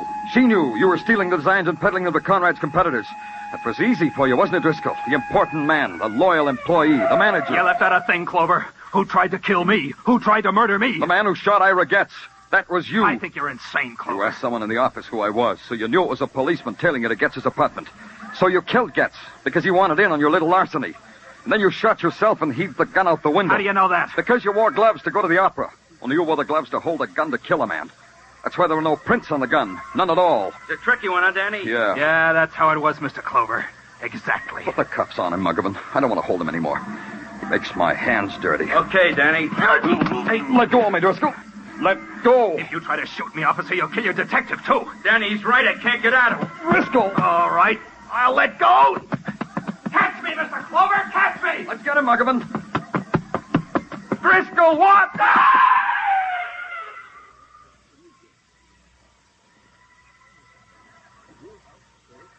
Danny,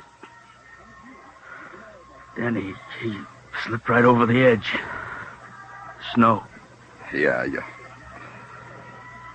Let's get off the roof, Muggavan.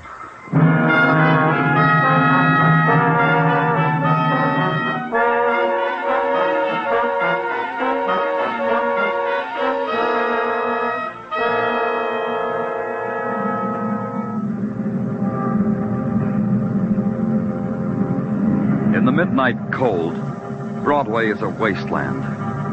A wasteland that echoes with sounds you hear where there's only darkness, where there's no sun. People pass you and you touch, and you look down and there are fingers of dust on your shoulder. It's phantom, but it's real. It's Broadway, the gaudiest, the most violent, the lonesomest mile in the world. Broadway, my beat.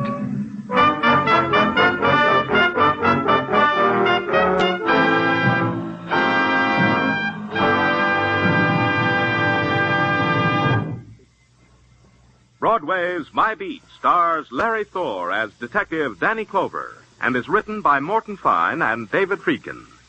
The musical score was composed by Alexander Courage and conducted by Wilbur Hatch, and the program was produced and directed by Elliott Lewis.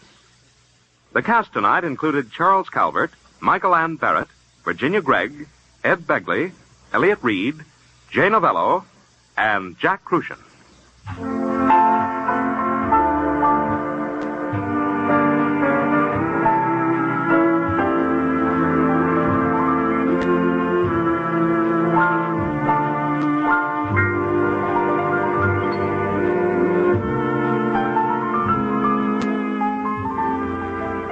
Looking for new fields to conquer, Jack Benny will take a look at Notre Dame football tomorrow night. For Notre Dame's brilliant coach, Frank Leahy, will be Jack's guest. And who knows, Jack may end up as Nickelback next season. Mary, Dennis, Don, Phil, and Rochester will also be in the lineup. So don't miss Jack Benny's show with Frank Leahy as guest on all of these same CBS stations tomorrow night. Stay tuned now for Sing It Again, which follows immediately on most of these same CBS stations. The Sing It Again gang will be here with famous tuneful riddle songs that total up to $55,000 in prizes.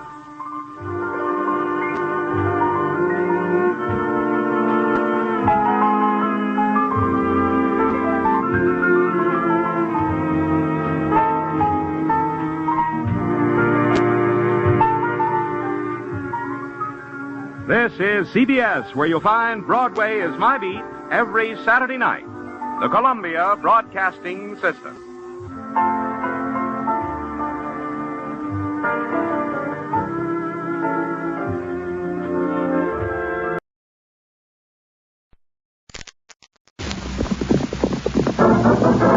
Here's adventure. Here's romance. Here's the famous Robin Hood of the Old West. CISCO! He's getting closer! This way, Pancho! Vámonos! The CISCO Tip.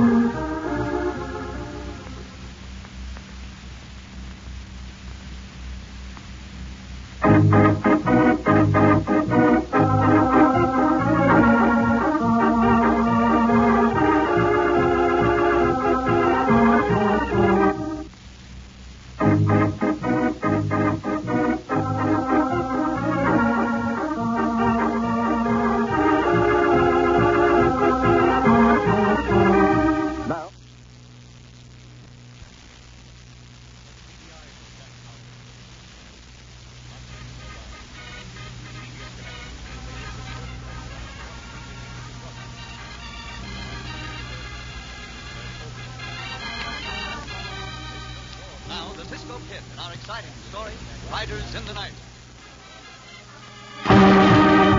Spangler, wealthy and crooked rancher of the Old Southwest, had wanted to own the Middleton Ranch. Spangler even loaned a large sum of money to old John Middleton, with the ranch as collateral, in the hope of getting the property through non-payment. But old John met every payment promptly, which only made Spangler the more determined to own the ranch. And so, as our story opens, two of Spangler's men are riding in the night. Hey, Reno, tell me again what we're going to do. Come on, tell me again. I should have known why the boss had to put you on this job, Dutch. Well, I can ride, I can shoot, and I can fight. But you can't remember nothing more than 5 minutes. Besides that, you lose your head in a pinch. Come on, Reno, tell me. We're riding to Middleton's ranch, see? Yeah. So as I can get into old John's desk and try to find a canceled mortgage note, along with a receipt of payment. What for? Because Spangler wants it. That's what's for. County Records building burned down last night, and the old county recorder got burned to death trying to save some of the records. Yeah, I saw that fire, Reno. Yeah, so now the only proof left that Middleton paid up that loan to Spangler is that canceled mortgage note and the receipt. If Spangler can get that back, Middleton won't have no proof at all that he's paid up. And the boss can go after the Middleton's ranch. Yeah, here we are, Dutch. Oh. Hey, Reno, the ranch house is dark. You gonna walk right in? Of course I ain't gonna walk right in, you fool. I'm going to set fire to that haystack over by the corral fence. When all hands turn out to stop the fire, I'll get into the house the back way and go through the desk. But old John can't come out. He can't even get out of the wheelchair. I can get out in the porch on that chair, and that'll give me all that chance I need. All right, come on, Dutch. Yeah. Going to see 2 fires, Reno. One last night, one tonight. Shut up about that. Now, come on with me. Yeah. Here. Take these 2 matches, Dutch. You fire the haystack on that side. I'll get it going here. And we'll get back to our horses and make a big circle out back of the house. All right. Touch her off. She's lighted, Reno. She's sure gonna go out fast, too. Come on, Dutch. We gotta hustle.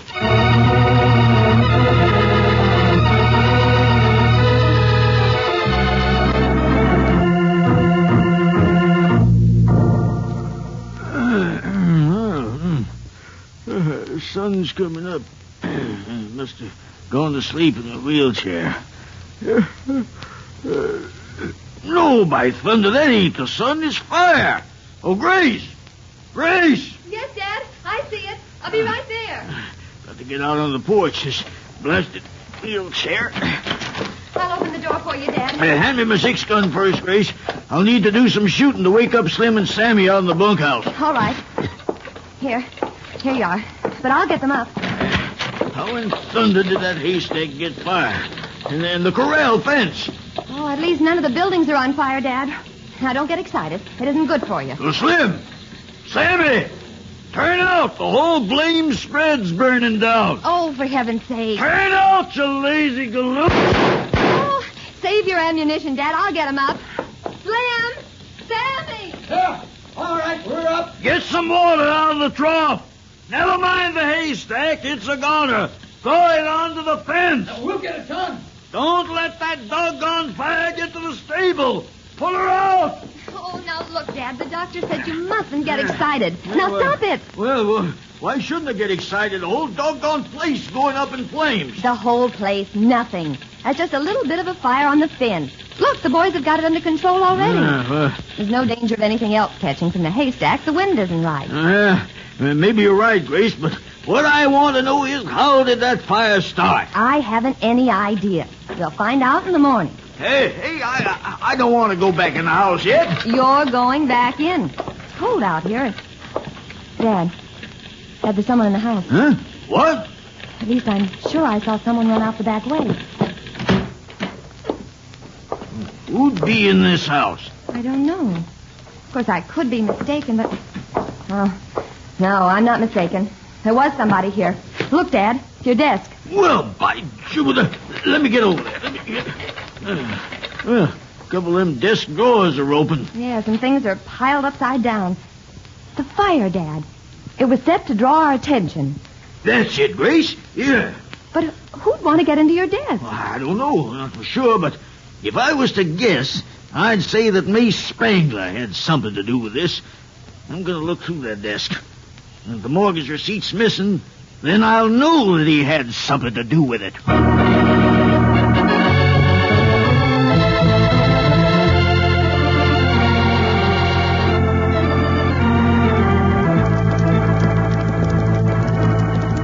How much farther to that fire, Cisco? We're almost there now, Pancho. Pancho hope so, Cisco. The Pancho would like to ride when Pancho let you see his face in front of his hands. Good thing I have to see the glow of the fire on the skyline. Uh-huh. Maybe that some ranch house is burning down. Pancho not can see what... There, look out, Pancho. Riders coming this way in the trail. Ho there, ho, ho, ho, ho, ho. Be careful, whoever you are. Santo, they are riding right into us, Pancho. Hey, Here's riding, hombres. You must have heard me call out for you. You get down off the coyote, Spitzonoso, you. Shut up, Dutch. Come on. Get up. Those hombres in a big hurry, Cisco. Gee, in too much of a hurry. But never mind them for now. Come on, let us be going. Up, Diablo, get there. Go now, go on. Strange that those hombres would be riding in such a hurry away from a fire. Unless... there's the fire, Pancho. Haystack on fire, Cisco. Hey, and two hombres just putting out a small fire on the corral fence. Ho there, ho. You need some help, senores? We put out the old fire for you, senores. Where are you two hombres, anyway? I'll talk to him, Sammy. You and Slim keep working on that fire. Senorita got a gun, Cisco. She looks as if she knows how to use it, too. What do you men want here? We're riding back to our camp from the town, senorita. When we saw the glow of this fire on the skyline, we rode here to offer our help. Who are you? I am called the Cisco Kid. This is mi compañero, Pancho. You see, and this Pancho is compañero Cisco, senorita. She may think she has reason not to like us in Mila. Huh? Open the door and walk right in. Si, senorita? Dad, have you ever seen this man before? Huh? I don't know. Let me wheel my chair over by the lamp so I can get a better look at him. Why, yeah, sure I've seen him before, Grace. Plenty. He's the Cisco Kid. And this is Pancho, ain't it? Si, senor. Pancho is Pancho. Are they trustworthy? Trustworthy? You bet they are. Gracias, senor. Gracias, senor. Close friend of mine told me they did him a mighty big favor when they caught some hombre cheating him in a poker game over in Adobe City. Never did find out who the hombre was, but no matter. Trustworthy? You bet your boots they are. Well, good. I'm sorry I wasn't more friendly, Cisco, but that fire outside was set, and I wasn't sure but what... I understand, Senorita. You're very wise to be suspicious. Yes, smart senorita, no? I'm mighty glad you showed up, Cisco. I hate like thunder to ask for help. By all means, ask our help, senor. Tell us what facts you know about this fire. Well, there's an hombre named Spangler around here, and he'd like mighty well to get hold of him.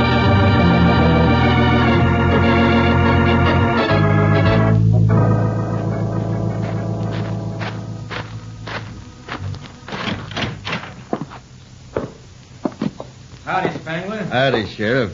What brings you here to my office? Got some papers I want you to serve right away. Notice of immediate foreclosure. Foreclosure on who? John Middleton. You'll see these papers are in order, Sheriff. Made out by Justice of the Peace Sid Hammond. Yeah, they do seem to be in order. But look here, Spangler. John Middleton's paid up all that money. Told me he has. And he lied to you, Sheriff. John don't lie. Now, look, your job's to serve them papers. Now, get going and serve them. This is mighty strange. Well, all right. I'll ride out to John's ranch now. Remember, Sheriff, when I say immediate foreclosure, I mean immediate. Mighty strange. Mighty strange. Get out. Everything working out all right, boss? Working fine, Reno. You want us to set some more fires, boss? That's fine. Shut up, Dutch, you fool. Sure hadn't ought to send him on that job, too, Spangler. He ain't got as many brains as a horned toad. I guess I can keep quiet if I have to. Well, you have to. You understand? Yeah. But it was fun just the same. Pull, boys, pull. Look who's here. Howdy, Miss Grace. Get out of my way, Spangler. I'm looking for the sheriff. Oh, kind of high and mighty this morning. Well, the sheriff ain't here. He just rode down the street. Very well. Now, wait a minute. Never mind the sheriff. He ain't half as good-looking an hombre as I am. Take your hand off my arm. Let's you and me go have a cup of coffee together. I said take your hand off my arm, and that's what I meant. Why, you little wildcat, slap my face, will you? Just for that, I'll give you a good shaking up. Oh, you coyote. Oh. I've been enough of that, hombre, and I mean enough. Cisco mean enough, he mean enough. Apologize to the senorita. Apologize nothing. Don't have any trouble with Spangler, Cisco. Just Oh, so this is Spangler. I've heard a lot about you, hombre. All of it bad. And I think I've seen you somewhere before, too. I'll take this hombre, boss. I'll bust him in two. No, Dutch. Boss will give the orders. Dutch, eh? That's the name we hear last night, Cisco. Name of the rider in the night. Hey, we're glad to meet up with you, hombres. Meanwhile, Spangler, I have not yet heard the apology. We'll take him if you say so, Spangler. Yeah, we sure will, boss. You take nothing, hombres. No. This ain't the time and place, boys. I am fast running out of patience, hombre. Guess I was a mite hasty, Miss Grace. My error. That suit you, Cisco? If it suits the senorita. Yes. Yes, of course. All right. Now get this, Cisco. Hombres around here that mix into my affairs get lead poisoning, understand? And mostly they don't get over it. Who'd you think you scare, huh? I'm warning you, Cisco. You ain't needed around here. Get out of this town and get out fast.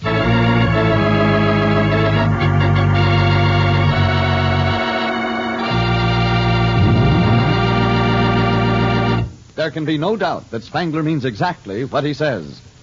In just a moment, we'll return to the Cisco Kid.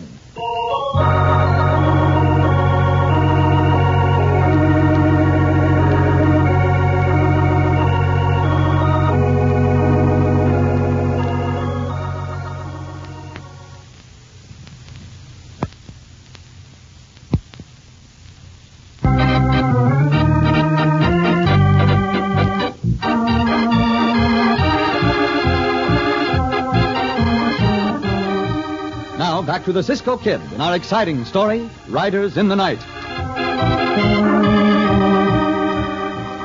Mace Spangler, wealthy and crooked rancher, after an altercation with the Cisco Kid, has ordered Cisco to leave town under threat of shooting him down. But Cisco has no intention of leaving until he has proved that Spangler is responsible for stealing the canceled mortgage note out of old John Middleton's desk drawer. The problem is how to prove it. Now, Cisco and Pancho are standing in front of the cafe in the little town and talking it over. If we could just get our hands on that note, Pancho. Pancho think the thing to do is to find the note. The chances are, amigo, that the Spangler hombre destroyed the note, if he has any sense at all, unless he wants to keep it to gloat over. What do you say, Cisco? I said he may want to keep the note to gloat over. What the goat got to do with it, Cisco? Not goat, gloat. Oh, goat gloat. No, just plain gloat, Chico. That means to be pleased over a triumph. Yes, Cisco. Goat pleased, Pancho, no? Hey, look. Huh? Across the street, Pancho. There go the two hombres who work for Spangler. Big hombre, the one called Dutch, no? See, and I do not think he is very bright. Uh-huh. If we could only get one of those hombres to talk, they're getting on their horses, Pancho. Yeah, Dutch hombre make heavy weight for the horse to carry.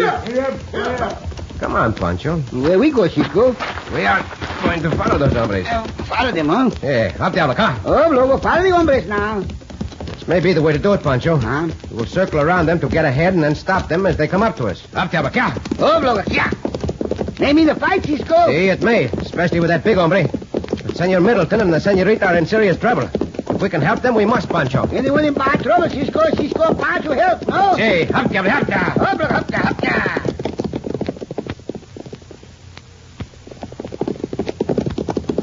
This is far enough, Pancho, for them. Ho, ho. Oh, look, ho, ho. It's far enough. Hey, here come the other hombres now, Cisco. Hey.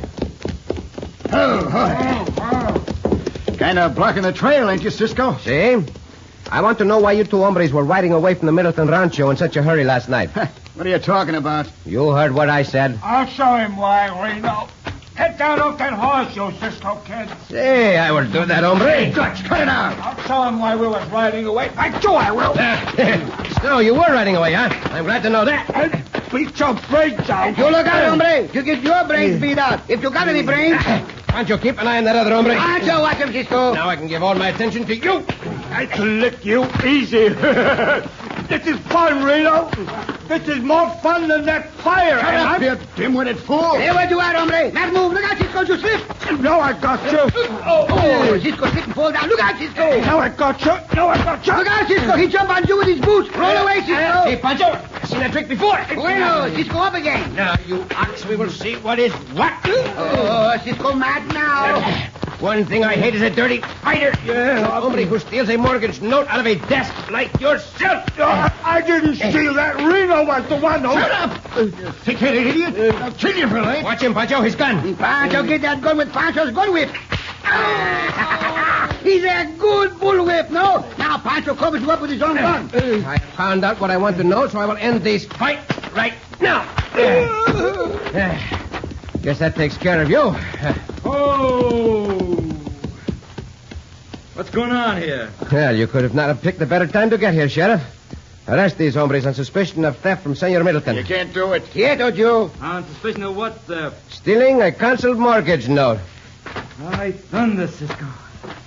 Someone told me not to serve those papers on John, so I turned around and rode back. Peach now on the other shoe, hombre. Not yet, it ain't. Send for Spangler, Sheriff. By all means, send for him. That is just what I want. You bet I will, Reno. We'll get to the bottom of this mighty quick. Meanwhile, I'll trouble you to hand over that gun.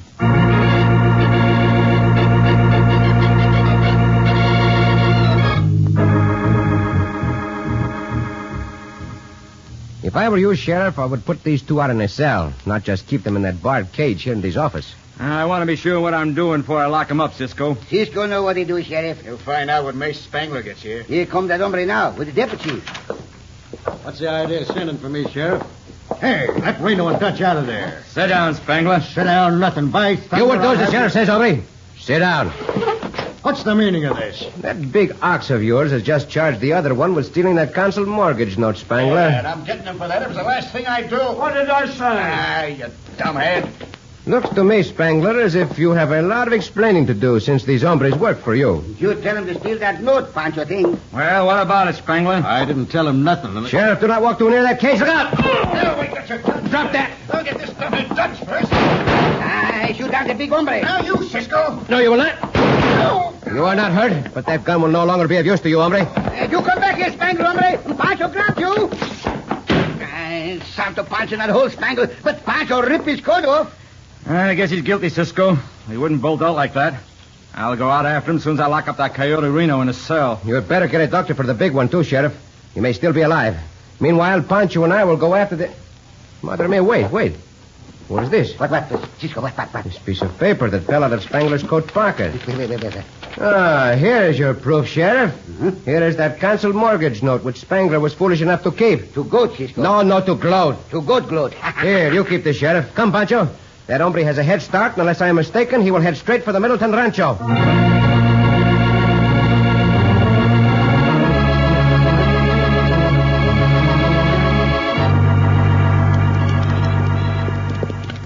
Get up, cayuse. Faster! Someone took the ranch. That girl and her father are going to laugh at me, are they? I'll show them. I'll gun them both down and let them burn in the ashes of the ranch house fire I'm going to set.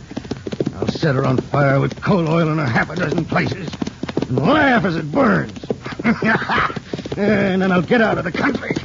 They'll laugh nothing. I'll do the laughing. Get up there! Get up!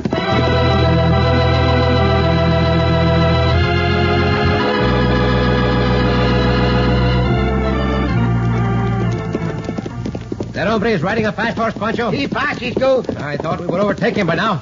Up, Diablo. Ha! Go, Lobo, go. Up, yeah. Catch that horse. We know he rode this way because of his tracks.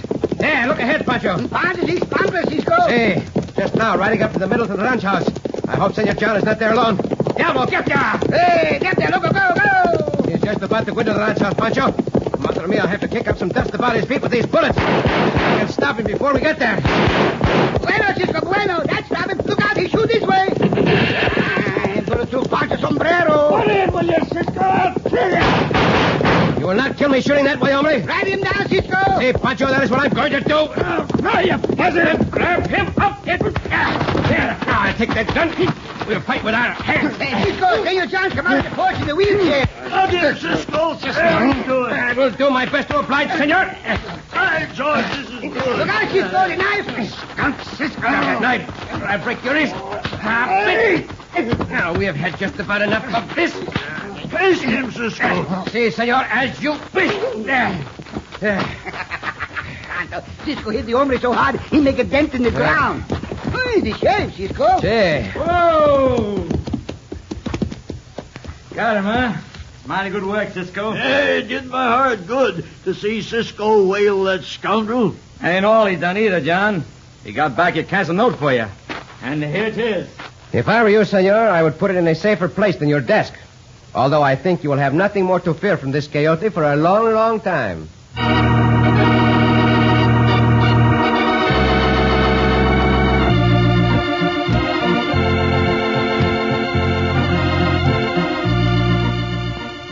I don't know what we'd have done, Cisco, if you hadn't come along just when you did. Oh, the sheriff would have settled the matter in your favor, senorita. Now, don't be so modest. Very well, then. He would not have settled things in your favor. That's more like it, Cisco. The sheriff's a fine man, but he can't be everywhere at once. No more can Pancho and I. Oh, all right, then. I won't try to thank you. With words. Not with words, senorita? No. Instead, Cisco. Si, instead. If you won't think me too bold. Oh, you could never be bold, senorita. I'll thank you. Si? Like this.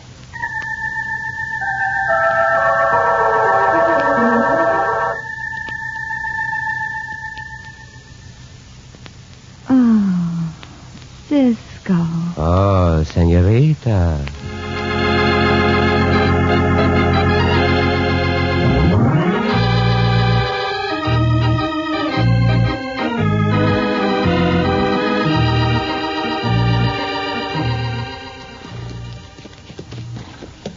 Cisco. Si, Pancho. Senor John offered Cisco and Pancho a job on his rancho. Si, that is true. He did offer us a job, amigo. We not take the job, Cisco. No, we did not, Pancho.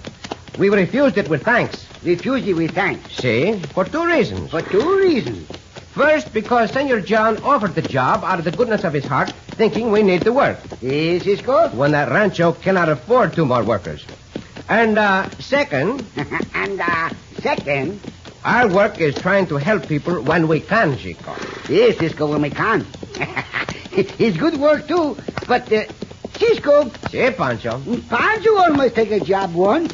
You almost took a job once, Pancho? A farmer once offered Pancho a job on a farm. Well, tell me, how much was he going to pay you, Chico? That was the trouble, Cisco. Farmer say he pay Pancho what Pancho worth. See? He would pay you what you were worth. And Pancho say, no. Pancho not ever work for that little bitsy monies. Oh, Pancho. Oh, Cisco.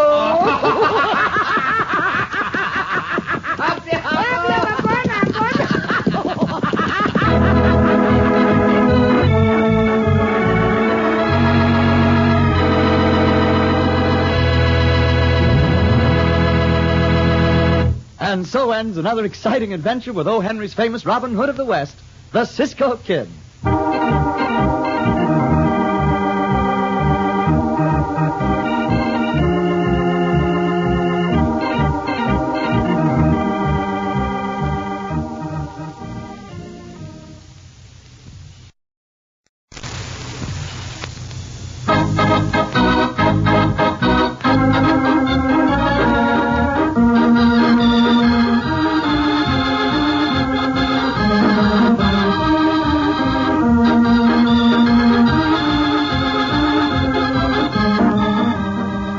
Be sure to listen again for another thrilling adventure of the Cisco Kid. Cisco Kid was played by Jack Mather, Pancho by Harry Lang.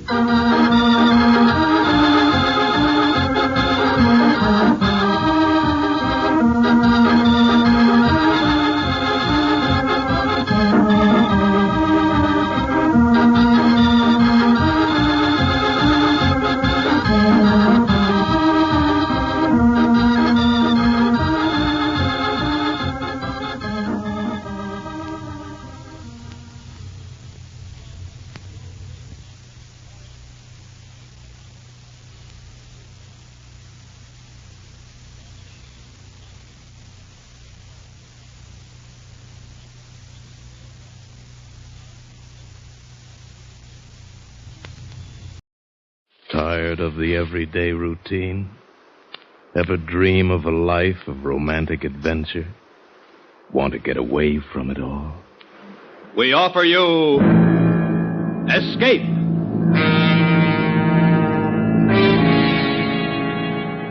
Escape, designed to free you from the four walls of today for a half hour of high adventure.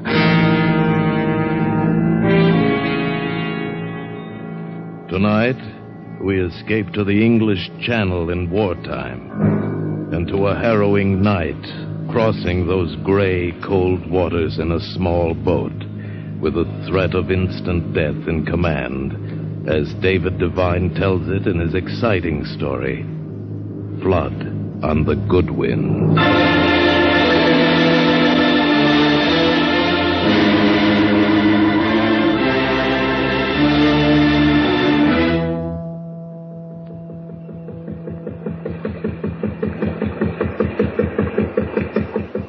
Is that one? Where? Off to starboard. No, it's a mattress. Blasted fog. Couldn't see the living, let alone the dead. I don't think we'll be finding any more. Not the way the fog is settling down now. Where do you figure the patrol boat is? She ought to be about a couple of 100 yards to port. Take it easy now, Uncle. Don't want to ram her. Don't you worry about me, Dundas.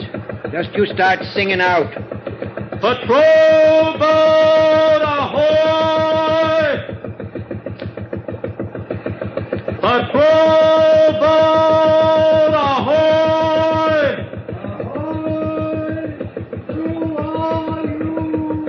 Captain Matt of the Mary G. They sound to be dead ahead, Mac. Better cut it back.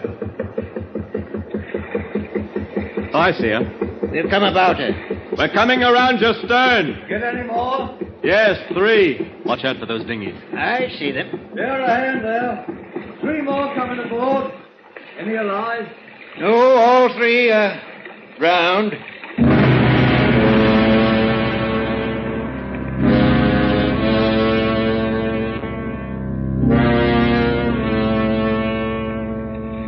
Come on, Mac. Let's get them up there. Don't you bother, Dundas. Hey there! You send down a couple of men. Sure. My mate here, he's only got 1 flipper. Oh, now, look, Mac, that doesn't make any difference. What's the matter? You ashamed of it? Oh, no, but... Forward there, men. Forward, right. I can swing my load like any man. Be sure I get my top back. Right. Don't let it get you, boy. There's lots of amputees working these days. Amputee. Look, must you use that expression? Amputee is what you call a one-armed man. Amputee. What's wrong with it? Better than what you call those things they're hoisting there. Amputee. I hate that word. Bloaters, you call them. Man's been floating around dead in the water. He gets bloated, see? Bloated. Very pretty. You know what you call a gabby old goat like you? Never mind now. Never mind. That's the bunch.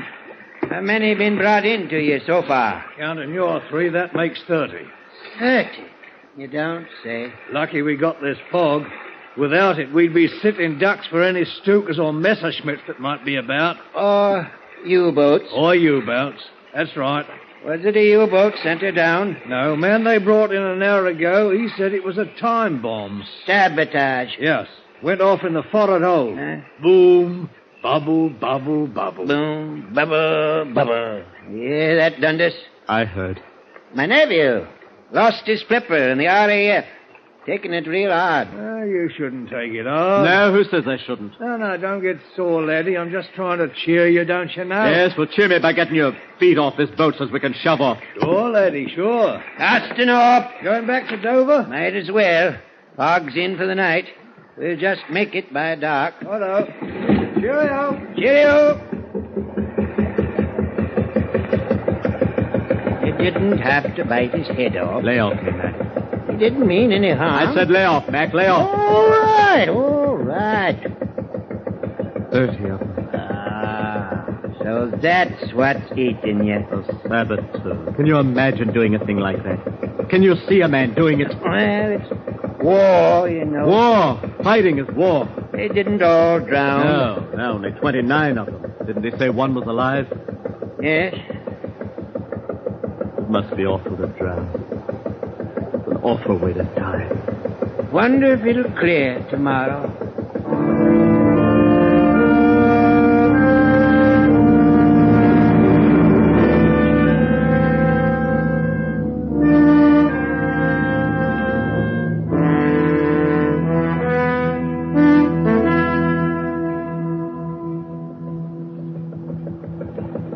Wharf up ahead. Yes. Good navigating, Dundas. Ought to be right ahead of us. Mary? We're coming in, dear. Dead ahead, Mac. All right. There, I'll jump it. Hello, you two. Hello, Mary. Hello. How was it, Uncle Mac? Terrible, dear. Just terrible. Were there many? 30. Oh, dear. That's it. Mac, how's the fuel? Ample. We didn't use a quarter of it. Are you going to fish tonight? Ask Mac. It's his boat. Fishing tonight, Uncle Mac? In this fog? I should say not. Dundas can navigate for you in the water. They say it's as calm as a bathtub. Well, I don't know. I brought you food in case you're going out again. I don't know. I think that husband of yours needs some sleep. Are you going to start again? What's wrong? All day long he's complaining like an old woman. Just because he's had the bad luck to lose his fin. Fin flipper. Why can't you say arm? See what I mean? Do you know you are a little rough about it, Uncle Mac? Well, what ought I do? Help him feel sorry for himself? Oh, cut it, both of you. There was a man to see you, Uncle Mac. Who? We didn't say. He said he'd drop back. Oh, what did he look like? Well, very tall, distinguished looking. Who's that, Mac? Got me. Tall, you say? Mm-hmm. And carrying a little briefcase. Come for the payments on the boat, Mac. No. Would this be him? Oh, yes. You're back. Just in time to catch them. Good, very good. You were looking for me? Yes. Yes, you're Captain Mac. That's right. And who is this? Mr. Dundas, my nephew. The husband of this lady. Look, mister, who are you and what do you want? Very simple. Must forgive my questioning. When one is engaged in my work, one can't be too careful. Your work? Intelligence. Ooh. What's that got to do with us? I want to charter your boat for a trip. Oh, government work, eh? Yes. A secret mission. Where is it you want to go? To Ostend. Tonight. Belgium. That's a fair haul. There's the U-boats. The fog will cover you. What do you pay? The Crown provides handsomely in these cases. £100. Get on. Wait a minute, Mac. Huh? Mind showing us your credentials, mister? I shouldn't mind at all, fellow. Fact is, I'm not carrying any. You're not, huh? This isn't what you'd call a casual visit, you know. Oh, use your head, Dundas. He's going where the Nazis are. No credentials. And would you mind explaining why you're sniffing around a little fishing boat like this, when you could cross in one of those big, fast torpedo boats they got up at the yard? I find this man insufferable, Captain. Now, what do you say? Time's growing short. Why don't you take the torpedo boat? Or the sweeper. They got sweepers there, too, you know. As a matter of fact, and you should be able to understand, those are government boats. Might be seen by one of the enemy shore stations. In this fog? You're a liar, mister. And you are a very astute fellow. Into the boats, all of you? A gun! Yes, my ticket to Ostend. Put that thing down. Look out, Mac. He's serious. Indeed I am. Now, in. Do what he says, Mac. Start your motor. Make me. Shall I? Start it, Mac. This is crazy. You, untie the ropes. You, miss, sit up there. You don't stand a chance. We shall see. I'll sit up front with the lady. Front? You don't know much about boats, do you? No, and I shan't pretend to. Uh-huh. Listen, mister. The harbor entrance is closed up. They got the submarine nets in there. I happen to know they're open until 8. I'd better warn you, no tricks. I'm very good with a gun. You are, eh? Dundas. He says he's very good. Shut up and let's go.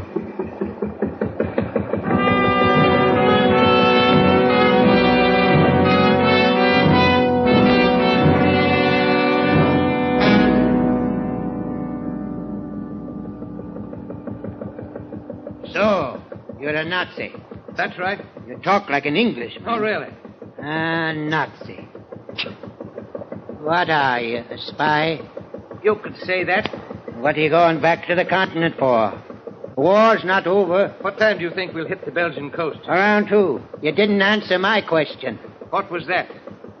Why are you leaving England? Scared? If you like. As a matter of fact, I'm returning because I've completed my mission. And what was that?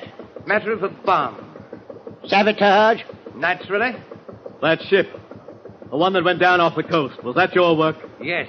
I planted the bomb in the hole this morning before she sailed from Dover. Stinking, filthy, bloody... Hold it, Mac. Hold it. Don't let him curse. I find him an amusing old gaffer. 30 men drowned because of you. 30? Dear me. There were 45 aboard, you know. It was 29, Mac. 29, 30. What does it matter? This big, skinny Nazi, this sneak in the dark with his mission completed. As a matter of fact, we were only joking, mister. Nobody was drowned. What are you talking about? 29? Your sense of security is a little delayed. One arm. Don't you call me one arm. Oh, sorry. What's the time, Dundas? Quarter of. Ought to be passing Goodwin Sands. Tide will be over them now. What time do they expose this time of year? Low tide's at 1. That means we get a fast ride back anyhow. If he lets us come back. Lousy Nazi. How do we know you won't kill us when we let you off? You have my word. Yeah. Oh, don't take on, dear. I can't help it. I'm fighting. Let her come back here with us. No. See how tough he is? Shoots women. If necessary. I'd like to see you get that close to me. Would you? Yes. Look, Nazi. I'm walking toward you. Matt, don't. You're asking for it, you know. Bloody Nazi pig. Don't take another step, Captain. Look, man! Bloody pig! I'll go back. He can't hear you, girl. Don't slow down, one arm. I want to get him. He's dead. He's very dead. He was a good man. He deserves burial. And burial he's got. I'll push your throttle back up. No. Your wife is next, one arm. Dundas. That's better. And now, we continue our little voyage.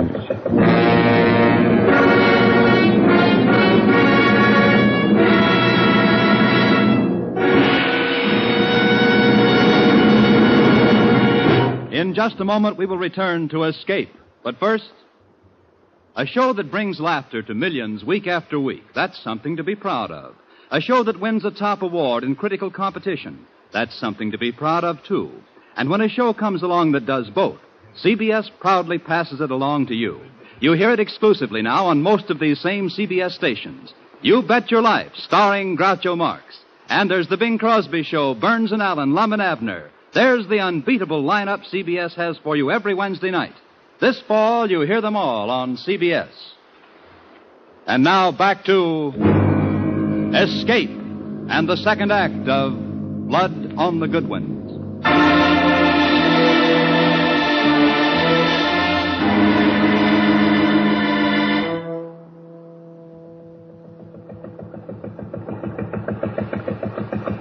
How much longer, Dundas?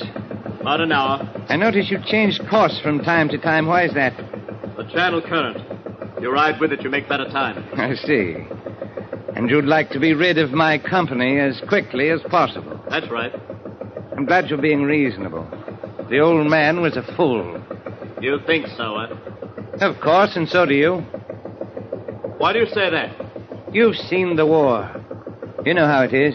That's right, I know how it is. Dundas, don't talk like that. Why? What's wrong, Mary? Don't talk with him. It killed Uncle Mac. Not right to talk to him. Well, we find each other very interesting, Mary. Don't we? Oh, yes, indeed. Tell me, how did you lose your arm? RAF. I was a navigator. A very good one, I imagine. Yes.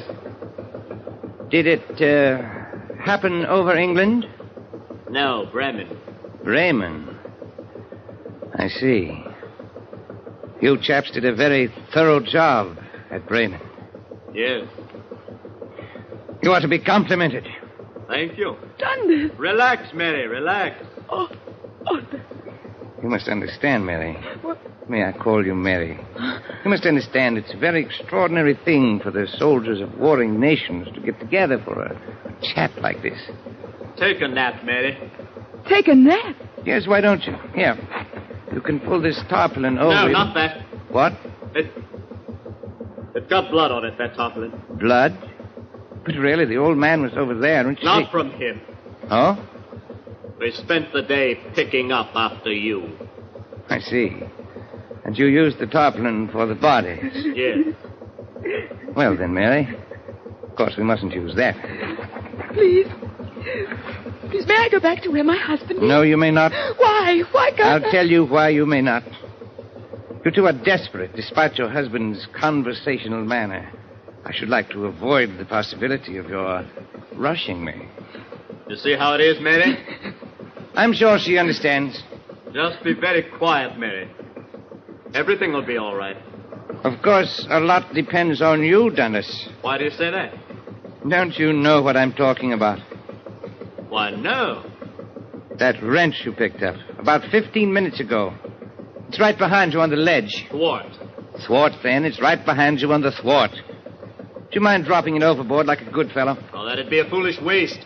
Wartime, you know. Wrenches are hard to come by. Yes, I'm sure. Then why not slide it over here? All right. Huh? Slide it. Even if you could hit me accurately enough to disable me, the gun would go off and... You know? I know. Here. Thank you, Dennis. Now then, where were we? Soldiers from warring nations. Oh, yes. Remarkable meeting. Gives us a chance to refresh ourselves on what it is we're fighting about. Dundas is fighting men who sabotage ships. Was, you mean, don't you? Well... Was. Now I fight nothing. I envy you. Unfortunately, I am still able. So, Miss, carry on. And I find it a little difficult to... Oh, excuse me. What's wrong? Navigation. I have to check my course. Oh, by all means. What course are you steering? Why don't you come and look? No, I don't think I'd better. Why not? You might have another wrench there. Or perhaps you'll try to take my gun. which case I'd have to shoot. Have to kill you. Then where would I be? I might steer all the way back to Dover without knowing it. That's so. And then I should have to kill your wife so she wouldn't inform. You see how it is. How do you know I'm not tricking you? Oh, I'm sure you're not. If we don't arrive by 3, I'm going to kill her anyway. Then, if you should continue to be stubborn, there are ways of forcing you. You mean torture? Ordinarily, it's very difficult to do alone. But in your case, one-armed, it should be comparatively simple. Well, let's not waste words on all that. I'm taking you where you want to go. And I'm counting on you to keep your word to allow a safe departure. Well, of course. I don't believe in Dundas. But why? Why not? Because you're what you are. And because Dundas might know something your people want to find out. Dundas, don't you see that they'll torture you? He's lying, Dundas. Please, Mary, please, don't worry. You have my word. My sacred words. On my honor. As a gentleman. You see, Mary? We have nothing to worry about.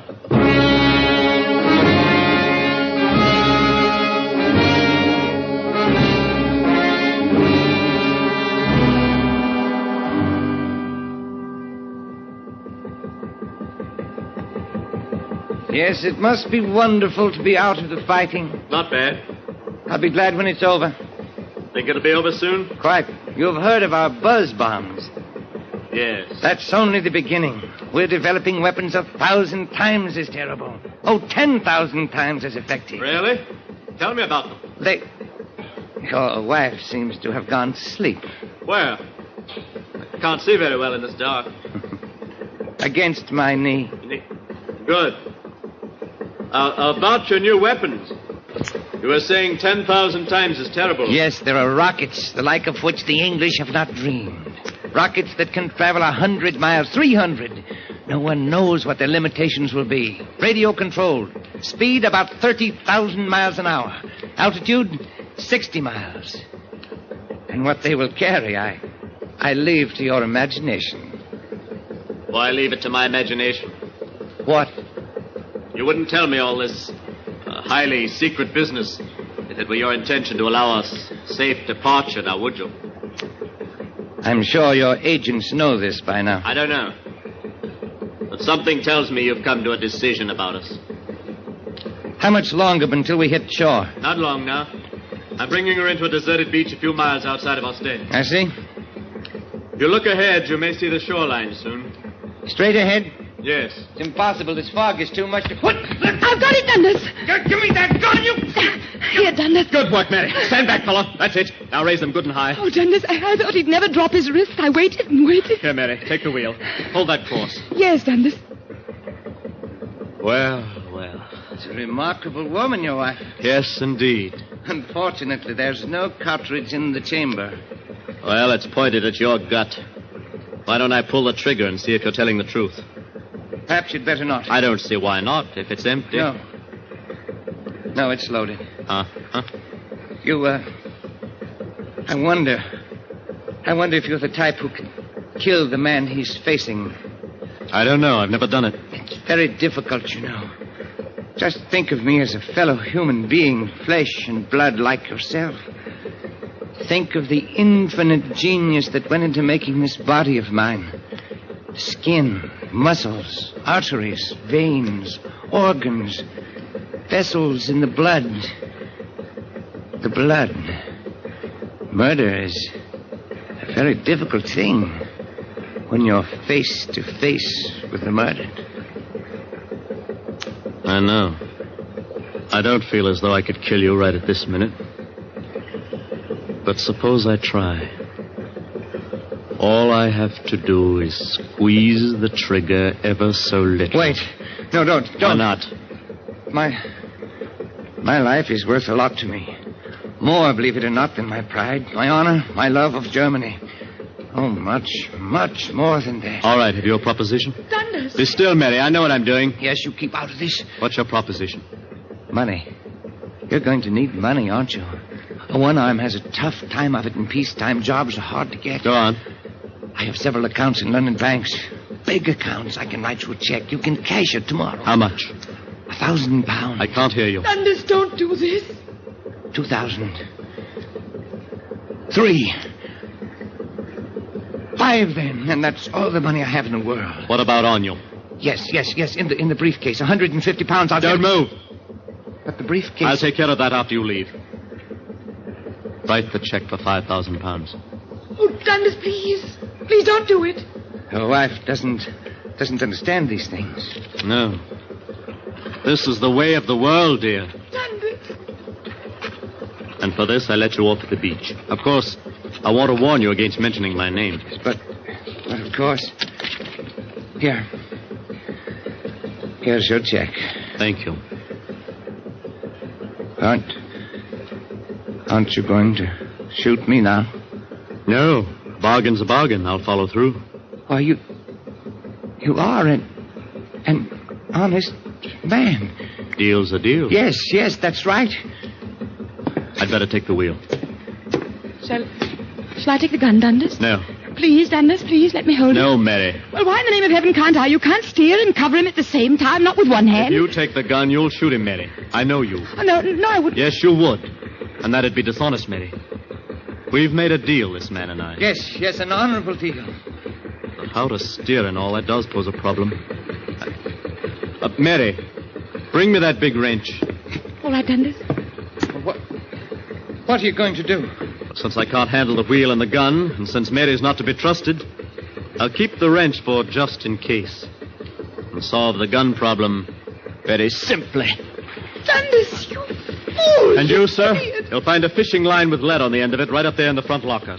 What? I'm going to slow down now. We're almost there. You'll do the sounding for me. Yes, of course. You deliberately threw that gun overboard. You're selling out. £5,000, dear. As the Yanks put it, that ain't hay. I have the line. All right, throw it ahead of you. Then feel when it touches bottom. Then measure the depth by your spread arms. Here it goes. Oh, Dundas, darling, I know the war's a shock to you, losing your arm and all, but don't do this. You'll regret it. You'll regret it all the rest of your days. Hit bottom. How deep? 2, 3, 4, 5. 5, that's all. All right, we're closing in on the coast. Swing again. Right. We'll hear the surf in a minute now. It'll not be very strong. It's low tide, you know. 2, 3 and a half. All right, get ready to jump. Jump? Now, this boat hasn't got wheels. You'll have to walk the last 10 feet in. All right. Get ready. Here we are.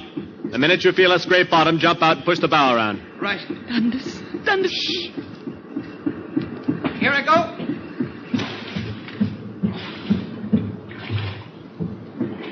Good night. Good night, sucker. Why, sucker? That check. The bank is short of funds to the name I signed. Oh, really? Found the beach? Yes, I'm on it. Take a few steps. Why? You'll see. It stops. There's water beyond. The bank is short of funds. That beach is short of sand. Where am I? You're on Goodwin Sands. Dover's just 6 miles that way. Which way? I didn't say. And if you're thinking of swimming, I can tell you don't stand a chance. You thief! You mother of murderer! It's low tide now, but wait a while. In a few hours, it'll be 10 feet over your head. Drowning's not pleasant, Nazi. If you had your gun, you could shoot yourself. You could hang yourself with your belt, but there are no trees.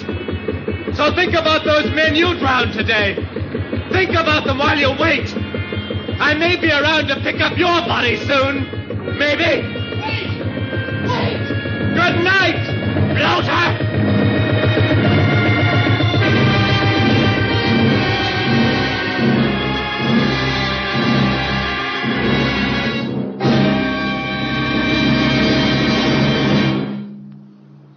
Escape is produced and directed by William N. Robeson. Tonight we have presented Blood on the Goodwins by David Devine, adapted for radio by James Poe. Featured in the cast were Jack Edwards as Dundas, Will Geer as Uncle Mac, and Barton Yarborough as the Nazi. Also heard were Betty Lou Gerson and Eric Snowden. Special music was arranged and conducted by Del Castillo. Next week...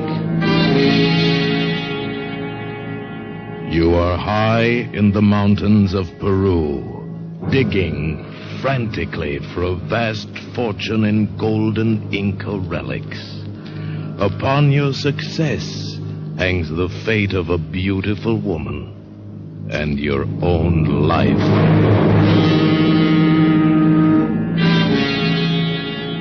Next week, we escape with a thrilling tale of one of the most murderous treasure hunts ever made, as David Dodge tells it in his exciting story, Plunder of the Sun. Goodbye, then, until this same time next week, when once again we offer you Escape.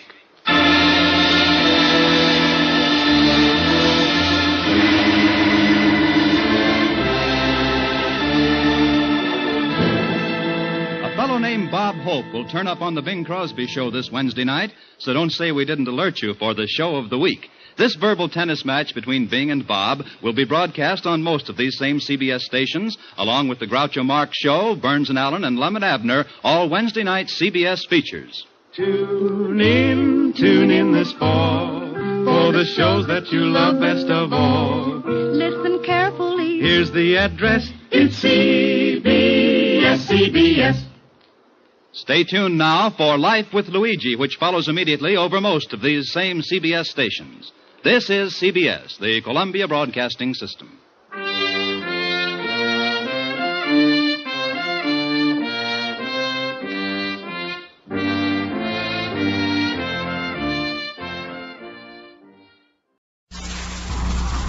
Frontier Town, the saga of the Roaring West.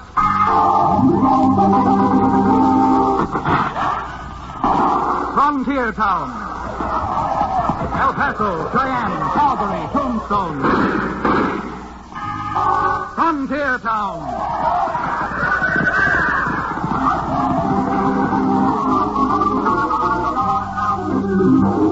Here is the adventurous story of the early West, the tamed and the untamed. From the Pecos to Powder River, Dodge City to Poker Flat.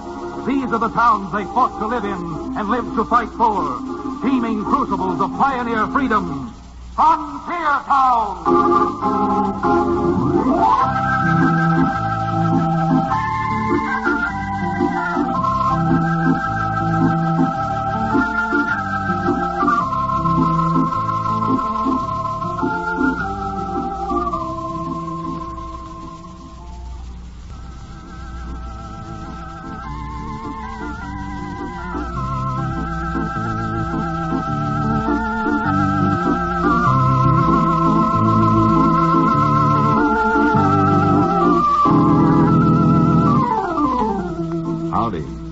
To start this little get-together, let's first identify me by saying that I'm a frontier lawyer from a frontier town. A town called Dos Rios. My name? Chad Remington. Well, now that the preliminaries are taken care of, how about getting down to cases? Because I'd like to tell you a little of what's happened to me and a lot about what's happened out on the frontier. There's great wealth on the frontier. And I don't mean just mining wealth or oil or cattle. I mean the wealth of independence and security, if a man is hardy enough to tackle the job and drive it through. Just this alone has been enough to bring thousands upon thousands of people from everywhere and from all over, flocking to the frontier each time the government has thrown open a new parcel of land for settlement. And when the homesteaders come, well, they certainly come by the thousands. Just last month, I was riding in toward Dos Rios with Cherokee O'Bannon, the red-nosed ex-medicine man, and we were talking over the new acreage the government was readying to throw open to all comers. Believe me, Chad, if I wasn't tied down to Dos Rios and that livery stable I foolishly bought, I'd be out on that starting line for a piece of land when they open up the Comanche Strip for homesteading next week. And I sure wouldn't blame you, Cherokee. That's about the luscious rangeland within 2 states of here. Of course, that has its drawbacks, too. Well, if there are any drawbacks to being lush, I ought to know. Some fellows think I'm the biggest lush within 4 states of here. Yes, indeed. Yes, indeed. Well, I'm not going to argue that point with you. But I'm serious about what I said. Because there are a lot of the big ranchers who've been using those hundreds of miles of grass as open range. And they don't like the idea of homesteaders coming in and cutting it up into small farms. No, they don't like it one blessed bit. You mean you think the big ranchers are going to make trouble, Chad? I don't mean all of them, of course. There are a lot of them who have enough foresight to realize that the whole future of our little Western empire depends on settlement. Thousands of new families with hope and ambition.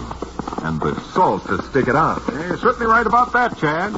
Otherwise, this frontier of ours is always going to be an outpost of civilization. I wish some of the larger ranchers like Mitt Cummings saw it as clearly as you do. In fact, there's been a rumor that Cummings went to Washington to see if he couldn't stop the government from opening the Comanche Strip. What in the world for? Mitt Cummings has got so much now that he can afford to bathe in champagne 6 times a day. That isn't be stupid, but bathe in it. What is a man like...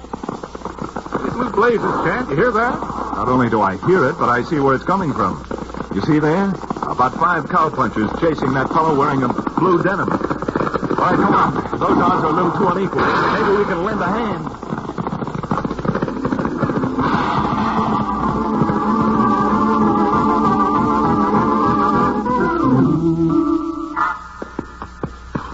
Blast you, Forsyth. Hold your horse still. Hold him still yourself, Fagan. You spooked him yourself with those shots you threw at me. Well, I'm not wasting any more lead on you. I'm stringing you up right here, you filthy rustler. I never ruffled none of your cattle, and you know that I never... If you got so much extra breath, maybe you better use it for a last prayer. Well, I reckon I gotta go sometime. So it don't make too much difference to me, Fagan. But I'd hate to be strung up. Hey. Well, Fagan, what's going on here? Well, what are you butting in for, Remington? Remington? Right. Ralph Forsythe. Doggone it, you sure arrived at the right time, Chad. And good old Cherokee. Oh, this varmint was about to string me up for some rustling that he imagines I did. Yeah? Well, I didn't miss any cattle till you went to work for me. You're swinging just like any other. You know we don't like lynchings around Dos Rios. So why don't you just rattle up that Mustang and head on home? Well, Fagan, I'm not flapping my jaws just to hear myself talk. Well, you got no business coming in here and telling me what to do. Chad, he's got his gun. Jump him. I sure will.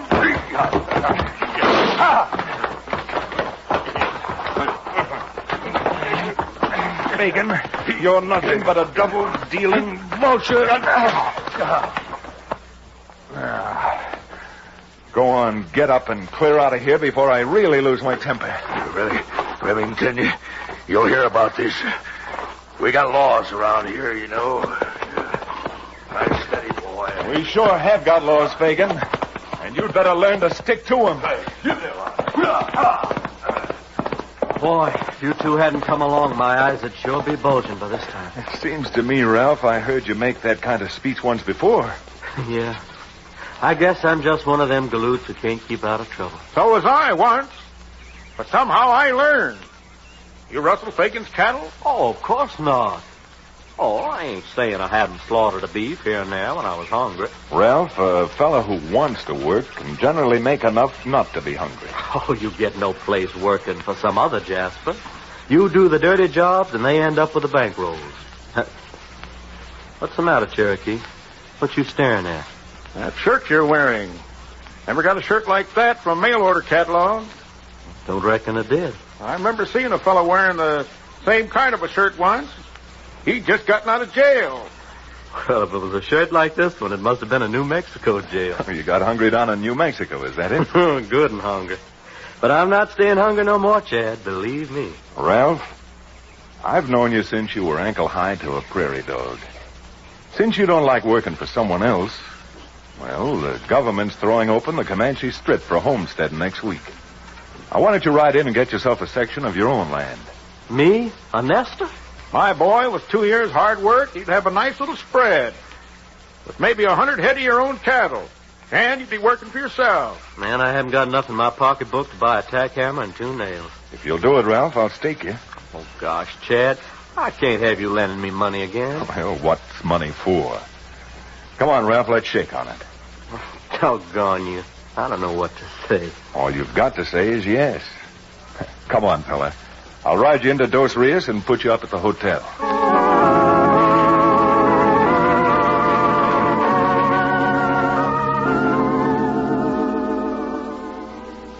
I hate to say this to you, Chad, but take it from a man who knows. You're an unmitigated sucker. Giving Ralph Forsythe money. Why, he's no good. He's never been any good. He never will be. Oh, Ralph's all right. He just needs the right chance. He had his chance, and he took you for 100 simoleons, which, mark my words, you'll never get back. You know, the trouble with you, Cherokee, is you don't understand human nature. And believe me, you never would have recognized that as a jail shirt if you hadn't been in that jail yourself. Don't understand human nature, eh?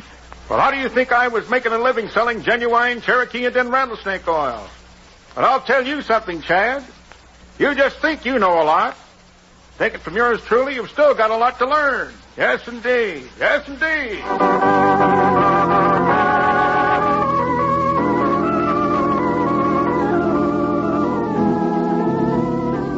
Well, as it turned out, I did have a lot to learn. Because almost at the same moment Cherokee was exposing my worst faults to me, something I didn't know about was taking place in one of Dos Rios' most notorious saloons. Now, don't get me wrong, Mr. Cummings. I can use that money. Any girl who has to work in a cafe can always use money. How do I know I'll be able to find the kind of man you need? I'm not worrying about that, Linda. You're a smart girl. Well, can't some of your cowboys do it? The men who work at your ranch, Mr. Cummings? Too risky right now. A lot of people know why I went to Washington. But if you're worrying about a man, how about the one you've been watching ever since he came in? The one at the bar. He looks real nice. Nice, eh?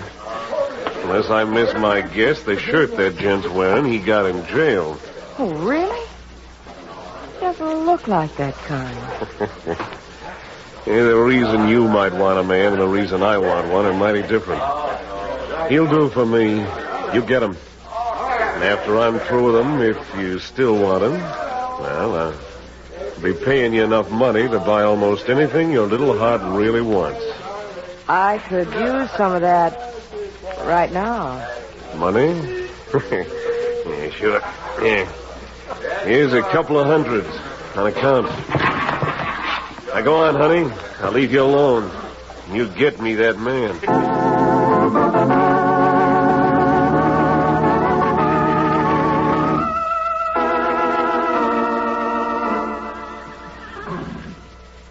Hey, what's that note you put up on the door of my office, Cherokee? Said you wanted to see me. Indeed I do, Counselor. Indeed I do. Now, don't tell me that because I gave Ralph Forsythe some money, you've decided you're going to work me for a few free drinks. Well, it's not a bad idea, Chad, but that isn't what I want to see you about. Ralph Forsythe was around before looking for you. Oh? Did he say if he's decided to make the run with the other settlers into Comanche Strip? Yeah, he sure didn't. But he handed me this and asked me to give it to you. There. $100. What's that for? Now, you're such a great judge of human nature. You ought to know. That's his answer to your suggestion that he settle down. Your money back. But where did he get $100 to repay me? Of course, I'm not supposed to be as smart as you are, but I can still put two and two together. Meaning what? Well, I happened to be in one of the, local business establishments this afternoon, and I saw Mitt Cummings in there talking to one of the girls. Does that give you any ideas?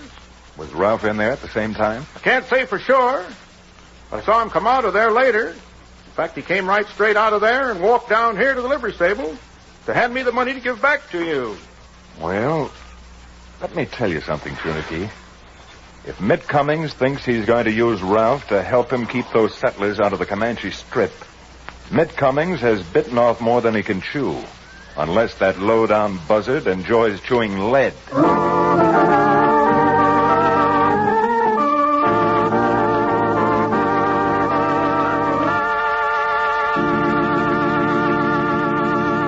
We'll return to the second act of Western Empire, our exciting frontier town adventure, in just a few moments.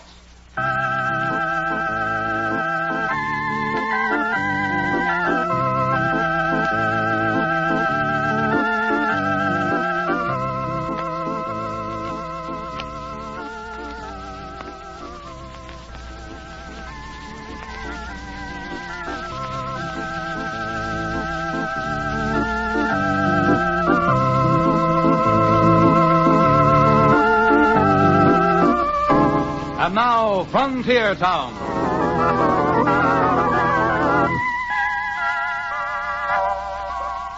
Now, if anyone thinks I was overly bright, or even a little bit psychic in concluding that Mitt Cummings was buying the services of Ralph Forsythe to wage war on the stream of new settlers which would soon be coming in, they're wrong. Very wrong. Because knowing Ralph's weakness for attractive women, and his easy-come, easy-go philosophy added to my never-too-pleasant acquaintance with Cummings, it was no feat of mental gymnastics to figure out where Ralph had gotten the money, why he had gotten it, and what was going on. Knowing how Cherokee felt about Ralph, I decided, for a change, to leave him behind. But I did throw a saddle on my horse and start burning up the trails which lead from Dos Rios to Mitt Cummings' huge ranch.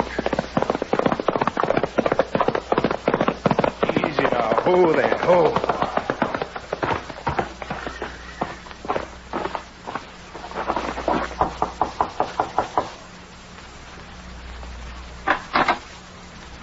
Howdy, Cummings. Well, Remington, lose your way? Scarcely. I'm sure I've come to the right place. Oh, then come on in. Thanks, but I don't reckon I'll be here long. Oh? I wanted to talk to you about Ralph Forsythe. Oh, Fagan tells me you saved Forsythe's neck. Not that it's worth much. It is, though, Mitt. It's worth a lot to him. And it is to me. That neck of Ralph's isn't worth much to anybody. Unless it might be down in New Mexico. Whatever it was Ralph did down there, he's paid for. Right now, he stands a chance of making good if he's left alone. Well, then, why don't you leave him alone? Okay. I will if you will. Because I'm willing to give you a chance if you're interested in taking him. You getting liberal or something? Look, Mitt, I want to see the Comanche Strip settled. And right now, what I want most of all is to see Ralph living there. You don't say. That's your answer? All right. But if I were you, I'd ask Ralph what it feels like to spend a few years in jail. So long, Cummings. And don't forget, I'll be seeing you again. All right, boy, get up. Goodbye, Remington. And good riddance.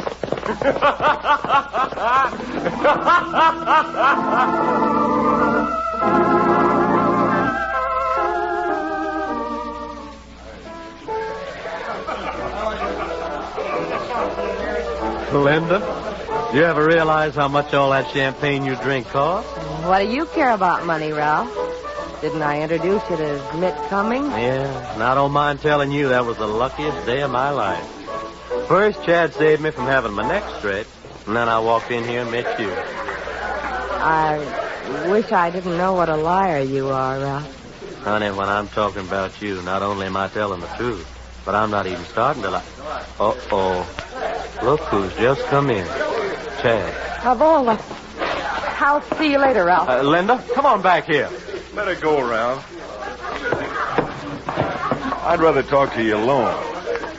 You got the money, didn't you? Yes, Cherokee gave it to me. Not that it's much, but, well, it seems to me you got it awful fast. Too fast. Well, only suckers do things slow. The hard way. Oh, I don't know. Spending time in a New Mexico jail sounds much more like doing things the hard way. Ralph, are you going to make the run into Comanche Strip next week? I like it here in Dos Rios. Enough to stay here permanently? Permanently, huh? And who's going to dig me this homestead? It could be that girl who just left here. Mitt Cummings. Or who knows? Might turn out to be me.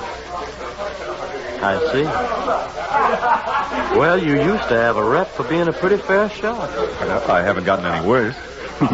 You wouldn't be boasting now, would you? Come on outside a few seconds, Ralph. Maybe I can convince you. Okay.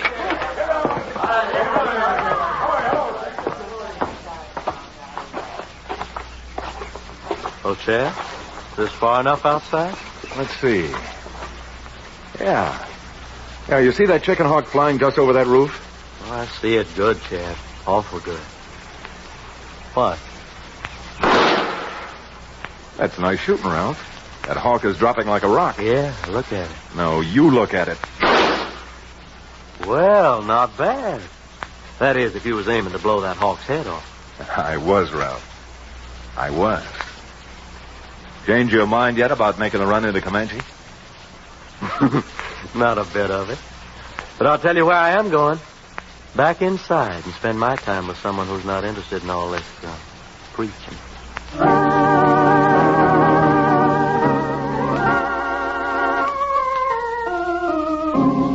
By this time, I was fearful that Cherokee was right. Ralph looked like an incurable case. But not being Ralph, I wasn't prepared to give up that easily. The only concession I did make was to take Cherokee with me on the 40-odd mile ride over to the nearest cavalry post. And once we were there, I wasted no time or influence getting in to see the colonel.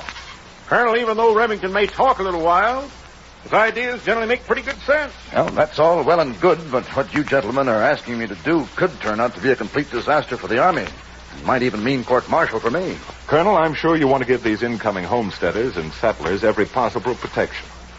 And if I can help you round up the vultures who will be trying to stop them from reaching the Comanche Strip, well, wouldn't that be a feather in your cap? Well, yes, Remington, but you're suggesting that I use almost all my troops to protect one wagon train. Now, what's going to happen should there be attacks made if they strike at wagons coming in on other trails? Well, every trapper in the West has the same problem. But when you go out hunting catamounts, well, you try to make your bait so attractive that the cat will forget other lures and take yours. Colonel, if you'll do your part, I'll do mine. And if together we can't save the settlers, well, we'd better give the Comanche Strip back to the Indians just as fast as we can.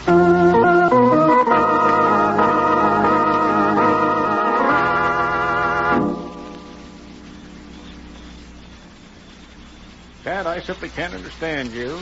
First you try to help Ralph Forsyth, and then you turn around and enter into a conspiracy with the United States Army. Bound to land Ralph right back into jail. He's not in jail yet. And with even half a... Cherokee, here comes Ralph now. That you, Dad? What you want? Oh, hello, Cherokee. Ralph, I'm going to make this short. And I hope sweet. And all I want in return is for you to get out of Dos Rios with a whole skin and some money in your jeans. Well, I can't argue against that.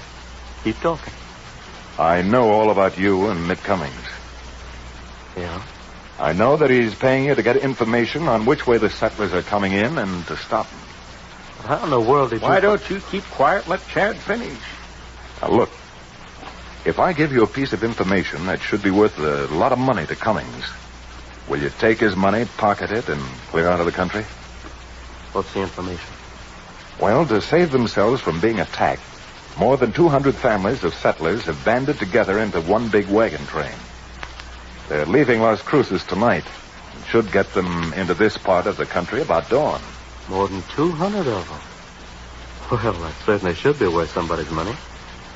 Well? Dad, I can't peg you at all telling you this. But someday you'll find out that I haven't forgotten everything you've done for me. Put her there, partner. I'll be seeing you. I hope.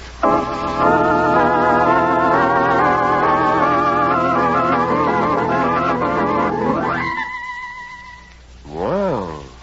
200 of them Nestor families all in one wagon train. That'll be like shooting fish in a rainbow. This isn't something I can do alone, Nick. I'll need help and lots of it. You'll get your help. Fagan and me and some of the other big ranchers will all be there to keep them dry farmers from ruining our country.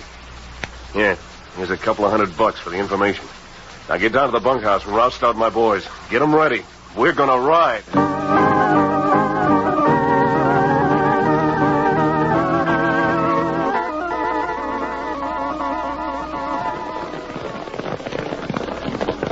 Hey, Colonel.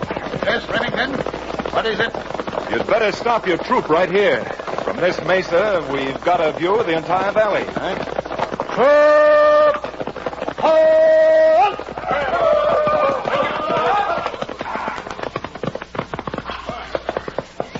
Well, Colonel, there you are.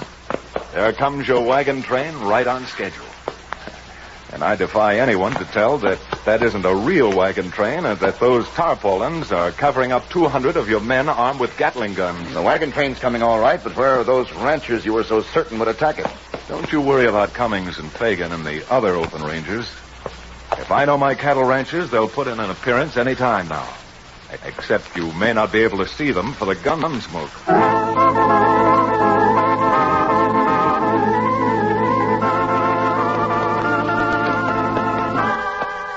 Look at them wagons. Forsyth, I don't know where you got your information, but it sure was right. Yeah, I don't think we ought to wait any longer, Cummings. Yeah, Fagan, they're just about on top of us now. All right, boys, get them saddle guns out. And remember, unless it means you or the other Jasper, shoot over their heads. Try to spook the horses and scatter the wagons. All right, come on, let's go. Hey now, boys, start making an engine circle. That's it. Now getting Winchester's working.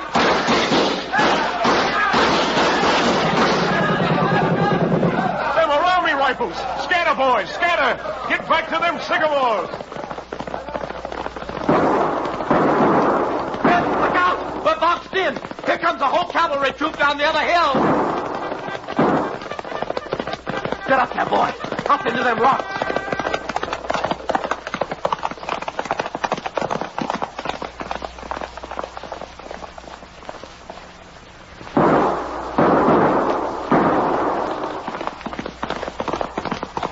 Easy now. Hold it, fella. All right, rein up, Cherokee. We've lost him. Rein up? That man we were chasing can't be 50 yards ahead, Tan.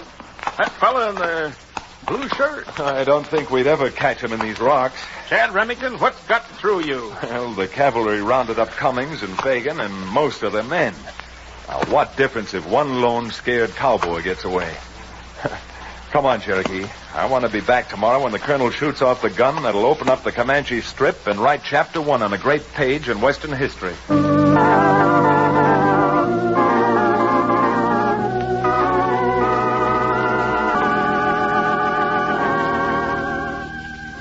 Well, as I told you earlier, that all happened last month. Just the other day, Cherokee and I sort of happened to be passing through the Comanche country, and, well, we stopped for a bite to eat with a couple of friends. A couple of newlyweds. Go on, fellas. Eat some more. You'll go a long ways before you'll get cooking again like Linda. There's lots more out in the kitchen. I don't believe I can eat anymore. I believe I might, have a drop of something to wash down all this good food. Now, wait a minute, Cherokee.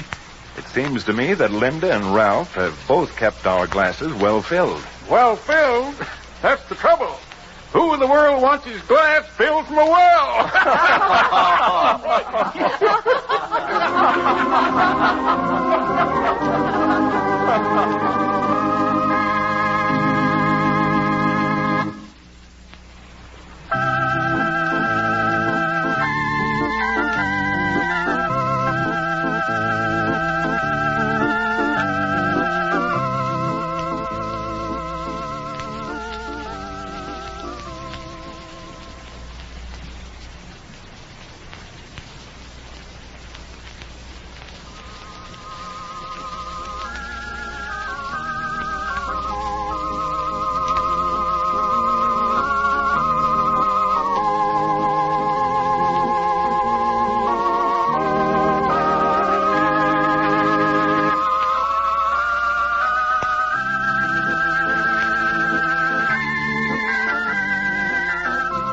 Frontier Town, starring Reed Hadley and featuring Wade Crosby, is a Bruce Ells production.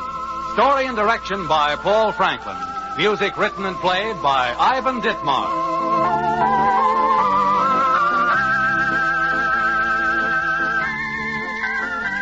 Be sure to be with us again same time next week for another fine action-adventure story with your favorite young Western star, Reed Hadley.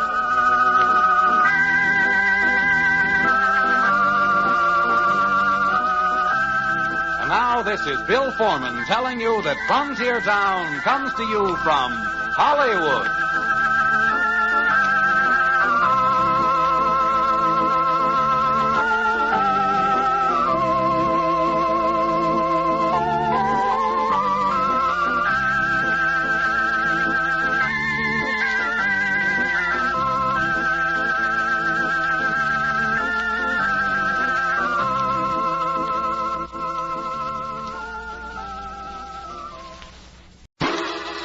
Personal notice.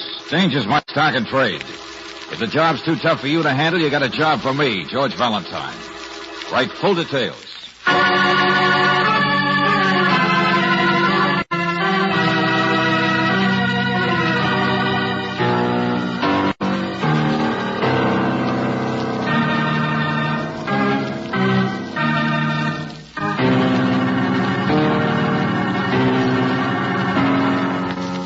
Standard Oil Company of California, on behalf of independent Chevron gas stations and Standard stations throughout the West, invites you to Let George Do It.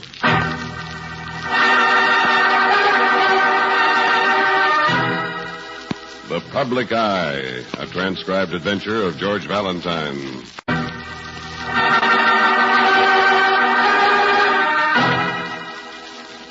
My dear Mr. Valentine, my husband is Farrell Pearson, so I'm sure you'll realize at once the importance of my letter.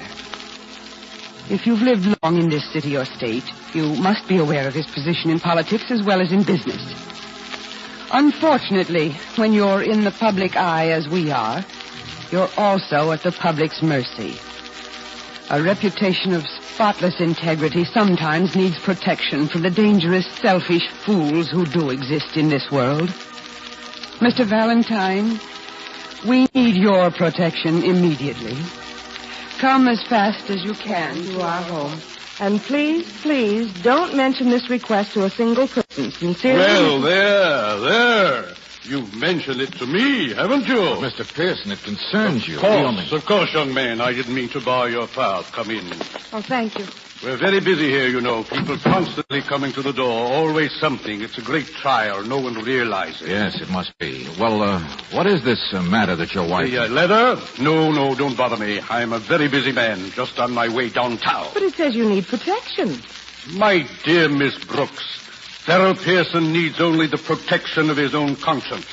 It's not for us to admit to fear, is it, Mr. Valentine? That's for the ladies. What? Spoken like a fool? All right, have it your own way, but whatever it is, you take it up with my wife. But don't you even know... She handles all these little matters. Besides, I'm giving a speech tonight. So nice to meet you both. Come again sometime. But wait a minute. If you can't be bothered, at least tell us where your wife is. She'll take care of it. She always does. She's standing right behind you. Goodbye, dear. Hello, Mr. Valentine. This way, please. Oh, I didn't notice you were there, Mrs. Pearson. Sorry. It often happens. In here. Your husband's study? No, mine. Sit down. I can give you 15 minutes. You can? It takes 2 secretaries just to handle mail alone, and booking his speeches gets pretty involved. And Farrell's thinking of running for office again, you know. Yes, so I've read. And I've heard some of those after-dinner speeches of his, too. Lots of words and big smiles. And very little else. Well, we're not here to argue politics, are we, Mr. Valentine? Oh, I'm not being nasty. I'm just curious, that's all. He's the great purity man. Only passing him just now, he smelled a little more human. I assure you my husband only drinks at his doctor's suggestion for relaxation. Oh, yes, I'm sure, but we'll skip that. Why are we here, Mrs. Pearson? He certainly didn't seem to be worrying about any threatening person. He doesn't know as much about it as I do. I've handled all the details. I gather you do that about everything. What are these details?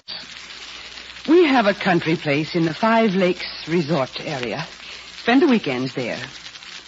In exactly an hour and a half, Mr. Valentine, you are supposed to meet someone by the name of Baines. He apparently has a room at the 5 Lakes Hotel. Baines, huh? What am I supposed to do, read his fortune? Here. It's a printed note. 6 o'clock tonight, room 20, 5 Lakes Hotel. Expect to make the delivery then, signed Baines. Obviously a false name. Whoever it Hold is. it, please. Make delivery of what? Mr. Valentine, I'm asking you to serve as a representative in my husband's place. You're more used to this sort of thing. Well, now, let's be a little more honest with each other. Your husband's being blackmailed, is that it? Well, So what's the delivery? Pictures, letters? And how much money am I supposed to take along to pay for them? $50,000. We just don't have that kind of money. Well, who does? Yeah, it must be quite a skeleton in the closet. You're supposed to find out more about this man, Baines. What he's doing is against the law. There must be some way to stop him without paying him so much. Look, lady, what is the skeleton? What else has this guy written? You don't have to know anything about it. We're in the public eye. Everything we do I is... do, and never mind that we stuff. You're trying to wash your husband's dirty linen, and you know it. Now, what did he do? Take one too many, get a snoot full, get his picture taken, or did he... It's a woman. What do you think? Well, it was pretty obvious, Mrs. Pearson. But I do think you better tell us. Oh, I don't know. He does drink too much sometimes. He gets mixed up with people. A woman named Baines? No. Baines is apparently a man who knows about it, that's all. He wrote and said he knew. My husband told me that what Baines said was right. Okay, guy working with the girl. But who's the I don't know anything about her. I don't want to. It was last weekend. He went out one night and... Well, it's all over. All right, Mrs. Pearson. I'm beginning to get the idea. Great guy, your husband. It's not his fault. He works so hard. He tries not to drink, but once in a while... What I meant was his handing it all to you. Yes, when we saw him, he talked as though it wasn't even important. He didn't look that way, I know, but even so... Her name is Estelle something. I knew about it. I couldn't help knowing. Why shouldn't I handle it? He can't afford to be seen anywhere doing anything. Can't even pull his own chestnuts out of the fire, huh? Any guy who walks into one like that... No, listen, please. You've got to understand. His career is the most important thing in the world to us. I've been his secretary and his wife for years. You've learned how to grit your teeth and only think of the career. Is that right? I wish you'd leave your detecting up to getting him out of this. All right, Mrs. Pearson. We all have to live, I guess. There isn't much time. I'll tell you what I know. And there have been phone calls from Baines. I have some numbers. If you could check them before you talk to him. Miss Brooks will do that and phone me. Now, pull yourself together and run over those facts straight. Your pure and shining husband is a dope, Mrs. Pearson. Never mind. There's a girl named Steph.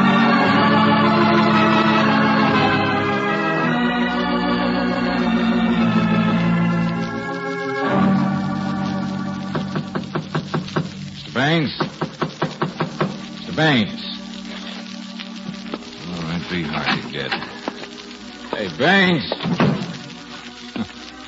Aren't you curious whether I brought the suckers 50,000 or not? All right, come on out of there. Don't be so bad.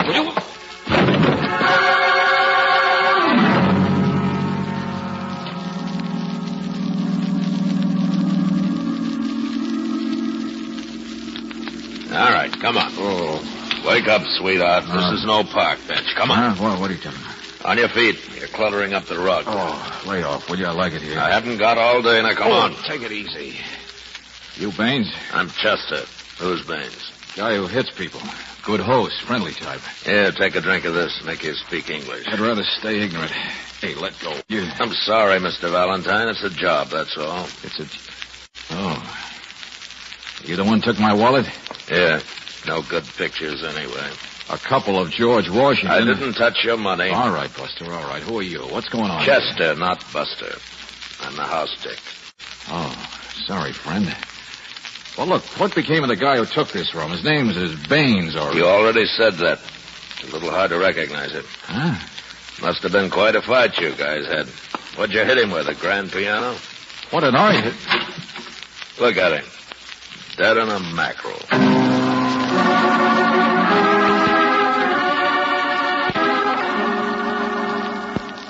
Now, listen, I was unconscious, wasn't I? So he got smacked over the head. That doesn't mean that I did it. Doesn't mean anything. You could have been faking, could have passed out. I got a job to do. Got to call the cops. Look, I just walked into this frame-up. I'm just a patsy, that's all. I don't add any farther than 2 and 2, Mr. Well, then get away from that phone. Here, let's take a look at this guy's pocket. No, you don't. Now, who are you working for, Mr. Valentine? Somebody never heard of fair employment practice. Will you tell me what you do know about this? Sure. Less than you. Yeah, I'm sorry. If you didn't kill him, you're at least a material witness. We've got a hotel reputation. But I got a job to do, Buster. I'm sorry. Hello, desk. Chester here. Get me the police in town. Step on it. You better tell the boss Makes all of a sudden, Buster. How to make friends and influence people. The rug's all yours, House Dick.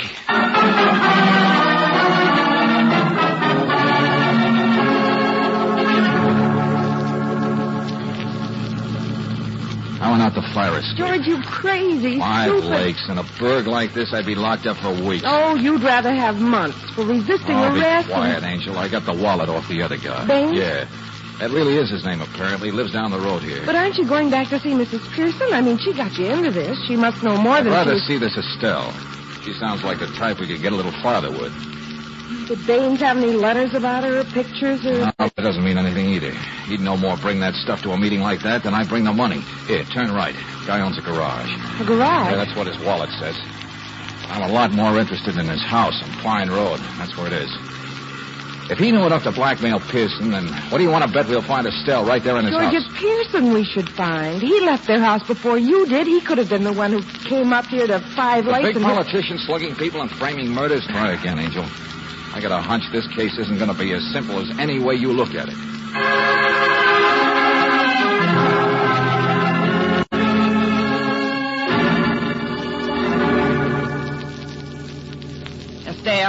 Estelle, I never heard of such a person, I tell you. What's this all about? But this is where Baines lives, isn't it? For 25 years, he's never been out of the place. That make you happy? And you needn't look like you don't believe me either, because I know. I'm his wife. You're... Huh? Oh. Now, what's happened? What is it?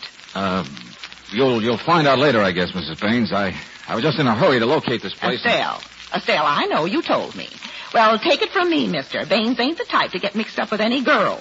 Besides, in a town this size, I can write you a guarantee there just ain't any such person as Estelle anybody. Never was. Not even among the weekend people. You mean you know everyone and everything? Listen. What's that? Sirens, ain't it? Must be the sheriff's car. Okay, Mrs. Baines. Thanks anyway. But wait, listen. Mister, please. Baines ain't in trouble, is he? What is it? Will you please tell me what... Lady, I wish I had time to explain, but I don't. Come on, hurry up, George. But my husband... I'm sorry, lady. Maybe he was in trouble, but he's not anymore. Those sirens, I'm afraid, are for me.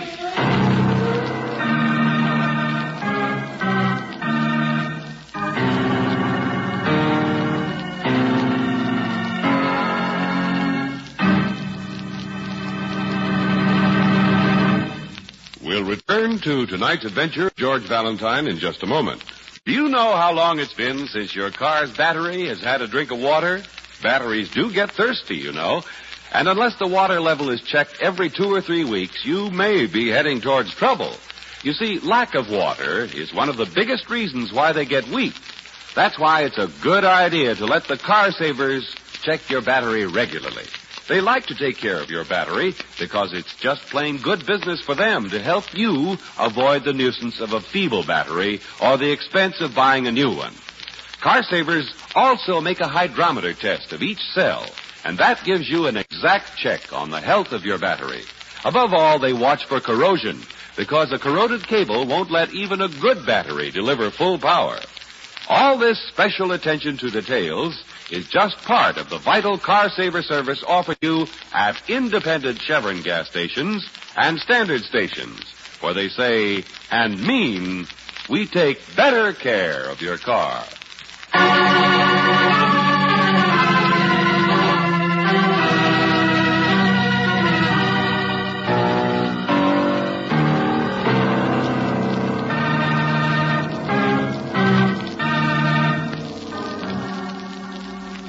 And now, back to tonight's adventure of George Valentine. If your name is George Valentine, right now you'd just as soon it weren't, because George Valentine is the man who slugged a resort hotel house detective and ran away from arrest for murder. The murder of Mr. Baines, a blackmailer. No, you don't enjoy being a fugitive, particularly when you don't know whom to trust. There, that's the Pearson place. Wife said they come out here every weekend. I don't see any lights. Oh, but I was with her, you remember? And she said she'd take a taxi out later to meet her husband here. Yeah, but I don't like it. George, there are lights, see? Huh? On the side. Pearson. Side porch. Just getting out of his car. He's going in the house. Oh, George, you've got to see him. He's the only one who can tell you about this Estelle and about Baines. If there is an Estelle, who says there is one? But Mrs. Pearson said... And Mrs. Baines said there wasn't. Angel, listen. When the politician's wife got us into this, she was so busy trying to hide her feelings and overlook her husband's escapades. That you think maybe she didn't know the truth herself? That the blackmail really... Yeah, something like that. He was pretty anxious to avoid us, I noticed. Well, but that's all the more reason for going in there and Sticking my head in a meat shopper, you mean? Pearson may be a fraud, Brooksy, a bag of wind who should have stayed in a locker room instead of foisting himself off on the public. But he's still got influence. He could still get me thrown in jail so fast I wouldn't even know what happened. And never get a chance to find out what happened either. Come on. What? But, George, if you Pearson's really think... inside now. No, his car, Angel, not him. His car? Yeah, the plates. Ever see an ambitious big shot with such a long license number? Oh. Or such a short car. Yeah. Oh, 5 Lakes Garage. That's not an agency. They don't sell cars at the... Wait a minute. Here's the flashlight, George. Thanks. Registered owner Anthony J. Baines. It's Baines' car. Come on, let's get out of here. But why would he have Baines? Step on it fast. 5 Lakes Garage, huh? Where? Oh, George, you're not going to the middle of town. Baines' garage is right in the middle of... Oh, yes, I am, Brooksy.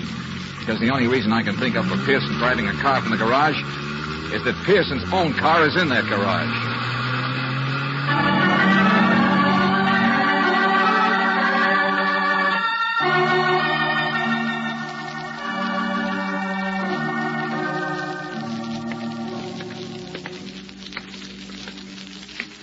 Here we are. Alley down to the left. Wait a minute, George. Policeman.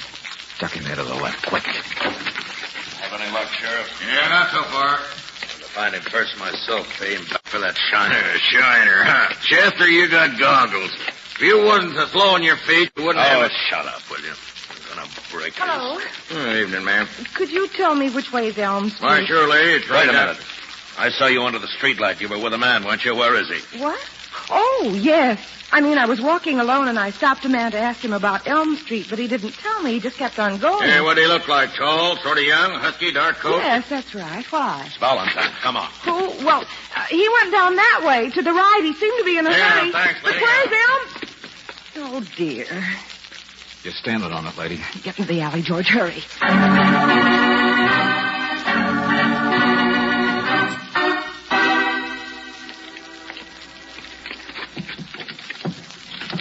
Relax, Angel. Bloodhounds went that way. Oh, George, hurry up with that lock. Now they'll be looking for me again. There we go. Back into the garage. Yeah. You want the flashlight, George? Yeah. Hey, there aren't any cars on the service. Hold it. There is one back here. Where? I don't see. Through the window. The door must be from the lube rack on the other side. Oh, Separate parking garage. black sedan. Uh-huh. The cobwebs you can't. Yeah, look. Nice gilt initials on the door. F.P. Pearson's car, George. Tucked out of sight. Nothing much wrong with it, except that headlight. What? Yeah.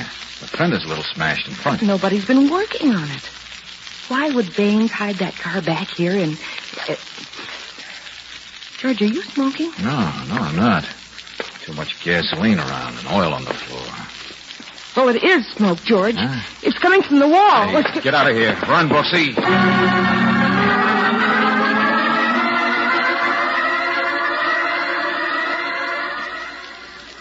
Oh, brother, that does it. Oh, now you're not only wanted for murder, but they'll think you started that fire, too. Oh, George. Don't talk so much, Angel. I'm going to start a fire, and right now. And at last, I think I know who's going to burn.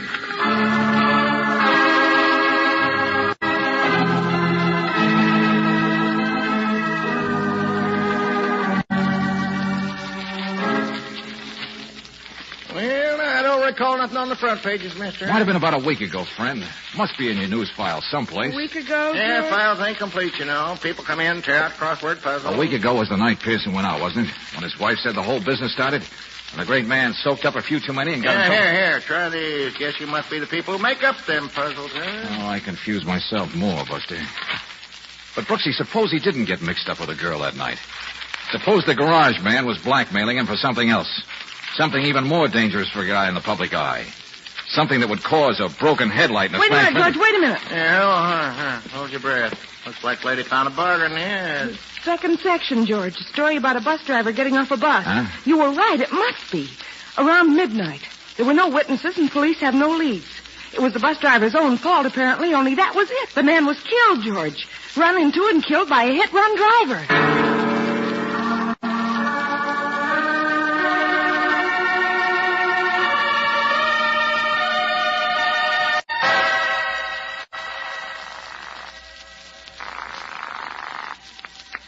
Hello? Hello, Mrs. Pearson. Yes, it's... Oh, Mr. Valentine, where are you? What on earth goes on? The police have been here. They're looking for... Take it easy, take it easy. I've been out with Estelle. You what? Who? That name you dreamed up. I don't understand. Estelle was the girl that Farrell said... All right. So he dreamed it up. I don't care. It was the obvious thing to tell me. People think blackmail girl a lot faster than they do blackmail car. Car? Mr. Valentine, for heaven's sake... Hit run, lady. A week ago. Your husband's car. Well, I just wanted to tell you I've seen the evidence. It got burned up, of course, before I could show it to anybody. I don't understand. But I still saw it. Mr. And I thought I'd better tell... Give me that phone. No, wait. Now give it to me. I can still handle some things in this house. Hey, what's going on there? I am. I just got back from downtown and see here, Listen, Valentine. be quiet, will you? Downtown, huh? Valentine, I've got to see you. It's not clear exactly in my mind what did happen last Sure, you drink so much. Save the stories. I'll see you all right. But get over here. Don't jump. I'll see you in cabin 10, Paradise Motel. And I'll give you 10 minutes to get here. What? Paradise Motel? There are too many cops around your place for my blood pressure. But don't bring any of them with you. Why on earth would I? And don't play so dumb, and don't send your wife. Because get this straight, friend. My assistant, Miss Brooks, isn't with me. Never mind where she is. But she knows what I know. And if you try anything funny, she tells the newspapers. Valentine. Yeah, you're being blackmailed, all right, Buster. This time by me.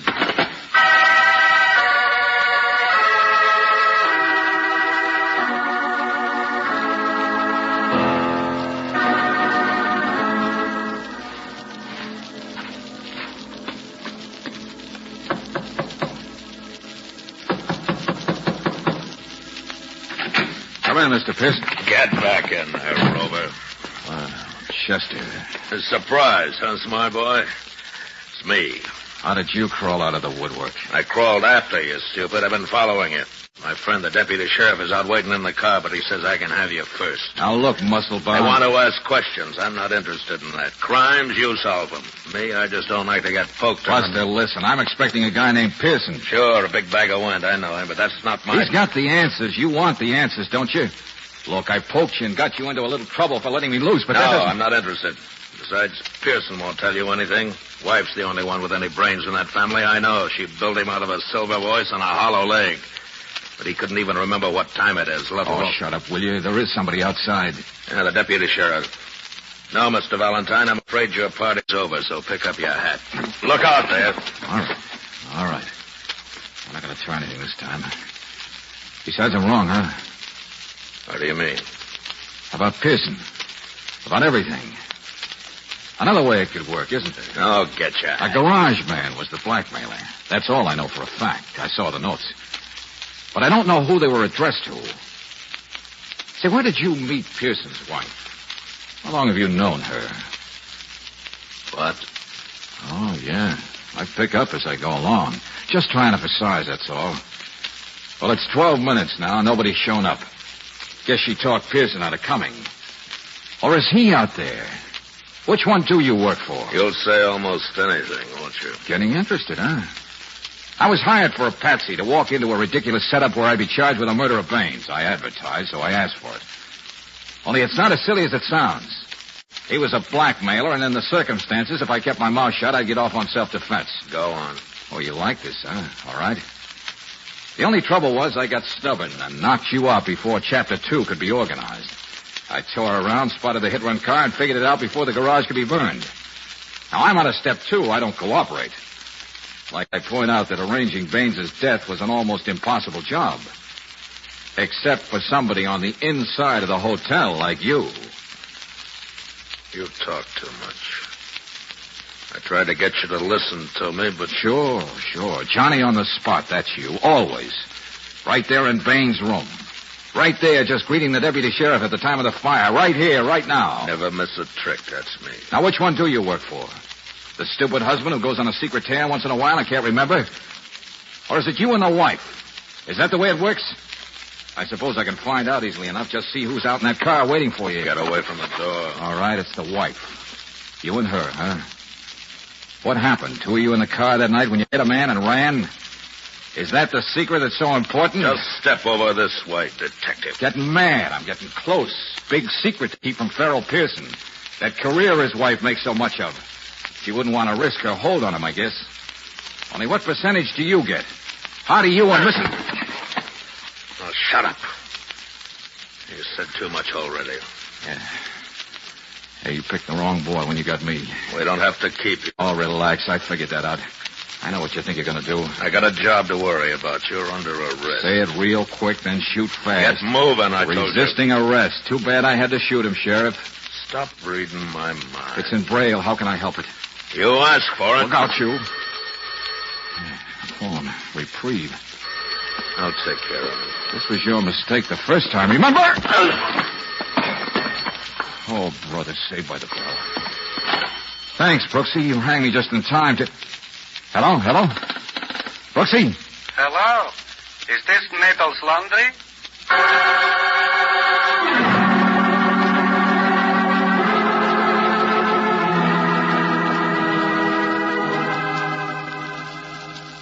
George, Mr. Pearson keeps calling you. Let him solve his own problems. He's had the wool pulled over his eyes so long it hurts. He's pulled some wool himself, George, thinking he can run for office. I know. Dumb guy who just liked to be able to drink with the boys and can't. Or couldn't until his wife went a little too far trying to protect her pitch. I wonder if he ever did fully realize what was going on. I mean, her and that Chester in that hit run that might have exposed them, but he just thought it was another problem. Let his wife take care of it. Well, she took care of herself, I'm afraid.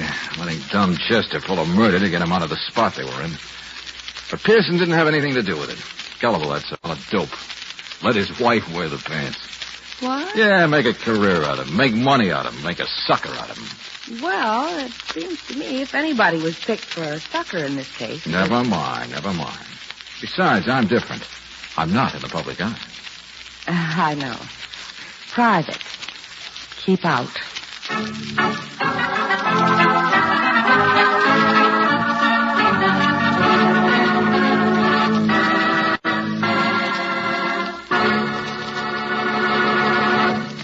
Listen to the difference. In a few seconds, you will hear Geiger counters measuring automobile engine wear. The engines are equipped with irradiated piston rings, which make it possible for the Geiger counters to detect wear as it occurs. You will hear authentic scientific proof that new RPM motor oil cuts in half the wear rate of critical engine parts, doubles the life of the average auto engine between major overhauls due to lubrication. First, let's listen to the Geiger counter slowly click off the low wear rate of new RPM. Now, the much faster wear rate of a premium type oil, as designated by the American Petroleum Institute. Now, new RPM again. You have just heard Geiger counters clicking off the scientific proof that new RPM motor oil is years ahead. Yes, new RPM doubles engine life between major overhauls due to lubrication. Try it. Sold with a money-back guarantee of satisfaction at independent Chevron gas stations and standard stations where they say and mean, we take better care of your car.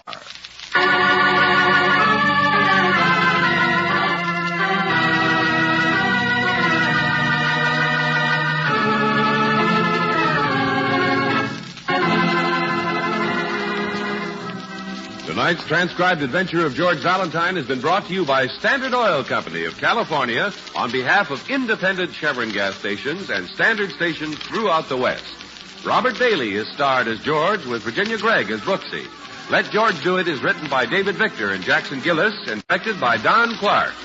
Herb Butterfield was heard as Pearson, Georgia Backus as Mrs. Pearson, Noreen Gamil as Mrs. Baines, Bill Conrad as Chester, and Franklin Parker as the sheriff.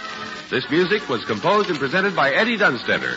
Your announcer, John Heaston. Listen again next week, same time, same station, to Let George Do It. Let George Do It is heard overseas through the worldwide facilities of the Armed Forces Radio Service.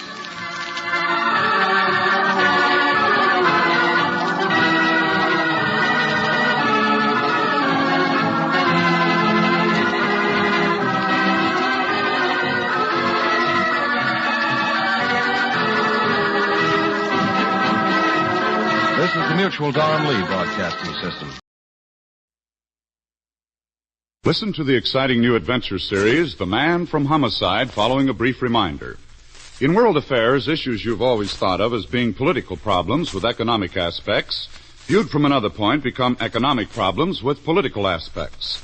This is the reason it's so very important these days to listen to news analysts who know all angles of world affairs. Henry J. Taylor, ABC's distinguished commentator, who is heard tonight, is such a person. Listen to Henry J. Taylor a little later this evening when he will bring you his commentary on the news in the program Your Land and Mine over your ABC station.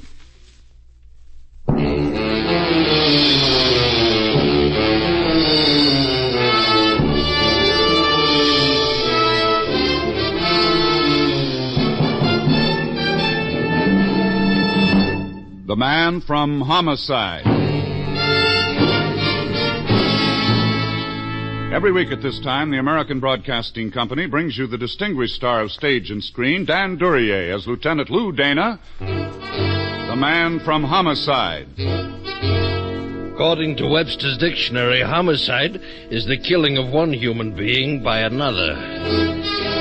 But for the men of the homicide squad, it's the beginning of a dirty, dangerous job that doesn't end until the killer is found.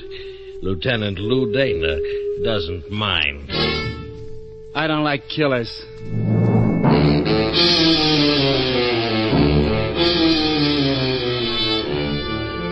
There's not much to see up at headquarters. Desks, typewriters, filing cabinets, tools on a job. Yeah, the cops, too. They're also tools, except they've got a defect. They remember things. Things like blood and tears, and the eyes of the frightened, and sometimes the eyes of the dead. They were blue eyes, and they stared up at a dirty ceiling in a cheap hotel room. They were blue eyes, and they belonged to a girl who registered as Muriel Smith. Smith. All right, boys. Outside, huh? Her hair was brown. Age maybe 25. Her dress was expensive, and she was lying on her back. She was also dead, having been hit in the chest by several bullets. After a while, I stopped looking at her and looked at the other girl in the room. I killed her. I killed her. And your name is, Susan Carter. I've already told the policeman. We have a kind of routine in these things. Mrs. Carter? Yes. Who was she? She... Muriel. Muriel Smith. Oh, no. Why do you say no? Her dress. Not in a hotel like this. She called herself Muriel Smith. That's all I know. Those gloves you're wearing, they're not very clean. Oh, they're only for driving. Well, that is, I wore them so I wouldn't leave fingerprints. Yeah. It also helps explain why you waited around for the police, huh? I don't especially like you. You and me both. Why did you kill her? Your questions, you keep jumping around. It's supposed to confuse you. I killed her because she was taking my husband away from me. Is he that valuable? I'd rather tell this to someone else. The trouble with killing people is it limits your choice of company. How did you know she was here? I overheard Mike phoning her. Mike being your husband. You beat him to the appointment? Yes. Tell me how you killed him. Start outside in the hallway. You came to the door. You'd knock, of course. Naturally. I'm not a cop. You knocked. Then what? She opened the door and I came inside. Now, we can skip the introductions. What then? I had the gun in my bag. She laughed at me. So, what more do you have to know? You shot her. She fell down and died. Then you waited for the police to arrive. Yes. What did you do with the gun? Eat it? I found I was looking at Muriel Smith again. I found I didn't like her being dead. I wished she'd close her eyes. I'm not going to say anything more to you. If you insist on meeting an assistant district attorney, come with me, please. Murphy, Mrs. Carter's going to headquarters, district attorney's office. Goodbye, Mrs. Carter. The room had been thoroughly searched. There was no gun in it. There was nothing in the room except what would be Exhibit A in a murder trial. Nobody would mention her eyes. The butler at the Carter home didn't delight in me. My tie seemed to bother him most. I decided that before I visited the next time, I'd get it hand-painted.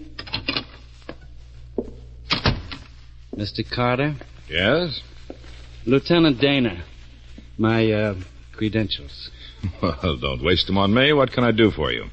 Is your wife in? Yes, she's upstairs asleep. It's rather late, you know. I know. Would you mind asking her to come down? I think I would, unless it's terribly important. It's important. Well, I don't have a warrant. I could get one, though. It'd be even later by that time. I see. Well, will you wait, please? I didn't know exactly why I put him through it. Maybe it was because his tie was already hand-painted.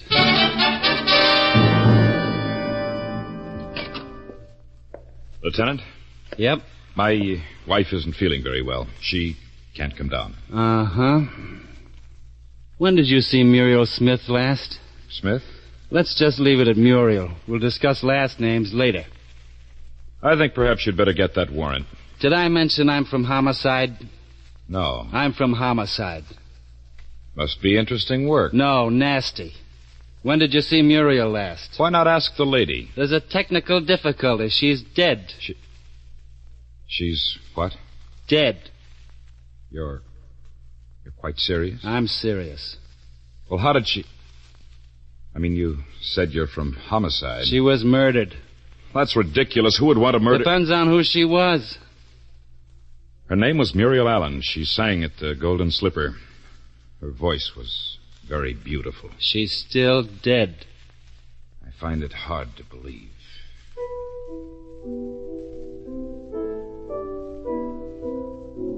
She had such quality. We could manage without the piano. I'm sorry. That was Ravel, his pavan for a dead princess. Yeah? Yes, Lieutenant. A man named Marv Blakey runs the Golden Slipper. He's short, fat, and greedy. He doesn't hire princesses. What do you mean by that? She sang for Blakey, that's all. And what did she do for you? Get out. Uh-huh. Keep your appointment at the Standard Hotel tonight? That is not... I had no appointment tonight. It might pay you to keep in touch with your wife. Good night, Mr. Carter. Good night. She's downtown, holding conversation with the district attorney. Your wife, I mean.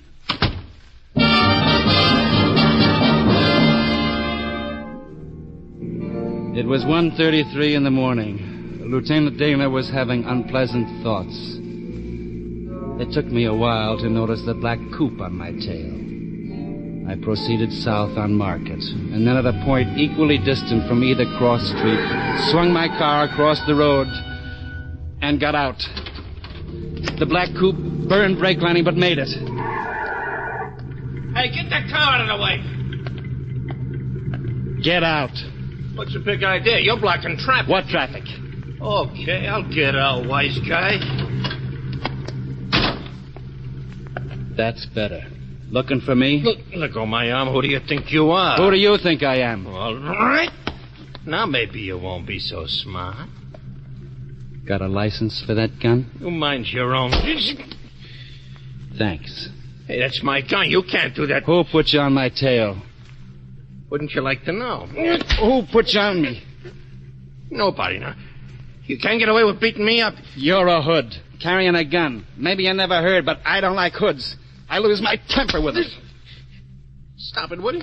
Who put you on me? Mr. Blakey. The boy with the golden slipper? Pull your car over at the curb. We'll use my car. The city pays for the gas. I wouldn't want this visit to cost Mr. Blakey anything.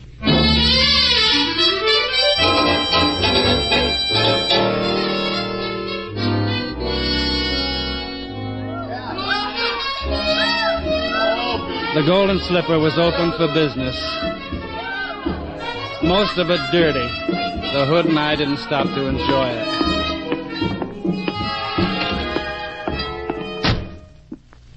This here's Mr. Blakey's office. Don't knock. What? Okay. Mr. Blakey. Benny, what are you doing here? He's trailing me. Trailed me right into your office, Blakey. Benny? I had a little trouble. The other side of the door, Benny. Not quite so fast, Lieutenant. Benny. Well, he's got my gun, Mr. Blakey. Oh? Benny doesn't feel right without protection, Lieutenant. There's the license for his gun. Pretty engraving. Too bad I can't read. You could get into trouble taking Benny's gun. He could get into worse trouble. He's a little careless. Now that you mention it, perhaps he is. Oh, Mr. Blakey, he beat up on me. Look at my face. It's all swollen. Biggest mosquitoes you ever saw Mr. this Blakey, year. you ought to do something about it, because you sent me after... Get out.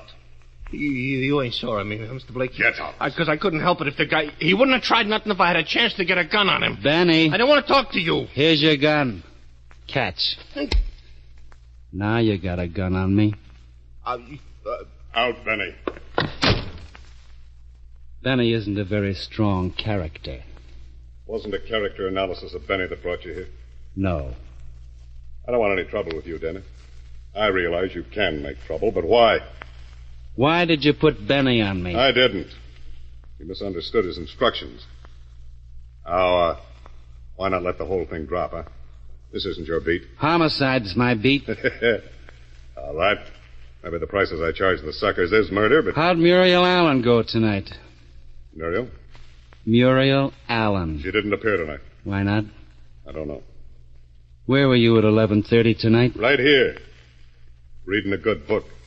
How many witnesses? 4, 7. How many would you like? You got a large payroll. What happened at 11:30 tonight? Muriel Allen quit the Golden Slipper?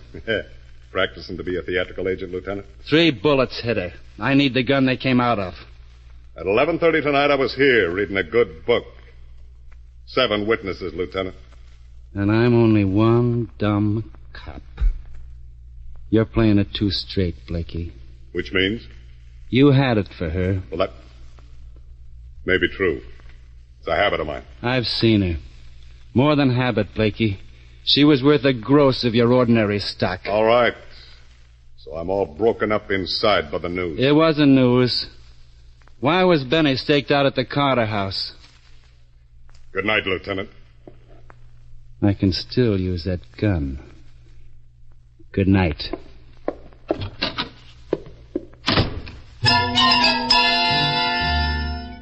The hallway that ran behind the club was dark. I headed for the floor quick, but halfway down I found out it wasn't entirely my own idea. Oh!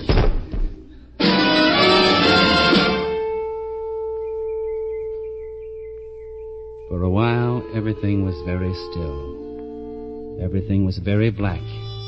But then they began peeling the layers of velvet off me, and something began to pound. It must have taken me 20 minutes to discover it was my own head.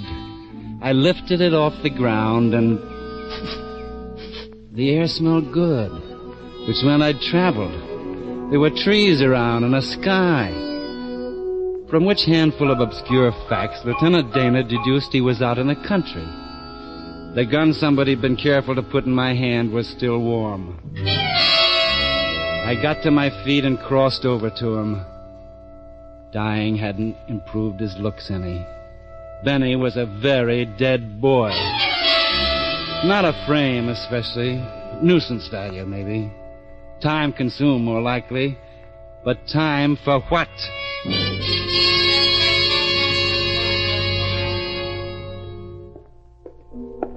They still had the green lamp burning out in front of headquarters. What? You sound like a Hawaiian, Sergeant. I'm wide awake, and further... Oh, hi, Lieutenant. Hello, Dave. Well, you've been gone quite a time without checking in. Hey, what's with your head? My head? Oh, now you mention it, the blood's tickling the back of my neck. Who slugged you? Little boy Blue. I've also got a corpse out in the car for you. Oh, anybody I know? Have the boys collect them. Sure. Now, you ought to do something about that head. Trade it in for a new model, maybe. Dave, I want conversation with Susan Carter. Not tonight, Lou. The DA threw her out. Didn't care for her confession, especially without the gun to go with it. How long ago? Oh, a half hour, maybe. Come on. I'm dumping the corpse in your lap, and you've got the lap for it. I'm in a hurry. Okay, Lieutenant. Now, why did that girl confess? Maybe because she loved her husband. Like that, He must have something. Sure. Hand-painted ties and plays the piano. Where are you heading? I still want conversation with Susan Carter tonight.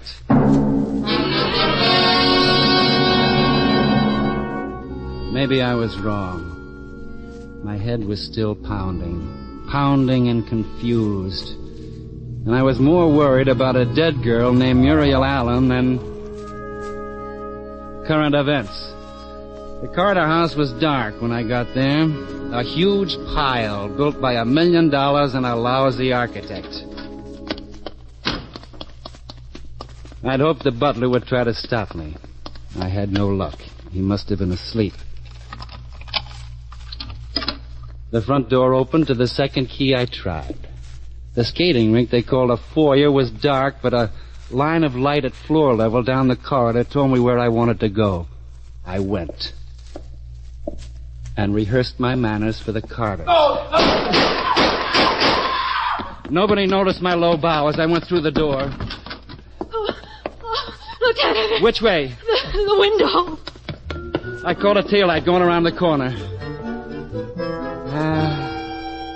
There's nothing special about a taillight. I was late. Seconds late. I turned back into the room. Susan Carter was as white as the belly of a dead fish. Lieutenant, The faint was a break for her. She could stop looking at her husband. As for him, maybe he was looking at something, but it wasn't anything a pair of living eyes could see. Maybe it was a girl named Muriel. The rich are always lucky. Lou Dana here. Put out a call fast for Marv Blakey, late of the Golden Slipper.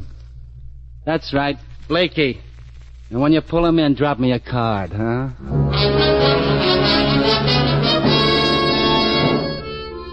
I ordered half dozen policemen and waited. Life caught up with Susan Carter. I can't. Take it easy, Mrs. Carter. You got a long time to settle down with your husband's death. It's not possible. It's possible. Happens all the time. Ask any cop in homicide. But who? That's for later. This one you wouldn't want to confess to, would you? How can you say things like that? Practice. I need a little information from you, and I need it quick. My husband is just Michael. He's gonna stay that way. And there's nothing you can do about the dead.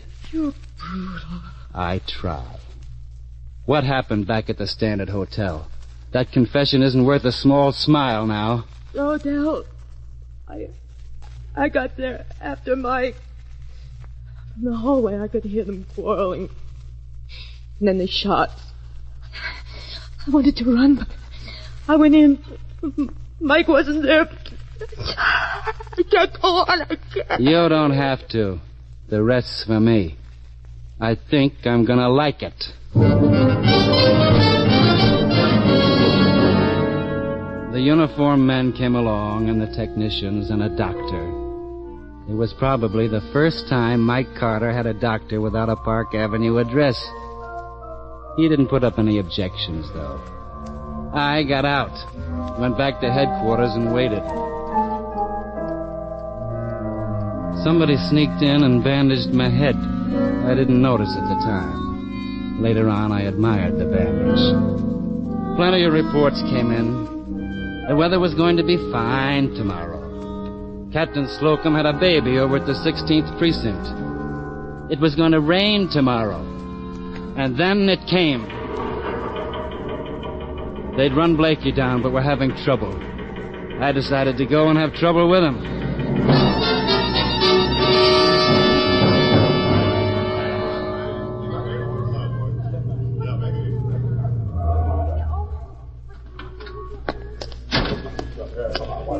Make me smart, Dave.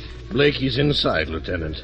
Only way of getting to him is through the alley, and he's got a couple of guns on it. So? We sent for the heavy artillery, and they ought to be getting here soon. I can't wait. Lieutenant, what are you going to do? Go in and take Blakey? Now, Lou, the alley is clear.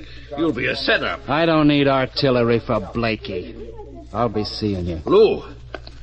Lieutenant, you can't. You're not bulletproof. Quiet. A thing like that's liable to get around. Dana, Yeah? stop where you are. I'm coming in. I told you. I'm coming in.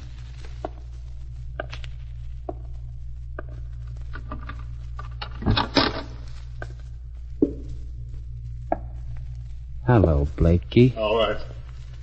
All right, you got this far, so what? I'm taking you in for murder. You make a nice announcement. Thanks. Let's have your gun. Why don't you come and get it, copper? All right. I will.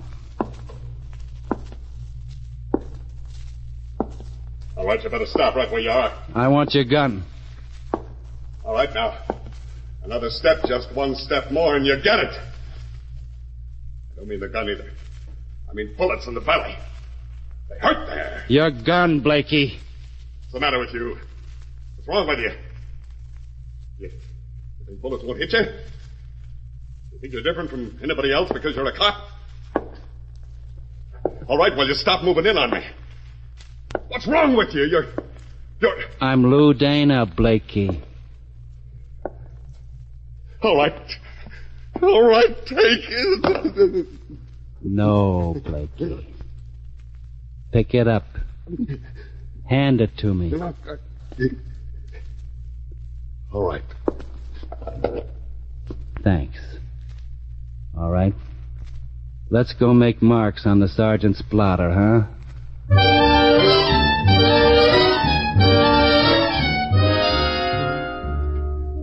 Marvin Blakey was booked at headquarters, the charge being murder. Marvin Blakey, being booked, was put in a cell to await his lawyer and his trial. Marvin Blakey had a few things to say. Carter killed Muriel. Benny, how safe would I have been with him on the loose? I see you're grinning, Lieutenant. You mean how safe am I now? Never mind. Carter killed Muriel. You didn't know her, did you? Even now, with me where I am, can almost figure it's worth it. I did know her, see?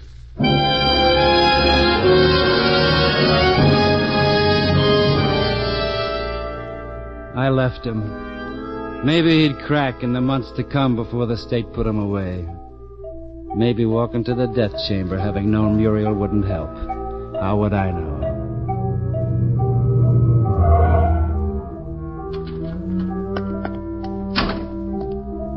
I was a cop on my way to make an official notification. The sky was turning dirty gray.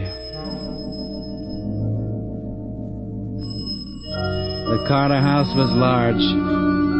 The uniformed men and the technicians had long since gone. Michael Carter had gone with them. I rang again.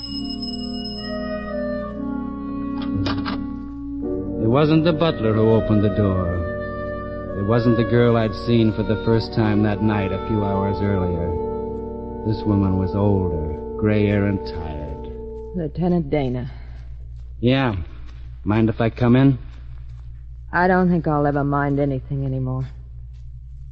Come in. Thanks. Let's go where you can sit down. Kindness doesn't become you. Well, Lieutenant? Your husband ever wear driving gloves? No, This is the summertime. He wouldn't have worn any other kind of gloves. he didn't. Your confession didn't make very much sense, Mrs. Carter. Do we have to... Without the gun. We found that gun. Did you? Your husband's pocket. Should I be surprised? No. His prints were on it. Yes. Very clear prints. Too clear. Too clear, Lieutenant. A man fires a gun. The prints tend to be smudged a bit from handling. But supposing a gun is wiped clean, And then the man's fingers are carefully pressed on the handle. Then you'd have his prints on it, but they'd be too clear. I never knew that. No. I had the lab give his hands a paraffin test. What's that? When a man fires a gun, small gunpowder particles are embedded in the skin. Oh? Michael Carter hadn't fired a gun recently. I'm tired. I'm not sure I know what you're trying to say. With Michael dead, you've got his murderer. Why did you make all these tests? Because Muriel Allen registered at the Standard Hotel as Muriel Smith. She was ashamed. A club singer? Working for Blakey? She was going to see Mike. Then she wouldn't have registered as Miss Smith. She didn't take that room for romance. She took it for a meeting with you. Lieutenant Dana, what are you getting at? Something very simple, Mrs. Carter. I'm just believing your confession.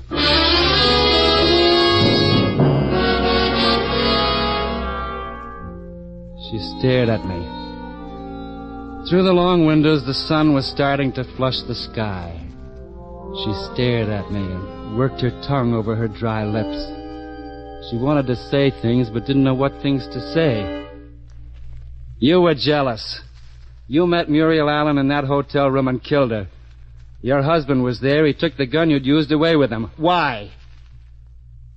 Maybe because he loved you once. Aren't you being sentimental? He was. And it led to his death. He thought maybe he was giving you a chance to get away. That's why he lied to me when I got to your house. Said you were upstairs sleeping. You didn't even try to get away, though. Instead, you made your confession. A confession that would seem false. That would make it look as though you were trying to protect your husband. That's the way Blakey figured it. That's why he killed your husband. I couldn't have known. Would you have cared? With your husband dead, you remembered the gun in his pocket. You took it out, wiped it clean, and then carefully pressed a corpse's fingerprints on it. The corpse didn't object. You're very clever. No. I just get feelings about killers. All right.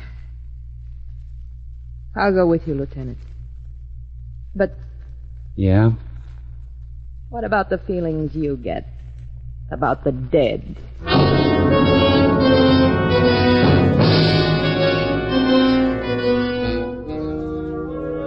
Susan Carter was booked at the 12th Precinct for the murder of Muriel Allen. We gave her a number and a file card, and the law would take its due process. There was dust on my desk at headquarters. I signed my report, Louis Dana, Lieutenant of Detectives, Homicide Squad. In a little while, I'd get up and go home. Till then, I could think about a girl whose eyes stared up at the dirty ceiling of a cheap hotel room. I don't like killers.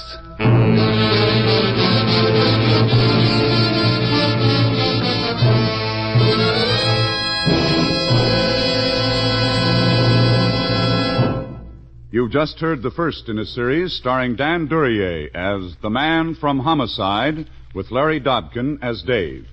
Mr. Duryea can be seen starring in Al Jennings of Oklahoma. In tonight's cast, you heard Gene Bates as Susan Carter, Bill Boucher as Blakey, and Howard Culver as Michael Carter. Music was by Basil Adlam.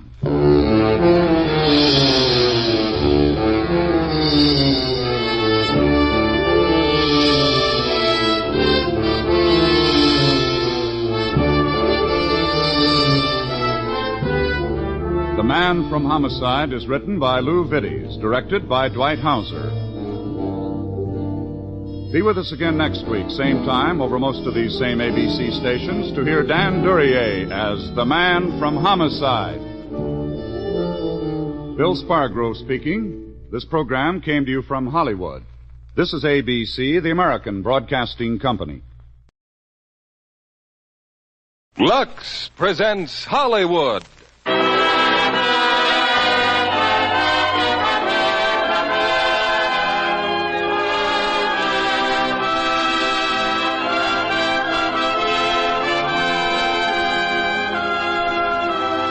the Lux Radio Theater brings you Betty Grable, Victor Mature, and Barry Sullivan in Coney Island. Ladies and gentlemen, your producer, Mr. William Keeley.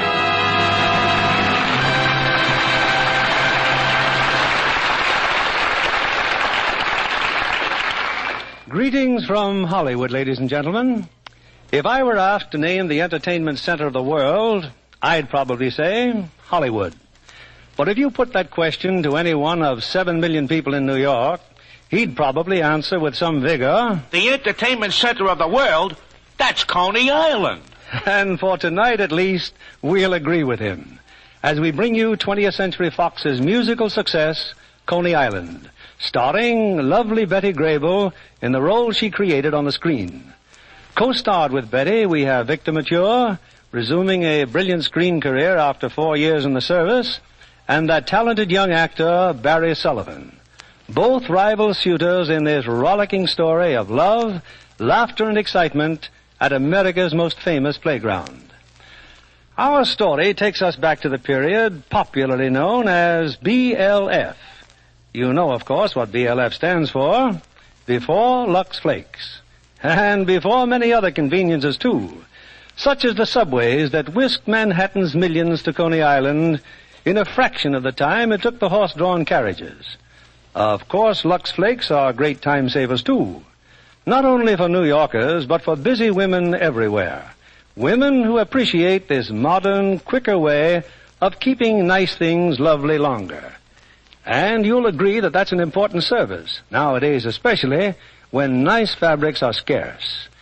We're off to Coney Island and the first act of tonight's play, starring Betty Grable as Kate Farley, Victor Mature as Eddie Johnson, and Barry Sullivan as Joe Rocco.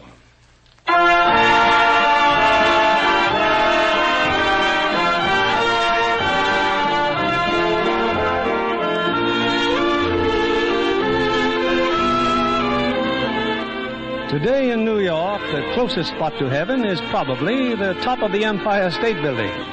But 40 years ago, New Yorkers came closest to paradise at a breeze-swept beach on the Atlantic Ocean. Only a short distance from the hot and throbbing city, they found a land whose milk and honey was clam chowder and foaming beer. A place of perpetual carnival of singing waiters and persuasive barkers. A little raucous, a little rowdy, but nevertheless beautiful Coney Island.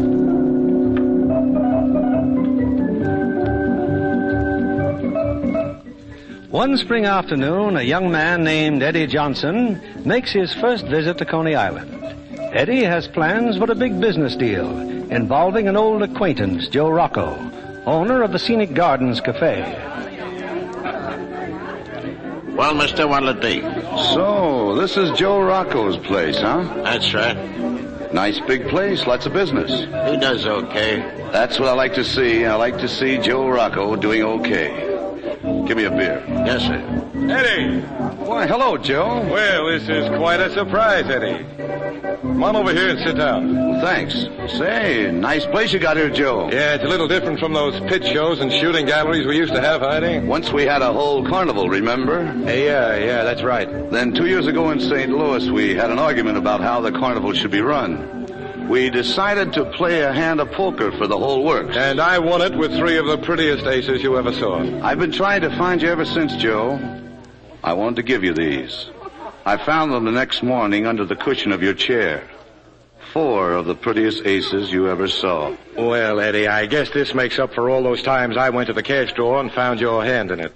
Now, why don't we just forget the whole business, huh? I've tried to forget it, Joe. I've tried and tried. But it's just no use. You gonna sue me? No, but I figure that since you cheated me out of our carnival, we're really still partners, and that means I own 1/2 of this joint. There's just one hitch, Eddie. I don't figure the same way. Well, in that case, I'll just have to worm myself in, Joe, one way or another. Oh, I'm sorry to hear that. But I just got to pay you back, Joe. If I didn't, I'd lose all my self-respect. I just wanted to show you my new dress, Joe. How do you... Oh, I didn't know you were busy. Oh, it's all right, honey. The man's just leaving. This is Eddie Johnson, Kate Farley.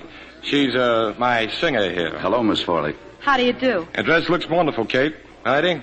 Would you look at the feathers? You It'll be a nice dress when it gets through molting. Oh, and since when are you an authority? Go on, Eddie. Push off. You won't change your mind about my proposition? Sorry. Suit yourself, Joe. Oh, Miss Farley, Yeah. when you take that dress off, you better hang it up in a birdcage. Now listen, you smart aleck. I've had just about enough of With your... all those feathers, it's liable to fly away. Goodbye, Miss Farley.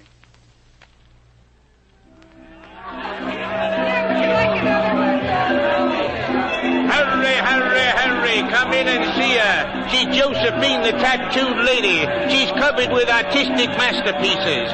You'll see Gainsborough's Blue Boy talking things over with Whistler's mother. You'll see the Leaning Tower of Pisa. Come in and marvel at these pretty, wonderful... Frankie, look! 'Tis Eddie Johnson. Eddie, you old son of Frankie a gun. and Finnegan, say you're looking great. Why not? He's preserved in alcohol. Not since the Chicago Fair have I looked upon you, Eddie. Say, this calls for a celebration. Yeah, but tell me, is this your pitch? Yeah, I'm sorry to say it's mine. All mine. Well, what in the world are you doing at Coney Island? From the looks of business, nothing. Eddie, have you seen Joe yet? Joe Rocco. Yeah, just came from there. Teaming up with Joe again, are you? Not just yet, Finnegan. I'm looking for a new partner, Frankie. Interested? Oh, Eddie, I ain't got but only $9 to my name. Listen to me and you'll be rolling in dough. Huh? I got an idea for a pitch that's worth a fortune. Well, that's great. Go and open it up, but let me alone. Look, every location is taken. This would be just the spot for it, Frankie. Hurry. The only tattooed woman on Coney Island. Every time she shakes, moving pictures. Look, will you listen to me?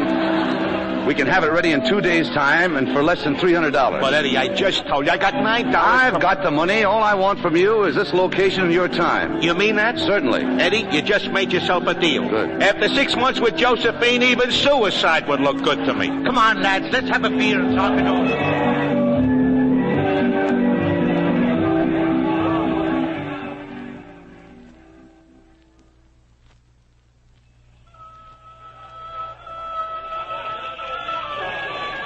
Dolly, will you look at that? What? Well, that mob over there in front of Frankie's place. He never did that much business in a month. Oh, didn't you know? Frankie's got himself a new show and a new partner. That fella doing the barking. Huh? Oh, you bet I see him. So that's Frankie's new partner, is it? Yeah. Come on, Dolly, we're going over there. At a show like that? You heard me. Here's my chance to get even. Katie, you just don't make sense. I'll explain later. Come on. And it's only 10 cents to see the staring exhibition of genuine Turkish harem girls. Hurry. See the young Turkish maiden sold to the Sultan for 20 pieces of silver. An authentic and educational exhibition with genuine Oriental music as played by Abu Mandeb, the Turkish gentleman seated there before you on the Persian carpet. Abu is a genuine native of mysterious Constantinople.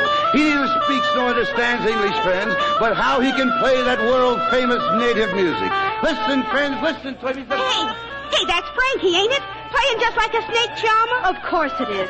Why, he looks about as much like a Turk as you do. Will you look at him buy those tickets? Gee, those guys are making a fortune. Stand back, Dolly. I'm going to go Only to work. 8 seats left. Hurry. Oh, Frankie. Hello, Frankie. Huh? Oh, hello, honey. Glad to see you. I'm amazed, gents, amazed. Abu arrived in this country only 2 days ago, and already he speaks a few words of English. He's about as Turkish as that Indian blanket he's sitting on. All right, little lady. Kindly move along now. You see, gents, Abu comes from a very fine family. According to the Turkish traditions, he shouldn't speak with anyone so obviously beneath him. As the little lady here. He used to talk to me plenty when we were working together over the Yakin Crane. Yes, Abu? Yaksmayorum dastandam buyu. You do? Geçmezden toplori putsu. All right, Abu, I'll ask her. Young lady Abu here can't figure out why you're wearing that atrocity on your head. He says it can't be a hat, or can it? Abu says, did lady lose election bet, or did lady fall into fruit salad? Hey, we better get out of here. The nerve of that bum. Wait till I tell Joe. Just wait. Why, the young lady is going away. Don't rush off, sweetheart. All right, boys, hurry. The show starts in exactly 3 minutes. It's the most sensational, the most daring.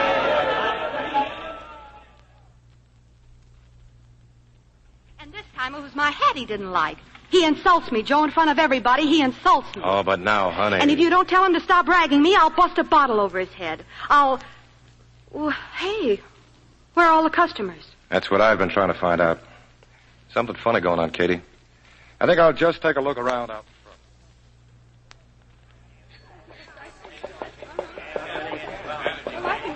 Billy, me boy. Finnegan, come on in, have a drink. Oh, no, I don't dare. Not here in Rocco's place. Finnegan, you're sick. Me? No, but Steve is Rocco's bartender. The doctor discovered the dear lad had chronic prognosis. Oh? And him handling all the glasses the people drink out of. And I was just going in there. I've been standing here warning all me friends to keep away. It's just terrible. Well, thanks, Finnegan. Now, if you're looking for something intoxicating, there's Eddie Johnson's new show just up the street. Ah, those Turkish car leads. Oh, that's from me, Finnegan. I'll see you later. You're the one who's steering my trade away. I'd like to murder you, Finnegan. Now, wait a minute, Joe. It's not his fault. You know who put him up to this, don't you? I got a pretty good idea. Go on, Finnegan, beat it. Joe, you're not going to let him get away with this, are you? You bet your sweet life I'm not. You've got to show that four-flusher where he gets off. Louis. Yeah, Joe? Louis, that old friend of mine, Eddie Johnson. He needs a lesson. I got some friends in Brooklyn, Joe. They're swell teachers. I want that cooch joint of his to look like an earthquake hit it. Understand? Relax, boss. It's as good as done.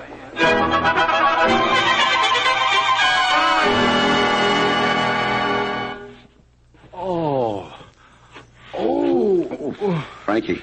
Oh. Frankie, can you move? Oh, I'm fine. Just resting. Oh, what hit me? Seems like Joe wants to play a little rough. Take a look around. Oh, what a wreck. Yeah, it was a nice place while it lasted, Frankie. Well, let's start looking for a carpenter and those Turkish dames.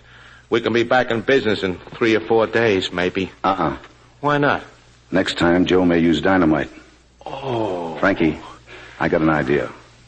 Let's wreck Joe's joint. Dynamite? Oh, swell. No. Nice and legal. See that sign across the street? Read it. Welcome to Coney Island. United Brotherhood of Irish Bricklayers, Local 742. They'll be here tomorrow, Frankie. The United Brotherhood. So they'll be here. Well, don't you see? Rocco's place will be filled with Irishmen. After they've had a few beers, you and I will go in and start making some nasty remarks. Pretty soon there'll be the wildest, knockdown, free-for-all you've ever...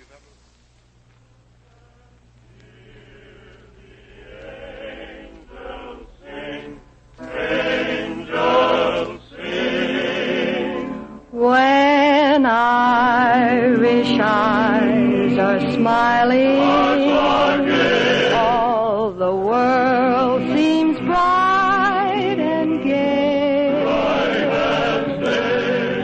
And when Irish eyes are smiling,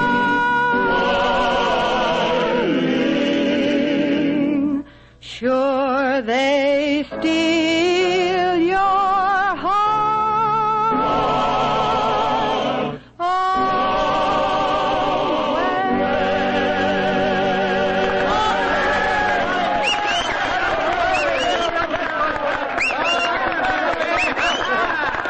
Thank you, boys. Thank you. We'll be back with more entertainment later. Now, all you fine Irish bricklayers, just step up to the bar and get a drink on the house. It's free, boys. Free beer, free lunch. Louis? Yeah, Joe? I'll be up in the office. See if these boys get treated right. Okay, Joe.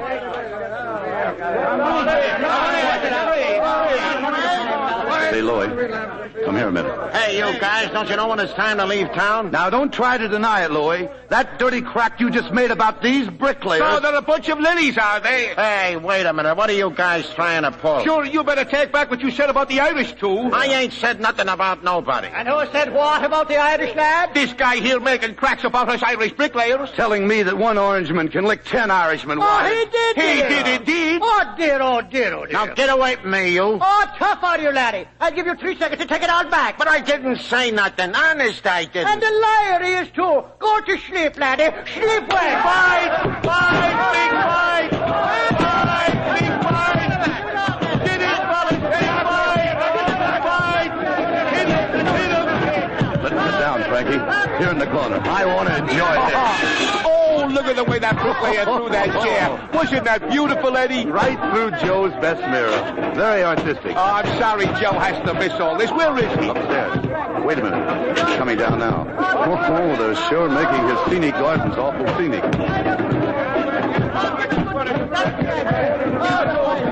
Get out of my way, Finnegan. No, Joe, I'd like to let you pass, but I can't. You might try to stop the fun. Run, they're wrecking the place. Get out of the way. So you want to fight the Irish, huh? Well, Bucker, you'll have to start with me. Up with your hands. Go on, you old souse. Get. Oh. Boys, you got to stop this.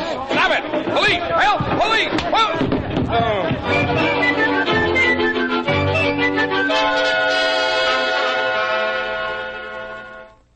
Poor old Finnegan. Come on, Frankie. Set him down on my bed. Yeah. Oh, there. Cold as a cucumber. Oh, he'll be all right. When Joe pushed him, he hit his head on the bar rail. He'll come around in a minute or two. Lucky I live so close. I'm sure nobody saw us. Saw us what? Carrying Finnegan out. Well, what if they did? We couldn't leave him on the floor with the riot going on. But I got an idea, Frankie. A great idea. Another one? You've done all right for one day. Hey, he's coming around. Finnegan, wake up, Keep quiet. Finnegan. Be quiet. I'll do the talking. Oh, no, boys. Hello, Finnegan. Oh, where am I? In my bed, Finnegan. You've been here for hours and hours. What's that? What happened? Oh, it's terrible, Finnegan. The doctors just left. Doctors? Is someone sick? You are, poor fellow. Cranial contusions. Yeah, Finnegan, all over your body. Oh, dear, me poor head hurts, too. The doctors say you have a chance, Finnegan, if you get out of town. Out of town? Immediately. But I feel better already. Otherwise, they'll have to take you to the city hospital. Oh, I took a drink of water yesterday. I've been poisoned. And don't worry about money. A few weeks in, say, Atlantic City, and you'll be a new man. Frankie and I will take you to the train. Get a carriage, Frankie. Oh, thank you, lads. Thank you, Atlantic City. Oh, it'll do me a world of good, boys. A change of saloons is just what I need.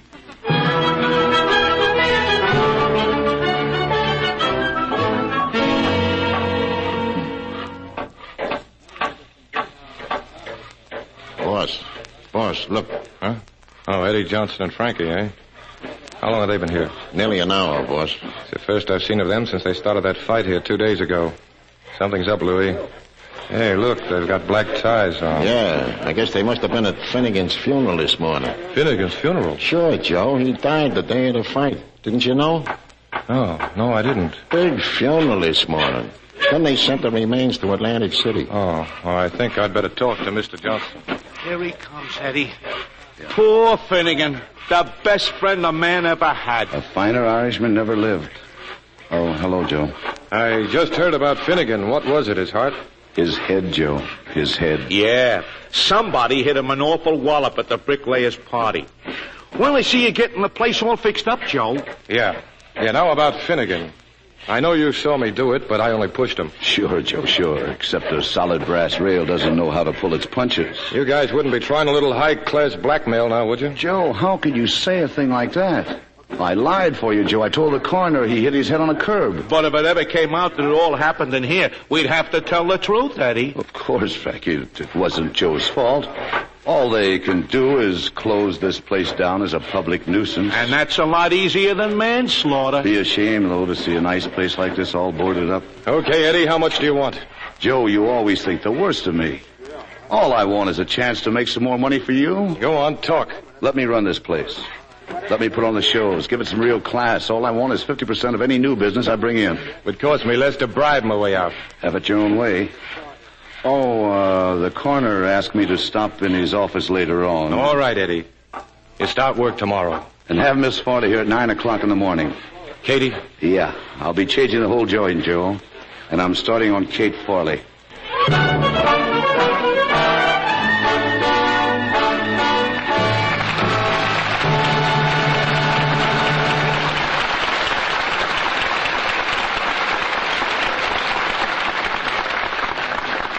Act 2 of Coney Island, starring Betty Grable, Victor Mature, and Barry Sullivan, will follow in a moment. Libby, don't you ever get tired of tearing around after the stars? Do I? Especially a human dynamo like Rosalind Russell. I did manage, though, to catch her in her dressing room one day on the Sister Kenny set. Her enthusiasm about the part is really contagious. I don't wonder. Her role as Sister Kenny calls for a bit of everything, from romance with handsome Dean Jagger to high drama. Oh, besides, Rosalind Russell is personally interested in that new technique for treating polio. Didn't she travel around the country with Elizabeth Kenny before RKO started the picture? Oh, yes. Ros was so anxious to play the part of the Australian nurse just right They made a tour of hospitals together during the war. And wartime traveling must have been hard on both of them. Well, I asked Roz about that, and she said yes, there were many problems. And one she worried a lot about was how to preserve her precious nylons. Like women everywhere. Well, with Rosalind Russell's reputation for being one of the best-dressed women in the country, her stockings had to look perfect wherever she went. Did she manage to keep hers that way? Oh, yes, indeed. And guess how? Our old friend Lux Flakes? None other. She always carried a box of Lux Flakes in her suitcase. There's no doubt that Luxing helps nylons last much longer. Strain tests proved that. Well, sometimes Roz stayed in nurses' quarters when hotels were full. And she said she invariably ran into Lux Flakes there, too. I've often admired the way a nurse manages to look spotless from tip to toe. That's Lux for you. And because nurses are on their feet all day, they're quick to find out what makes stockings last longer, too. Whether they wear lisle, rayon, or those new white nylons nurses covet. It's a fact that all kinds of stockings wear better if they're washed gently with Lux. In many, many tests, stockings washed with a strong soap or rubbed with cake soap soon went into runs, while Lux cut runs way down.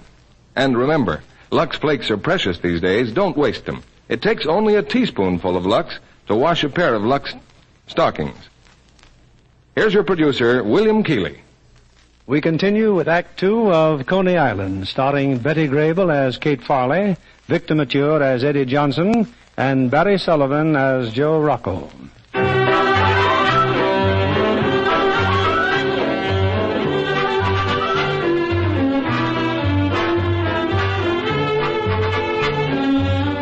Believing that Finnegan is dead, Joe Rocco has made Eddie manager of his Scenic Gardens Cafe. The new impresario spends his first day in hiring an orchestra and revamping the entertainment program. But Eddie's having his troubles.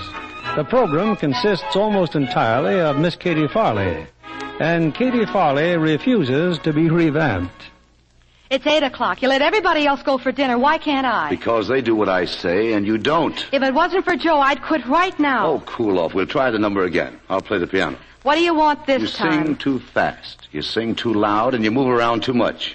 Outside of that, you're great. Everybody sings fast. It's the style. Then we'll change the style. I'm trying to make you a little different. All right, I'll do it again. Go ahead, play. Cuddle up a little closer, love be mine. Cuddle up, be my little clinging vine. Stop shouting. Look, if you want your family in Hoboken to hear you, use the telephone. Oh, you fourth-rate Velasco, I gotta sing loud. There'll be a crowd out there tonight, and they make a lot of noise. Look, if you're good, they'll stop talking and listen. If you're not, you can yell your lungs out and they still won't hear you. Look, I've been doing great for a whole year. They like me here, and nobody's going to change my style of singing. Nobody. I'm leaving now, Mr. Eddie Johnson. I'll be back in time to do my number, my way. Goodbye.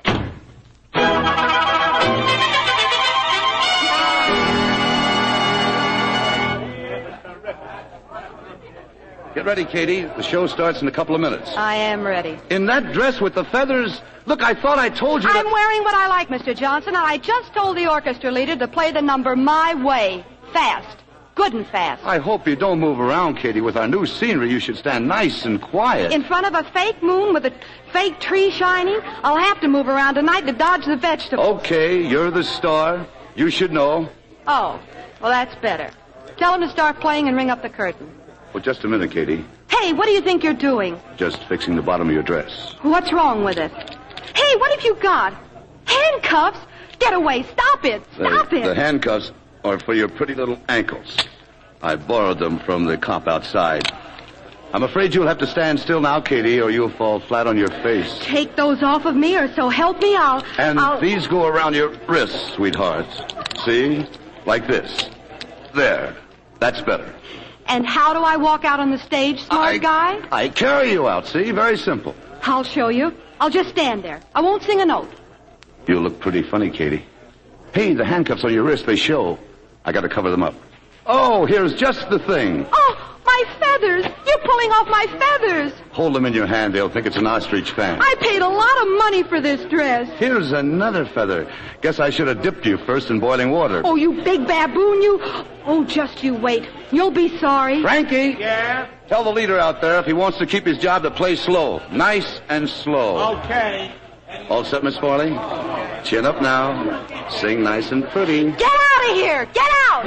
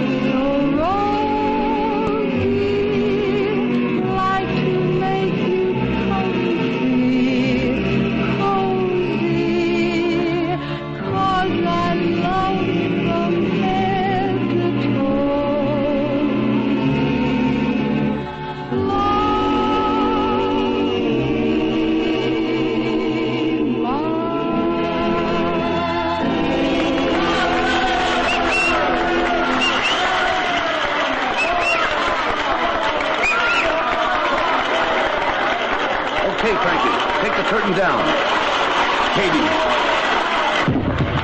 Katie, you did swell. Now, up we go. What are you doing now? Put these down. You can't walk with handcuffs on your feet. I'm taking you to your dressing room. I want to talk to you. I can hear just as well with these things on. They hurt. You could kick, though, and start tossing vases. Well, what do you think of my way of singing now? That applause wasn't so much. You couldn't have gotten more if you were a parade. Hey, my dressing room. Now, get these things off. In a minute, Katie. You know, they liked you tonight. There wasn't a sound while you sang. For once you had real class. Where do you get off talking to me like that? There are a lot of people around here who like me just the way I am, see? Sure, but more people will like you if you'll just listen to me. You've got warmth, appeal, you're attractive. Yeah, in fact, you're so attractive, I think I gotta kiss you. Get away from me. Yeah. And you'll be still more attractive if you just dress instead of overdressing. I'm no dummy. I went to school, finished the 10th grade. I even... Oh, here's that feeling again. I need another kiss. Is that what you learned in the 10th grade? No, that's why I was kicked out of the 11th. Oh, just wait till I get out of these chains. I'll slap your face so hard it'll... No, you won't, because you know that everything I told you is right. Okay, I'll take the handcuffs off now.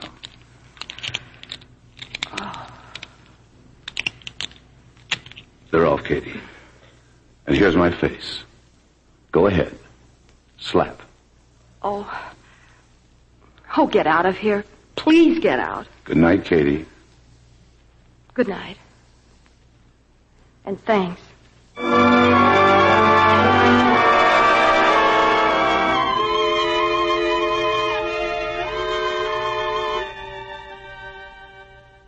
Oh, come in, Eddie, come in. I thought it was about time we did a little bookkeeping. Any complaints? Complaints? In 3 weeks, you've turned this place into a gold mine. We've taken in nearly $20,000 with a net of $5,000 over average business. You get 50%, Eddie. Here it is. You know, Joe, for $30,000, we could buy us a new place. You can think of more ways of spending my dough. Not yours. Ours. Take my cut of the profits each week and put up the same amount yourself. Before you know it, we'll have enough. No, I'm making all I want right here. And why kid ourselves? We're doing great because of Katie. She's been sensational. That's right. Yeah, but how long can she stay on top? She's not on top. She's just starting. Give her time, she'll be the biggest star in years. You know, for a guy who's always battling with Katie, you seem to have a lot of faith in her. She's swell, Joe. I'm getting very fond of Katie. Oh, is that so? Well, I just as soon you and Katie keep it on a strictly business basis, Eddie. Oh? Yeah. I always had a silly idea that Katie was my girl. You know what I mean? Oh, sure, Joe, I know. Well, we'll see, huh? That's right, we'll see. Eddie Devine, are you there? Eddie! Who is it? Finnegan, greetings from Atlantic City. Finnegan. Why, Say something, boys. Are you not glad to see your dear old friend? Hello, Finnegan. Well, hello. Joe, you look like you're seeing a ghost. Well, that's just what I am seeing. Or am I, Eddie? Say, what is this? Everybody stares at me so queer-like. Why, two of the boys downstairs signed the pledge as soon as I walked in the door. Finnegan, I'll see you later. Later, huh? Oh, you're busy. Oh, sure, Eddie. Oh, it was a lovely time. I had a lovely, lovely time. Well? Joe, I told you I'd worm in here one way or another. Yeah, you slipped over a fast one and tripled my business. I like being taken that way. Joe, what about a new place? It can wait. Better come in on it with me, Joe. If you don't, I'll buy it myself, Katie and me, and we'll take all your business away. But I wouldn't like that, Eddie. I wouldn't like that at all.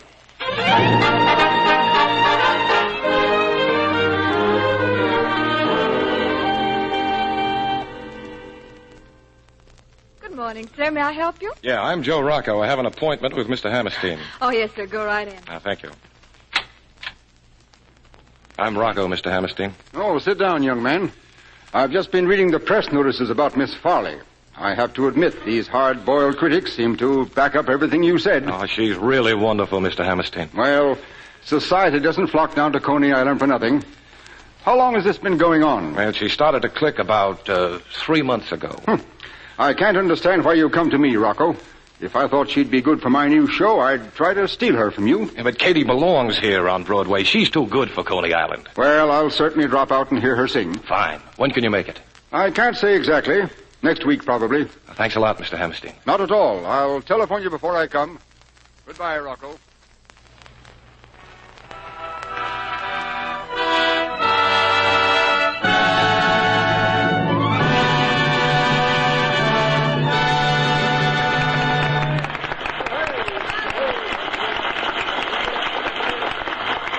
Now a new number, ladies and gentlemen. Miss Kate Farley singing, Put Your Arms Around Me, Honey.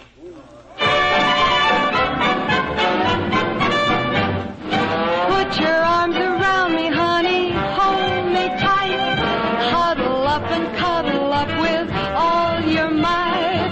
Oh, babe, won't you roll them eyes? Eyes that I just idolize. When they look at me, my heart begins to float. Then it starts a-rocking like a motorboat. Oh, I never knew any boy like you.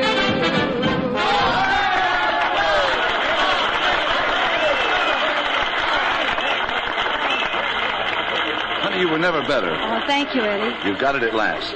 The trick of making every guy feel you're singing just for him. It's easy when it's not a trick, Eddie. Huh? Katie, you mean that? You mean all those pear-shaped tones were just for me? Couldn't you tell? Oh, come on now. Hurry up and change. I've got things to talk about. I won't be long. Wait for me. Eddie. Oh, Joe. Say, she did great, didn't she? Look, Eddie. Eddie, trim me out of my dough if you want to, and if you can, I can laugh about that. But when it comes to Katie, I lose my sense of humor. I wouldn't do that, Joe. You may need it. Well, I just want you to know, I'm going to do everything I can to break it up between you two. Now, I'll tell you something. I'm going to be leaving here in a few weeks. I'm getting that new place. But you still can have half if you want. Now, I'm doing fine right here. I won't ask you again, Joe. It's smart. You haven't got that kind of cash. That's why I went to the Brooklyn Savings Bank. They said if I have Kate Farley, they'd loan me $20,000. Yeah? And what makes you think Katie will go with you? Love is a wonderful thing, Joe. A wonderful thing is love.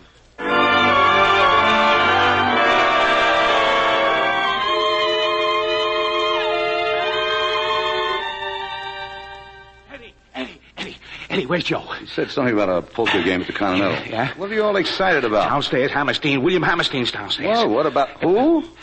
Hammerstein, the producer.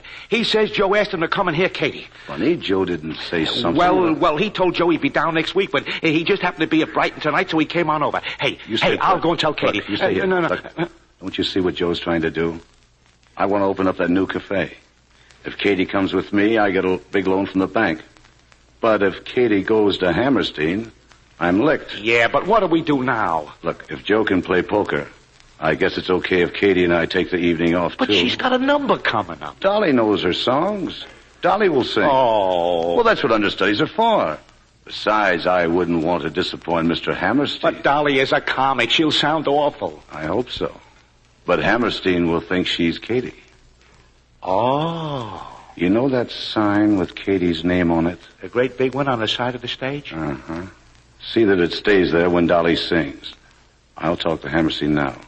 Go get Katie and tell her to meet me at the side entrance. Okay, Eddie. I hope you know what you're doing.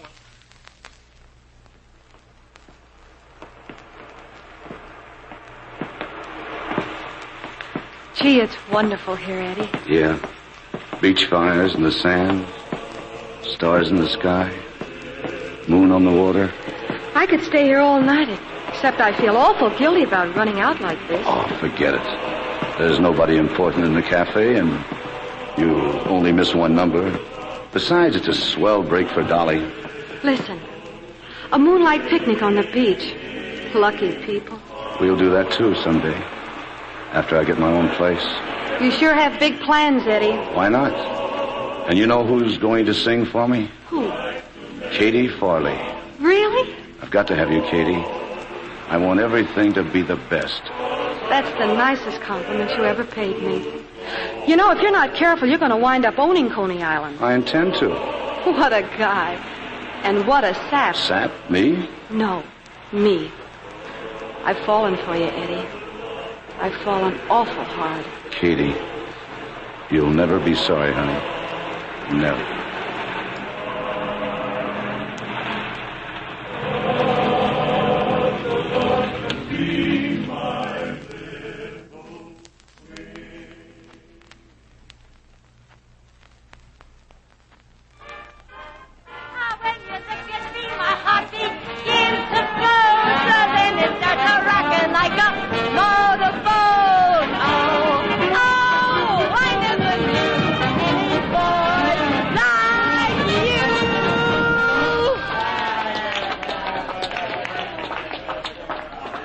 Does 2 more songs later on, Mr. Hammerstein. That's fine, but I think I've heard enough. Tell Mr. Rocco I was, greatly impressed. Well, thanks, Mr. Hammerstein. Goodbye. Mr. Hammerstein. Oh, hello, Rocco. I understood you were out. Yeah, I was, but one of my boys telephoned me you were here. I came right back. Oh, that's all right. Mr. Johnson took very good care of me. What did you think of Miss Farley? Well, as you told me, she's very, unusual. I'll think it over and let you know. Good night. Good night, Mr. Hammerstein. Oh, Frankie, tell Katie to come over here. Oh, well, I'll look for her, Joe. Now, what do you mean you look for her? Where is she? Well, you see, Joe, it's like this. Say, Joe, I heard a wonderful story tonight. It seems there were 2 Hey, what fellas, goes on around and they here? started Oh, there's Katie now, coming in the front entrance with Eddie. Where have they been? Well, just as I was saying, Joe, these 2 fellas, Get out it of seems that here. they were the... Katie, Hello, Joe.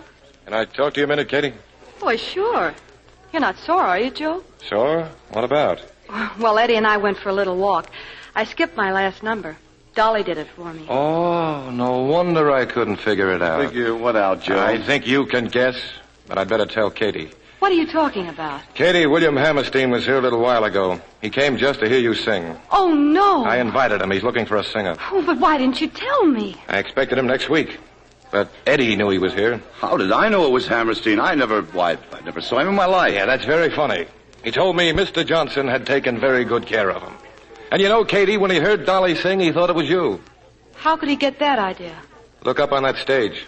Somebody didn't bother to change the signs. I see. Looks like Mr. Johnson took care of a lot of things. Now, wait a minute, Katie. Why didn't you tell me? Shall I tell her, Eddie? Or will you? Tell her. It's all very simple, Katie. If Hammerstein heard you and signed you for his show, then Eddie wouldn't have you for his new cafe. And without you, there isn't going to be any cafe. That's not true. Now, look, Katie. Eddie, before you quit, I just want you to know you're fired. And thanks, Eddie. Thanks a lot for taking me out tonight.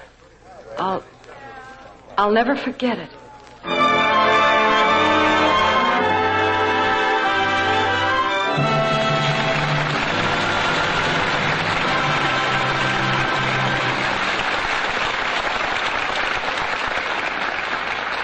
We pause now for station identification.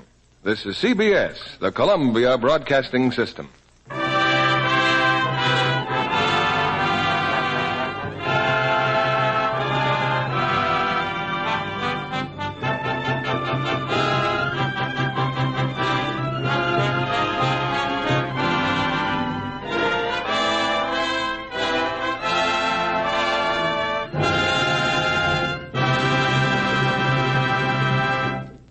Before our stars, Betty Grable, Victor Mature, and Barry Sullivan, return in Act 3 of Coney Island, I want to introduce tonight's special guest, Yvonne Robb, who is casting a fine glow over the 20th Century Fox lot.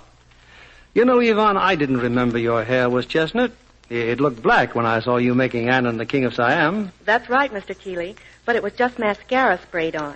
As a king's favorite wife, I had to look Siamese. And wear a sarong. Well, I got a little tired of that, especially when I discovered Gene Tierney on the next set. In Darrell Zanuck's production of The Razor's Edge. That's right, and I was positively green with envy because Gene was wearing some of the most glamorous clothes I've ever seen. Like? Oh, a white lace wedding gown they say cost $2,500. And gorgeous chiffon lingerie and a beautiful satin brocade pajamas. Well, they sound charming, but a bit impractical, perhaps? Well, that's what I thought at first. But I was talking with the wardrobe mistress, and she said that lovely lingerie had seen a lot of retakes. Of course, the things got soiled, so each time they were washed in Lux Flakes. Well, perhaps in your next picture, you can have as glamorous a wardrobe as Jean did for Somerset Maugham's novel. It would be fun. But I do have something in common with all that glamour right now. I've used Lux Flakes for all my own lingerie as far back as I can remember. You'd probably be surprised, too, how much that has saved you. Well, I do know, Mr. Kennedy, that my things stay lovely looking for a long time. As a matter of fact, lots of girls have found they can have 3 times as many pretty undies by giving them Lux Care. How do you mean? Why, instead of having to replace faded, old-looking undies all the time, they can afford to buy extra ones, 3 times as many. That's because wrong washing methods fade nice things too soon, while gentle Lux Care keeps undies lovely 3 times as long. Well, I wish I could always find Lux Flakes these days when I want them. Just keep on trying. Dealers get deliveries regularly, so keep asking. If you don't get it the first time, try again. Lux is worth waiting for. Here's Mr. Keeley at the microphone. After our final curtain, we hope you'll join us for a brief chat with tonight's stars. Here's Act 3 of Coney Island, starring Betty Grable as Kate Farley, Victor Mature as Eddie Johnson, and Barry Sullivan as Joe Rocco.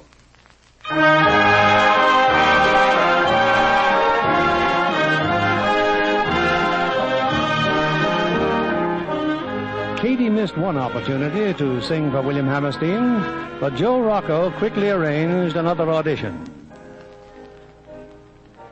He's taken Katie to New York and sits with a producer in Hammerstein's theater. On the empty stage, Katie is finishing her number.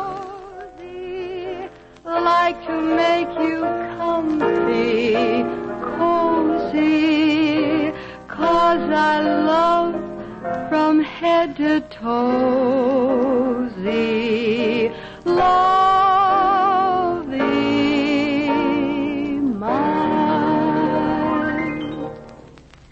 Well, Mr. Hammerstein? Oh, she's all right. It's no use. Your smile gave you away. Well, I thought if I acted hard-boiled, I might get her for less money. I can do another course if you'd like. Katie, you were great. Wonderful. Mr. Rocco and I are just going into my office to talk about a deal. Wait right there, Katie. I'll just be a few minutes. I'll wait. Oh, I want to thank you. You played the song exactly. Eddie, Hello, Katie. what were you doing down there in the orchestra pit? Playing for you. I told Hammerstein's pianist you were expecting me. That and $5 seemed to convince him. Katie, could you give me just one more minute? There are a lot of things I want to explain. I listened to you once before. Of all the selfish, conniving... Wait a minute. Remember me? I'm the guy who just played the piano for you. If I'd wanted to, I could have crabbed your act awful easy. I didn't, though, because I want you to get that job. I'm sorry about the other time, Katie, honest. And that makes everything all right, I suppose. No, but it should make you take that cotton out of your ears long enough for me to tell you why I did it. I know why. You want that new place. Sure I do. But that wasn't the real reason. I didn't want you to work for Hammerstein because, well, it would put too much distance between us. Oh, Eddie, it's exactly 11 miles from here to Coney Island. I'm not talking about that kind of distance. Once you hit Broadway, you'd be 1,000,000 miles from me. It's happened so many times before, Katie, and I just didn't want to lose you. You see, I happen to love you. That's why I did it. I guess that's all I have to say. Eddie. Oh, Eddie, get me out of here. Quickly. What about Hammerstein? Broadway? I'm from Coney Island, Eddie, and right now I feel an awful long way from home.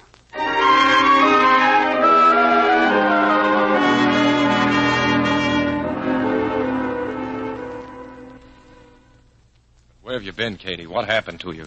6 hours ago, I left you on a stage in New York. I'm sorry, Joe, but Eddie came along and I figured it would be better if Katie wasn't around while you and Hammerstein were talking business. Hammerstein wanted you to sign a contract. So did Eddie. Look, Joe. Oh. Marriage license, huh? That's right. It looks just like a liquor license, except it's got little cupids running all over it. Well, congratulations. When's the wedding? Tomorrow afternoon, Joe. And I'd like you to be the best man. Thanks. That's swell. What did I tell Hammerstein? We just spoke to him on the telephone. He's not starting rehearsals until August, and he said we'll have plenty of time for a honeymoon. You mean you still want to sign with Hammerstein? Oh, you bet. Surprised, Joe? Oh, frankly, yes. I thought you wanted Katie for your new cafe. I did. I want her more as my wife. Well, Joe, we'll see you at the church. The little one across from Brighton Park, tomorrow afternoon at 4:30. I'll be there. You see, Joe, it all worked out just beautifully. Yeah, beautifully. Well, Louis. Yeah? Remember Sylvester Keene? That broken-down actor? Sure. He blew in last week. He was looking for a job. Now, get hold of him. Tell him he's got a job.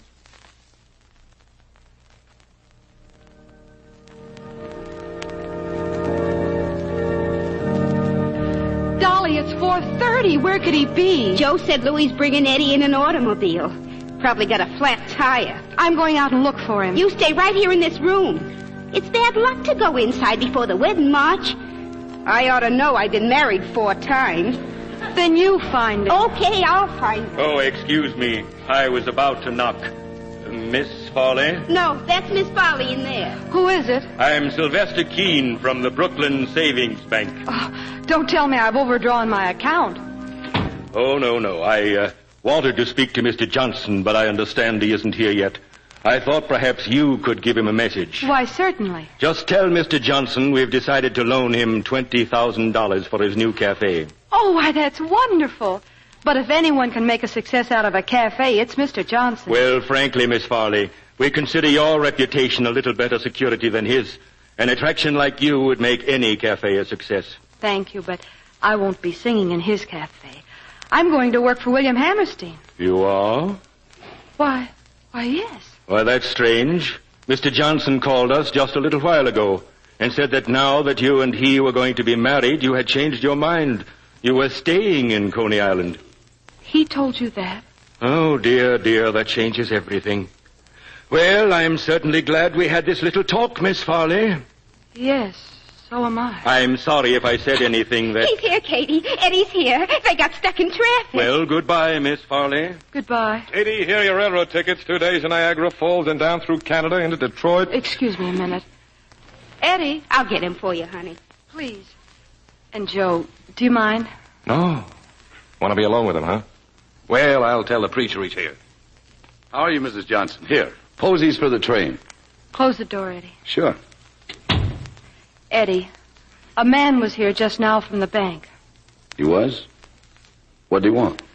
Did you tell him that I was going to be singing for you? Last week I said I might be able to get you, but that was before Hammerstein offered You you spoke to them again today. Today? You told them you had me all sewed up. Now, wait a minute. I don't know who was here or what he said, Don't but lie, Eddie. You know you couldn't get the money without me.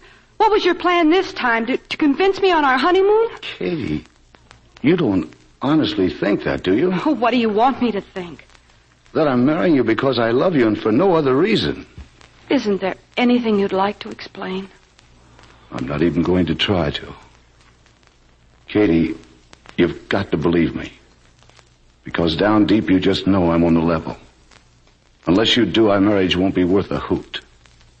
Is that all, Eddie? That's all. Someday you'll find out I'm telling the truth, except then it may be too late. If you leave me now, well, I guess it's all over. You know that, don't you? Yes, I know that. What are you going to do? What I have to do. I'm leaving now.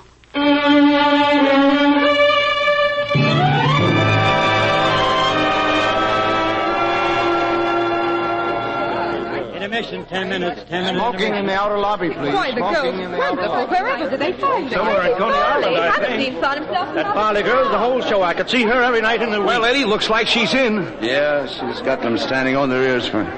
Frankie, I swore I wouldn't do this, but I've got to. Gotta do what? I'm going backstage, Frankie. I'll see you later. Well, it's about time. Good luck, Eddie.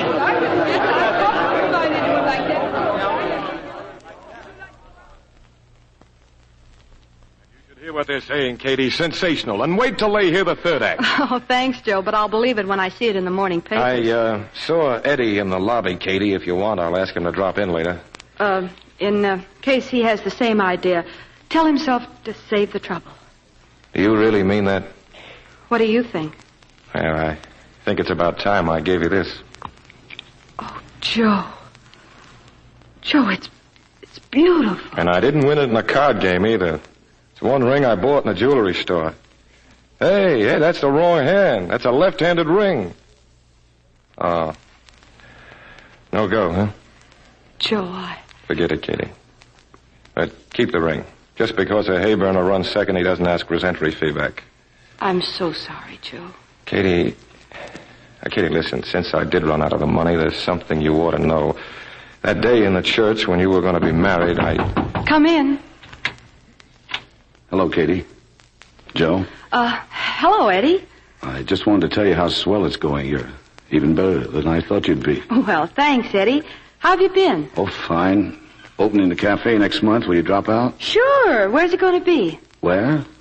Why, in the same building I always had in mind.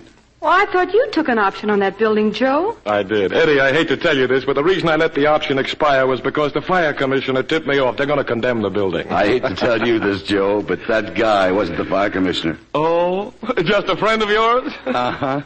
The way you two double-cross each other and smile about it beats me. Yeah, we've sure pulled some beauty. Remember the time you got me that date with the blonde and she turned out to be the sheriff's wife? That was nothing. What about when I was running that freak show in Toledo? You painted the mayor's face on a sword swallow's back, and I got 30 days for it. And in Memphis, Joe pays me off in counterfeit bills, Katie, and I get tight and try to cash one of them at the police station. And what about that day at the church when you sent that guy over who was supposed to be from the bank, Sylvester Keene? Oh, that one really hit the jackpot. I'll never forget it. You should have seen his makeup, Eddie. Absolutely perfect. Yeah, I'll bet it was, Joe. And when Louis told me he stole you off by getting caught in traffic, I thought I'd...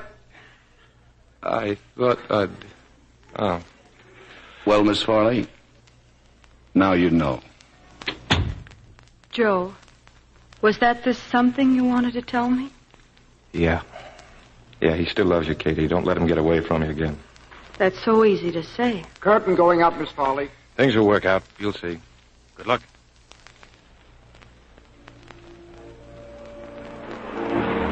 Hot dogs, here they are. Genuine Coney Island hot dogs. Eddie, what in the world are you doing out here? Hello, Katie. I could ask the same question. At 9 o'clock at night, you should be tending to business. By the way, how is the new place? Oh, fine. I'd like you to see it. Maybe later, Eddie. You see, I got a telegram from Joe, and he said to meet him on the Coney Island Pier at 9 o'clock Sunday night. Well, here I am. That's funny. I got a telegram, too. Joe? No, from the city hall. Something about my license not being legal after tomorrow. Said a man would be here to see me about 9 o'clock. Sounds awful phony.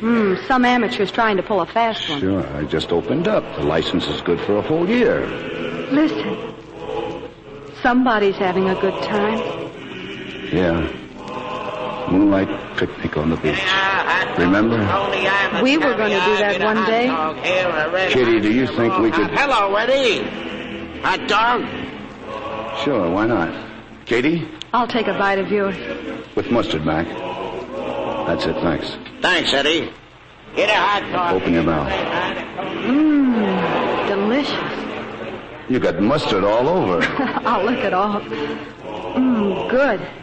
I know a better way to take mustard off. You do? Mm-hmm. This way. Oh, my. That's a wonderful way, Eddie. Look, how long do I have to stand here watching this? Joe. Hello, Joe. Hello, Eddie. How about that license? Oh, so you sent the telegram. I might have known it. Sure, it expires tomorrow, your marriage license. Oh, well, thanks for reminding me. That license cost Eddie $1, Katie. Be ashamed to see that buck wasted. Now, in case you two are interested, there's a preacher waiting at my office. The service always was pretty good at your cafe, Joe. Well, Miss Farley, can you spare the time to get married? How long does a marriage take? This one? About 50 years, I hope. I think I can just about make it. Well, what are you waiting for? Eddie, just a minute. Now what? Mustard. All over your face.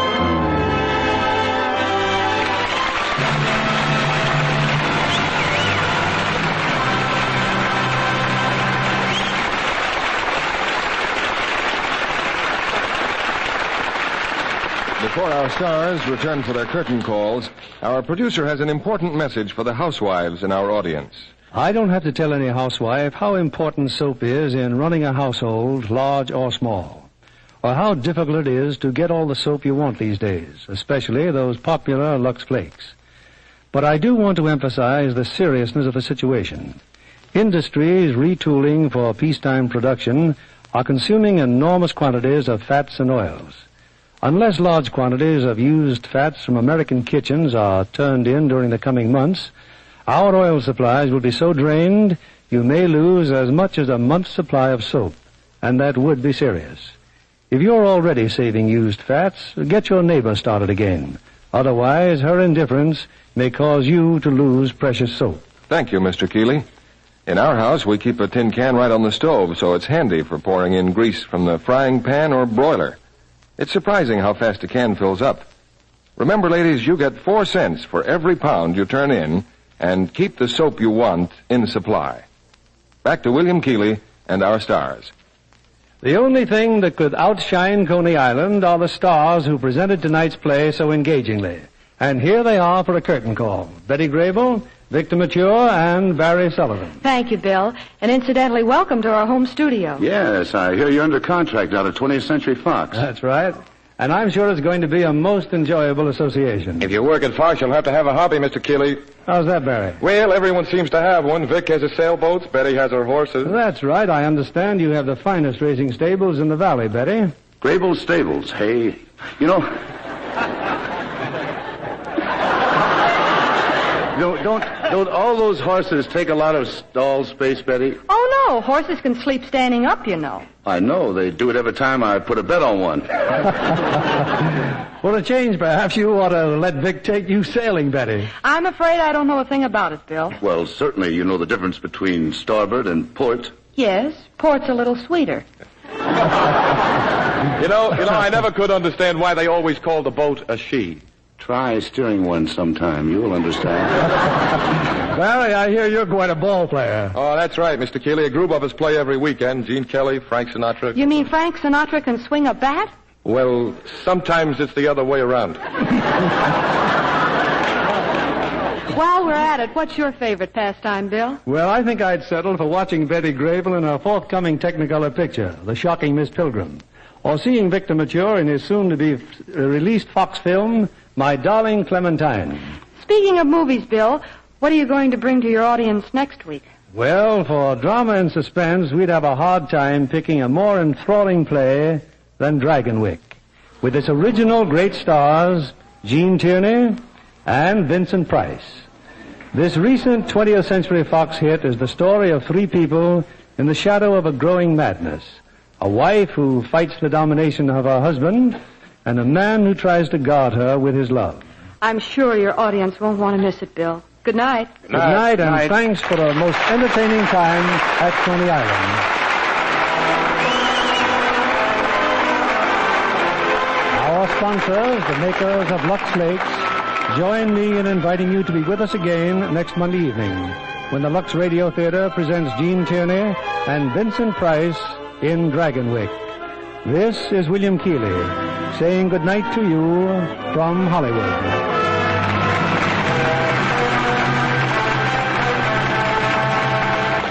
Barry Sullivan will soon be seen in the Columbia picture, They Walk Alone. Heard in our cast tonight were Eddie Marr as Frankie, Leo Cleary as Finnegan. Our music was directed by Louis Silvers.